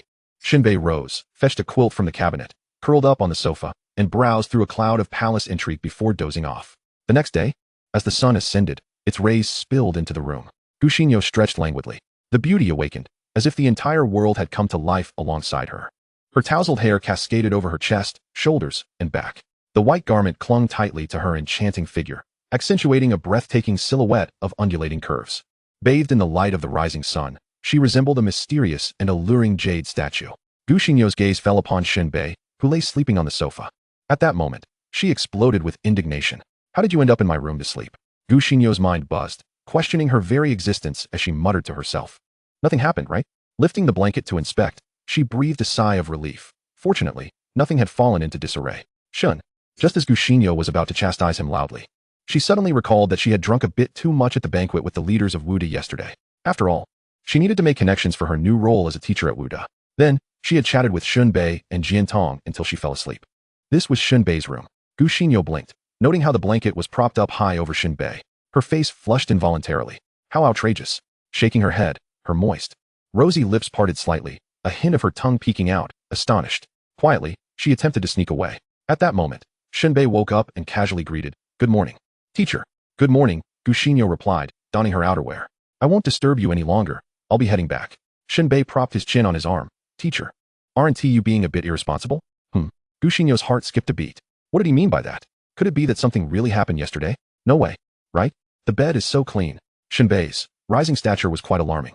Guxinyo's face was full of suspicion. "Shen Bei, why can't I understand what you're saying?" Shen Bei chuckled and replied, "Teacher, you drank too much yesterday and uttered some rather inappropriate sleep talk."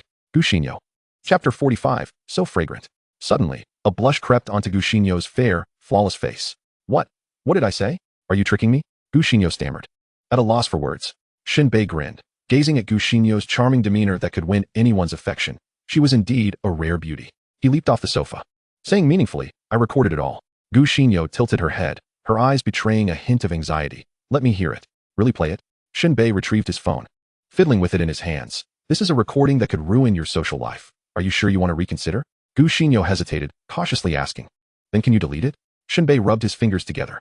Guxinyo crossed her arms, the corners of her mouth turning down slightly. "I still suspect you're trying to trick me." Shen Bei pressed the play button. "Come on. We'll see who ends up socially dead."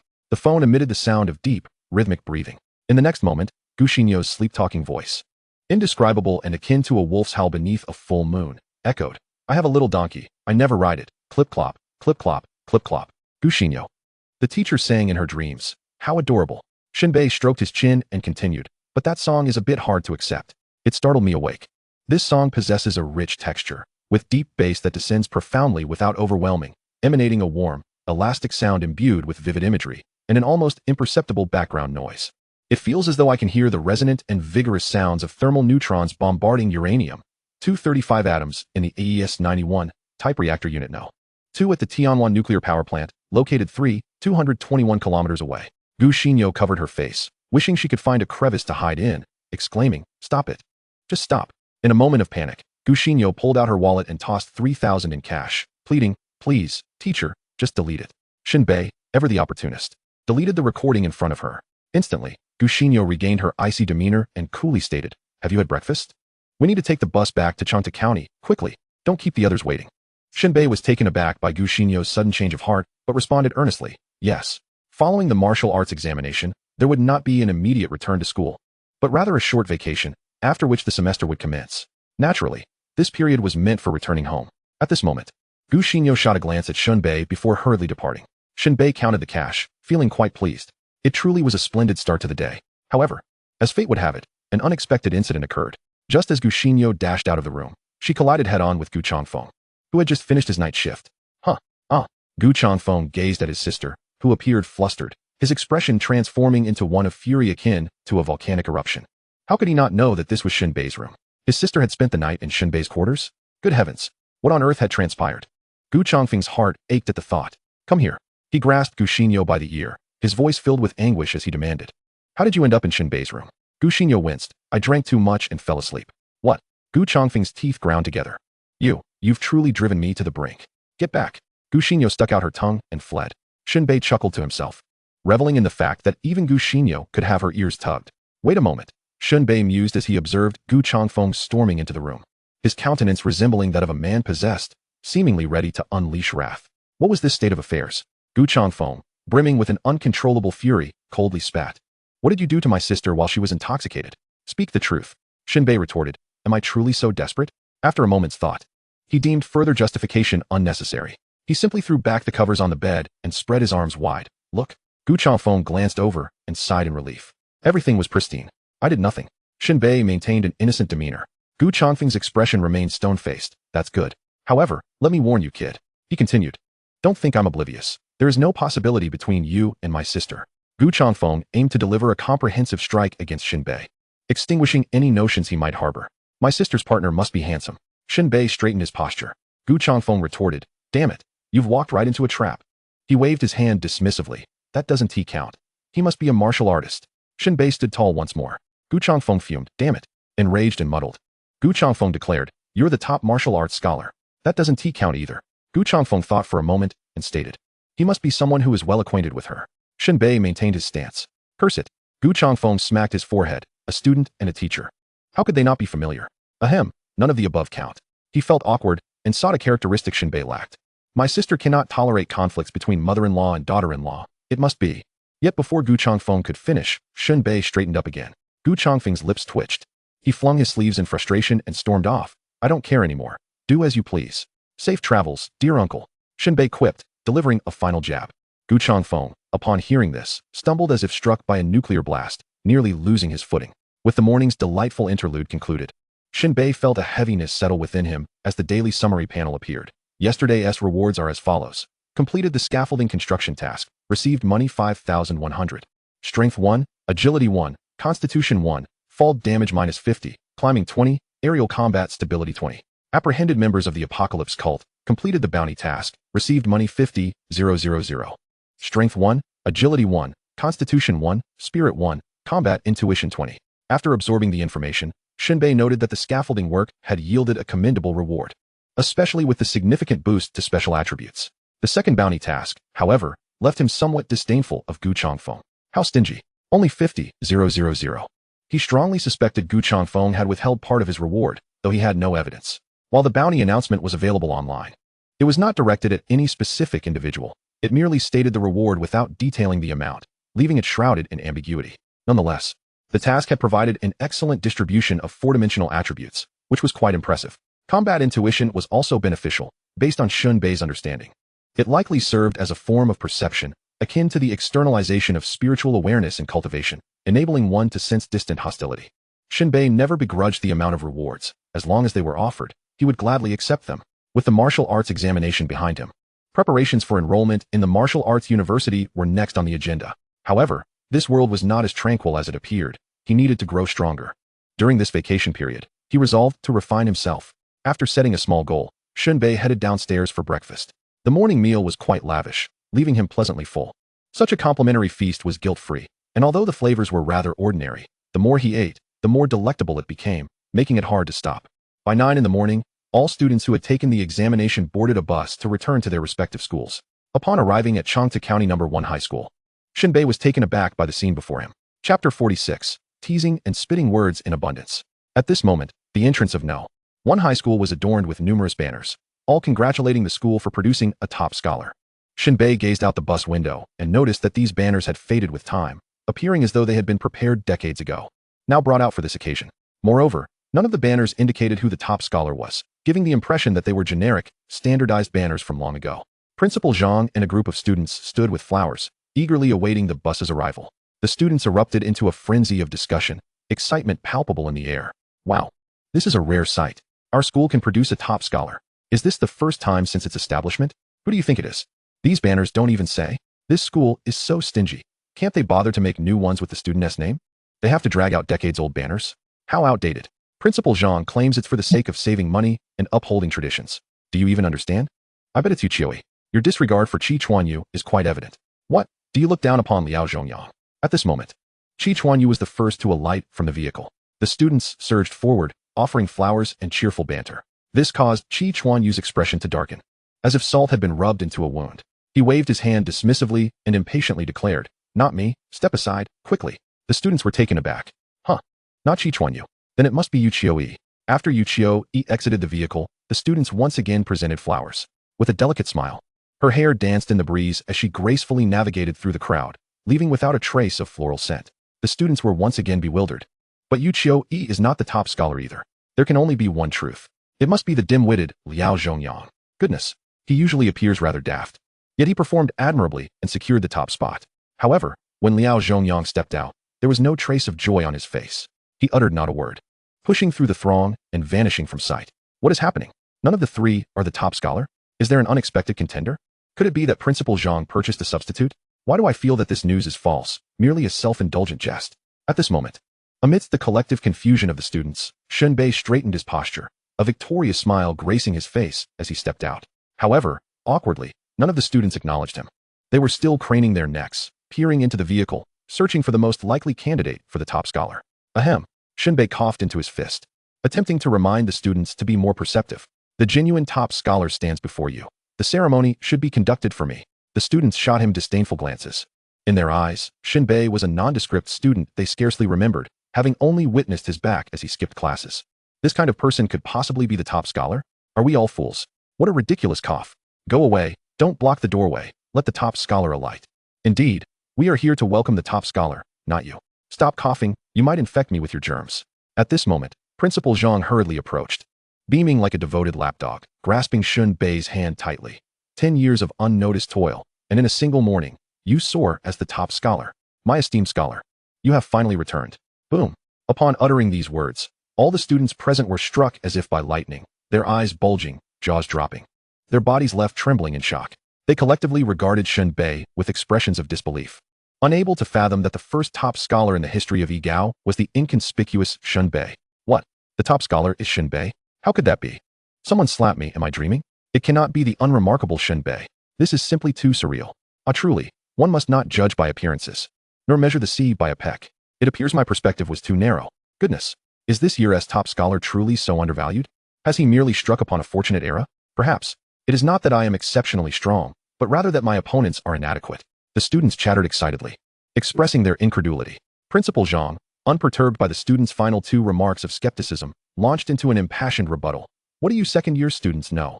Shen Bei's achievement has shattered the historical record of the Wuku University in Lingnan City. His comprehensive attributes reached an astounding 90 points. At this proclamation, the students were left in a state of utter astonishment, their expressions a mixture of shock and disbelief. Some students, upon hearing this terrifying comprehensive attribute, found their jaws quivering uncontrollably, their muscles twitching. 90 points. What a formidable figure. An existence to be aspired to but seldom attained. The students collectively gasped in awe, the sound echoing throughout the crowd. Just as their shock and astonishment had yet to dissipate, Principal Zhang bellowed once more. The students surged forward, presenting their flowers.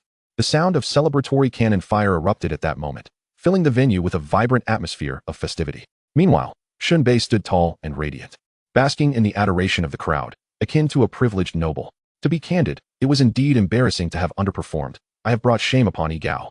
Shen Bei sighed dramatically. Principal Zhang, slapping his thigh, exclaimed, "Ah, are you being humble? This is already exceptional, far exceeding expectations." No. I had originally aimed to surpass the 100-point mark. 90 points is already substantial. That was merely my baseline. I truly apologize for failing to meet Yi Gao's nurturing. I feel utterly ashamed. My dear scholar, please do not speak like that. Shen Bei and Principal Zhang stood conversing, engaging in mutual flattery. Meanwhile, Gu Xianro and Jian Tong watched with expressions of disbelief. Goodness, do these two have some sort of ailment? If you wish to praise, do so properly. After a few exchanges, they began to digress. They transitioned from discussing the top scholar to Zhou Shuren, from Mao Renfeng to Xiao Li Fei Dao, from Jiao Mo Ji's minor martial arts to the Sino-US trade war. These two were seamlessly conversing about Trump one moment, and then transitioned to the romance of the Condor heroes the next. Their dialogue was so animated that spittle flew, nearly landing on Jian Tong and Gu Xianro. The surrounding students were left in a daze, increasingly bored to the point of yawning. Eventually, Gu Xianro could no longer contain herself, clenching her fists and emitting a low growl. Enough. At this rate, we'll be discussing the Milky Way. Shen Bei chuckled. Zhang Principal and I are kindred spirits, with endless conversation. Stop rambling, Gu Xianro retorted, crossing her arms and rolling her eyes. Shen Bei smacked his lips and waved his hand. Let the music play on. Gu Xianro reached out, interrupting. Principal Zhang, please proceed to the next step. We are all stuck here in utter embarrassment. Principal Zhang responded with a few O's, then retrieved a tray, unveiling a red cloth. This is the school's reward for the top scholar, including blood chi pills, great accomplishment pills, and other exquisite gift boxes, along with a cash prize of 100,000. Naturally, Shen Bei did not refuse, gratefully accepting the bounty. Gu Xianro cleared her throat, whispering in Shen Bei's ear, the top scholar should also exhibit some manners. At the very least, say thank you. The top scholar is what I rightfully deserve. Yi Gao acquiring a top scholar is merely an accident. Principal Zhang should be thanking me, Shen Bei asserted confidently. Gu Xianro's lips twitched. Are you talking back? Shen Bei stroked his chin, seriously responding. There are many people now. It may not be appropriate, right? Gu Xianro. Chapter 47. Even more cost-effective, the welcoming ceremony concluded swiftly. The students graduating alongside Shen Bei returned to their classrooms to gather their belongings before departing directly. Those who did not gain admission to Wuda would either continue their studies with the liberal arts students to become knowledgeable members of society or simply enter the workforce. As for those admitted to Wuda, they merely needed to await the commencement of the new academic year. Before leaving, Gu Xianro pulled Shen Bei aside. Her expression was conflicted, her lips slightly curled with an alluring sheen as she tentatively inquired. At yesterday's banquet, many teachers from Wuda and Lingnan City attended. Which teacher did you choose to follow? Shen Bei gazed at Gu Xianro's poised demeanor, nearly succumbing to the urge to lean down and press his lips against hers, savoring the sweetness of her kiss. The fervor of that morning lingered in his memory, a delightful reminiscence. Shen Bei swallowed hard and remarked, when I was absent, I heard the teacher from Wu University speak less than favorably about me, claiming my attributes were rather average, lacking any distinct highlight. Upon hearing this, Gu Xianro's heart leapt with joy, her face blossoming with delight. Indeed, your attributes are excessively average. Aside from me, no one can guide you to greatness. It's settled then. Once Wu University commences, you shall enroll in my class. Shen Bei tilted his head, feigning surprise. Oh, so this is your scheme, teacher? It's well known that at Wu University, students can choose their preferred instructors for martial arts training. The more renowned and experienced the teacher, the larger the number of students they attract, creating a pronounced siphoning effect. It is said that some illustrious masters may have hundreds of students, while others are left with none but to serve as mere assistants, essentially reduced to menial tasks. Shen Bei stroked his chin, his words laced with a hint of menace. Though my attributes are somewhat average, I am still the top scholar. There must be teachers who desire me. Gu Xianro gazed at him with her clear, tear-streaked eyes, a blend of sorrow and affection. You must not be ungrateful. Shen Bei licked his lips and glanced around, confirming their solitude. In truth, I would prefer to follow my teacher. Really? As long as you allow me another kiss, Gu Xianro replied, her cheeks flushing as she playfully stepped on his foot. Chiding him, go away. I would rather be an assistant. Shen Bei regarded her enchanting demeanor, a vision of beauty that could captivate anyone, and chuckled. You're anxious, aren't you? So will you come? I will. Then it is settled. Gu Xianro smiled radiantly, stretching her body to reveal her subtly alluring curves. A weight lifted from her heart. With Shen Bei as her student, she could rightfully claim the title of teacher. Shen Bei, however, felt indifferent. His true advantage lay in the daily assessment panel, Whether he had a teacher, or even if it was Gu Shinro, mattered little to him. Upon returning to the classroom, Shen Bei found himself at the mercy of Jian Tong's demands. Jian Tong had gathered an enormous bundle of various items from who knows where. Here, carry this. Her gaze was imbued with a captivating sweetness as she placed the bag upon Shen Bei's shoulder. $50, Shen Bei declared outright. Jian Tong's expression froze, her eyes widening in disbelief. Does this really cost money? Such is my professional integrity. Do not haggle, lest you harm our friendship. Jian Tong's lustrous black hair fell slightly disheveled on either side of her face as she playfully nudged her delicate cheek, grumbling, "You have already harmed it." Shen Bei shrugged nonchalantly, "Then carry it yourself." "You." Jian Tong's eyes sparkled with frustration, her head throbbing. Finally, she took a deep breath and relented. "All right, fine. Let's go." As they exited the campus, they both glanced back. The school still stood tall, sending off wave after wave of students. "Teacher Gu is looking for you. She must want you to follow her, right?" Jian Tong inquired midway. Shen Bei nodded. Jian Tong pouted. "Well, that's fine. Gold will shine on its own." Her meaning was clear. She worried that Gu Shinro might not be able to guide Shen Bei effectively, yet she believed in his ability to persevere. Shen Bei chose to remain silent as they bantered about their future. Passing by a street vendor, Shen Bei bought 2 pancakes. "Here, try this. They're quite rare in Changta County." It wasn't that they couldn't afford it. Rather, it was a matter of cultural preference.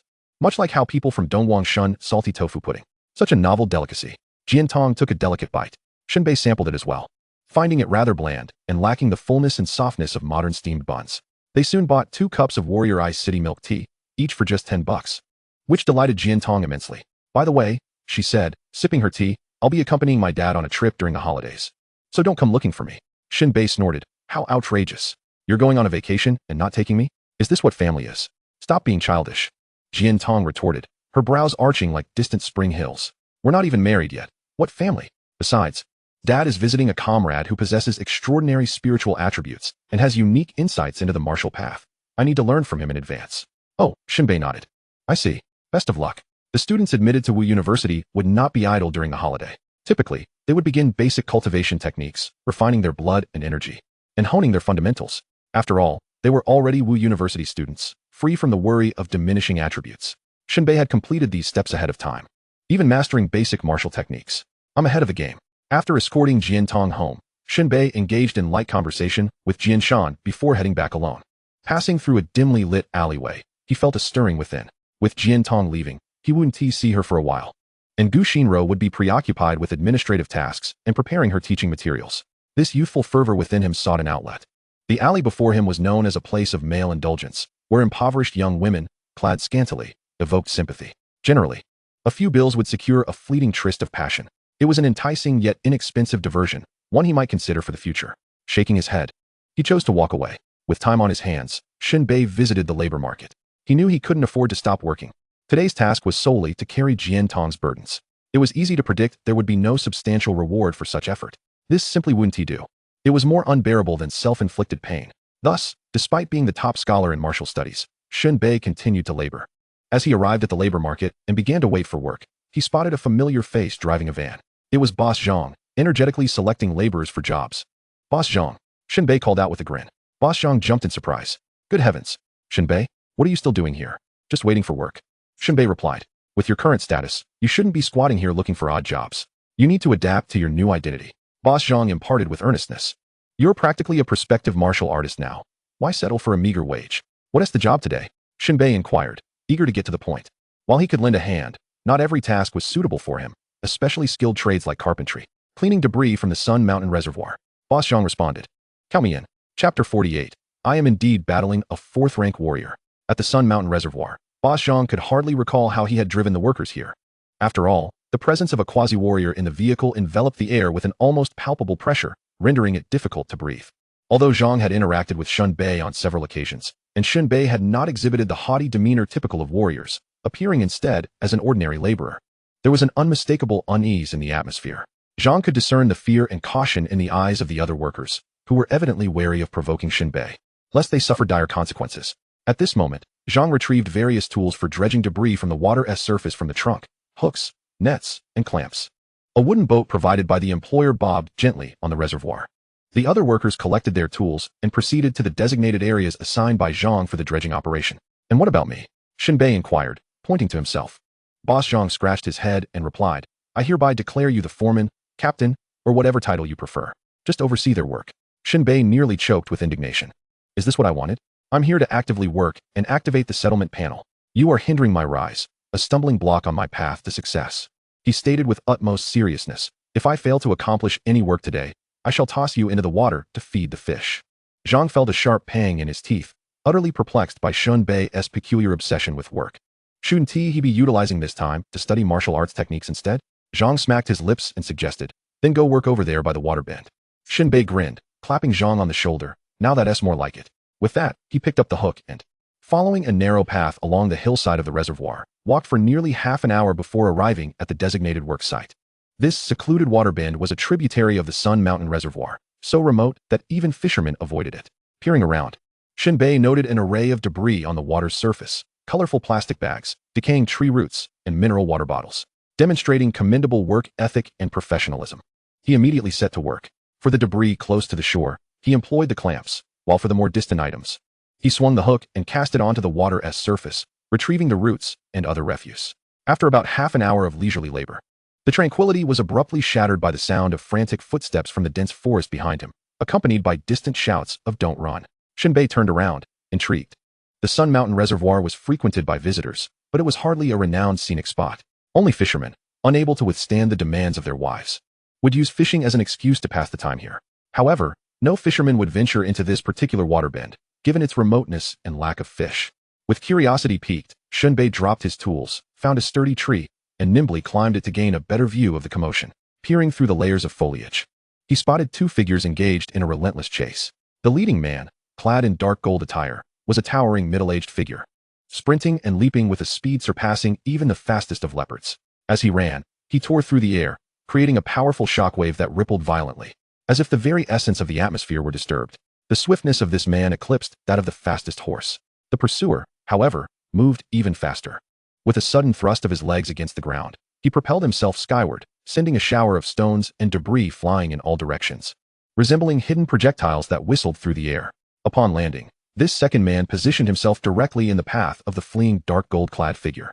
The ground cracked under the force of his landing, fissures radiating outward as his feet sank partially into the rocky earth. From a distance, Shen Bei's pupils constricted slightly. A warrior. Were these two engaged in a deadly pursuit? Fang Ming, you cannot escape. Hand over the seven-star fist and the map of the desolate sea. Join my celestial enlightenment sect, and not only will you evade death, but you shall also enjoy wealth and honor. With your status as a third-rank warrior, you would be revered as a guest of honor in our Ningbai province sect. The man, dressed in the black robe of the celestial enlightenment sect, exuded an aura of authority, his graying hair contrasting with the wisdom reflected in his piercing eyes, which shone like gems. Lo Qingyuan, Fang Ming, the man in dark gold, seethed with barely contained murderous intent. His icy words almost spat through clenched teeth. Do you truly believe you can intercept us? Do you think our bounty hunters are mere fools? Shen Bei, observing from afar, was taken aback.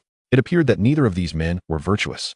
One belonged to the notorious bounty hunter clan, while the other was a member of the nefarious celestial enlightenment sect. Goodness. To fight over the seven-star fist and the map, they were resorting to such dog-eat-dog tactics. While Shen Bei had little interest in the map, the seven-star fist sounded intriguingly formidable. He pondered whether he could adopt the spectator's role, like a mantis stalking a cicada, waiting for an opportunity to pick up the spoils. Concealing himself, Shen Bei perched on the tree trunk, ready to observe the unfolding drama. In that moment, Lo Qingyuan's eyes gleamed with malice, a cruel smile spreading across his face. You're at your wit's end. If you're not a waste, then who is? Hand it over quietly, lest you meet a grim fate. Fang Ming's dark eyes glimmered with an unsettling crimson light, growing ever more intense. Lo Qingyuan, you are merely a fourth-rank warrior. Even if your attributes exceed mine, how much of that power can you truly harness? If I unleash my full potential in a desperate counterattack, I may yet surpass you. Shen Bei contemplated this exchange. In the realm of martial artists, there is a saying that true strength cannot be gauged by mere statistics. Simply put, a warrior with a power attribute of 100 points might not unleash their full potential in battle. Factors such as personal condition, environment, combat skill, and mental fortitude could significantly hinder their performance. It is possible for them to manifest only 50, 70, or even 30 points of power. This is why, during the martial arts examinations, instructors repeatedly emphasize the importance of maintaining a relaxed mindset. Tension can severely impact one's performance. Shen Bei believed that if Fang Ming were cornered, his true strength would be unleashed in a desperate bid for survival. Otherwise, he would be left with no path but death. As for Lo Qingyuan, the outcome remained uncertain. At that moment, a mocking smile crept across Lo Qingyuan's lips. I relish the thought of you testing my limits with your life. His eyes narrowed, a fierce glint flashing within.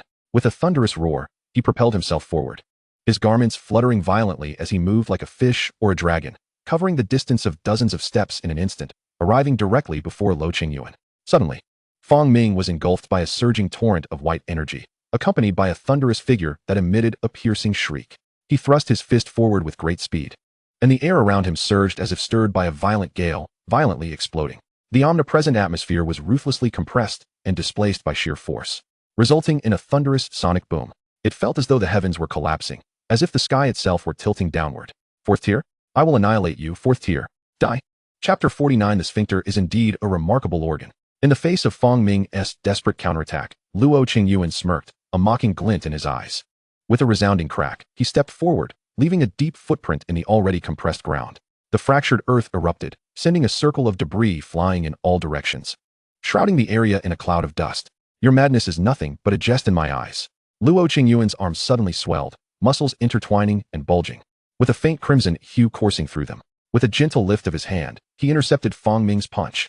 Boom! A visible wave of violent energy surged from the point of contact between Luo Qingyuan and Wang Ming, akin to a tempest of unimaginable ferocity, scattering leaves and branches in disarray. Even the air was rent asunder, producing a shrill sonic boom and a charred odor. The ground beneath them erupted, stones soaring into the air, creating a curtain of debris on either side as the howling winds swept across the landscape. Damn it! Fong Ming held in agony. Despite having taken the initiative to strike first, he found himself sent flying by a single punch from Luo Qingyuan. Like a rag doll, he was hurled backward. As he tumbled, blood gushed from his wounds, and he staggered to his feet. His face was smeared with blood, resembling serpentine rivulets, presenting a visage of utter horror. His eye sockets nearly bursting, emitting a beastly roar of despair. Come again. Haha. Luo Qingyuan strolled leisurely towards Fong Ming, step by step. Why are you so obstinate? Just surrender what I seek, and I shall spare your life. As a member of the Hunter clan, your life holds little value. In response, Fong Ming erupted once more. A wave of terrifying murderous intent surged forth, accompanied by a fierce gale of fists descending from above, its intensity palpable. His aura blazed like a fierce flame amidst an icy current, embodying the essence of a dying beast trapped in a corner, painful yet frigid, silent yet ferocious, maddened yet resilient. Even from a distance, Shen Bei could sense the resolute determination of mutual destruction, where both parties would perish. However, Luo Qingyuan clearly possessed far superior combat prowess compared to Fong Ming. As they engaged in close combat once again, Luo Qingyuan effortlessly neutralized Fong Ming's maneuvers. Simultaneously, his shoulders, elbows, fists, palms, fingers, legs, knees, feet, and even his hardened skull transformed into lethal instruments of destruction. With pinpoint precision, he unleashed a barrage of strikes that echoed like gunfire. Crack! Countless waves of force ruthlessly pummeled Fong Ming's body, inflicting relentless damage before he could even react, causing him to spew blood and stagger backward. Subsequently, Luo Qingyuan relentlessly pounded him at close quarters, rendering him akin to a marionette, utterly devoid of agency. In the span of mere moments, Fong Ming found himself bereft of any capacity for counterattack. Luo Qingyuan's hands morphed into vicious claws, accompanied by a chilling wind, conjuring countless afterimages that targeted Fong Ming's joints.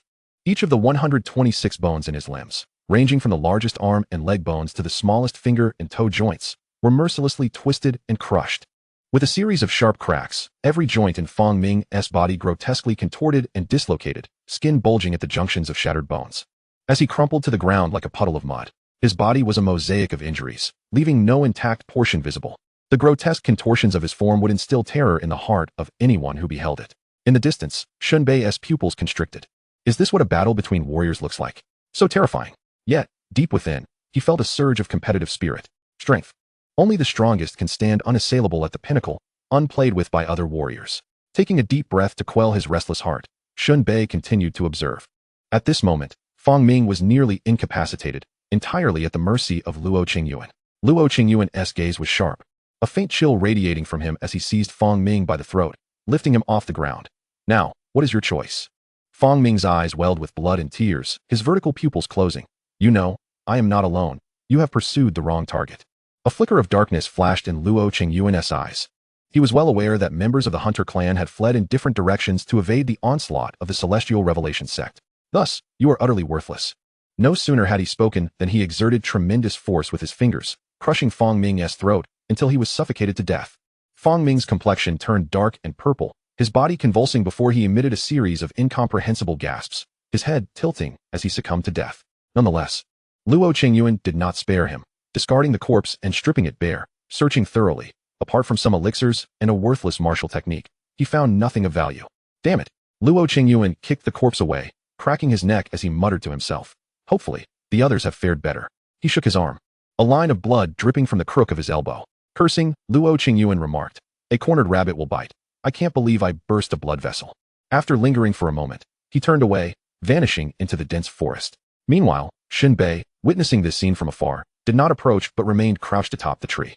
He knew that with his strength, he was no match for Luo Qingyuan, nor could he contend against Fang Ming.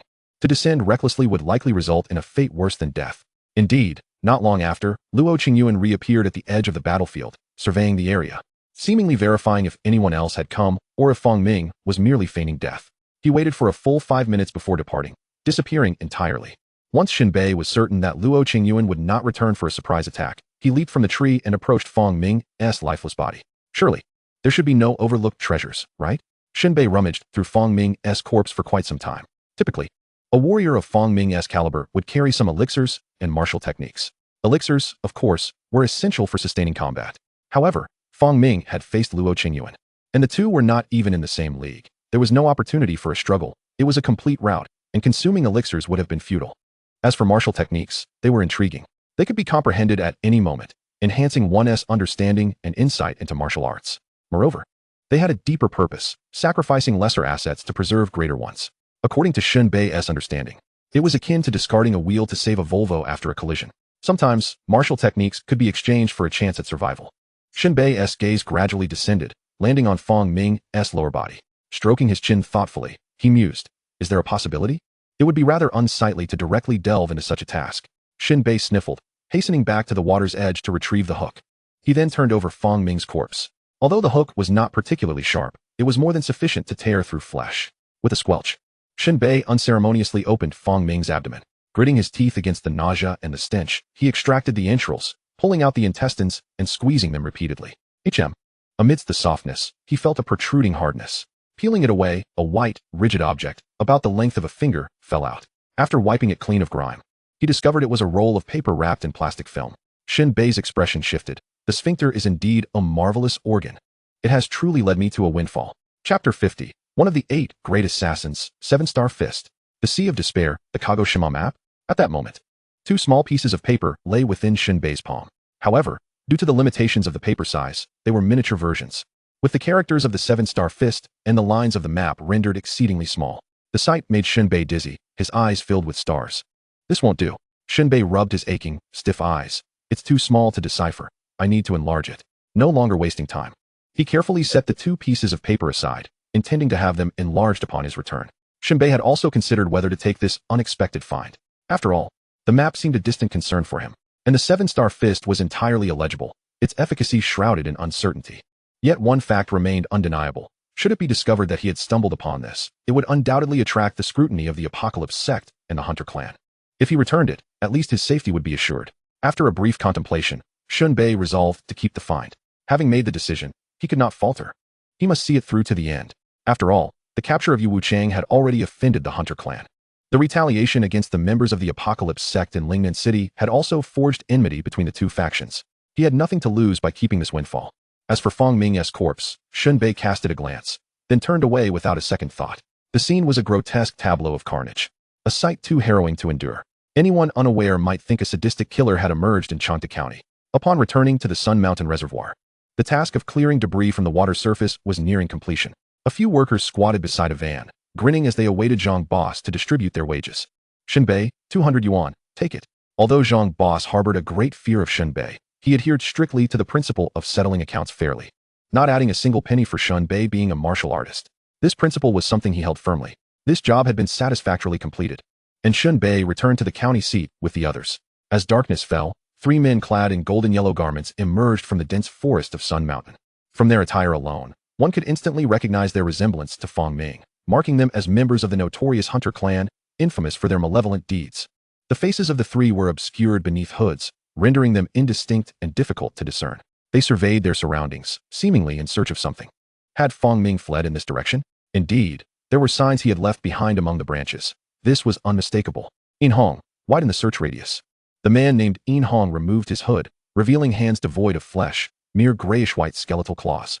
The knuckles cracked ominously as he flexed his fingers. His shirt was unbuttoned halfway down, exposing a chest thick with hair and well-defined muscles. His beak-like nose, paired with deep gray irises, lent him an aura of formidable strength and an uncanny charm. In Hong sniffed the air, suddenly freezing in place, his pupils narrowing. There is a scent of blood. Could it be Fong Ming, who is pursuing him from the Apocalypse sect? What rank of martial artist? Just before parting, I saw it was the 4th-rank martial artist Luo Chengyuan. This is bad. After a brief exchange, the 3 men took off in a frantic sprint, plunging deeper into the forest. Behind them, 3 gusts of wind stirred the trees, causing them to sway violently, leaves dancing in a frenzy. Moments later, In Hong and his companions reached the site where Fong Ming had battled Luo Chengyuan. In Hong immediately spotted a shadow sprawled on the ground. As the clouds parted and moonlight cascaded down, the 3 finally discerned that it was Fong Ming's corpse. Moreover, it appeared as if wolves had eviscerated him, with various internal organs strewn about, a sight so horrific it was unbearable to behold. One of the men stepped forward, reaching into Fong Ming's sphincter. His expression darkening. It's gone. Another man narrowed his eyes, a glint of dead silence flashing within. It was Luo Chengyuan, wasn't he it? I want him to suffer a fate 1,000 times worse than Fong Ming. In Hong took a deep breath. Luo Chengyuan is destined to die. That is beyond doubt. However, the current situation is that the 7-star fist and the map of the Sea of Despair are lost. The loss of the 7-star fist is manageable. The man squatting beside Fong Ming's corpse continued in a grim tone. The crucial issue is that the map of the Sea of Despair within the cave is said to be a map of new islands. Shepherd In Hong, we will handle this matter. We will pursue Luo Chengyuan and reclaim the map and martial technique. You should continue to lie low in Lingnan City's Martial University. In Hong nodded, his concern evident. The map of the Sea of Despair is a coveted item needed by our Hunter Clan's 8 great assassins, the 9 Lives Black Crow. Resolve this quickly. Once the 9 Lives Black Crow arrives in the country, if the map isn't surrendered, escaping disaster will be difficult. The other 2 nodded, fully aware of the ruthlessness of the 9 Lives Black Crow, one of the 8 great assassins. Time was of the essence. The 3 men submerged Fong Ming's corpse in the Sun Mountain Reservoir and then parted ways. Hello, is this my little Tong Tong? After returning to the county seat, Shen Bei called Jian Tong. A tiny voice came through the phone. Duh, you call me and don't know who I am. Where are you? Shen Bei inquired curiously. In the provincial city, in a private room. Oh, Shen Bei replied, not probing further. According to Zhang Boss, in this world, marrying a wife without checking hotel records is a principle that contemporary men should uphold, let alone a private room. Jian Tong's voice came through again. If you have something to say it quickly. I'm in the middle of a dinner party. Uffed. Jian Tong's face turned green with anger. You, Shen Bei, are playing with fire, aren't you? This unthinkable sound of flatulence is hard to believe anyone living in the solar system could endure. I'm hanging up. Jian Tong growled in frustration. Wait. Shen Bei chuckled. I have serious business. I remember your family has a scanner and printer? Yes. Let me use it. But there's no one home. They're all out of town. You can't get in. Do you hear yourself? No smashing windows. The key is under the flower pot at the entrance. All right, you go on with your business. Shen Bei abruptly ended the call. He rummaged through a few flower pots at the entrance, found the key, and entered. After returning from the Sun Mountain Reservoir, Shen Bei initially intended to find a printing shop to enlarge the 7-star fist and the map of the Sea of Despair. However, after some thought, he realized that a printing shop would be too crowded and risky. This was no ordinary school assignment or exam paper. It was something that could incite a fierce contest between the Apocalypse sect and the Hunter clan. If this were to be exposed, or if the staff at the print shop were to retain a copy, it would undoubtedly disrupt the tranquility of one's life. After careful consideration, Shen Bei resolved to visit Jian Tong's residence.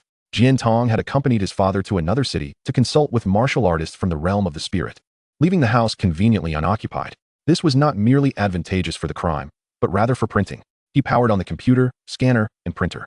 Placing the slips of paper detailing the 7-star fist on the scanner, he waited for a moment. The scanned content materialized on the screen.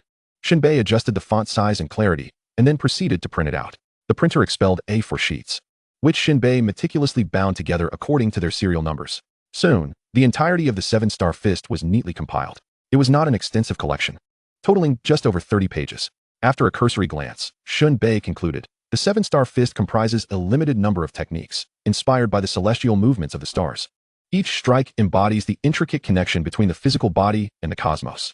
Taking a deep breath, he acknowledged that while his understanding was sound, the true mastery of the 7-star fist necessitated a rigorous physical refinement as a prerequisite. Only through achieving a state of physical conditioning could one practice it. Otherwise, Forceful attempts could lead to broken meridians, muscle necrosis, or even endanger one's life. With this thought in mind, Shen Bei promptly made his way to the backyard of Jian Tong's home. It was time to act. Chapter 51, The Frenzied Training. At this moment, if Shen Bei wished to officially enter the ranks of martial artists through the practice of the seven-star fist, he needed to undergo a rigorous physical refinement. In this world, the cultivation of any martial technique requires attributes to support it. For the seven-star fist, the minimum standards necessitate that one's physique, strength, and agility all exceed 20 points. This is a daunting challenge for freshmen at Wuda. Typically, students' attribute points tend to be quite polarized. They either possess great strength or robust physique. To cultivate this martial art, targeted supplementation is essential, thereby prolonging the process. However, Shen Bei paid no heed to these norms. To the instructors at Wuda, Shen Bei's attributes appeared too balanced, lacking any standout qualities. Although he was a top student, he could be deemed mediocre. Yet, the seven-star fist seemed as if it had been tailor-made for him. Incredibly comfortable. Of course, a martial artist must adhere to the principle that heroism cannot be solely determined by data. While Shen Bei's three attributes met the requirements, the extent to which he could utilize them remained uncertain. Even though his physique attribute stood at 25 points, his actual resistance to impact might only be 15 or 18 points. This necessitated constant honing of his vitality and foundational strength to ensure that surface data aligned with true capabilities, thus guaranteeing safety. In the dead of night, tranquility enveloped Jian Tong's backyard. The spacious yard boasted not only a swimming pool, but also an array of artificially crafted rocks. Clearly the result of Jian Shan's meticulous collection of curiosities. At this stage in life, he was either fishing or tending to his peculiar treasures. Shen Bei hoisted a hefty 30-kilogram green stone above his head, repeatedly squatting and then leaping violently, akin to a frog. This was a particularly unique exercise method known as golden toad leaping, which significantly enhances physical strength but requires immense stamina and poses a risk of muscle strain or injury. Only those with exceptional physique can employ this technique safely. Shen Bei had once witnessed Liao Zhongyang utilizing this method in a high school gymnasium, and he had discreetly learned it for his own use. Jump after jump, he persisted, pausing only to consume a blood vitality pill acquired from Yu Wuchang whenever exhaustion threatened to overwhelm him, rejuvenating every inch of his muscle. After completing several hundred jumps, Shen Bei gritted his teeth and, refusing to rest, began to strike the hard stone with his fists. Bang, bang, bang. His fists relentlessly pounded against the rock, each strike fierce and unyielding, resembling a raging bull, flesh and bone colliding, the sound of cracking joints echoing as if they might shatter. The intense pain threatened to render him unconscious, yet he gritted his teeth and endured. With bloodied and mangled hands, he unleashed powerful kicks with his legs. Thud, thud, thud. Each kick met the stone with swelling, bruising, and torn flesh. He then proceeded to slam his body against the stone, impacting various parts: back, shoulders, waist, abdomen, chest, and neck, leaving him battered and bruised. After completing this grueling training, Shen Bei disregarded his injuries and leaped into the dark swimming pool, swimming vigorously against the swirling currents. He pushed himself to the limit, engaging in high-intensity training that relentlessly tortured his body. This was undoubtedly a devilish regimen. Even students at Wuda would struggle to endure such torment. More crucially, the strain on one's willpower was immense. Who could withstand the daily agony? Yet, Shen Bei stubbornly pressed on. He treated the precious blood vitality pills as mere candies, consuming them without hesitation, drawing in an unending supply of vitality. Simultaneously, he unabashedly consumed the ginseng, bird's nest, and deer antler stored in Jian Tong's home. Regardless of the injuries he sustained during training, whether they resulted in strained muscles or broken bones, a night's rest would restore him to full strength. Day after day, Shen Bei ventured to the labor market each morning to seek work, ensuring that he consistently earned his daily keep. Most evenings were dedicated to his intense training, pushing his body to the brink to refine it, aligning his true attributes with those recorded in his data. Gradually, his physique grew increasingly robust. Previously thin muscles became well-defined and firm, while his limbs gained both flexibility and strength. Although he appeared merely somewhat more muscular, he was acutely aware of the increased density of his muscles and bones, having gained a solid 20 to 30 kilograms in weight. After 10 days, Shen Bei had progressed to the point where he could leap while carrying stones weighing 50 to 80 kilograms, bounding effortlessly. Strength training is the foundational yet crucial aspect of cultivation, directly influencing the achievements in martial arts. The more refined the strength training, the greater the potential for future accomplishments. 100 kilograms. 15 days later, Shen Bei successfully bore a 100-kilogram stone, effortlessly executing frog-like leaps across distances of 4 to 5 steps, completing 36 jumps without breaking a sweat. The ground of the backyard was imprinted with his deep footprints. Then, with a flourish, he hurled the 100-kilogram stone high into the air, watching as it plummeted with a roar. As it fell, he raised his hands, feeling the bones in his body creak as he miraculously caught the stone. with a deep, resounding shout. Shen Bei supported the weight of the stone in one hand while delivering a powerful punch to the trunk of a small tree, instantly splintering it as if it were made of mere paper. Bang! With a mighty heave, he cast aside the 100-pound stone, and Shen Bei stood tall, his posture exuding an undeniable aura befitting a martial artist, shedding the appearance of a mere novice. In this moment, he had finally completed his strength training. Every inch of his body, from limbs to core, having been rigorously honed. Clenching his fists, the joints crackled audibly, resonating with a confidence that filled the air. In terms of arm strength, Shen Bei could effortlessly lift the 100-pound stone with a single hand, executing various maneuvers, while his fellow martial arts freshman could not match his prowess. Next, as he practiced a myriad of techniques, channeling the power coursing through his entire being, one could only speculate how ferocious his abilities would become. His muscles, akin to a pack of untamed wolves, awaited the unification that would come through the mastery of these techniques, transforming into a formidable force that responded as one, a relentless army. That night, gazing at the celestial bodies above, Shen Bei took a deep breath and sat cross-legged, his eyes fixed on the constellations, contemplating the movements of the stars to grasp the various forms of the 7 stars fist techniques. He felt within himself the foundational attributes necessary for cultivating the 7 stars fist had finally been attained. Chapter 52. The chi has been drawn forth.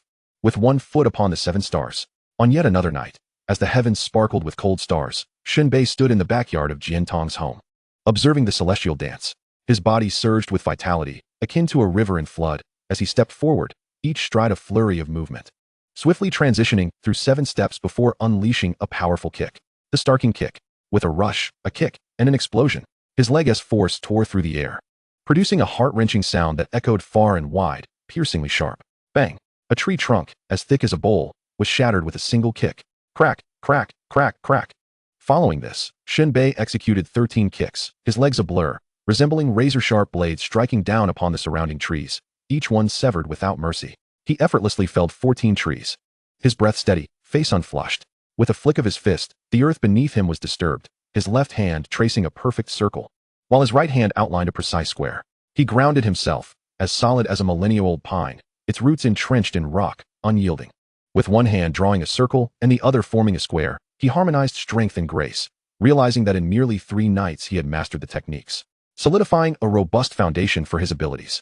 It seemed that his ascension to the ranks of martial artists was not far off. At this moment, Shen Bei swallowed a chi blood pill, the warm, fragrant energy coursing through his veins, swiftly alleviating the pain from his previous exertions. Through over 10 days of grueling training, he had laid a solid groundwork. Now, after 3 days of practicing techniques, he had achieved an unparalleled mastery over the 7 stars fist, especially its 2 core moves, the foot upon the 7 stars and the starking kick, both possessing immense lethality. The 7 stars fist may not boast a multitude of techniques, yet each one encapsulates the celestial trajectories and the intricacies of the physical form. The foot upon the 7 stars is an esoteric stepping method, while the starking kick is a fierce leg technique designed to vanquish foes. Shen Bei had mastered them all. For other martial artists to reach Shen Bei's level of proficiency, they would require at least 3 to 5 years of relentless training, a pace considered rapid. Yet, in just a few short weeks, with the aid of his self-correcting attributes and without any guidance, he had achieved such a remarkable level. Truly terrifying. On yet another night, Shen Bei continued to unleash the divine strength of his physique, effortlessly dodging, leaping, and sprinting. With a single bound, he covered more than 10 feet, retracting his body swiftly, moving with fluidity and ferocity, his speed akin to that of a fierce tiger or a swift leopard. The might of the 7 stars fist was evident, particularly in the 2 techniques, the foot upon the 7 stars and the starking kick. Suddenly, he clawed at a sturdy tree, his fingers resembling those of a crane, tearing a significant chunk of bark and wood from the trunk. Had this claw met flesh, it would surely have taken a sizable piece of skin with it. The power was ever increasing. At this point, Shen Bei decided to cease his training and take a moment to rest. However, he soon sensed an unusual change within his body. His pupils narrowed slightly, and his expression shifted. He could feel his heartbeat slowing, now half the pace it used to be, yet it was more powerful, as solid and forceful as a hammer. Had he entered the ranks of a first-tier martial artist? According to Teacher Gu, the transition from a novice to a martial artist is fundamentally a self-transcendence. The most telling sign is a decrease in heart rate, signifying a robust vitality. Shen Bei exhaled a heavy breath. This is what it means to be a martial artist. I have now become a first-tier martial artist. He immediately dashed back to the villa, eager to utilize the attribute detection device. He needed to ascertain whether his attributes had experienced any growth. Based on the teachings of teacher Gu Shinro, upon breaking through to become a martial artist, one would receive additional rewards to their attributes. Thus, Shen Bei began to test his core attributes, strength, constitution, agility, and spirit. As for the other myriad attributes, they are classified as mysterious side attributes in this world, which cannot be measured but undeniably exist. Lacking specific values, they must be gauged and understood intuitively. In the heat of battle, while the primary attributes play a pivotal role, the mysterious side attributes often provide the crucial edge needed in a critical moment. A prime example is the resistance to toxins. Different martial artists exhibit varying reaction times to poisons and toxic gases. In combat between martial artists or against subterranean beings, a split second can determine victory or defeat. Those with strong resistance to toxins enjoy a significant advantage. After a brief moment, Shen Bei's attribute detection results were revealed. Strength, 45. Constitution, 45. Spirit, 40. Agility, 40. Shen Bei stroked his chin, contemplating the data on the report. In recent days, he had been working during the day to activate the daily settlement panel and practicing the 7 stars fist at night. He counted on his fingers. After the martial arts university entrance examination, his cognitive attributes had surpassed 20 points. Despite working tirelessly, the daily settlement rewards had not been substantial, estimated to be around 30 points. Now, he was racing towards an impressive 40 points. This indicated that through the 7 stars fist, he had officially broken through to a first-tier martial artist and received the associated breakthrough rewards, at least 10 points.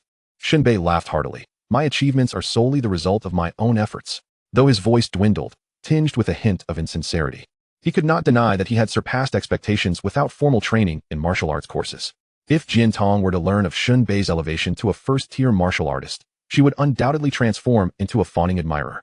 As for Gu Xinro, she would likely recline and become a decorative teacher, doing nothing at all. As Shen Bei grew stronger each day, his comprehension of the 7 stars fist deepened, and a sense of pride swelled within him. He calculated the days, noting that tomorrow marked the commencement of the martial arts university in Lingnan City. Shen Bei planned to return home, pack his belongings, and prepare for the upcoming term. Casting a glance at the villa's interior, Shen Bei felt a twitch at the corner of his mouth. The interior of the house resembled a chaotic scene as if 100 huskies had charged in, reveling through the night. The refrigerator stood barren, stripped of all provisions. Food waste littered the floor. Shen Bei smacked his lips, departing with the certainty that Jian Shan would berate him. Rolling up his sleeves, Shen Bei commenced the arduous task of cleaning. Bag after bag of refuse was collected, and only with the dawn's light did he manage to restore the villa to a semblance of order. Truly, I am a diligent young man. Stretching, Shen Bei stepped outside, pressing the keys beneath a flower pot before clapping his hands and leaving. Not long after Shen Bei's departure, Jian Tong and Jian Shan returned home from their trip. As they exited the car, Jian Tong swiftly called out, Shen Bei, are you still here? Jian Shan chuckled lightly. Silly child, Shen Bei merely borrowed the printer. How could he possibly remain in our home for more than a fortnight?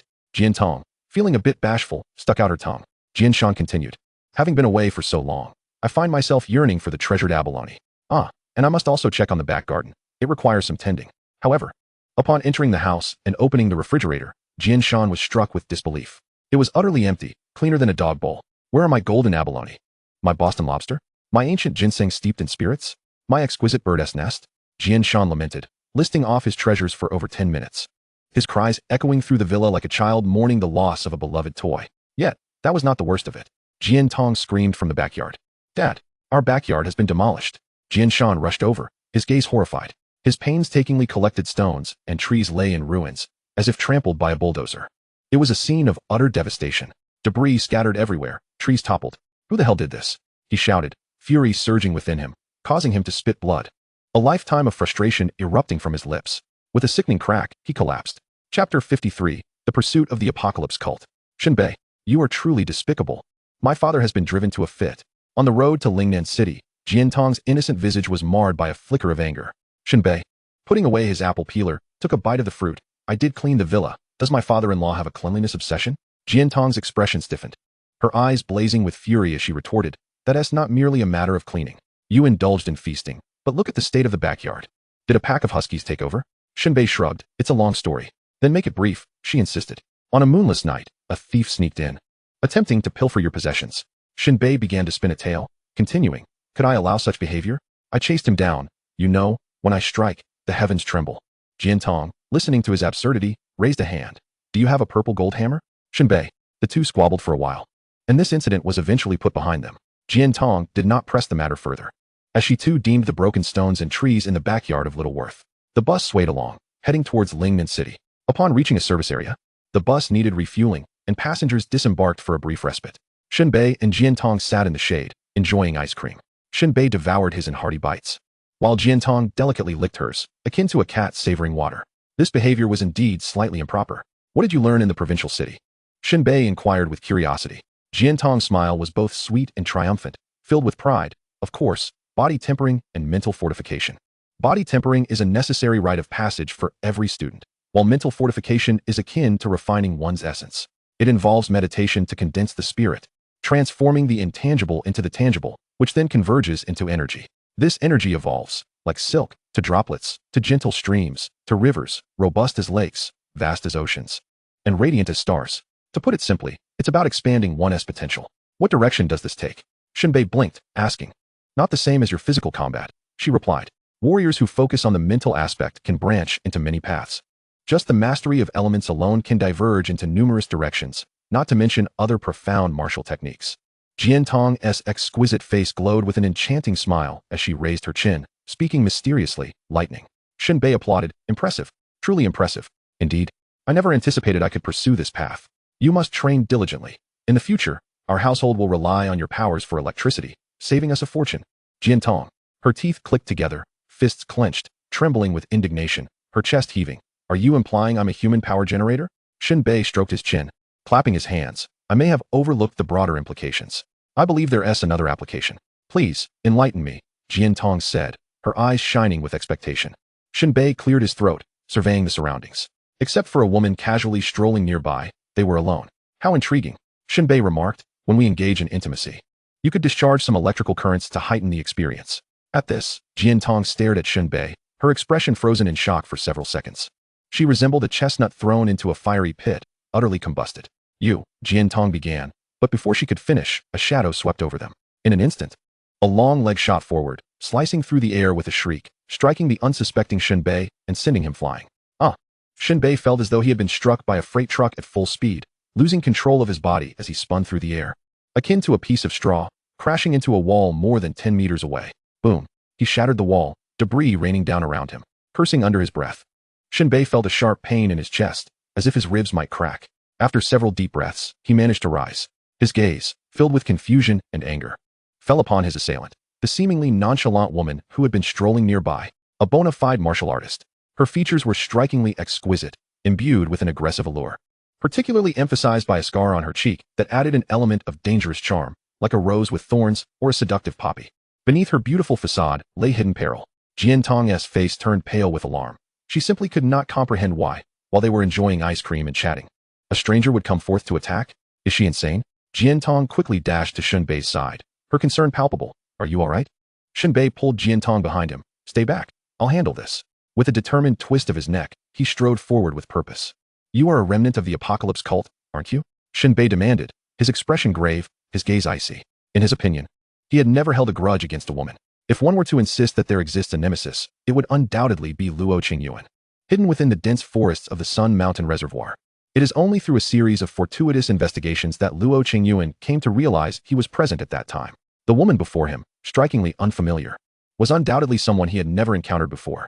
Thus, there was no doubt that she was the elusive fish that Gu Changfeng had spoken of. Her eyes, opening and closing like a dark abyss, exuded an endless malice and fury. The mere blasphemy of the words heavenly enlightenment cult foretold a fate of dismemberment for you. Shen Bei smiled faintly, leaning forward, his gaze piercing and intense, adopting a markedly aggressive stance as he fixed his eyes upon the woman, saying, You are but a first-tier warrior, a mere rat in the sewers, daring to brazenly seek revenge against me in broad daylight? The woman erupted into a long, wild laugh, her voice resonating like a tsunami, stirring the very air around them. A top graduate from the Martial Arts Academy, yet not even a true warrior. You merely fortuitously captured a member of the Heavenly Enlightenment cult, and now you deem yourself invincible? I, Bai Luo, shall represent the Heavenly Enlightenment cult and pass judgment upon you, the vile aristocrat. Do you have any last words? Her expression remained cold and haughty, the scars on her face twisting like serpents as she continued. If not, prepare to meet your demise. Very well, Shen Bei replied with a light chuckle. In the next instant, with a swiftness that barely allowed for a blink, a fierce wind howled as Shen Bei appeared before Bai Luo, his fingers outstretched, aiming to grasp her shoulder with decisive force. He would not indulge her foul habits, charging straight in. Both were first-tier warriors, what made Bai Luo superior. Shen Bei launched the attack first, and should he secure his grip, given his current strength and the sharpness of his fingertips, he could easily pierce through her scapula, rendering her incapable of resistance. Bai Luo, caught off guard by Shen Bei's audacity and speed, found herself incredulous. In that fleeting moment, a piercing shriek erupted from her lips, resonating with an extreme anguish, screech. This scream seemed to contain an inexplicable psychic power. All who heard it, including Jiantong, felt as though a steel needle had pierced their brains, rendering them nearly senseless. Shen Bei, struck first, let out a muffled grunt, his head throbbing with pain. His clarity fading. What was once a certain kill now became an errant strike, allowing Bai Luo to evade, leaving only 5 deep lacerations in her wake. As Shen Bei managed to regain his posture and turn around, he felt warm blood streaming from his nostrils. It was blood. Bai Luo glanced at her own shoulder.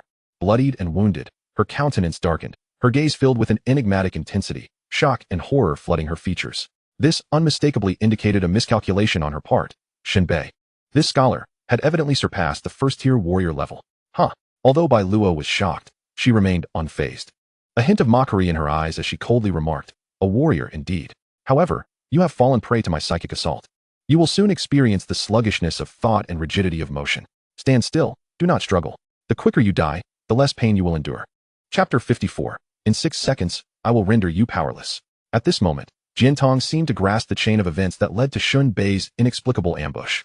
The woman named Bai Luo was a member of the Heavenly Enlightenment cult, the very core that Gu Changfeng had failed to capture that night. It was utterly unforeseen that she lay in wait on their path to the martial university. Witnessing Shen Bei's blood-soaked nostrils and dazed demeanor, Jiantong's heart raced with urgency. This service area was precariously situated between Changtu County and Lingnan City. Even if they called for help, by the time the police arrived, the battle would have concluded, and Bai Luo would have vanished into the mountains without a trace. Yet, Jiantong's anxiety was palpable. Although unsure of when Shen Bei had broken through to become a warrior, he was clearly in peril. That was a psychic assault. It would severely disrupt cognitive functions, leading to lethargic thought processes, a lethal scenario on the battleground of life and death. Despite having undergone body tempering, Jiantong's strength paled in comparison to a martial warrior's. At this moment, mental fortitude was futile. He possessed no martial skills, only a blue bar, devoid of abilities. In a moment of desperation, Jiantong seized a brick and charged forward, shouting, "Let go of that boy. Get away." Shen Bei whirled around, glaring fiercely at Jiantong. "For heaven's sake, don't rush in now. You're just creating chaos." In that instant, Bai Luo's icy laughter rang out. "Die well." Without granting Shen Bei a moment's respite, she unleashed a side kick towards his temple. Should this strike land, it would surely shatter his skull. At that moment, amidst the excruciating pain, a thought pierced through Shen Bei's mind like lightning, chilling his heart. Psychic resistance. Shen Bei's eyes sparkled with joy. Typically, if an ordinary warrior were struck by a psychic assault, they would experience sluggishness for at least 3 seconds. However, due to Shen Bei's extensive experience in his arduous working life, encountering countless eccentric and infuriating employers, he had accumulated significant attributes over time. His psychic resistance was exceedingly high. He regained clarity within less than a second, instantly springing into action. In a flash, he executed the 7-star step. Shen Bei moved with remarkable agility, deftly dodging Bai Luo's kick. Just barely, he managed to avoid it. Opposite him, Bai Luo's stunning visage reflected a trace of panic. Her voice now raspy from the earlier outburst. She had underestimated him. She had never anticipated that Shen Bei would awaken so swiftly. Moreover, what was that footwork? How could he cover such distance in a single step? What kind of anomaly was this? And to have only experienced a fraction of the anticipated mental sluggishness. How could this be? At this moment, Bai Luo's gaze fixated on Shen Bei, her eyes betraying unmasked malice and cruelty. "Well done, my little darling. You've given me an extraordinary surprise. You think? Shut your mouth." Shen Bei interjected with a ferocious grin, resembling a hungry tiger pouncing on its prey, viciously launching himself once more. The earlier shriek from Bai Luo had merely caught him off guard. With Shen Bei's willpower, the damage inflicted by that sound wave was minimal. Before the Heavenly Enlightenment cult, "You are but a wretched thing. Do you truly believe you stand against someone formidable?" Facing Shen Bei's ferocious assault, Bai Luo's expression turned ashen. She stepped forward abruptly, her long, fair legs sweeping out like a steel whip, creating a sharp sound that cut through the air, her movements rapid and formidable. This kick aimed directly for Shen Bei's head, devoid of any allure, instead infused with a lethal ferocity characteristic of military combat techniques. Moreover, she wore sharp high-heeled shoes. If her kick connected, there was no doubt it would obliterate his skull. She refrained from unleashing that peculiar sonic attack once more. In truth, she had only recently acquired such an ability. The mere act of hastily executing it had already caused damage to her vocal cords, and attempting it again posed a risk of tearing her trachea, thus rendering her incapable of a second strike in such a short span of time. Nevertheless, in the face of Shen Bei's assault, she remained undaunted. Bai Luo had always been an ambitious woman, fervently devoted to her cult, and her striking beauty belied a lethal nature. beyond her prayers within the church. She devoted most of her time to honing her combat skills under the tutelage of advanced martial artists, demonstrating remarkable diligence and swift progress that earned the admiration of Lin Xiao, a prominent figure in the Lingnan City Church. Given all this, Bai Luo harbored no doubts that Shen Bei, merely a newly minted martial artist with no training, could possibly stand as her rival. Swish! Shen Bei's reaction was equally astonishing. Amidst the gale, every hair on his body stood on end as he instantly discerned the tremendous force behind Bai Luo's kick. Recognizing that his flesh and blood could not withstand it, he abruptly lowered his head and crouched, narrowly evading the lethal trajectory of Bai Luo's high-heeled shoe aimed at his skull, yet still lunged forward, propelled by a fierce and suffocating momentum, recklessly colliding with Bai Luo. Foolish! Bai Luo's eyes glinted with disdain as she executed a ferocious sweeping kick that erupted midair, unexpectedly altering its trajectory. Her pristine, radiant leg glimmered like a blade cleaving through the earth, descending upon Shen Bei with formidable force. Bang! The sweeping strike and the downward cleave. Faced with Bai Luo's rapid change in tactics, Shen Bei could barely twist his head in time, resulting in a nauseating crack from half of his shoulder, while his internal organs trembled from the shock. In that fleeting moment, Bai Luo's scornful gaze met Shen Bei's icy, ferocious stare, which conveyed a singular emotion with crystalline clarity. I have you. The Star Master kick. Almost simultaneously, a dull thud, the sound of bones cracking, and a heart-wrenching scream erupted in unison. Shen Bei unleashed a kick, and the calm air was instantaneously torn apart, a violent gust sweeping through. As his toes swept outwards, a howling wind was summoned, instilling fear in all witnesses. Bai Luo felt an overwhelming force surge towards her, rendering her as helpless as a fledgling chick. And with a resounding crash, her vision blurred, ears rang, and her body ached as though struck by a locomotive, sending her hurtling backwards. Damn it! The excruciating pain nearly submerged Bai Luo's consciousness. Despite having learned formidable combat techniques from Lin Xiao, she lacked the iron will and life-and-death combat experience.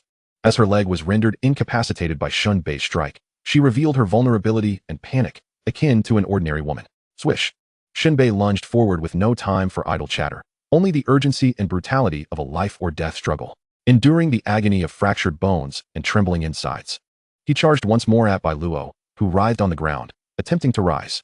Instinctively sensing impending danger, Bai Luo sought to evade or even resist. However, the extreme pain, compounded by her shattered leg, rendered her incapable of standing. Wait! Bai Luo screamed in sheer terror. We can't crack! Without allowing her to finish, Shen Bei swiftly closed the distance from several meters away, crashing down mercilessly upon her remaining unscathed knee, shattering it completely. Bai Luo's beautiful visage contorted grotesquely, resembling a vengeful spirit as she unleashed another soul-piercing scream, evoking pity from any man who bore witness to her horrific plight. I know martial artists possess formidable vitality. Shen Bei grinned wickedly, fixating on Bai Luo, whose hands flailed desperately in the air, grasping for some semblance of retaliation. You will have no chance. Swoosh! Shen Bei brandished his fruit knife once more, ruthlessly plunging it into Bai Luo's elbow and both shoulder blades, rendering her limbs utterly useless. Ensuring she could no longer resist, Bai Luo's garments were stained with blood, her entire being drenched in despair as she rasped in agony. At that moment, less than 6 seconds had elapsed since Bai Luo had ambushed Shen Bei. Chapter 55. Why are you here again? What just transpired? They are fighting. This woman, while slender, how could she so foolishly align herself with the apocalyptic cult? She could have thrived as a broadcaster. How could it escalate so quickly? This man is incredibly fast. I was just about to call the police, only to find myself captured instead. I believe I've heard this young man's name before. Isn't he the top student from the Martial Arts Academy? How did he become a martial artist so suddenly? After Bai Luo was nearly overwhelmed by Shen Bei's relentless assault, the entire ordeal unfolded in mere breaths. The passengers waiting for the bus all donned expressions of shock, their eyes wide and their scalps tingling with disbelief. Especially after Bai Luo revealed her identity as a member of the apocalyptic cult, the onlookers were left aghast, their hearts clenching for Shen Bei. What manner of individuals comprise the apocalyptic cult? They are a congregation of lunatics, the world's largest asylum. A group that preaches fairness and justice but kills without a second thought. It can be said that to provoke one is to invite a lifetime of turmoil. The only solutions are twofold: join the apocalyptic cult or, like Shen Bei, confront them head-on. For martial artists, such a course of action is feasible, but for ordinary citizens, there is no choice. If one wishes to avoid harassment from these flies, they must join. Otherwise, even in death, these lunatics will dig up your grave and pry open your coffin, inquiring if you wish to join the apocalyptic cult. Shen Bei. At that moment, Jiantong jolted back to reality from her stupor. She was utterly bewildered. From the moment Bai Luo appeared, launching her surprise attack and sending Shen Bei flying with a kick, Jiantong realized Bai Luo must be a martial artist. Yet, She could hardly fathom that during the holiday, Shen Bei had also ascended to become a martial artist. A self-breakthrough. Achieving the rank of a first-tier martial artist without a teacher or a martial artist to oversee him. How exhilarating. It was simply an unbelievable miracle. Shen Bei's recent performance had truly been a kaleidoscope of rapid advancements. A self-reliant young man. I am enamored. Jian Tong rushed over to Shen Bei, her eyes brimming with astonishment and confusion as she scrutinized him. Are you all right? Shen Bei revealed his pearly white teeth, a proud smile gracing his face. No worries. I'm merely warming up. This fellow is finished. Sigh. I truly don't understand what Gu Changfeng has been doing. Wasting national resources. Jian Tong replied. If teacher Gu Xinyo hears you say that, your ears will surely be twisted. Following this, Jian Tong began to call the police. The authorities would undoubtedly need to handle the aftermath. The two still had to travel to Wuhan University to complete their enrollment procedures, along with a myriad of other tasks. They couldn't very well be parading a member of the apocalyptic cult down the street. It would be quite awkward, not to mention disruptive to their little world. Meanwhile, Shen Bei was far more practical. He immediately began to search Bai Luo. She struggled, clearly resisting with all her might. Shen Bei was not one to indulge in bad habits. He approached with a commanding presence and exclaimed, Behave yourself. You are but a defeated foe. Bai Luo glared at him with intense animosity, her gaze akin to that of a predator ready to devour, a trickle of blood seeping from the corner of her mouth. Can we negotiate? She stammered. Shen Bei paid her no heed, continuing his search through her pockets. In a hushed tone, Bai Luo proposed. If you let me go, I can offer martial techniques as compensation. Such folly. Shen Bei dismissed her with a mere 4 words. As he rummaged further, several vials of elixirs tumbled out from Bai Luo's clothing, prompting Shen Bei to lick his lips in delight. These were indeed spoils of victory. He continued his search, discovering only a folded A4 sheet of paper. Shen Bei furrowed his brow in confusion. Where are the martial techniques? Just this solitary piece of paper? Bai Luo's eyes flickered as she winced in pain, mustering her strength to respond. The techniques are not on me. But I can reveal their buried location, provided you return this paper and release me. Shen Bei tilted his head with a mocking smile. Now is not the time for tricks. I fear that should I follow your directions, I would find myself ambushed by a horde of burly men, essentially walking into a trap. Bai Luo bit her lip in silence, resolute. Shen Bei unfolded the A4 paper, scanning its contents. It was densely packed with numbers, interspersed with a few ciphers. Without a doubt, this was encoded text. Shen Bei lacked the capacity to decode it, and resolved to hand it over to the police department. Before long, Jian Tong had placed a call to the authorities, detailing the situation. The speed of the Lingnan City Police was astonishing. Moments later, several police vehicles arrived. Halting at the service area, the first to alight was Gu Changfeng. Upon learning that a member of the Enlightenment sect had been captured, one previously overlooked, Gu Changfeng was filled with exuberance, bouncing with excitement. The enthusiasm of the public was truly overwhelming. It is known that some martial artists eliminate foes almost incidentally, without seeking fame or fortune, unlike Shen Bei, who seemed ensnared by the allure of wealth. This report had come from a female officer, undoubtedly with no connection to Shen Bei. Another commendation was within reach. He was brimming with confidence, his demeanor striking and spirited, filled with vigor. Yet, upon merely casting a glance at the scene, the familiar silhouette caused Gu Changfeng's smile to falter, his aspirations of glory evaporating in an instant. His eyes flickered with confusion. Shen Bei? What the hell? How is it him again? And from the looks of it, it appears Shen Bei has captured a member of the Enlightenment sect. Wait a moment. Gu Changfeng paused, speaking to himself. According to the intel, this woman is a first-tier martial artist, right? Has Shen Bei resorted to using mind-altering drugs again? Yet a more plausible answer emerged in his mind. Shen Bei had broken through to become a martial artist. Gu Changfeng swallowed hard. Just half a month prior, Shen Bei was merely a practitioner refining his blood and roots. Now, he had undergone a transformation into a martial artist? Gu Changfeng felt a pang of frustration. Reflecting on his own journey from practitioner to martial artist took a painstaking 5 months. Damn it, how infuriating it is to see others surpassing him. He let out an exasperated huff and rolled his eyes before turning to leave. Hey, Captain Gu. Shen Bei interjected, overly enthusiastic, grabbing his arm. What a coincidence. I didn't realize it was you responding. Gu Changfeng's expression darkened, his teeth clenched as he retorted. Why is it that you seem to be everywhere? Is there an issue with this? You are doing all the work that should be ours. If you keep this up, the chief will think our department is inept. Gu Changfeng. Damn it. I can't even continue this conversation. He cleared his throat, addressing the other officers. Arrest the member of the Enlightenment sect. Make sure to check her belongings. The other officers shrugged in response. She's got nothing left. Gu Changfeng turned to Shen Bei, extending his hand. Every item on a criminal is evidence. You know that, right? Shen Bei nodded, readily handing over the A4 sheet. What else? Gu Changfeng demanded, his eyes narrowing. Shen Bei feigned innocence. What? The elixirs, the martial techniques, and all that? Impossible, Gu Changfeng asserted. In truth, Bai Luo was indeed that impoverished. If you asked Jian Tong, she would confirm it was just the paper.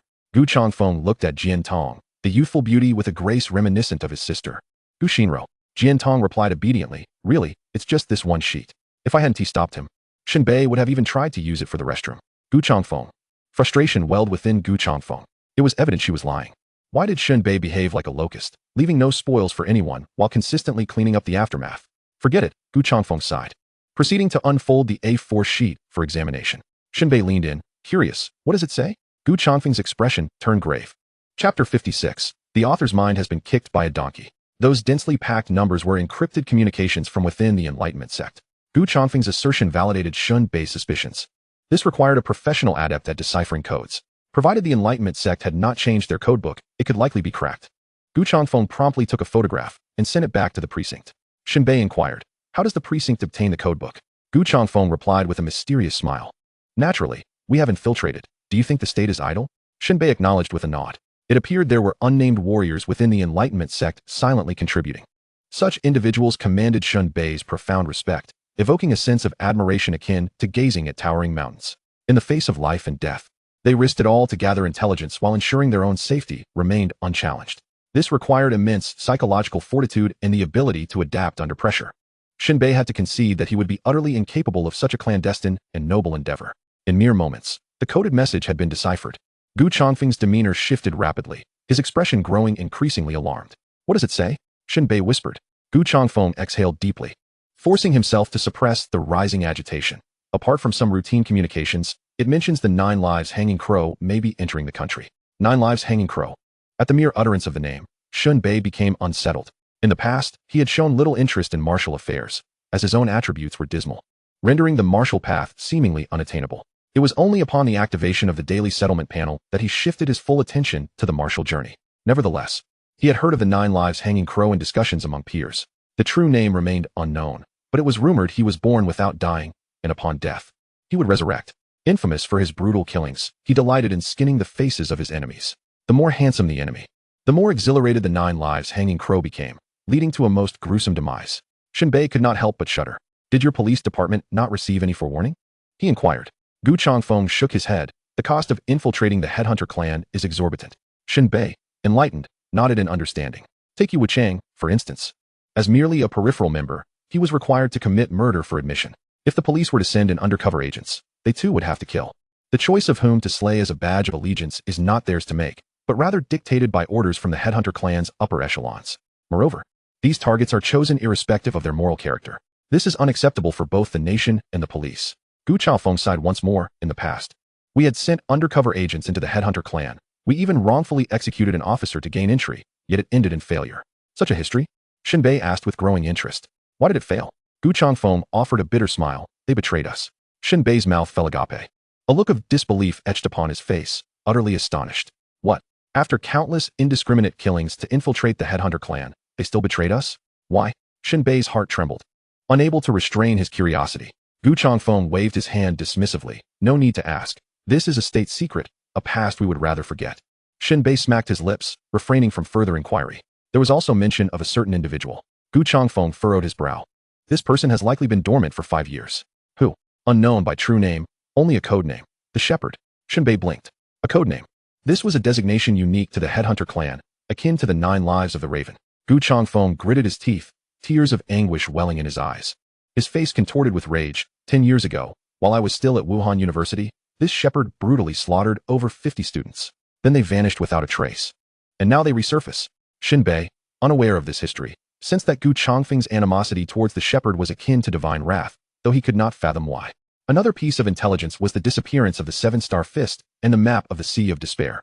Luo Qingyuan intended to mobilize the church's resources to locate these 2 items, garnering full support from church official Lin Xiao. Gu Changfeng scratched his head in confusion. One is a martial art, the other a map. Why would the headhunter clan clash with the apocalypse cult over these? Shen Bei's expression remained unchanged as he feigned ignorance. Indeed, what is there to fight over? The map is incomprehensible. As for the martial art, it deserves a 5-star review. Well then, I shall take my leave. Gu Changfeng appeared eager to return, evidently ignited by the prospect of the shepherd's reappearance. Shen Bei responded with an "oh," offering a final reminder. Do not forget about my matter. What matter? Gu Changfeng feigned ignorance, impressed. Shen Bei grinned broadly. Gu Changfeng shot him a sidelong glance. The bounty, right? Sigh. You truly are the police department's ATM. Isn't it deserved? Please. Gu Changfeng clasped his hands together. Give us a chance to catch some criminals. If you keep snatching them away, we might as well retire early. Shen Bei shrugged. The officers from the precinct arrived quickly and departed just as swiftly. They showed no leniency towards Bai Luo, whose body was a cacophony of broken bones and torn muscles, her anguished cries resonating. Gu Changfeng found a tattered cloth and stuffed it into her mouth. Treatment? What a joke. The bus roared to life once more. Shen Bei leaned against the window, gazing out into the distance. This unforeseen and deliberate incident had unveiled many veils of secrecy surrounding martial artists. The treachery of undercover agents. The long-dormant shepherd. The 9 lives of the Raven possibly entering the country. Luo Qingyuan's quest for the 7-star fist and the map might also incite a bloody purge. Shen Bei inhaled deeply. Dark clouds loomed on the horizon. Shen Bei, look at this novel. It's so touching. Jian Tong exclaimed. Engrossed in a piece of sentimental literature on her phone, Shen Bei inquired, what is it about?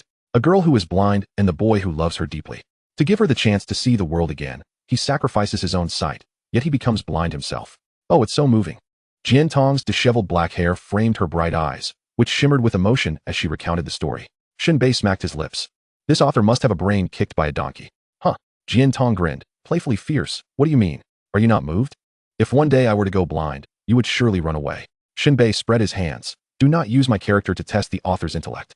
I merely wish to inquire how the author conceived the idea of transplanting 2 eyes, one for each person, so they could both see. Jian Tong was momentarily speechless. After a moment, her eyes widened, and she stammered. Well, it seems what you said makes a lot of sense. Jian Tong promptly rated the book poorly, leaving a comment, an insult to intelligence, painful to read. After a brief moment of despair, Jian Tong sighed. Shen Bei, if there is no love, what is the meaning of life? Shen Bei looked at her strangely, realizing yet another young woman poisoned by melodramatic novels. After pondering, he replied, the meaning of life is to leave behind something that is remembered despite being denied. Most often, it is to leave descendants, create one's own replicas, produce seeds, and raise them. Jian Tong was momentarily taken aback, not expecting such a starkly realistic answer from him. Shen Bei continued, we often forget that safety is temporary, while danger is eternal. Living is not something we are entitled to, it is a blessing. With Jian Tong's intellect, she struggled to keep pace with Shen Bei's philosophical musings. Nevertheless, he still offered her a chance to speak. Shen Bei humbly asked, what do you know about the Apocalypse cult? Chapter 57, I stabbed my brother twice. The Apocalypse cult is a secret society devoted to the worship of sacred artifacts, lacking a clear inclination towards the veneration of personified deities. Jian Tong, pursing her cherry-red lips with her delicate fingers, recited as if from memory. The cult's highest leader is referred to as the high priest, followed by bishops, officials, senior members, and ordinary members. The cult's sacred artifact is the scale of truth, and its fundamental doctrine is exceedingly vague, encapsulated in 10 words, earthly fairness, justice of truth. Within the cult, there is a fervent enthusiasm for sacrificial rituals, claiming that through equitable exchanges, they achieve balance in the world. Having shared this bookish knowledge, Jian Tong offered her own perspective. To be honest, although I've read some introductory materials, I still find myself somewhat confused. Some conceptual ideas require further understanding. Shen Bei nodded. The so-called sacred artifacts are essentially items produced from the depths of the earth. Ordinary martial artists prioritize whether these can be refined into medicinal pills for rapid enhancement of their attributes. Items that cannot be refined are often discarded as worthless, holding little practical value. Alternatively, when utilized, their effects are typically minimal, rendering them of little interest to martial artists. However, the Apocalypse cult regards these items as sacred relics. The disparity in ideology fosters a division among people. Shen Bei chose to set aside these concerns for the time being. An hour later, as the bus made its way to the passenger terminal, it halted in front of the grand entrance of Lingnan University. On this particular journey, only Shen Bei and Jian Tong disembarked. Shen Bei gazed at Lingnan University, taken aback by the bustling scene before him. A multitude of students were entering and exiting, their voices merging into a vibrant cacophony. Luxury vehicles congested the entrance, while freshmen, accompanied by their parents, busily transported their luggage. To Shen Bei's astonishment, he even spotted a private helicopter soaring overhead, landing on the university's helipad. In contrast, Shen Bei and Jian Tong's mode of transportation seemed rather meager. However, what truly astonished Shen Bei was the university's entrance. The sheer width of the gate approached an impressive 100 meters. Was this really just an entrance? 50 family cars could easily fit side by side. Did the students of Lingnan University require aircraft carriers to enter? Standing before such a monumental gateway, Shen Bei couldn't help but mutter to himself. With a 100-meter width, one could indeed imagine it accommodating an aircraft carrier. He found it difficult to comprehend the aesthetic sensibility of the university. Although men often favor grandeur, yes, women do as well. The sheer size of the gate felt somewhat excessive. With such a grand entrance, its height was equally impressive, towering at least 10 meters. Above the archway, 7 large characters were intricately carved. Lingnan University of Science and Technology. The letters were enormous, making Shen Bei feel as though he had stepped into a land of giants, where he was but a diminutive figure. Standing before such a grand entrance inevitably evoked a sense of insignificance. Just as Shen Bei was lost in thought, a familiar voice behind him chimed with amusement. Impressive, isn't it? Recognizing the voice, he turned to find Chi Chuanyu, whose flamboyant attire caught his eye. His hair was styled into tight curls, complemented by smoky eye makeup, leather trousers, and chains that epitomized his aesthetic, a blend of intricate patterns exuding a sense of laid-back vitality, reminiscent of a Japanese street style. Shen Bei blinked in surprise, questioning the influence of societal pressures on Chi Chuanyu's choices. He gestured towards Chi Chuanyu's outfit, teasingly suggesting a brain scan to assess his mental state. Chi Chuanyu, visibly annoyed, retorted, "No, I can't. I possess a will of steel. Perhaps a bottle of medication would help? You disapprove of my fashion sense? That only reveals your lack of style." Shen Bei cleared his throat, asserting, "Fashion is a crucial aspect of human evolution, not merely a divergence in style." Chi Chuanyu huffed, "This is called trendiness. You wouldn't understand." Exchanging glances, Shen Bei and Jian Tong took a step back, wary of being associated with him and risking their own dignity. Unfazed, Chi Chuanyu returned to his earlier topic. "Seeing the entrance makes you feel small, doesn't it?" Shen Bei reluctantly nodded, acknowledging the gate's grandeur. Exactly. When the school was founded, it was designed to instill a sense of self-awareness in students. Acting as a tour guide, Chi Chuanyu elaborated, "We are insignificant. This is merely the entrance to a university. If standing here makes one feel small, imagine what awaits inside. The world is broader, more perilous, and infinitely more intriguing." Shen Bei shook his head in disagreement. "I believe such grandeur merely inflates the construction budget. Even a slice of pork could yield substantial returns." Chi Chuanyu, perplexed, asked, "A slice? It's not as if you can consume it. What's the objective?" Shen Bei chuckled, regarding him as if he were naive. Jian Tong, stifling her laughter, chimed in, "Of course, there's profit to be made." Chi Chuanyu grimaced, "Shen Bei, you're attributing petty motives to a gentleman." Shen Bei waved his hand dismissively, entering through the gate as he proclaimed, "Who is petty? Who is noble? Who dictates that a person can only play one role?" Chi Chuanyu appeared momentarily flustered, struggling to articulate a response. The trio continued on their way. Arriving at the freshman registration area, they exchanged their admission letters for a student information dossier and a paper bag. The information was duly filled out, and they received their student cards from Lingnan University of Science and Technology.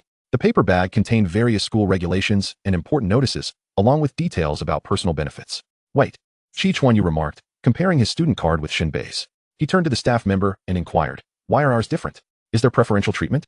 While other students' cards were silver, inscribed with personal details, Shen Bei's card gleamed a distinct gold. The staff member explained, "He is the top scorer." Shen Bei, playfully biting into his student card, exclaimed, "Solid gold." Chi Chuanyu jumped in excitement. "Solid gold? What of the top scorer? Aren't we all students? This is unfair." "Hold on," Shen Bei chuckled, retrieving his room key from the paper bag. "I have a villa dormitory." Chi Chuanyu glanced at his own room key, an ordinary double room. "Damn, unfair. What does being a top scorer even mean?" The staff member reiterated, "He is the top scorer." Shen Bei continued perusing the bag, exclaiming, "Additionally, I can receive 5 blood-boosting pills, 5 genuine Tyrannosaurus pills, and 5 body-solidifying pills each month." Chi Chuanyu's eyes widened in disbelief, demanding of the staff, "Why do I only get 3? He is the top scorer," came the monotonous reply. "Stop," Chi Chuanyu interrupted, waving his hand dismissively, his smoky makeup twisting into an exaggerated expression. "Enough of this. Farewell." With an eye roll, he squeezed through the crowd. At that moment, Du Ziding and Newanimewithoverpoweredmaincharacter pushed their way in. Upon encountering each other, they inevitably exchanged colorful remarks about one another's families. Chi Chuanyu, outnumbered, unleashed a torrent of words. Eventually, the discipline inspection team intervened, separating the three with a swift kick. As Du Ziding and Newanimewithoverpoweredmaincharacter filled out their information, they cast a glance at Shen Bei, their expressions inscrutable yet grinning. Shen Bei, puzzled, retorted, "What are you staring at?" Du Ziding and Newanimewithoverpoweredmaincharacter froze. Such words were rarely uttered without consequence. Newanimewithoverpoweredmaincharacter chuckled, "The enemy of my enemy is my friend. We are brothers now?" Shen Bei nodded, seemingly understanding, and replied, "For my brothers, I would fight fiercely." Du Ziding nodded, "You are a brother I shall keep." Shen Bei spread his arms, "However, I prefer to stab my brothers twice." Newanimewithoverpoweredmaincharacter. Du Ziding. Chapter 58. I was cut over 8,000 times. After completing the freshman registration, Shen Bei escorted Jian Tong to her dormitory building.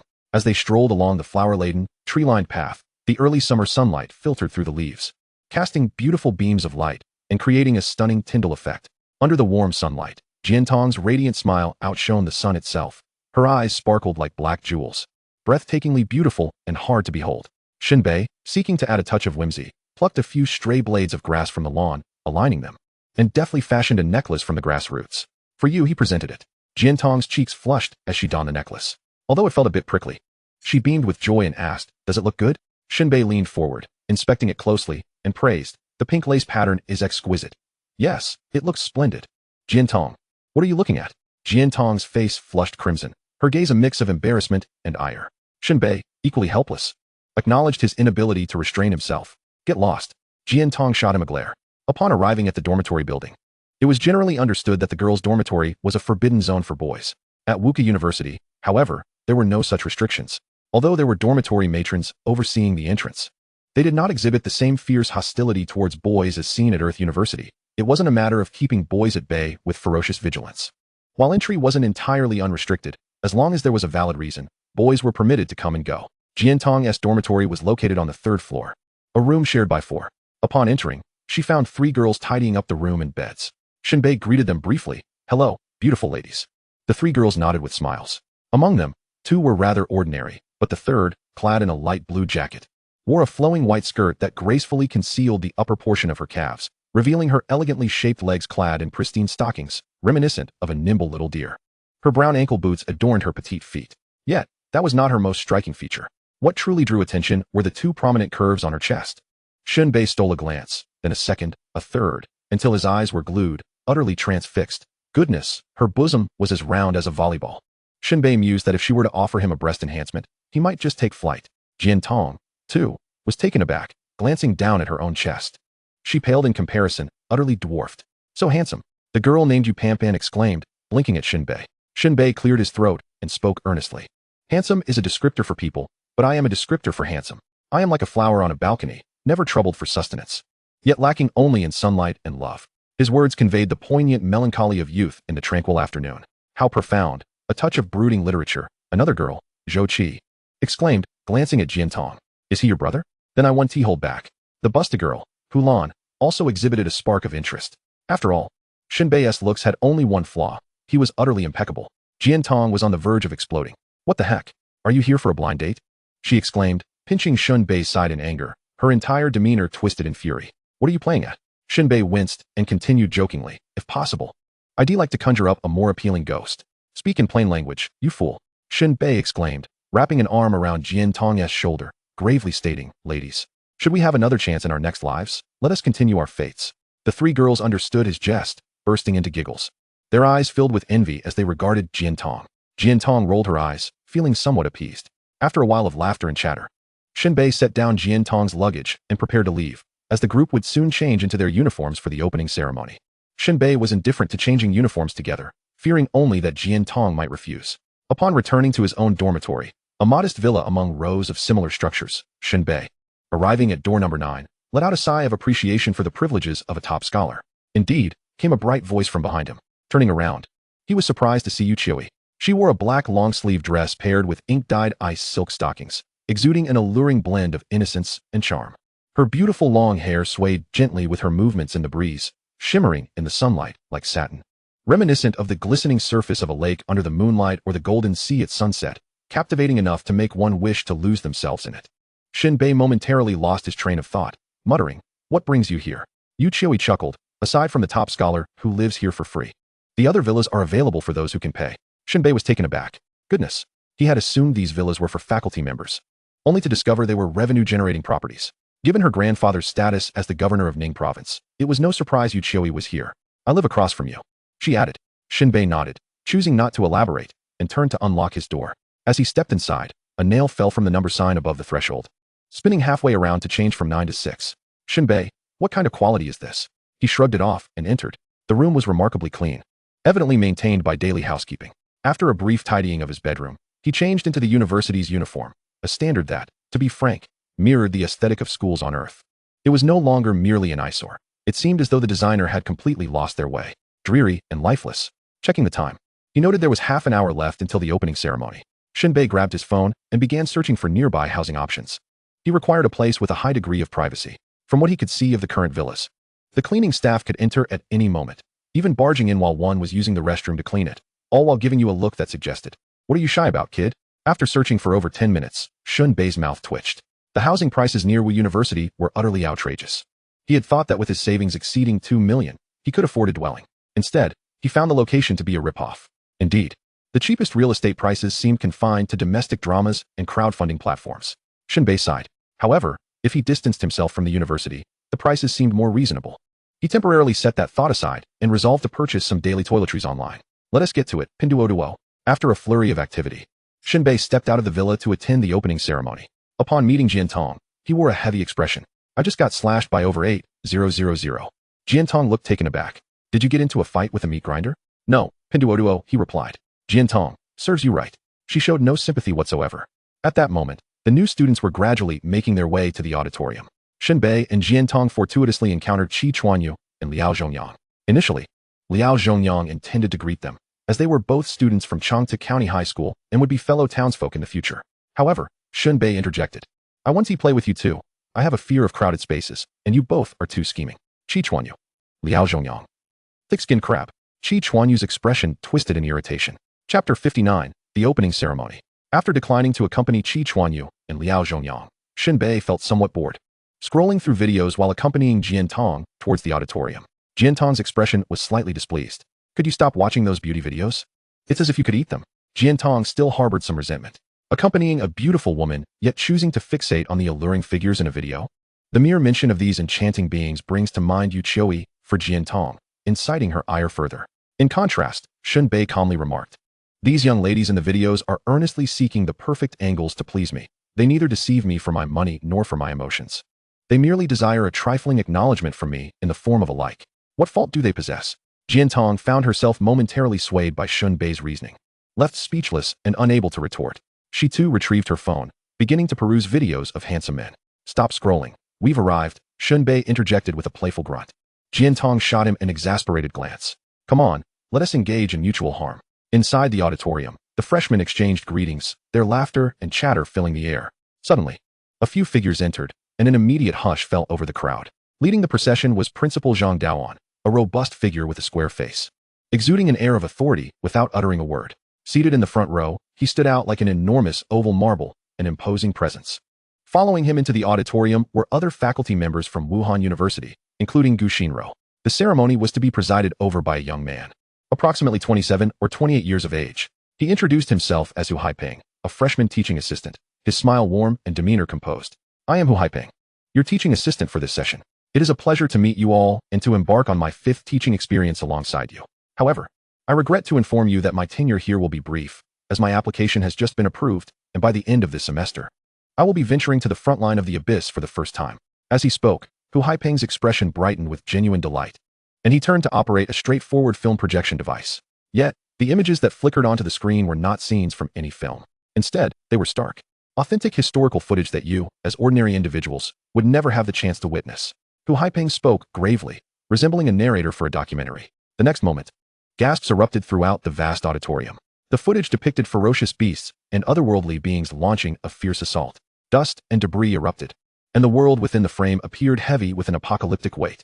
Human warriors rose from their trenches, some with eyes shut, others wide open, cursing or merely shouting in madness. These fighters, armed with heavy machine guns, unleashed a frenzied barrage, causing the entire scene to be enveloped in a haze of gunfire and dust. Yet, when the cloud of debris settled, the beasts and otherworldly beings had suffered minimal casualties. Most merely forced back a few dozen meters. They turned with an air of disdain, charging forward with gaping maws, their speed breathtaking. In the blink of an eye, the monstrous entities had reached the front lines of the trenches. In the subsequent moment, the machine guns and human bodies shattered together, the limbs of the warriors falling like scattered grains during harvest. More warriors surged forward in a desperate counterattack, various martial arts and secret techniques filling the air. Kill. Defend our homeland. No matter the cost. Push back the abyss. Draw your swords. Charge. If I perish, let the mountains and rivers endure. Yet it was all in vain. The beasts, with their formidable physiques, charged relentlessly, carving bloody paths through the ranks of humanity. The otherworldly beings, elusive and unpredictable, claimed a warrior's life with each appearance. Soon, the battlefield was littered with dismembered corpses, rivers of blood flowing amidst the silence of death. The fallen warriors were fortunate. Those who remained alive writhed in agony. This scene could scarcely be described as anything less than infernal. I sincerely apologize for presenting this to you, Hu Haipeng said. An eerie silence enveloped the room, abruptly shattered by the first stifled sob from an unknown corner. soon followed by a chorus of cries erupting from nearly every section of the hall. Many students, having gained admission to Wuhan University through self-study, had forgotten their original intentions. While the state nurtures warriors and offers privileges, the paramount duty remains to resist the abyss and protect the integrity of our borders. Over time, some had lost sight of their initial mission, aspiring merely to rise above ordinary individuals and become extraordinary. Even those who retained their original fervor trembled upon witnessing the harrowing footage, feeling utterly incapable of confronting the brutal reality of the battlefield. Amidst the cries, Hu Haiping's voice rang clear and resolute. I apologize. But this is indeed our enemy, the foe we have yet to fully comprehend, a civilization that incessantly probes the abyss, searching the uncharted seas, uncertain of when they may launch a large-scale invasion. Shen Bei's expression grew somber. A patriotic education at the opening ceremony was, without doubt, appropriate. It served as a reminder to all students of what it truly means to be a warrior. Yet, such graphic depictions ought to be censored. Some students had even retched at the overwhelming sight, just as Shen Bei anticipated that Hu Haiping would persist with the patriotic discourse.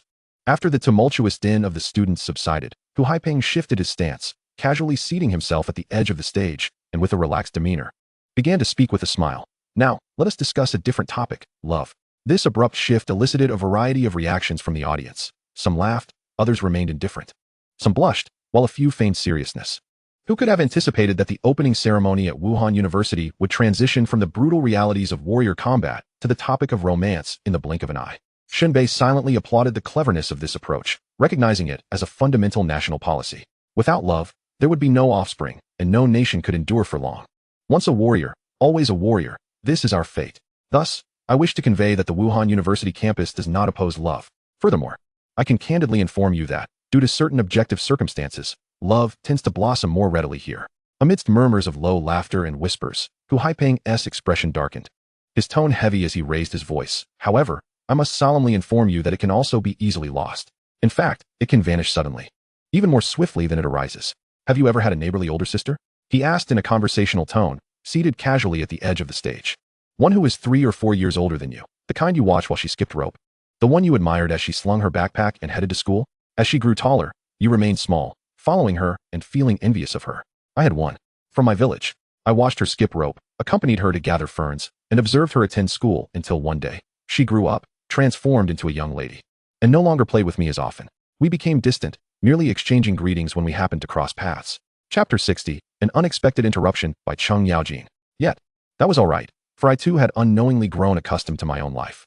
Later, after she completed her junior high education, she chose not to pursue further studies and instead went to work at a factory far away, as I heard from relatives. Her image at 16, with a ponytail and dressed in a shirt, remains etched in my memory, gradually fading over time. Subsequently, I entered high school and gained admission to Wuhan University, joining the Warrior Coalition.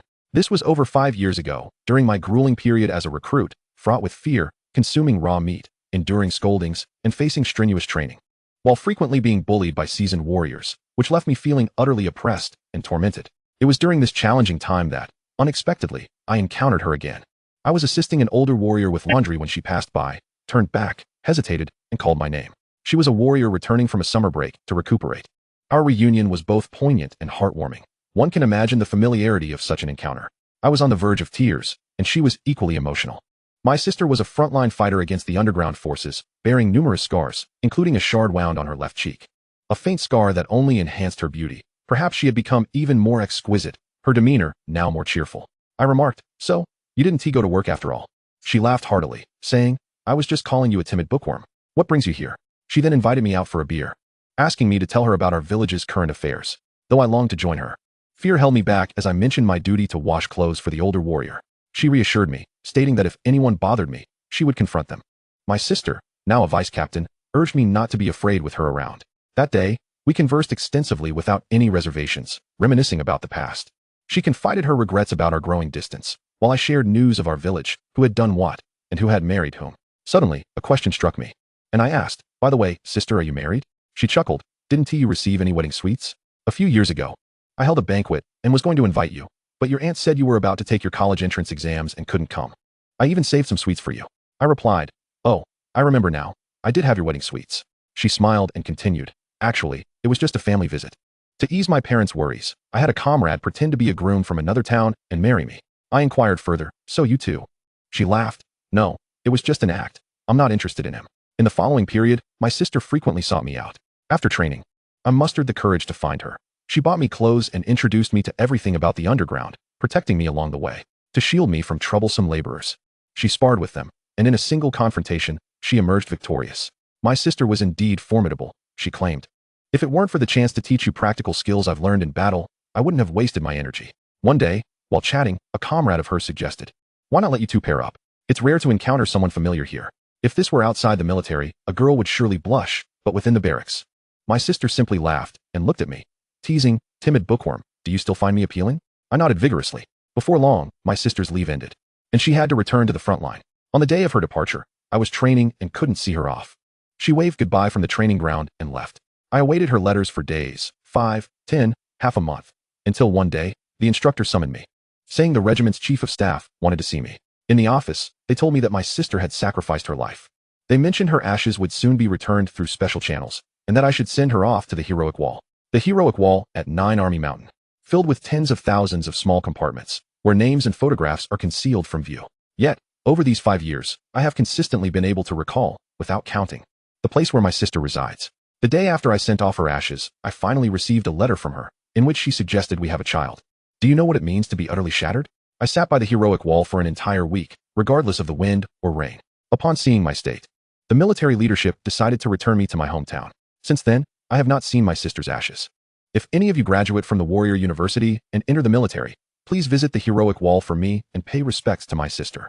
Hu Haiping concluded his narrative without adding any moral lessons or advice, merely sharing a genuine story about the love of warriors. At that moment, the entire audience fell silent, each heart weighed down by a heavy stone. The love of warriors comes swiftly and departs even faster. One day, they may still be on the phone, and the next, that familiar number becomes a permanent busy signal. Jian Tong grasped Shen Bei's arm tightly, her eyes brimming with tears, clearly immersed in the emotional experience. Shen Bei sighed softly. The audience suddenly remembered that at the beginning of the day, Hu Haiping had joyfully announced that his application had just been approved by the military to head to the front line. He was genuinely happy. As a much-needed psychological counselor within the university, he had applied for 5 years and was finally going to the place where his sister had once fought. Hu Haiping exited the stage, and soon thereafter, Principal Zhang Daoan stepped up to deliver a conventional speech, attempting to uplift the oppressive atmosphere. He concluded with a powerful statement. The mission of a warrior is to protect the homeland. Never forget your original intention. Following this, the class assignments commenced, a process where teachers selected students, and students also chose teachers. This selection was not mandatory, but rather voluntary. Each teacher had different areas of expertise and varying years of experience. The large screen displayed the professional resumes of various teachers for students to reference and consider. Naturally, it was acceptable if students initially made a hasty choice and needed to switch later. Teachers would also provide advice based on the students' college entrance examination attributes and the paths they wished to pursue as warriors. Gradually, teachers and students began to finalize their class assignments. When it was Shen Bei's turn to take the stage, the teachers shifted slightly. Who among you has set their sights on this year's top student? One remarked. However, another added, but his attributes are rather ordinary. I'll pass. My expertise lies in the mental realm, and I've already taken in Jiantong, so Shen Bei is off the list for me. A jack-of-all-trades student can be quite challenging. Lacking a standout trait, I doubt his future potential is significant. It would be better for the newly arrived teacher Gu Xinro, who has yet to enroll a single student, to take him. Otherwise, she might be relegated to being an assistant. The teachers chattered amongst themselves. Although Shen Bei was the top student, few teachers were optimistic about his prospects.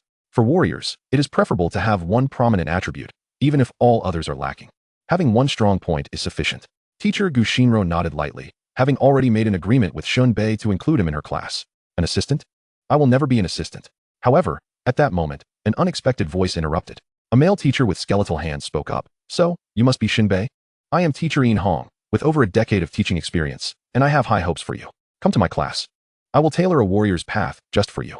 Originally, Shen Bei intended to select Gu Xinro as his instructor, but was interrupted by teacher Yin Hong's persuasive rhetoric, seemingly attempting to usurp the decision.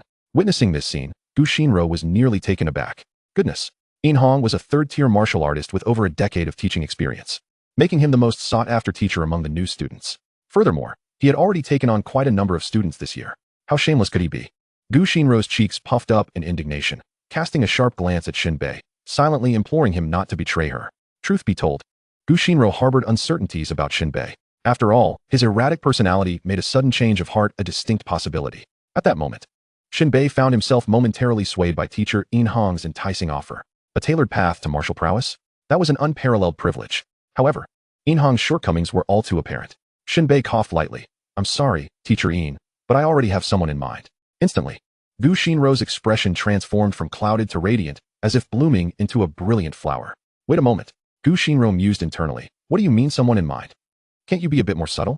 Hong eyed Shen Bei and tentatively inquired. Is it a teacher you have in mind? Well, I want to press you. But could you enlighten me as to why you wouldn't choose me? Shen Bei responded candidly, without a hint of hesitation. Because you're not a woman. Hong, what the hell? That's gender discrimination. You're such a lecher. He silently fumed, cursing inwardly. After so many years of teaching, it was the first time he had encountered such an absurd excuse. A fleeting chill passed through Hong's eyes, but he quickly recovered with a smile. Very well. I wish you prosperity in your martial endeavors. Meanwhile, the onlookers were utterly bewildered by Shen Bei's choice. Whispering amongst themselves, this Shen Bei is truly jesting with his martial future, opting for Gu Xinrou over Hong. Their teaching experience is simply incomparable. Is this truly the choice of a top student? It's like child's play. A glaring weakness revealed, an attraction to beauty, a fatal flaw that renders one incapable of greatness. The unexpected interlude concluded, and Shen Bei proceeded to choose Gu Xinrou as agreed. A mere spit and a nail. There was no other reason. The two were simply too familiar with one another. Even if he were to skip classes, Gu Xinrou would not make a fuss, nor would she deduct his credits. Following the opening ceremony, the teachers accompanied their students out, most heading to nearby restaurants and hotels for a welcome banquet to foster camaraderie. Typically, such gatherings would be a shared expense between students and teachers. Shen Bei and Gu Xinrou were no exception. Today, Gu Xinrou donned a simple yet elegant dress. The modest garment accentuated her graceful curves, swaying in the evening breeze, her silhouette turning with an enchanting flourish. The verdant skirt dancing around her like a resplendent lotus in bloom, captivating all who beheld her. The two arrived at a street-side spicy hot pot stall. 2 bowls of 8 yuan hot pot, Shen Bei declared gallantly, waving his hand. It's on me. Gu Xinrou replied, actually, it's 9 yuan. Thank you. She was indifferent to what they ate, but insisted on the extra charge. The 8 yuan hot pot was too risky. Shen Bei smacked his lips. Just because of your extra yuan. I'm going bankrupt. Stop being so cheeky. Gu Xinrou rolled her eyes. She then produced a small notebook, tracing her finger along the pages, and said, there are a few things I need to discuss with you. After school starts, it 1 TB straight to classes. We will have military training. Shen Bei frowned and took a sip of soda. Can you handle military training? No, and the timing is unpredictable. It might be during the day or at night. That's insane. Quite normal, Gu Xinrou replied earnestly. The emergence of the abyss is not something you can schedule, as martial artists. We must always be prepared to respond at any moment. Shen Bei nodded. He realized that the educational philosophy at the martial university starkly differed from that of high school. High school was rife with inducements to encourage capable students to become martial artists, emphasizing the prestige and promise of such a career. However, at the martial university, the narrative shifted dramatically. The only mission of martial artists was to stabilize the nation and eliminate the abyss. Wealth, status, and reputation were not to be mentioned. Whoever dared to bring it up would face dire consequences. Yet, Shen Bei was unwilling to partake in military training, as it severely encroached upon his working hours. He was acutely aware that his growth stemmed entirely from the daily assessment panels, while military training ostensibly served to hone the will of other students. For Shen Bei, it held no value. At that moment, Gu Xinrou noticed Shen Bei's eyes darting around, seemingly concocting some scheme to evade military training. She slammed her palm on the table. Her expression stern. What are you scheming? I warn you, if you don't complete the military training, it will affect your discipline points, which is a key assessment criterion for me as your teacher. If you pull any tricks, just wait and see how I deal with you. Shen Bei raised his hands and feigned innocence. Teacher, you know I'm short on money. I must work to earn. Being a martial artist is a promising career. Isn't it much better than working part-time? Gu Xinrou countered. But Shen Bei shook his head. Teacher, you still don't understand society. In today's world, if we're talking about low-barrier, profitable professions, it's undoubtedly those who indulge in sea cucumbers. Honestly, if it weren't for the prohibition against martial artists playing football, I could score a goal with my eyes closed. Gu Xinrou, ugh. She rubbed her forehead in exasperation and said, in conclusion, I don't care what excuse you find. You must attend military training. Shen Bei rolled his eyes. A short while later, after finishing their meal, they parted ways. Gu Xinrou returned to school to prepare her lessons, while Shen Bei headed to a nearby pickup point to retrieve his electric scooter that had been shipped over, beginning his rounds of delivering takeout. Hard work is indeed a noble tradition. Accepting orders and working. It must be said that Lingnan City was far more bustling than Chanta County.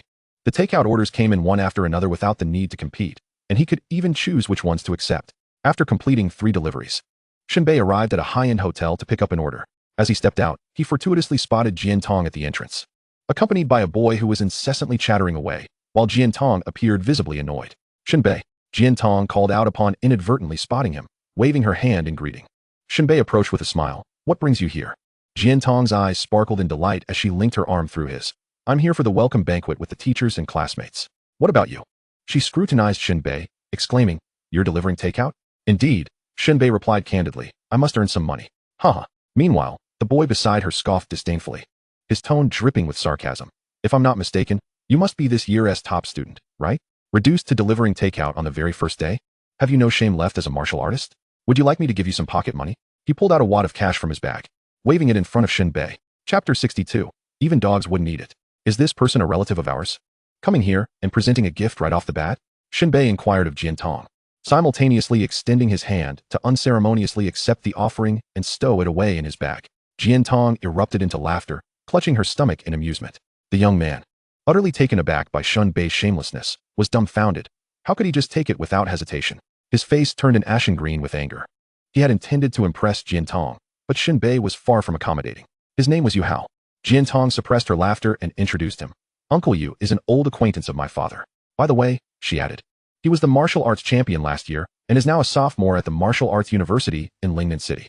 Shen Bei surveyed Yu Hao with a mix of surprise and scrutiny. The man possessed an unremarkable appearance, lacking charm, with a lanky figure and, most notably, a pair of bulging eyes that seemed to look in opposite directions, creating an exceedingly awkward impression.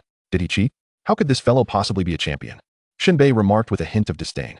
Upon hearing this, veins bulged on Yu Hao's forehead. How dare you speak like that? I am a legitimate champion. Shen Bei clicked his tongue. Could you please look me in the eye? You make it seem as if you're conversing with someone else. Yu Hao. At that moment, Jiantong tugged at Shen Bei and whispered urgently in his ear. Don't stoop to his level. He's quite bothersome, always lingering around me. It's obvious he harbors ill intentions. If it weren't for Uncle Yu saving my father's life back then, I would have considered calling the police. Let's leave. In an instant, Shen Bei comprehended the situation. The matters of their parents placed Jiantong in a difficult position, bearing considerable pressure. So, it turns out a digger has emerged, attempting to undermine my foundations. Has he no awareness of his own appearance? Such blind self-confidence. Stop wasting my time. Yu Hao seethed, his face contorted with rage. Leave now and don't hinder my discussion with Jiantong. Why should I? Shen Bei retorted. You took my money. And you don't understand basic human decency? I don't understand. You are acting like a rogue. Indeed. Yu Hao's expression twisted into that of a malevolent spirit. How shameless can you be? Return my money. Shen Bei raised a hand to halt Yu Hao, stating firmly, do not move. That money, in name, belongs to me. What you are doing is robbery, and I assure you, my response will not be gentle. At these words, Yu Hao erupted into laughter, as if he had just heard the most ludicrous joke in the world. You just started your freshman year. I am in my second year, a second-tier martial artist. Yu Hao's gaze turned cold, his tone stiff. You think you can act recklessly? Have you lost your mind delivering takeout? Shen Bei's eyes were devoid of warmth, silently mocking. Delivering takeout is merely my side job. My true profession is delivering funerals. In an instant, the atmosphere became tense, charged with hostility. Enough. Jiantong interjected, fearing an escalation into violence. One careless move could lead to a brawl, especially since Yu Hao was a second-tier martial artist. Despite Shen Bei's rapid progress in training, it was not a situation he should take lightly. She pushed between them, glaring at Yu Hao. Yu Hao, are you being excessive? Yu Hao's expression shifted dramatically, astonished and incredulous. Jiantong, are you siding with him? He took my money without fulfilling his end of the bargain. Can we not discuss this reasonably? Jiantong sighed. But wasn't he that money given to him to show off? Yu Hao felt as if he had swallowed something bitter that was meant to be a gift. Who in their right mind would accept it? However, Yu Hao was disinclined to dwell on the tens of thousands of yuan. His concern lay solely with Jiantong's stance. Jiantong, he implored, we've known each other for over a decade. We used to visit each other often as children, so we know each other well. Please tell me, what is your relationship with this guy Shen Bei? You are a good person, Jiantong replied, her gaze steady as she succinctly stated those 5 words. Yu Hao felt as if struck by lightning, his entire being freezing in disbelief. His face contorted with shock, his features twisted in an expression of incredulity. Jiantong, did you forget your father's kindness towards Uncle Jian? Yu Hao's voice trembled, his heart growing cold as he spoke each word with a chilling clarity. Have my feelings been wasted on a dog? Shen Bei chuckled mockingly. Even dogs wouldn't eat it. Shen Bei would not retreat. The debts of their parents were their own affair. Was he to use that as leverage to coerce Jiantong into submission? What era is this? Using Jiantong to repay the Yu family over my dead body. Yu Hao's eyes suddenly flared with a ferocious intensity, locking onto Shen Bei with a murderous glare. You dare say that again? Unfazed by the provocation, Shen Bei was about to respond when Jiantong pressed her hand against him. It's late. Let us go home. Yu Hao continued to glare at Shen Bei, envisioning himself as the protagonist in a story being oppressed, the pitiful victim of a childhood friend stolen away. In his mind, Shen Bei was undoubtedly the villain, while Jian Tong was merely momentarily confused, having lost her way. Surely, he was her true love. Yet out of respect for Jian Tong, Yu Hao restrained his fury, stating, "Jian Tong, I'll take you home." With that, he pulled out the key to his elite Mercedes-Benz Martial Artist Edition and pressed a button. A black Mercedes outside the hotel flashed its headlights. Shen Bei, equally unyielding, produced his electric scooter key and pressed it as well, causing the tail lights of the scooter to illuminate with a series of beeps. Yu Hao scoffed, pathetic. Both were champions. Yet one had no car. How could he dare compete for the affections of the goddess? This round, he had clearly won. Get in, Yu Hao invited Jian Tong. However, to his utter dismay, Jian Tong simply followed Shen Bei onto the electric scooter. Yu Hao's eyes widened in disbelief, his expression crumbling, filled with twisted resentment. What? Yu Hao was once again dumbfounded. He couldn't fathom how, aside from his looks, he could possibly lose to Shen Bei. Jian Tong would rather ride on a scooter, laughing, than sit in a Mercedes, crying? Damn it. Yu Hao fumed internally, his gaze toward Shen Bei, filled with an unquenchable hatred. The more he witnessed the closeness between Shen Bei and Jian Tong, the more his heart ached, feeling as if he were wearing a green hat. A devilish thought began to fester within him. The only way to win Jian Tong back would be if someone were to vanish. Inside the car, Yu Hao's pupils glinted like a venomous snake, dark and brooding. In the city, the petite electric scooter sped forward. Jian Tong clung tightly to Shen Bei's waist.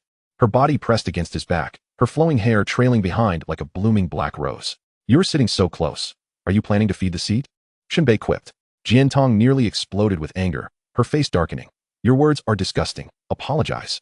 Shen Bei replied with mock seriousness. "My willingness to apologize depends on your attire. If it's unsatisfactory, you could come to my villa tonight and be a little more generous. And in a few months, I could even give you a big belly. How does that sound? Get lost." Jian Tong's eyelids threatened to roll back into her skull. Utterly speechless, Jian Tong accompanied Shen Bei as he delivered the final order of the day. Upon returning to Wuhan University, Jian Tong expressed her concerns, saying, "If Yu Hao causes you any trouble, please do not be brave. Just call me, and I will handle it." Shen Bei waved dismissively. "He's merely a clown. Not worth my attention. But he is a second-tier martial artist." Jian Tong insisted on the gravity of the situation. "In any case, please listen to me, all right?" Shen Bei shrugged, "Fine." With a cheerful laugh, Jian Tong skipped into the girls' dormitory. At 3 in the morning, Shen Bei was deep in slumber, lost in dreams. Suddenly, a loud bang resounded as the door was forcefully kicked open. "Shen Bei, get up." Chapter 63, Midnight Military Training, a Matter of Life and Death. Shen Bei sprang up in a defensive posture, eyeing the door warily. Initially, he thought it might be Yu Hao, seeking revenge in a fit of rage after being humiliated. However, when the lights flickered on, he found himself confronted not by Yu Hao, but by a burly figure clad in military attire, reminiscent of a robust ancient pine. The soldier's facial features were sharply defined, with eyebrows like swords, a straight nose, and a chiseled jawline. A glint of coldness flashed in the soldier's eyes as he scowled. "How infuriating.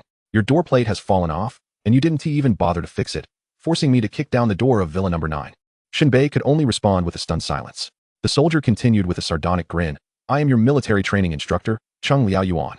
Alternatively, you may refer to me as the devil instructor. In 3 minutes, assemble on the playground for military training. A second late, and you'll face extra drills." With that, the soldier turned on his heel and departed. As Shen Bei stood there, bewildered, the door of the opposite villa was kicked open, and the shrill scream of Yu Qiui mingled with the military instructor's orders. Shen Bei sniffed in disbelief. "I thought midnight military training was a joke. But it seems they are serious." He hurriedly donned his clothes and dashed towards the playground. Under the night sky, the playground was brightly lit, and several military instructors stood with arms crossed, their expressions predatory, observing the students as they arrived. Shen Bei silently joined a line at the back. Once he took in his surroundings, he was taken aback to see Qi Chuanyu, Liao Zhongyang, Nyogon Ben, and Du Ziteng all lined up beside him. Du Ziteng yawned lazily, complaining, "What a hassle. Who has military training at this hour? It's utterly inhumane." His sentiment was met with nods of agreement from the others. "Military training should just be a formality," Liao Zhongyang grumbled. "I heard the previous batch had their training supervised by the school's own teachers. Why are they bringing in soldiers this time? What are they thinking?" Qi Chuanyu muttered, "The officers are all lunatics. We're in for a rough time." Nyogon Ben snickered quietly. "What is the matter? Are you scared? Why not take off your white underwear and hang it on a branch?" Qi Chuanyu's temper flared, his face darkening. "You better watch out for me in the future. Don't get caught in a sack." Nyogon Ben scoffed. "You're not even a martial artist yet, and you're already acting tough, huh? Try to catch me in a sack now if you can." The heated banter escalated, and as frustration mounted from being awakened for military training, they began to squabble. "Are you scared?" Nyogon Ben shot back defiantly, and then turned to Du Ziteng. "Get him." "No, wait." Liao Zhongyang intervened, rushing to break up the impending fight. "This is military training. We could get into serious trouble." Qi Chuanyu glared. Liao Zhongyang, whose side are you on? Get involved. Seeing the situation spiral out of control, Shen Bei took a few steps back. Thinking how foolish it was to fight under such circumstances, surely the officers wouldn't let them off easy. Don't drag me into this. The commotion quickly caught the attention of several instructors, who could barely contain their laughter as they approached. They swiftly dealt with the four brawlers, delivering a flurry of punches and kicks that left them howling in pain, yet their methods were remarkably professional, inflicting bruises without any serious injury. Once subdued, the four were treated like criminals, dragged to the center of the field. This was becoming quite amusing. At that moment, Cheng Liaoyuan, with his polished shoes echoing on the ground, surveyed the group. Wait a minute, I remember there were 5 students in the last row, he remarked, his gaze honing in on Shen Bei. Shen Bei, bewildered, quickly raised his hands, feigning innocence. What does this have to do with me? I don't know them. Do you truly believe that? Cheng Liaoyuan scoffed, a warning glimmering in his eyes. Little softy, step forward. Rolling his eyes, Shen Bei begrudgingly trudged to the center, his irritation boiling over as he was caught in the crossfire. Cheng Liaoyuan momentarily ignored the 5 of them and addressed the remaining students, his booming voice resonating. This surprise military training may leave some of you disgruntled, but your dissatisfaction must be suppressed. I care not for the education you received or the temptations that led you to pursue martial arts. To me, a martial artist has but one mission: to protect the homeland and eradicate evil. Any other values attached to martial arts are nonsense. My mission today is to eradicate your delusions of grandeur. Do not think that being accepted into Wuhan University elevates you above others. Today, if I do not train you like dogs, you will never comprehend how worthless you truly are. 10 laps. Start running. Even if you bleed, you must keep running. If you cannot keep up, you will be expelled. The nation has no need for useless individuals. Begin. Wuhan University's playground was no ordinary field. It was significantly larger than those of typical schools, with a circumference of 2,000 meters.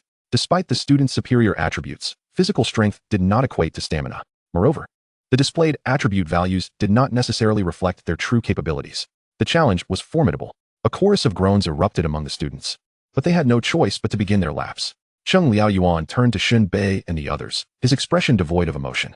It's rare to see the top students of the martial arts program all gathered here. I relish having troublemakers among my ranks. It makes military training all the more entertaining.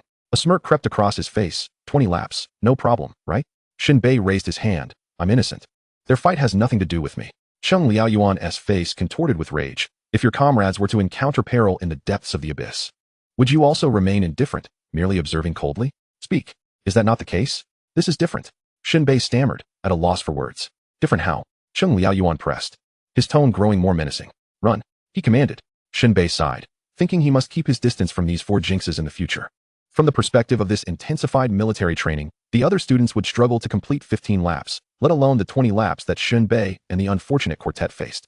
Thus, Shen Bei resorted to cunning tactics. Although he appeared to be running with great effort, he was, in reality, holding back his full strength. Ultimately, the unfortunate quartet, utterly exhausted, failed to complete their task, sprawled on the ground, panting. Shen Bei began to theatrically lament, his entire being trembling as he expressed his discomfort. Cheng Liaoyuan, however, wore a mocking and playful expression, his gaze sharp as he crouched down, slapping Liao Zhongyang's face. Come now, you useless oaf, tall and imposing in appearance, yet utterly devoid of substance, am I wrong? Liao Zhongyang let out a few half-hearted sounds, wanting to retort but lacking the courage to say much more. He was no fool. The early bird gets the bullet, and the more obstinate he was, the worse the consequences from the devilish instructor would be. Next, Cheng Liaoyuan turned his gaze upon Qi Chuanyu, a sinister grin slowly spreading across his face. A voice, wild, cruel, and dripping with malice, exploded in Qi Chuanyu's ear. You are the grandson of Qi Tian, are you not? Was there a mix-up at the hospital when you were born? In what way do you resemble your grandfather?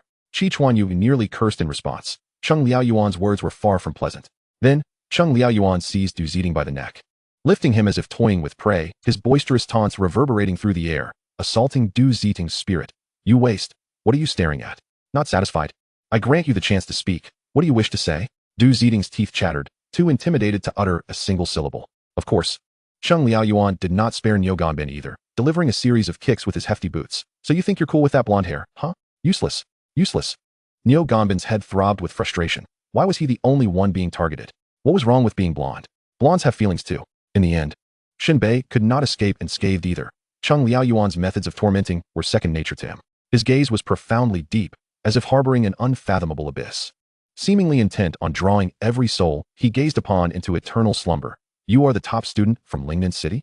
I see Lingnan City as nothing but a den of incompetence, unable to complete even 20 laps. How dare you reside in a villa? How dare you accept the benefits bestowed by the state? You'd be better off giving it to a dog. Shen Bei fell silent for a moment, his expression darkening. In truth, you simply wish to berate us. Regardless of whether we can complete the lapse, your desire to insult us cannot be quelled. Cheng Liaoyuan was taken aback, then burst into hearty laughter. Indeed, I wish to insult you. If I do not, you will never realize your own worthlessness. Yet I must tell you, I am training you. Training for what? Shen Bei maintained his composure, his gaze fixed on Cheng Liaoyuan. Is it to learn how to insult more creatively? Incorrect. Cheng Liaoyuan rose, speaking earnestly. You five caused a ruckus together. Yet during the lapse, you all ran your own races, failing to regard one another as teammates, not even contemplating the thought or action of helping each other along. I ask you, Cheng Liaoyuan narrowed his eyes, continuing, if you were on the battlefield, in the midst of a fight in the depths of the earth, would you run solo? Would you abandon your comrades? Chapter 64. Do you think I'm a thespian? At this moment, in the dead of night during military training, the other freshmen were slumped on the ground, gasping for breath, yet their eyes were fixed on the center of the field. There, a grand spectacle unfolded. These freshmen, who had never considered that they, as budding warriors, could attain a certain status in society, were now free to speak with unabashed arrogance. However, within military training, in the eyes of the officers, the words useless carried a sharp sting, especially for Chi Chuanyu and his peers, who excelled in their martial studies. They were figures of admiration among other students. Yet, to the officers, their evaluation was succinct, useless. At this moment, Cheng Liaoyuan stood before the gathered students. You there? He said, a faint smile playing on his lips, his boisterous laughter echoing in the night. You seem restless and dissatisfied. Allow me to offer you a chance to earn your respect.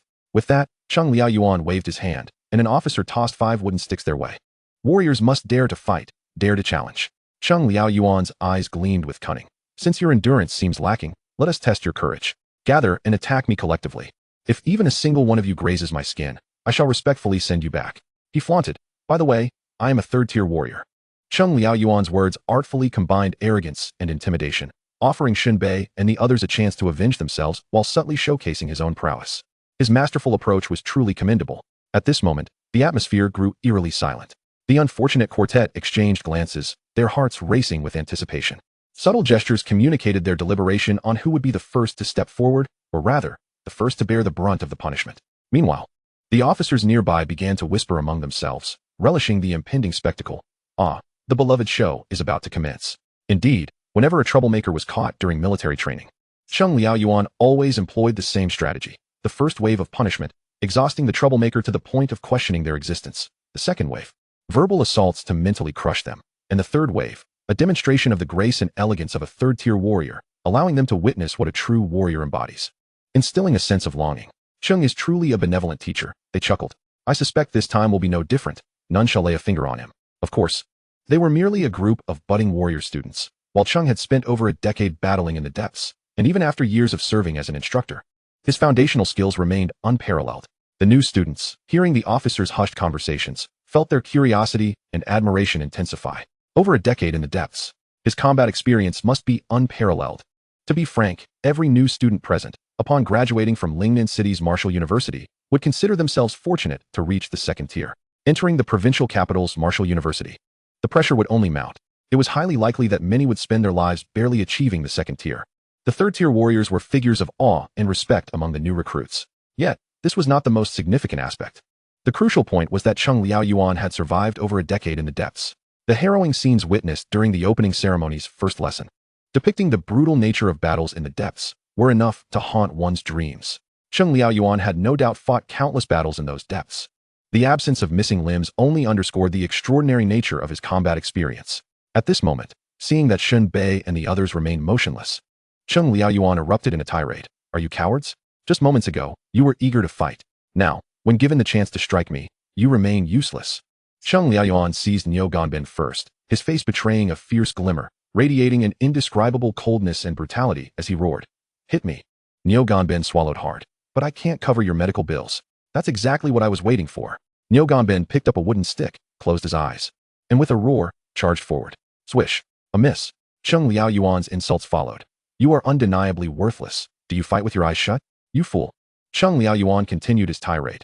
Those aberrations that burst forth from the depths dared to hurl bricks at ordinary locals. And you, as a budding warrior, treat battle with such disdain? Pathetic. When all of us seasoned warriors are gone, who will protect your homeland? Disappointing. You truly disappoint me. The defense of the nation has fallen into the hands of this group of inept individuals, rendering the country vulnerable. Neo Ganbin bore the brunt of the scorn. His face a picture of despair, yet he dared not utter a word. He concocted a justification for himself, claiming it was not his lack of skill, but rather that the stick was ill-suited for him, that it was a personal affront. Stand aside. It is no wonder Chi Chuanyu was able to deliver such a thorough beating. Do you even have your eyes open while eating? Liao Zhongyang picked up a stick from the ground, gripping it firmly, and forcefully shoved Neo Ganbin aside. Emboldened, Neo Ganbin shouted. It was pitch dark at the time. That dog attacked me out of nowhere. Chi Chuanyu rolled his eyes from the sidelines. The more he tried to justify himself, the more he solidified his image as a failure. Liao Zhongyang, hands gripping the stick tightly, maintained a steady gaze, fixated on Cheng Liaoyuan. He had diligently honed his fundamentals in advance. His wielding of the stick bore a semblance of technique. Steady now, let us see who truly is the inept one. Liao Zhongyang took a deep breath, his aura towering above Neo Ganbin's by several degrees. With rage surging through him, he let out a thunderous roar and charged forward. However, Cheng Liaoyuan stood unmoving, hands clasped behind his back, as if his waist were equipped with springs. No matter how fiercely Liao Zhongyang swung the stick, Cheng Liaoyuan effortlessly evaded every strike. Liao Zhongyang resembled a furious kitten, futilely attempting to catch a fleeting shadow. Cheng Liaoyuan's assessment was scathingly harsh. He was merely marginally better than that failure. At least he had his eyes open. Liao Zhongyang's teeth chattered in a mix of humiliation and frustration. Get lost, next. Cheng Liaoyuan coldly waved his hand, pointing at Du Zitong. Du Zitong, straightforward and decisive, seized the stick and advanced. Whether he could land a hit was left to chance, but it appeared he had some martial training, albeit not yet proficient. His attacks were primarily thrusts, yet the outcome remained the same. He failed to land a single blow, matching Liao Zhongyang's performance. Though it was evident he was merely going through the motions. Ultimately, he was unceremoniously kicked down by the increasingly impatient Cheng Liaoyuan. Failures are failures. Wasting the nation's resources. Cheng Liaoyuan shot a disdainful glare before turning to Chi Chuanyu. You, grandson of Chi Tian, if you fail to strike me today, I shall help you discover who your true grandfather is, lest you tarnish the Chi family name. Yet, Chi Chuanyu seemed impervious to such provocation. He knew well who his lineage belonged to. He sprawled on the ground, adopting a nonchalant demeanor. I'm done. I'm so tired. Next. You bastard. Cheng Liaoyuan was further incensed, striding over to seize Chi Chuanyu's hair. Do you think this is a karaoke joint where you can just call for the next act? Get up. Before he could finish his sentence, Chi Chuanyu seized the moment of Cheng Liaoyuan's unguardedness, swiftly snatching the stick and striking back. Whoosh. The stick sliced through the darkness, sweeping towards Cheng Liaoyuan. Damn it. You think this is a joke? You actually believed I couldn't hit you? Surprise attack. It must be said, Chi Chuanyu had cunningly disguised his intentions. After feigning weakness, he suddenly launched a counterattack. With this swing, even the officers nearby gasped, holy crap. This guy is too devious. The battlefield is ever-changing. As long as the moves suffice, it matters not. It seems Cheng's team is in trouble. A true actor indeed. However, despite Chi Chuanyu's sudden onslaught, striking fear into Cheng Liaoyuan's heart, he remained composed.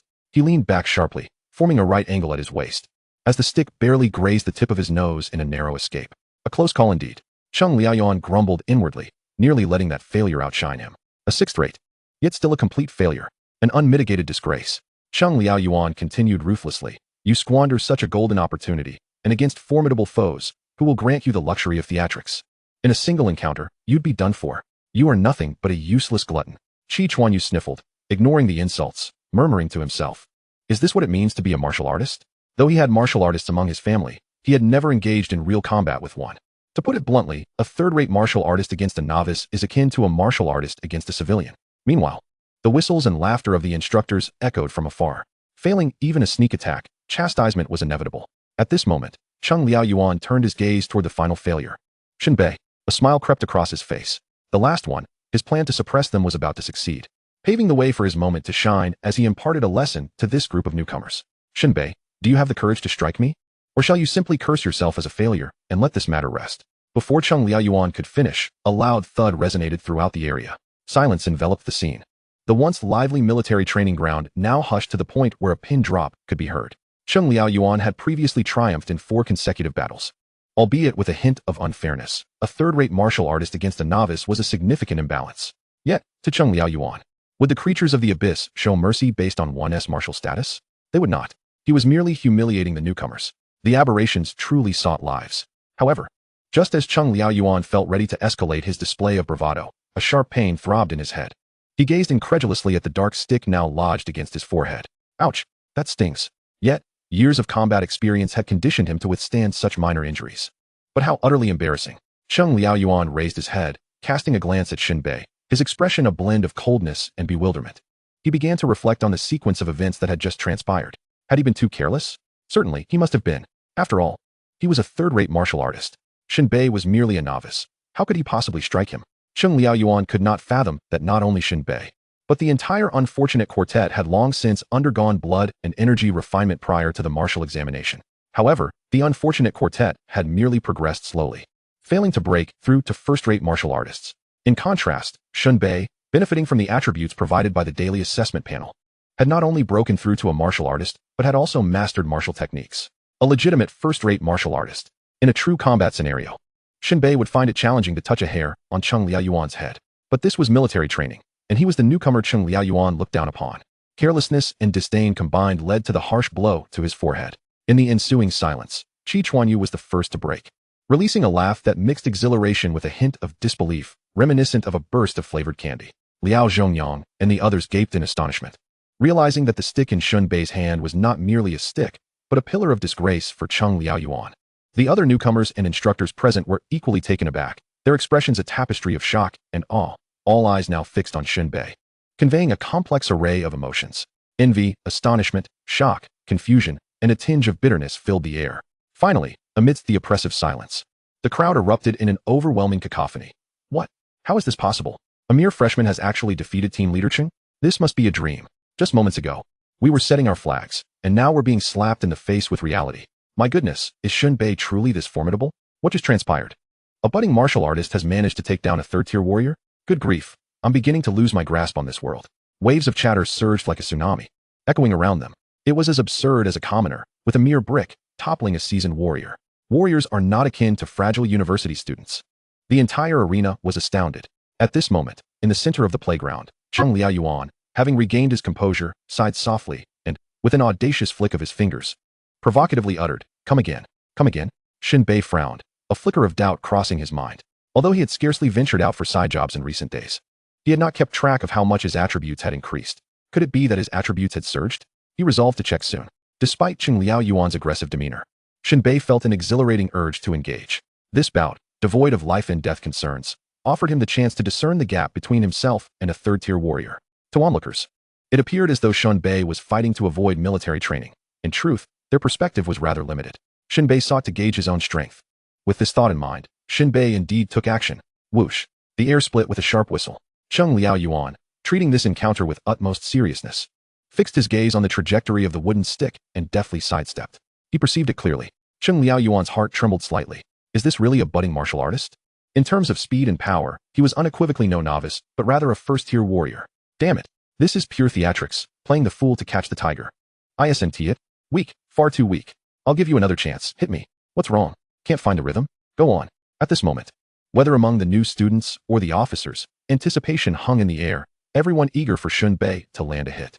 Such an occurrence would render the otherwise tedious military training far more entertaining and would leave Sheng Liaoyuan with a tale of humiliation to bear. However, regrettably, it was not Shen Bei's lack of effort, but rather the insurmountable chasm in strength once a third-tier warrior became vigilant. After several encounters, Shen Bei consistently fell short, repeatedly outmaneuvered by Sheng Liaoyuan. In the next heartbeat, with a decisive crack, Sheng Liaoyuan seemed to have had his fill of the game.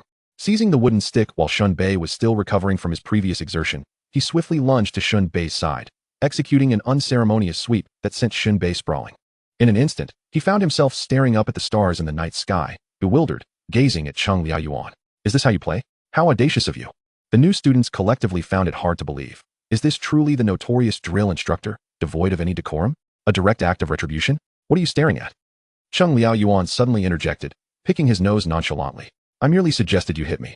I never said I wouldn't retaliate. I am a man of principle. With a score of 750 and sesame seeds. Look at you all, stop bothering others and go sleep in your nests. With that, Sheng Liaoyuan turned, his expression stoic, and departed the playground. Two officers hurriedly followed suit. On the training ground, the remaining students scattered in a frenzy, eager to return and catch up on their sleep. Meanwhile, Shen Bei shook his arm, contemplating. If Sheng Liaoyuan were truly an enemy intent on my demise, would I have any chance of resistance or escape? He meticulously reviewed the preceding events, and the answer was stark. None.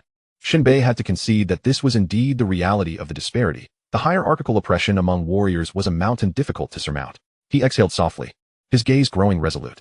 He must continue to ascend to higher tiers of martial prowess, for this was the foundation of his existence. At the very least, he must attain the status of a third-tier warrior. According to Shen Bei's understanding, a third-tier warrior could disregard firearms. To be precise, it was not a complete disregard, but rather that bullets would merely graze the skin, causing minimal impact. Or, in the worst-case scenario, a bullet might lodge itself between bones. However, it would not pose a lethal threat. In contrast, first- and second-tier warriors remained somewhat vulnerable. The path to strength lay in two avenues, labor and cultivation. Shen Bei.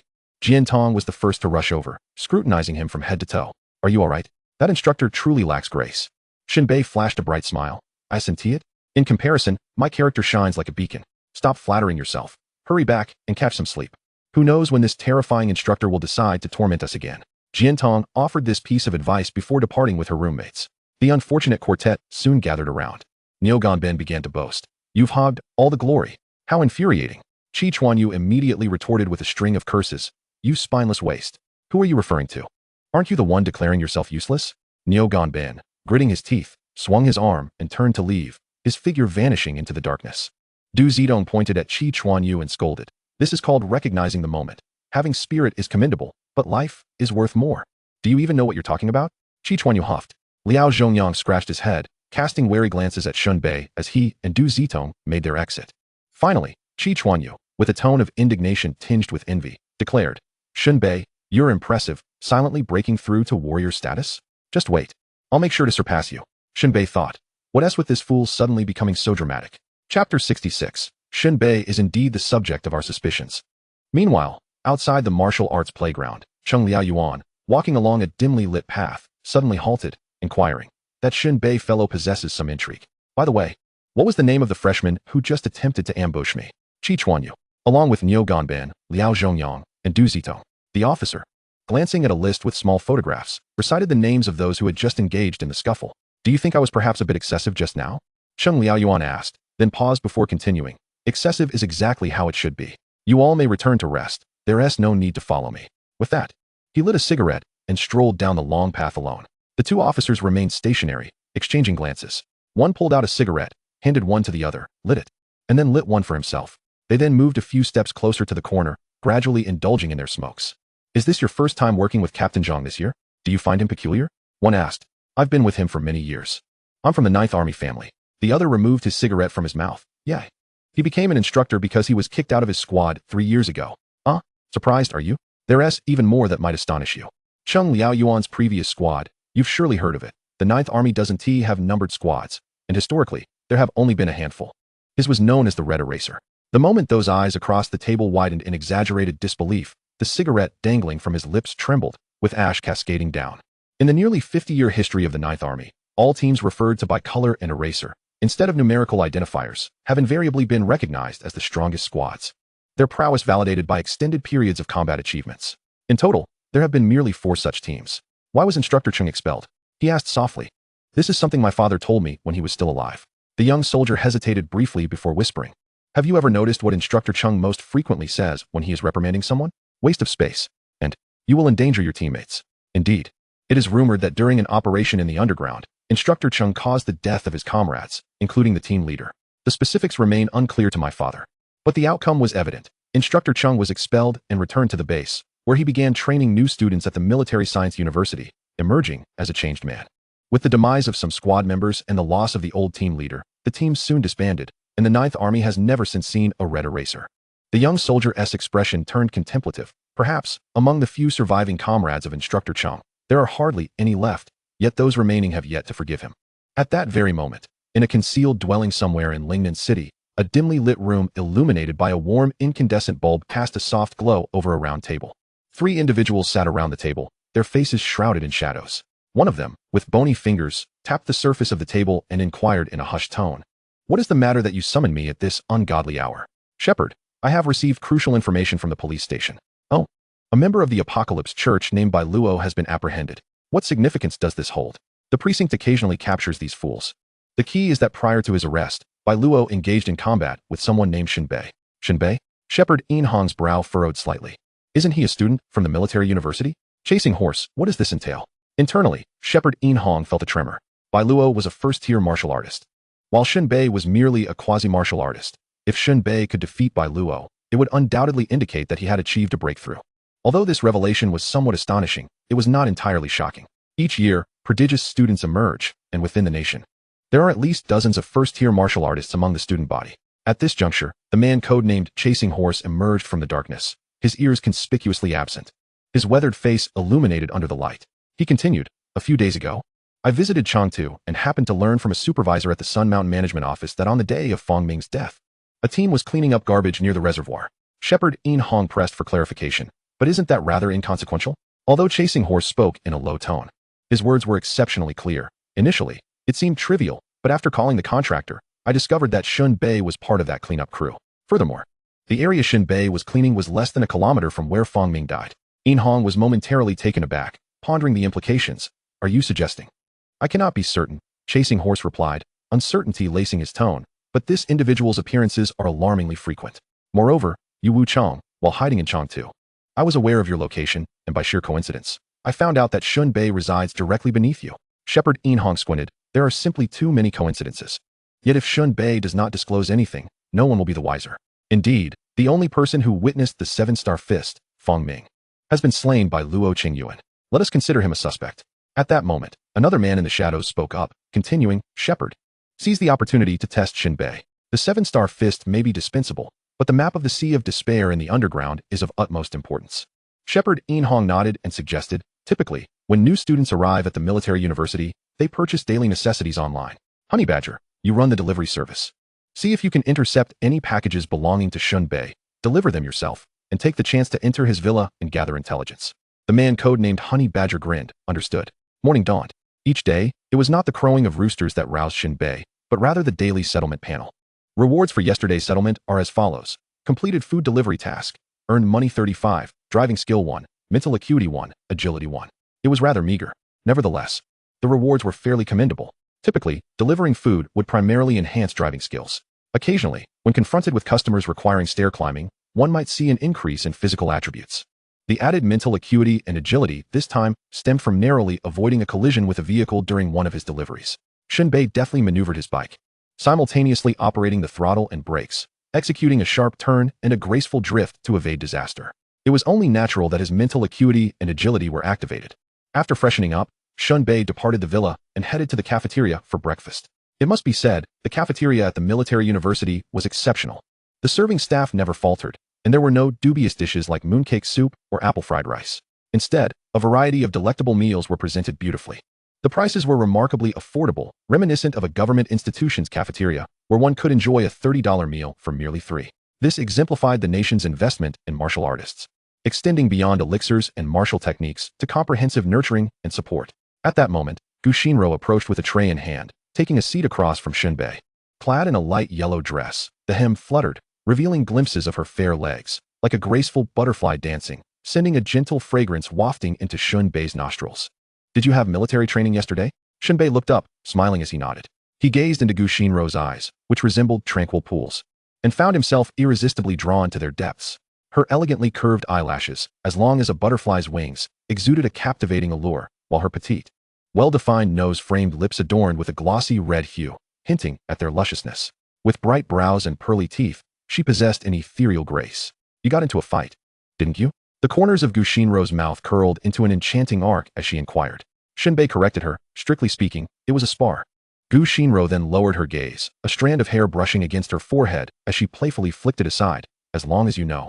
If you deduct my class points, I will retaliate by deducting yours." "Everything is under control," Shen Bei replied. After breakfast, Shen Bei made his way alone to the testing hall at the military university, eager to assess his attribute values. Chapter 67. This job is mine to snatch. The testing equipment at the military university differs significantly from that of Chengdu County High School. The latter's machines are not operational around the clock, only available during designated times to alleviate students' psychological pressure, allowing them to focus on honing their attributes and maintaining high spirits for martial arts examinations. After all, even emotions can influence attribute values. The more tests one undergoes, the greater the psychological burden. In contrast, at the military university, testing is conducted continuously, enabling students to monitor their attribute values at all times. This is of paramount importance, as it directly relates to the cultivation of martial skills. Certain techniques necessitate specific attribute values to be met. Otherwise, the consequences of forced training could be dire. For instance, Shen Bei's 7-star fist necessitates that 3 specific attributes must exceed 20 points. A mere point shy renders the technique unattainable. Of course, the precise attributes required for any particular martial skill have been painstakingly discerned and developed by predecessors. This process is invariably accompanied by the sacrifices and costs borne by martial artists. Each step in mastering a martial technique is steeped in the bloody experiences and paths carved out by those who came before. It is not an exaggeration to say that the younger generation, like Shen Bei, benefits from the residual blessings of their forebears, those predecessors, who devoted themselves selflessly to bequeath invaluable legacies for future martial practitioners, are truly deserving of respect and admiration. Upon entering the testing hall, Shen Bei found it bustling with students, all second-year students awaiting assessment. Fortunately, the testing equipment was plentiful, and it wasn't long before it was his turn. Approaching the counter, he produced his student card and submitted his testing request. The staff member was a young woman, strikingly attractive, dressed in a well-tailored black suit complemented by a white blouse, nude stockings, and high heels, her face adorned with meticulous makeup. She epitomized the image of a mature, elite professional. However, her demeanor was somewhat glum, as she was engaged in a teary phone conversation, seemingly embroiled in an argument with her husband regarding a male friend. "Hello. I would like to apply for the use of the testing equipment," Shen Bei said. The woman set down her phone, lifted her head, and the frown on her face transformed into a radiant smile, reminiscent of a blooming chrysanthemum. "Hello there, classmate," she winked. "How good can it be?" Shen Bei inquired, his expression unchanging. The woman hesitated, momentarily at a loss for words, then stepped out from behind the counter. I will take you to the testing area." As they reached a corner of the hall, she seized the opportunity during the equipment's initialization to initiate small talk. "Classmate, do you believe there is no pure friendship between men and women? My husband is so bothersome, always suspecting that there is something more between me and my male friend." Shen Bei stroked his chin contemplatively. "There can indeed be a pure friendship between men and women. Is that so? You believe that too, don't you?" "The longer the marriage, the purer the friendship," Shen Bei added. Her silence spoke volumes, rendering her momentarily speechless. Half an hour later, Shen Bei completed his attribute assessment. Clutching the report, he exited the testing hall. Name, Shen Bei. Year, first year. Lingnan University of Martial Sciences. Strength, 47. Constitution, 45. Mental, 41. Agility, 41. Rating, first-class martial artist. Since his last assessment at Jiantong's residence, there had been little change. The increase was negligible. This was to be expected, given the myriad of activities surrounding the start of the semester, which had left little time for focused training. Fortunately, after showcasing his skills during military training the previous night, he now had ample opportunity to earn some extra money. As for the rating, its significance was neither trivial nor monumental. A martial artist's rating could increase over time and through task completion. The higher the rating, the more it indicated the martial artist's practical experience, adaptability, and self-awareness within that tier, akin to the relationship between military positions and ranks. In this regard, among first-class martial artists undertaking the same tasks, one with more experience would invariably be favored by employers. After all, experience is invaluable. Shen Bei noted his attribute values and discarded the assessment report into the shredder. Just as he stepped away, he encountered Yu Hao. Shen Bei attempted to lock eyes with him, but Yu Hao, with his strabismus, was impervious to any attempts at connection, regardless of one's prowess. They brushed past each other. "Shen Bei, be careful lately." Yu Hao's voice came out distorted. "What? Am I supposed to send you money?" "I'm open to it," Shen Bei retorted. "Fear you won't have the chance to spend it." He silently chuckled, continuing on his way. Shen Bei crossed the field, heading straight for the outside world. Work. Earn attribute points. Meanwhile, on the field, first-year students were already lined up, enduring the scorching sun. Anyone who wavered in their stance was met with a sharp reprimand from the instructor, the whip striking them and eliciting cries of distress. Teachers pleaded with the instructor, fearing injuries would ensue, but Cheng Liaoyuan paid them no heed, bellowing, "You seek to cultivate martial artists, and the nation demands those with unwavering will and perseverance. Standing still is not enough. Sweating is better than bleeding." The teachers exchanged exasperated glances, a testament to the differing philosophies at play. Their task was to nurture martial artists with commendable attributes, while the resoluteness and combat abilities of these martial artists were entirely outside their purview. "Hey, what's with that student? Arriving late and skipping military training? How audacious!" A teacher protested upon spotting Shen Bei. "Cheng instructor, will you do something? Deduct class points." Cheng Liaoyuan's face twitched. His lips pressed tightly in a display of arrogance, before he finally replied, "Class points cannot be deducted because he. Several teachers leaned in, eager for clarification. "What about him? Just stomachache. I'm off." Cheng Liaoyuan swiftly deflected responsibility and made a hasty exit. The teachers collectively gasped, turning to Gu Xianro for support. Gu Xianro, at that moment, Du Ziting, standing in the ranks, groggily heard the instructor calling his name. And he stepped forward.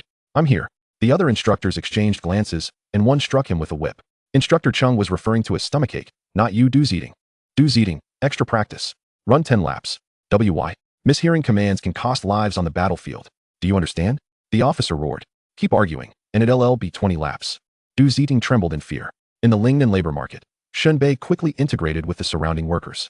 Regardless of where one might find themselves in the country, a down-to-earth attitude ensures swift acceptance into the labor community. After a brief exchange of laughter and banter, a shiny-faced man with slicked-back hair approached, calling for workers. Shen Bei was eager to snatch up the opportunity. A middle-aged worker grasped his arm, raising his eyebrows earnestly. That boss is nicknamed Thunder Tiger. You should. Shen Bei had no time to heed the warning. Not allowed to take the job? I must. Chapter 68. Choose between money or life. A delicate dilemma. At that moment, Thunder Tiger was loudly recruiting, hiring. Boil corn and store it in the cold storage. It's easy work, just about 3 hours. And pays $500. The offering was indeed generous, practically the pinnacle of casual labor.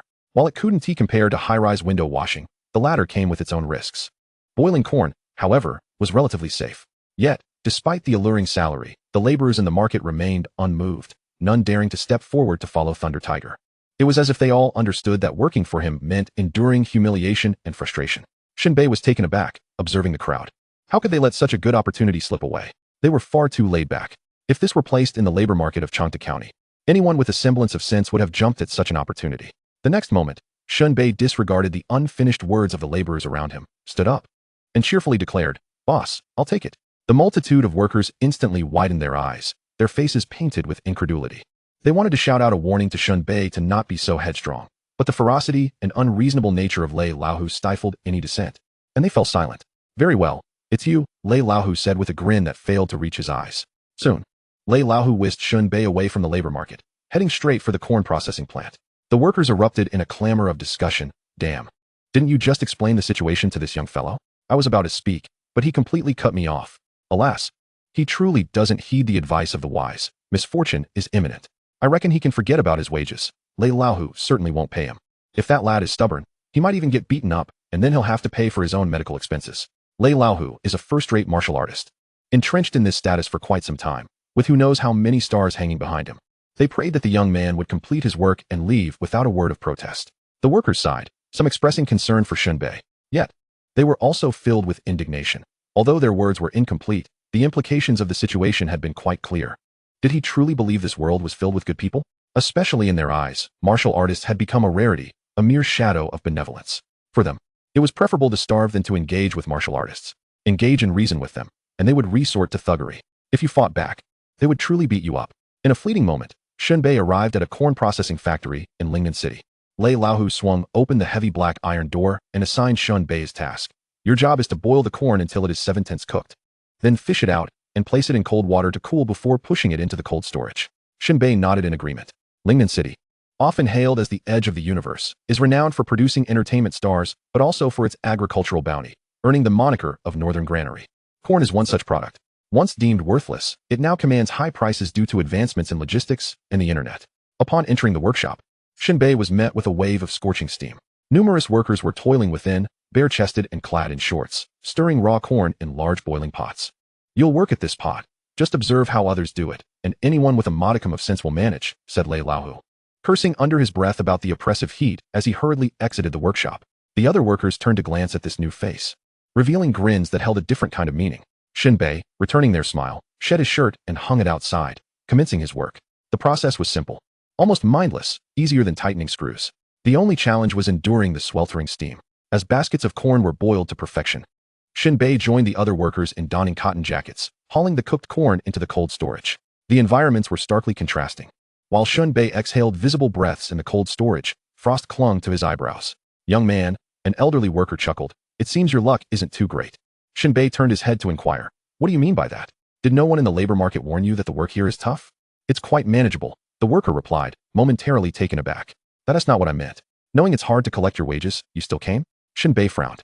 Hard to collect my wages? At that moment, he recalled the peculiar expressions and actions of the workers at the labor market. Ah, he mouthed. No one dares to owe me money. He had spoken too soon. The old worker laughed heartily. Shen Bei shrugged. Approximately 3 hours later, he completed his work. After removing his cotton jacket and changing his clothes, He and a group of workers squatted in the sun to bask in its warmth. By now it was midday. While the other workers headed to the cafeteria for lunch, Shen Bei made his way to Lei Laohu's office. "Boss, I finished the work." Without looking up, Lei Laohu merely grunted in response. Shen Bei rubbed his hands together. "It's time to settle the wages." "I won't keep you for a meal," Lei Laohu replied. "I'm talking about the pay, $500. Why haven't you left yet?" Lei Laohu's tone sharpened. "How can I leave without settling up? I'll see you out," he said, a sinister grin spreading across his face. In an instant, his demeanor shifted, a menacing glint appearing as he seized Shen Bei by the shoulder and leapt from the third-floor office window. With a thunderous crash, dust erupted around them. In the blink of an eye, Lei Laohu hurled Shen Bei out of the factory doors. "Get lost. You think you can demand wages from me?" Lei Laohu's expression turned vicious. "Do you think there's anyone who can earn $500 in just 3 hours? Learn from this, for this is a predatory society. This lesson will serve you well." Shen Bei scratched his head in confusion. "You should be paying me." Lei Laohu roared with laughter. "Are you out of your mind? I jumped down from the third floor unharmed. What does that tell you?" Shen Bei replied honestly. "You're a martial artist." "Exactly." Lei Laohu beamed with pride. "I'm a first-rate martial artist. 3 stars. You should find out who dares to ask me for wages. Get lost." With that, Lei Laohu slammed the heavy black door shut. A door, a barrier between two worlds. Inside, Lei Laohu shook his head, relishing his triumph. If he could trick even one person, it was worth it. After all, he was a martial artist. That made him formidable. His social status was elevated, transcending the ordinary populace. Anyone who dared to challenge him would receive a beating. Such was the way of martial artists. Outside, Shen Bei stood with an air of nonchalance. "Is this what it means to be a martial artist?" he scoffed. The next moment, the entire factory reverberated with a sound akin to a plane crashing. Boom. Lei Laohu's expression shifted dramatically as he turned back, witnessing the factory's black door explode amidst a storm of dust, accompanied by the sound of tearing steel, hurtling directly toward him. "Damn!" Lei Laohu gasped, reacting with lightning speed, propelling himself to the left without a moment's hesitation. The door whistled past him, crashing into the workshop, leaving chaos in its wake. Turning back to survey the scene, Lei Laohu's forehead bulged with veins, resembling an enraged lion. "Who dares to smash my factory?" Meanwhile, the workers still dining in the cafeteria were startled, clutching their bowls and rushing outside, eyes wide with surprise and curiosity. At the entrance, Shen Bei emerged, enveloped in swirling dust, walking forth like a lord commanding a legion of shadowy beasts. A faint smile graced his lips, imbued with an unsettling chill. "Now, I seek 2 things. One is your life, and the other is my wages. Please choose one." Chapter 69, The Relentless Battle. What? This young lad appears to be a martial artist as well. A martial artist taking on odd jobs? How desperate for money can one be? It seems we are in for an entertaining spectacle. This is the first time that the infamous Thunder Tiger has been provoked. Judging by the youthfulness of this fellow, he must indeed be a first-tier martial artist. Truly audacious. Thunder Tiger holds a 3-star ranking. ISNT, he's simply asking for a beating? Alas, the young often remain oblivious to the wisdom of suffering being a blessing. Workers at the corn processing factory squatted beneath the eaves, eating their rice while watching the unfolding drama. They had seen many individuals lured into working for Thunder Tiger and were familiar with the various methods of demanding wages, crying, causing a scene, and even threatening to hang themselves. Yet, they had never encountered someone like Shen Bei. Each of them craned their necks, treating the forthcoming performance as a side dish to their meal. At that moment, Thunder Tiger faced a choice presented by Shen Bei. His eyes narrowed into slits, a semblance of a smirk playing on his lips, as if he were observing a lamb daring to challenge a lion. An amusing sight indeed. "A martial artist. You too are a martial artist, haha." Thunder Tiger clapped his hands, a vicious expression dominating his fierce countenance, and cackled. "What a pitiful sight. A martial artist resorting to manual labor. This is a first for me." Shen Bei's gaze turned savage, his imposing, arrogant figure unwavering. "Enough with the chatter. Have you made your choice?" Thunder Tiger scoffed. To him, Shen Bei's recently unleashed aura was merely that of a first-tier martial artist, a mere martial arts student. Undoubtedly so impoverished that he had to work. Naturally, he could not afford the elixirs required to enhance his abilities, rendering his attributes woefully inadequate compared to a seasoned first-tier martial artist like himself.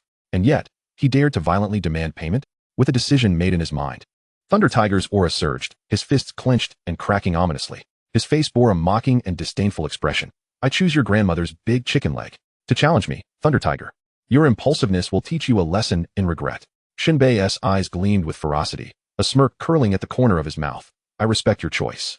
In the next instant, like a rampaging beast, Shen Bei's formidable form stomped down, unleashing a shockwave that left a massive dent in the ground, stirring a tempestuous wind as he delivered a devastating punch aimed directly at Thunder Tiger's head. The world before Thunder Tiger darkened momentarily, as if the specter of death were laughing in the winds. An unprecedented sense of imminent peril surged towards him, causing alarm bells to ring within his mind. The intensity, the murderous intent, the stance. This was not the demeanor of a novice martial artist. Rather, he had evidently faced life-and-death battles. Only someone who had traversed the brink of peril could emanate such a formidable presence. Unlike fresh students of martial arts, who often relied on superficial techniques, the difference between training and actual combat was stark. Caught in a whirlwind of terror and fury, Thunder Tiger had no time to evade. He could only cross his arms in a hasty defense, bellowing, "Iron Snake Spring." In an instant, his arms transformed, taking on a metallic sheen. They morphed into springs. Clang! Shen Bei's fist struck Thunder Tiger's spring-like arms, producing a resounding clash of metal. The spring arms were compressed to their limits, absorbing a significant portion of Shen Bei's force. Nonetheless, Thunder Tiger felt as though he had been struck head-on by a heavy artillery shell. His face contorted in agony as he stumbled backward. In the wake of just one punch, Thunder Tiger felt as though he had been hit by a truck.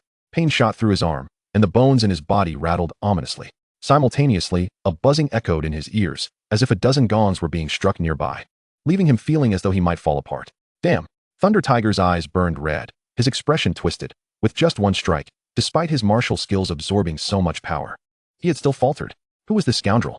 How could his strength be so immense? What kind of power attribute was at play? Filled with surging hatred and brutality, Thunder Tiger sensed the shift in his own body and immediately understood that his opponent's strength overwhelmingly surpassed his own. He had no choice but to retreat in humiliation to evade the oncoming onslaught. Meanwhile, Shen Bei, witnessing Thunder Tiger's retreat, clenched his fingers tightly, planted his feet, and charged forward with explosive speed, unleashing another punch aimed directly at Thunder Tiger's face. Even the police precinct wouldn't dare withhold my wages. What makes you think you can? At that moment, Shen Bei had fully transformed into a brutal force. Withholding payment for labor was a grave sin, one that could not go unpunished.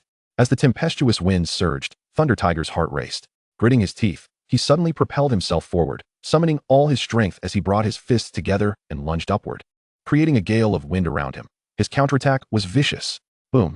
The two fists, both shimmering with a metallic sheen, collided with Shen Bei's flesh and blood fist, akin to a bomb exploding in midair. A fierce gust of wind howled through the factory, as if an eighth-grade tempest had swept through. The concrete beneath their feet twisted and shattered upon impact, and both figures were sent sprawling backward. But with a notable difference, Shen Bei was only pushed back 5 or 6 steps, while Thunder Tiger was hurled back over 10. Panting, Shen Bei regained his footing, feeling the force of Thunder Tiger's furious punches reverberate through his remarkably resilient body. He exhaled a breath tinged with the scent of blood, lifting his gaze to fixate on Thunder Tiger with excitement. Not bad, quite powerful. A dozen meters away, Thunder Tiger appeared far worse for wear than Shen Bei. Blood trickled from his mouth and nostrils, especially from his arms, which had transformed into springs, now thoroughly deformed, their original shape barely recognizable. Moreover, his entire body trembled with numbness, and his fists throbbed with pain, a testament to Shen Bei's overwhelming force. Thunder Tiger's confidence and pride had suffered an unprecedented blow, leaving him genuinely shaken. He took a deep breath and quickly regained his composure. The tides of the Yangtze River push forward the waves. Undeniably, you are stronger than I. But do you think victory is assured, no matter who you are? In the next moment, no longer preoccupied with Shen Bei's identity or strength, Thunder Tiger let out a hoarse, suppressed growl. I, Thunder Tiger, have never been one to settle accounts with laborers. Shen Bei twisted his neck, his gaze resolute. Then consider that 500 yuan as payment for your coffin. Thunder Tiger burst into laughter, his mirth resounding like thunder, reverberating through the air. You still think it's too early to speak such words? The warm-up is over. Swish. Just as his words fell, Thunder Tiger swiftly drew a thumb-sized vial of eerie blue liquid from his waistband, tossing it into his mouth and crushing it with a single bite. As he crushed the blue liquid, an ominous, ferocious aura erupted from him, akin to a top-tier predator breaking free from its cage. Simultaneously, eerie blue patterns began to crawl across his face, and his pupils shrank violently, transforming entirely into the lifeless whites of his eyes. In the blink of an eye, the previously languid and severely injured Thunder Tiger transformed, his eyes turning a ghastly white, his face adorned with eerie blue patterns and an enigmatic, violent aura enveloping his entire being, as if he were a demon clad in human skin. Shen Bei's pupils constricted, and his heart raced violently. What substance has this fellow consumed? How could he have metamorphosed into this state?